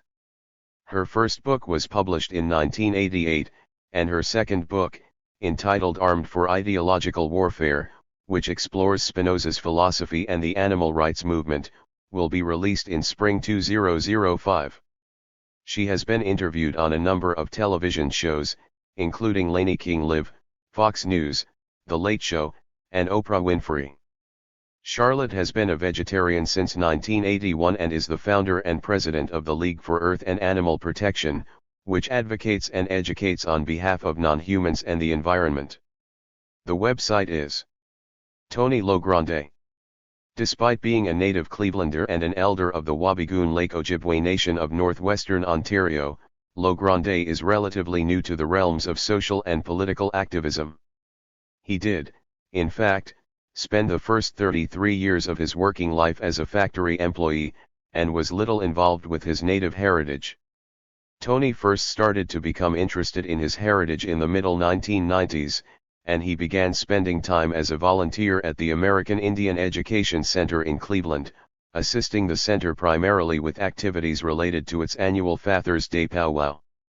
Tony retired from his factory position in 1999 and, having continued his education starting in the mid-90s, took a position in social service as a counselor for a welfare-to-work organization. When that business closed its doors in 2001, he found himself without specific direction.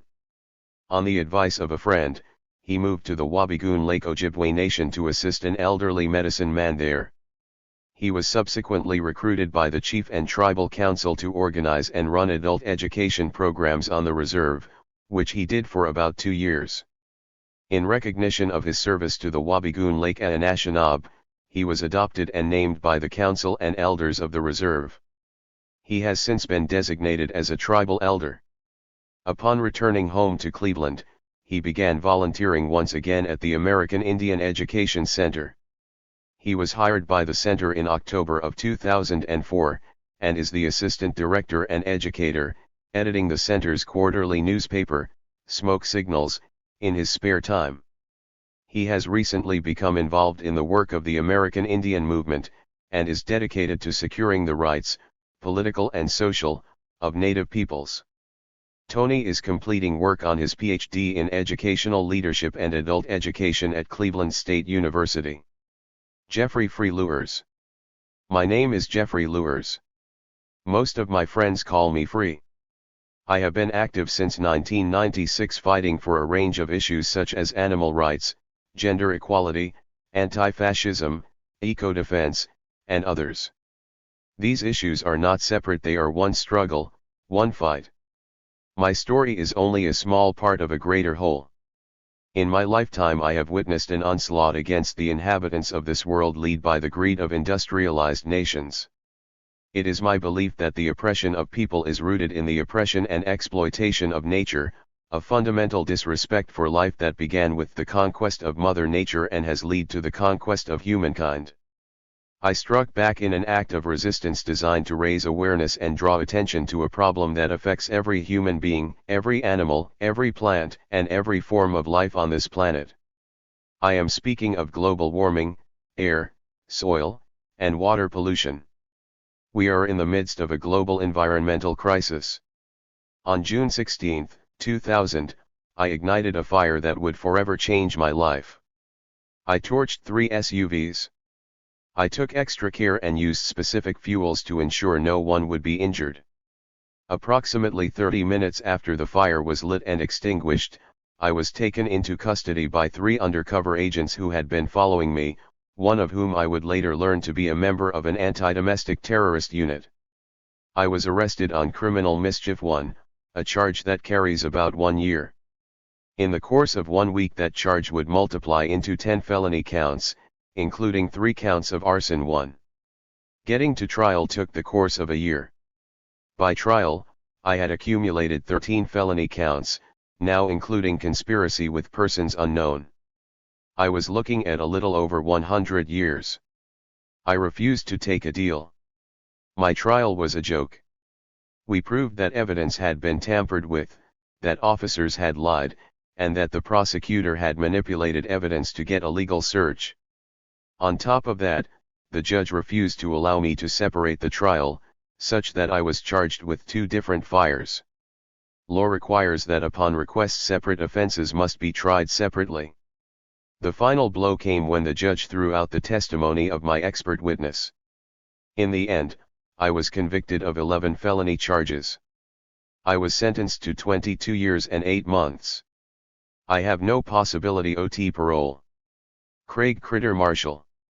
Craig Marshall, better known by his friends and enemies as Critter, does not consider himself an activist.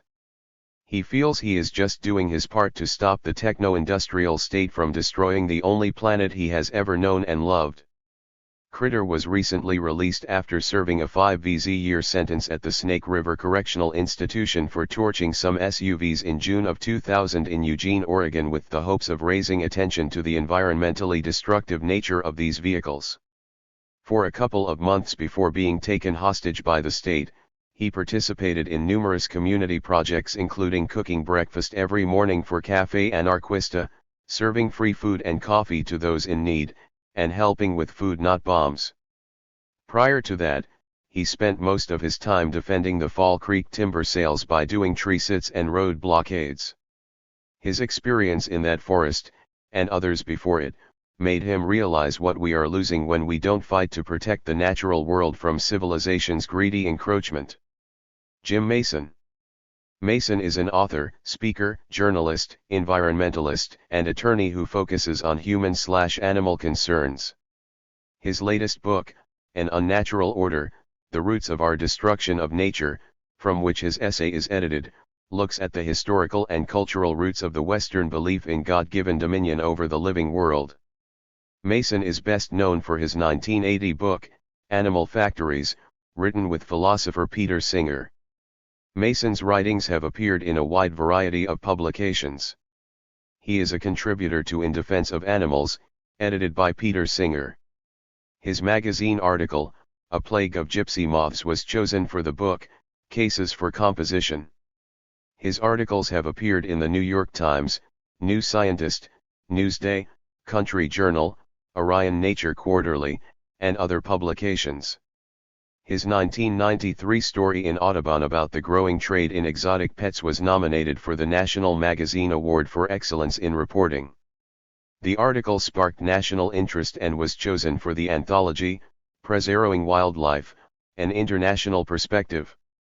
Mason and Peter Singer's new book, Food Matters: The Ethics of What We Eat, will be released by Rodale in August 2006. In addition to writing, Jim Mason speaks about animals, nature, and the environment at conferences, churches, and universities. He has appeared on NBC's Today, CBS This Morning, NPR's All Things Considered, CNN, Midday Live, and other radio and television programs in major cities. His books have been reviewed in The Washington Post, The Christian Science Monitor, In These Times, The Chicago Sun-Times, and the Atlanta Constitution. Mason's homepage is Noel Malland. Malland has been involved with many animal liberation and eco-defense campaigns over the years. He was sentenced to 3 years imprisonment for allegedly conspiring to incite animal liberation and Earth Liberation Direct Action through the dissemination of Animal Liberation Front and Earth Liberation Front information. Noel is currently volunteering with Earth Liberation Prisoners Support Network, which he helped to found in 1993. Jalil A. Muntakim. Jalil was 19 years old when he was arrested. He is a former member of the Black Panther Party and the Black Liberation Army. For the past 32 years, Jalil has been a political prisoner, and is one of the New York Three in retaliation for his activism in the 1960s and early 1970s. 2 months shy of his 20th birthday, Jalil was captured along with Albert Na Washington in a midnight shootout with San Francisco police. When Jalil was arrested, he was a high school graduate and employed as a social worker. In 1976, while in San Quentin Prison in California, and before he was moved to New York, Jalil launched the National Prisoners Campaign to petition the United Nations to recognize the existence of political prisoners in the United States. Progressives nationwide joined this effort, and the petition was submitted in Geneva, Switzerland. This led to Lennox Hines and the National Conference of Black Lawyers having the UN International Commission of Jurists tour U.S. prisons and speak with specific political prisoners. The International Commission of Jurists then reported that political prisoners did in fact exist in the United States. Jalil has received awards of appreciation from JCS, NAACP, and Project Build for his active participation and leadership. After many years of being denied the opportunity to attend college, Jalil graduated from SUNY New Paltz with a BS in psychology and a BA in sociology in 1994. He would like to pursue his master's degree, but has not been allowed by docs. Jalil has had many essays and articles published, including a compilation of prison writings, titled We Are Our Own Liberators, and is featured in a video, Jalil Muntakim Voice of Liberation. During his imprisonment, Jalil has become a father and grandfather. He states, "One came to prison an expectant father and will leave prison a grandfather." Jalil is presently working to develop a National Prisoners African Studies Project, a non-profit organization dedicated to educating prisoners. Also, he is the founder of the Jericho Amnesty Movement, a national determination to win the release of political prisoners, and the co-founder of the New African Liberation Front. Anthony J. Nocella, 2. Nocella, a Quaker, is a social science doctoral student at the Maxwell School at Syracuse University, where his focus is political repression, terrorism, guerrilla warfare, and conflict studies. He holds a MA in Peacemaking and Conflict Studies and a graduate certificate in mediation from Fresno Pacific University. He was involved with peacemaking in Colombia with Mennonite Central Committee and the Christian Peacemaker teams. He has taught workshops in mediation and tactical analysis, and has assisted in a number of legal committees in the Americas. He is a co-founder with Richard Kahn of the Institute for Revolutionary Peacemaking and Education and with Steve Best of the Center on Animal Liberation Affairs.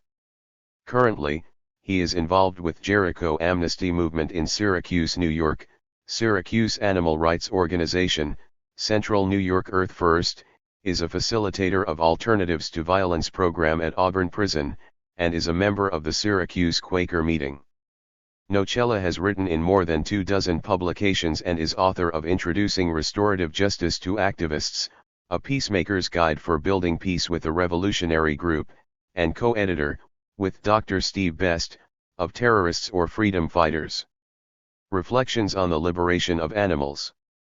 Nocella's web page is Sarah Jane Olson. Born in 1947, in a rural farming community in North Dakota, to a former fighter pilot All-American jock and a woman from California, her childhood was spent with her brothers and sisters on the Great Plains. Her family moved to California, first to Lompoc, then Palmdale, which employed her dad as a high school coach and English teacher.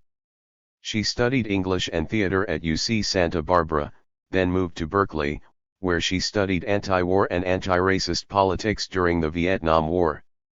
After moving back to the Midwest, she married, bore 3 daughters, taught English to Shona kids in Zimbabwe, trained as a chef, performed in community theater, ran road races, and worked in a variety of political organizations supporting democracy and equality. Arrested in June 1999, she pled guilty to conspiracy and association with the remnants of the Symbionese Liberation Army in 1975. She is currently serving a term, still yet to be determined by the court, at Central California Women's Facility in Chowchilla, CA. Paula Ostrovsky. Paula Ostrovsky has a PhD in microbiology and many years of basic laboratory research where she published and presented her work in national and international venues. She abandoned academia to use her analytical skills and writing talents for indigenous causes. She has produced and hosted radio shows serving these causes on WEFT, KPOO, and Berkeley Liberation Radio.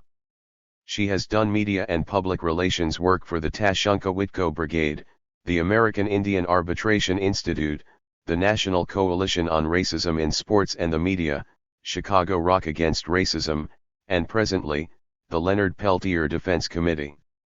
Kana Huspelki. Kana Huspelki is a Secwepemc and Nitniksa from the interior of British Columbia, Canada. Kana Huspelki is warrior and spokesperson for the Native Youth Movement. She is a community organizer, and has worked with many indigenous nations throughout Turtle Island. In 2001, Kana Huspelki and other Secwepemc youth formed the Secwepemc Native Youth Movement. Their mission to defend their territory and protect the clean water, food, and land her people still depend on for survival. Kana Hus and her people have been battling the governments of BC and Canada for their illegal occupation and theft of Secwepemc lands, and been fighting against illegal development of Sun Peak Ski Resort, a massive resort destroying Secwepemc hunting, food, and medicine-gathering mountains. This stance resulted in over 70 arrests of NYM warriors and traditional Secwepemc people, including elders nearly 80 years old. As an organizer and spokesperson, she has been targeted and assaulted by the RCMP. She fled and remained on the run until her capture in 2003. When her nephew passed away in a rural BC hospital, the doctors attempted to take the baby away and mutilate the body by performing an autopsy. Kana Hus, her sister and husband, and an NYM comrade fled the hospital with the baby to perform the proper burial ceremony in the mountains. The reaction of the enemy was a massive manhunt in which RCM pigs from across BC, 6 different divisions, helicopters, and K9 units were deployed to capture the NYMers. On a cold February night, they were all arrested and denied bail. She was refused bail even though she was breastfeeding her 4-month-old son.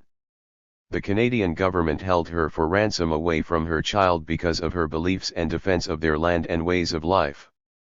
Upon her release, she maintained her stance and continues to stand strong against oppressive Canadian control forced upon her peoples. All charges have since been dropped, and she remains to stand for her people and her land, and continues her uncompromising stance. This is Indian land. Take back our land. Her warrior spirit is an inspiration to all. Fuck the police. Free Peltier. For more information about Native Youth Movement, please contact New York M Communications at hotmail.com. Leslie James Pickering. Leslie James Pickering served twice as spokesperson for the North American Earth Liberation Front press office, from its birth in early 2000 until the summer of 2002. During this period, the press office sustained 2 raids by the Federal Bureau of Investigation, the Bureau of Alcohol, Tobacco and Firearms, and local law enforcement agencies. It responded to half a dozen grand jury subpoenas, conducted public presentations, produced booklets, newspapers, magazines, and a video on the ELF, and handled the release of dozens of ELF communiques.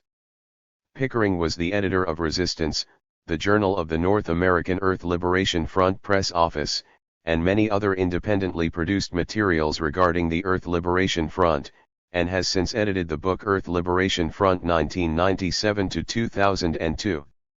He has handled countless local, national, international media inquiries, resulting in articles in the New York Times, the Washington Times, the Los Angeles Times, USA Today, Christian Science Monitor, Rolling Stone, Village Voice, and many other newspapers and magazines.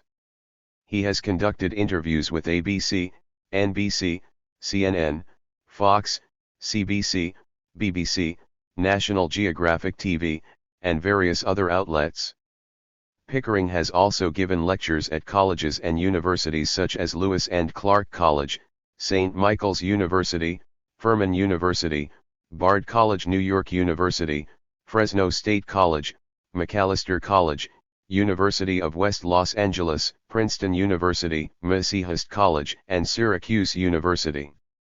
He has a California high school equivalency diploma and a BA in Revolutionary Community Organizing from Goddard College. He is now involved in Arisa, and is based in his hometown of Buffalo, New York. Anthony Racine. Racine is an anarchist writer and organizer, who makes meaningful and effective prisoner support activism a priority.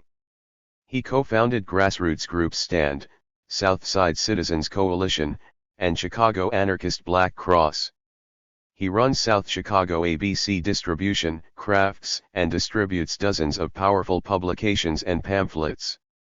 These are often written by prisoners to help educate, connect, and empower people, inside and out, and to raise issues and up the struggle. Robert Roche. To say that the list of Robert Roche's accomplishments and achievements is lengthy is an understatement. Roche's dedication to the Native American community of northeastern Ohio began in earnest in 1969 when Russell Means founded the Cleveland American Indian Center. He began as a volunteer and was subsequently hired by the center in 1970. In those early years, Robert served the Cleveland Center as the youth director, a paralegal, the Bureau of Indian Affairs representative for the Child Welfare Act of 1978, and, as the assistant director. In this time frame he also worked as the executive director under the Comprehensive Education Training Act in conjunction with the Department of Labor in 11 northern Ohio counties, including Cuyahoga. During this time he was also self-employed, operating 5 stores with 35 employees, and was the City of Cleveland Minority Businessman of the Year in 1971. In addition, Roche has been active in the American Indian movement since 1972, and was a party to the original Chief Wahoo lawsuit with Cleveland AIM, the Cleveland American Indian Center, and Russell Means, which was filed in that year.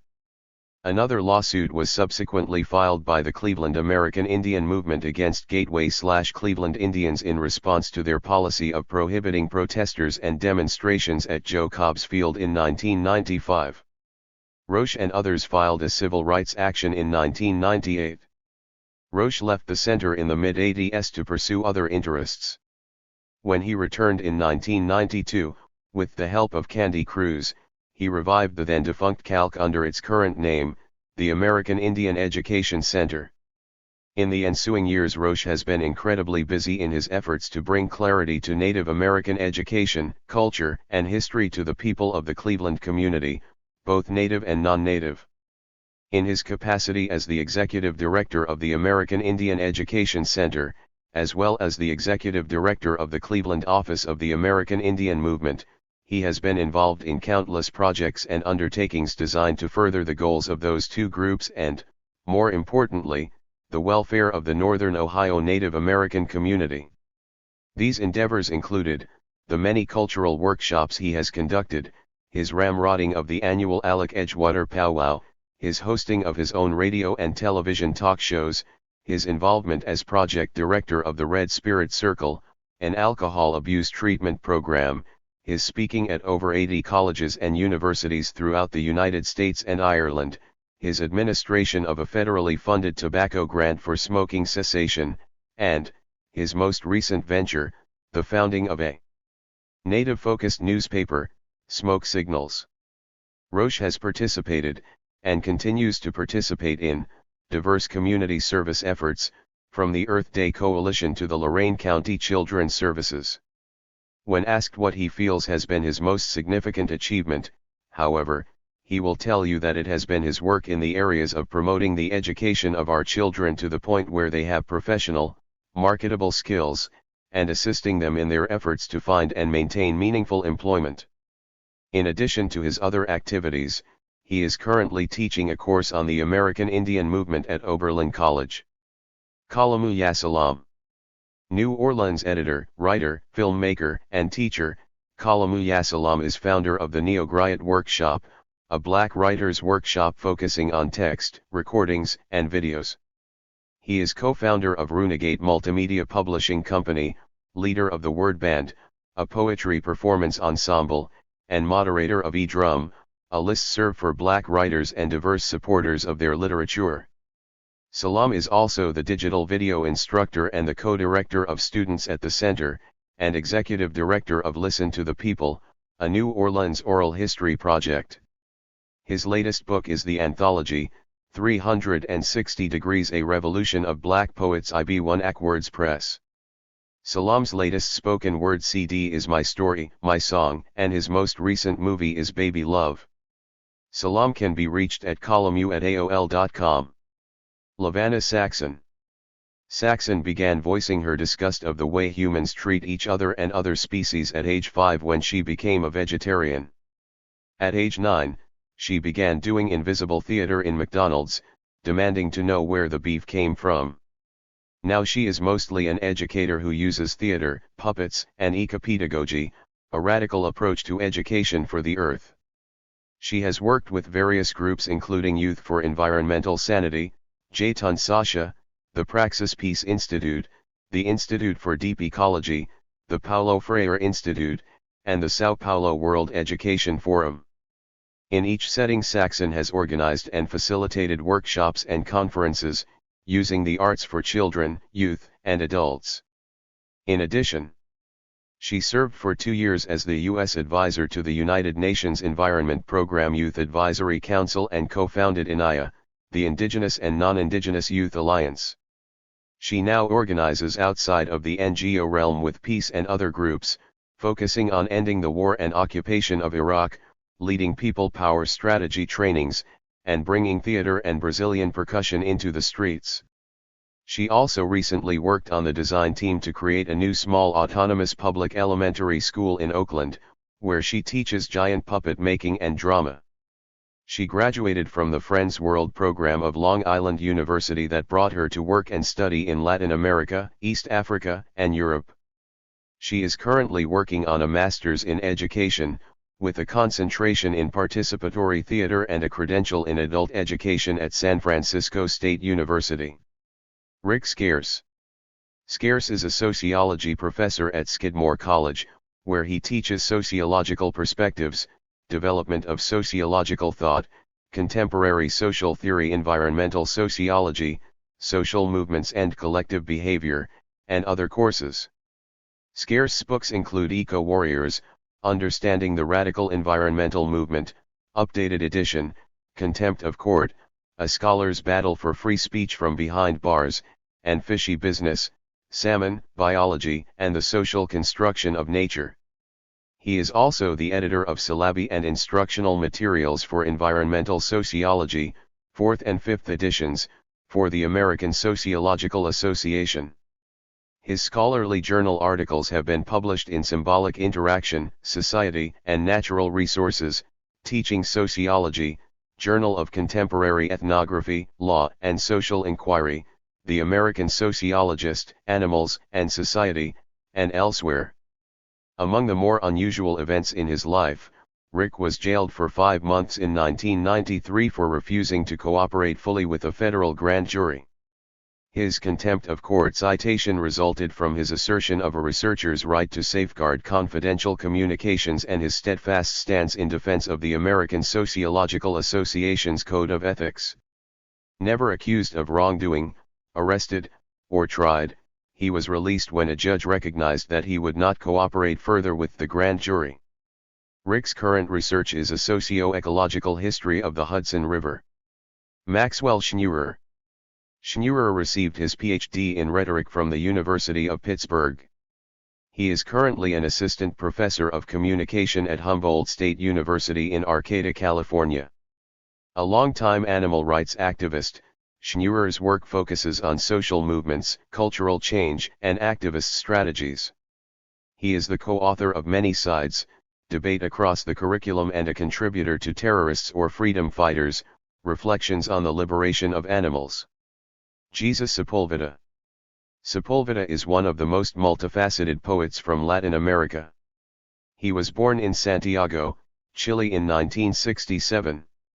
His notable poem, Place of Origin, written at the age of 17, portrays the years of violence and rebelliousness during the Pinochet military regime. His recent poem, Pax Americana, published in various alternative zines, is a mantra of protest against Bush and imperialist aggression.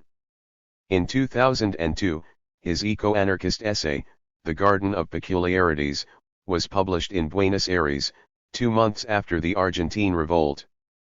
Sepulveda's poetry has been extensively published in Chile, Argentina, Uruguay, Brazil, Bolivia, Costa Rica, Mexico, the USA, and Spain, and partially translated into English and Portuguese.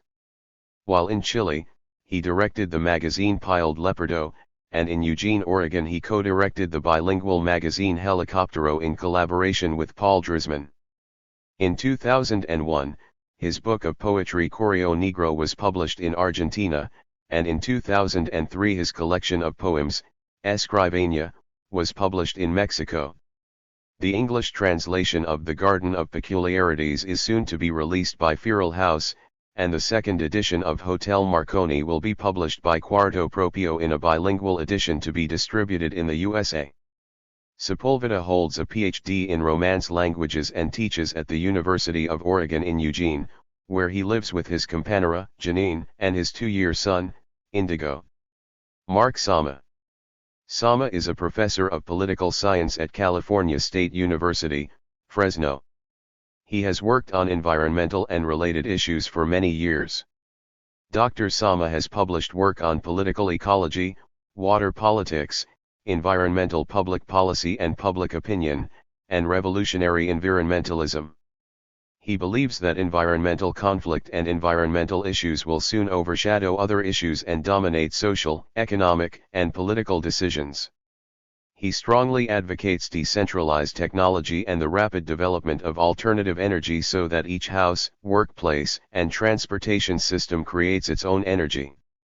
He argues for expansion of wilderness lands, a cessation of old-growth logging, strong population control measures, encouragement of organic farming via radical change in agricultural subsidy policy, and strong controls on bioengineering.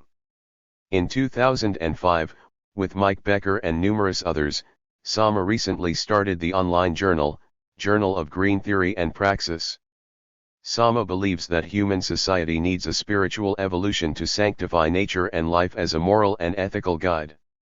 He argues that deep ecology is the pathway to this spiritual evolution, albeit with many key steps remaining in its development. Recently, he organized a conference at Fresno State entitled Revolutionary Environmentalism, a dialogue between activists and academics.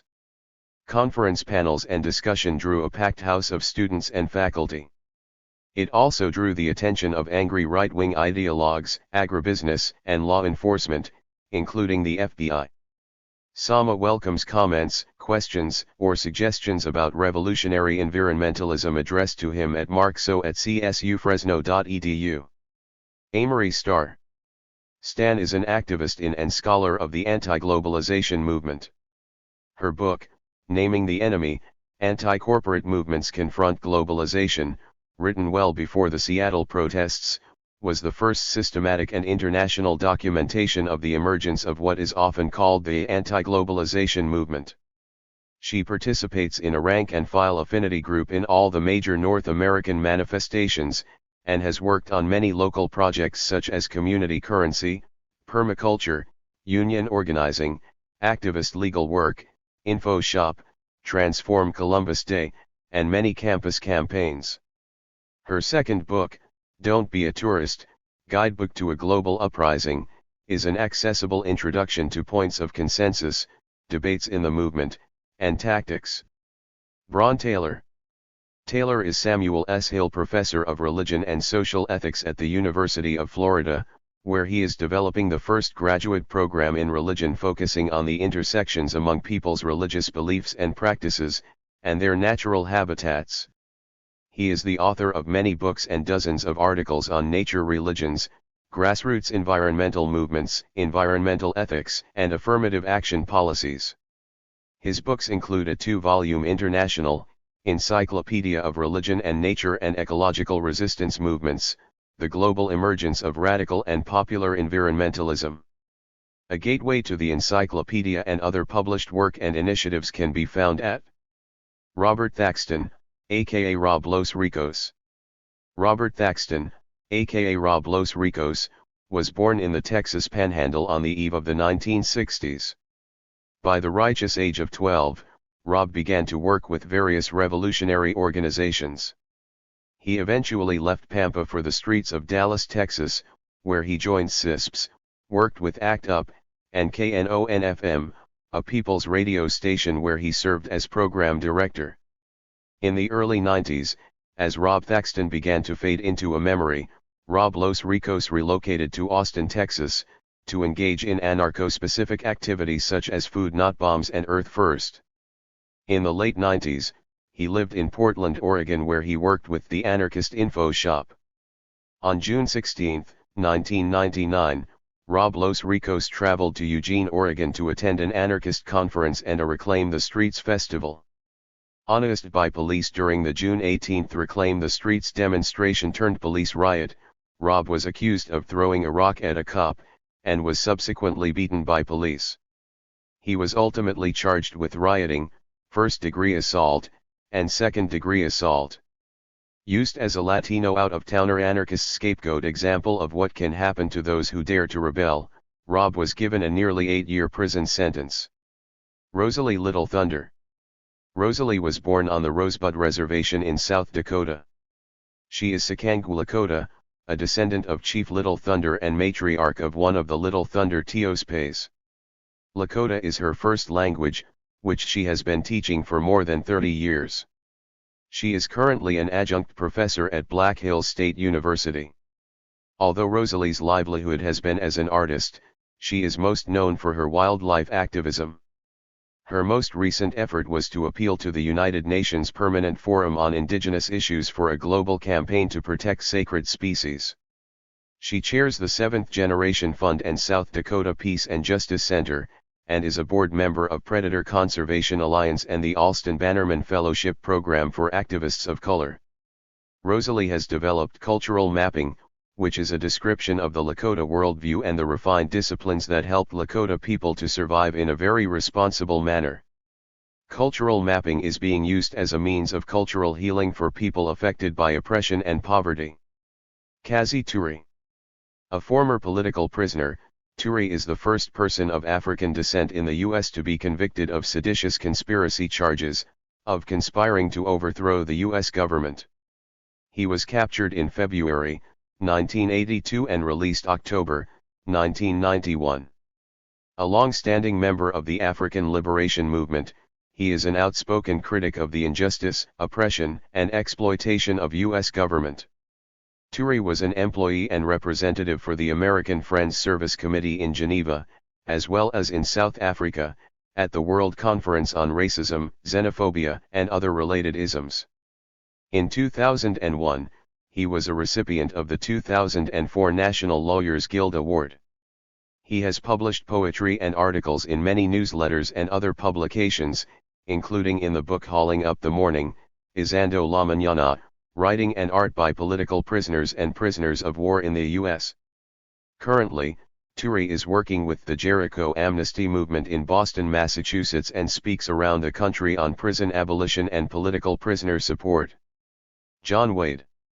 Wade was born March 15, 1985 in Alexandria, Virginia, and moved to Richmond, Virginia in 1990.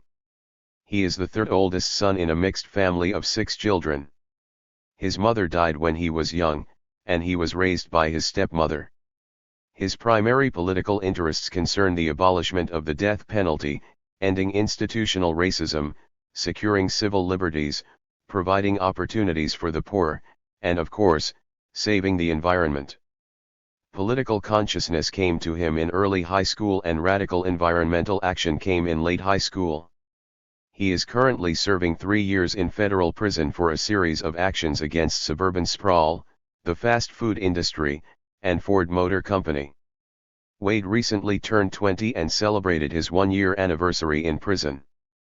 While on the street, he worked for a variety of different mainstream environmental organizations such as the Sierra Club, the Nature Conservancy, and the Chesapeake Bay Foundation, along with liberal nonprofits such as American Civil Liberties Union, the Human Rights Campaign, and numerous groups working to end the death penalty. He also worked for the Democratic Party. It might sound like he doesn't value the contribution of mainstream groups, but he does. Matt Walton. Walton is in the final semester of earning his MA in Political Science at Syracuse University. He holds a B.Mus with honors in music composition, also from Syracuse. Walton is involved in labor rights activism and voter mobilization as a project leader with NIPERG, and is on the editorial board of the Journal of Green Theory and Praxis. His current research projects include a study of the effects of Buddhist teachings on leadership and democratic governance in Southeast Asian nations, and a collaboration with East Side Neighbors in partnership to design and implement evaluation tools for their youth action program. Walton remains an active composer, and his music has been performed in London, New York, and Boston. His newest opera, which is based on the trial and incarceration of Leonard Peltier, premiered with the Syracuse Society for New Music in the summer of 2005. Wanbli Watop.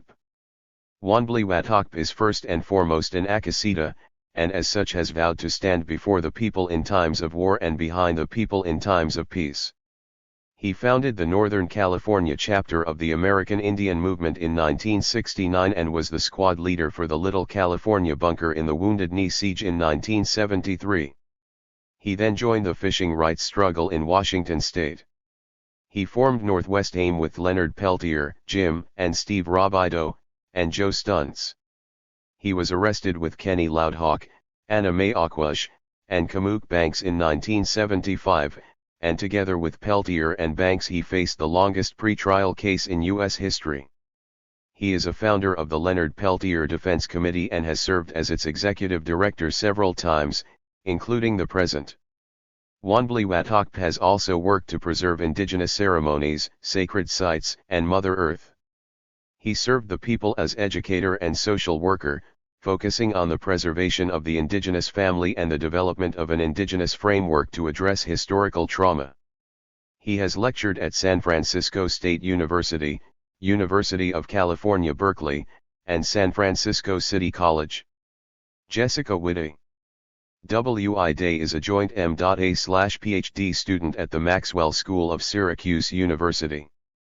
She is pursuing a master's degree in international relations and a doctorate in political science.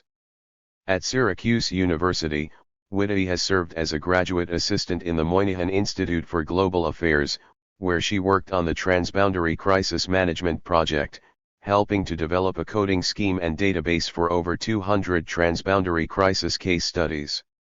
She currently serves as a research assistant in the Center for Environmental Policy and Administration, examining techno-environmental conflicts. Her interests focus on transnational environmental activism, environmental attitudes and behavior, and environmental education. Whitty is currently researching transnational networking among environmental advocacy groups in the United States and Canada involved with the acid rain issue. Prior to her graduate studies, she completed her undergraduate degree at Middlebury College, and was employed with the consulting Booz Allen Hamilton, working on contracts with the Department of Energy, Internal Revenue Service, and Office of Housing and Urban Development. She has lived and worked in upstate New York, Vermont, Washington, D.C., and Madrid. In her free time, she escapes to a family cabin in the Adirondack Mountains. Adam Weissman. Weissman is working to create a world where human beings reaffirm a sense of reverence for the earth and a kinship with and compassion for sentient living beings, including each other. An anarcho-primitivist, Weissman is part of a rapidly growing movement that looks to abolish government and private property and to develop a post-industrial, post-capitalist, post-agricultural society, looking to pre-civilized peoples as a model for an egalitarian, fulfilling existence in harmony with the earth. He has worked on a wide variety of activist issues like animal rights, sweatshop labor, anti-militarism, environmental justice for indigenous peoples, corporate globalization, wilderness defense, the campaign to free Burma, youth liberation, global warming, genetic engineering, expanding the voices of women and people of color in social change movements, and overconsumption. With the Activism Center at Wetlands Preserve, a human, animal, and earth liberation activist group based in New York City, Weissman works to convert the comic book industry to use of recycled paper, to promote the freegan lifestyle and ethic through dumpster tours, and to stop the passage of pro-corporate, anti-environment global free trade agreements, as part of the New York City People's Referendum on Free Trade. John Zerzan. Zerzan, known as a founder of Green Anarchy, has written about technology, social dislocation, and the fate of the natural world for the past 30 years. He is author of Elements of Refusal, Questioning Technology, Future Primitive, Running on Emptiness, and is editor of Against Civilization. Zerzan is editor of Green Anarchy magazine, and translations of his work have been published in France, Germany, Italy, the Netherlands, Turkey, Greece, Serbia, Ukraine, China, and elsewhere.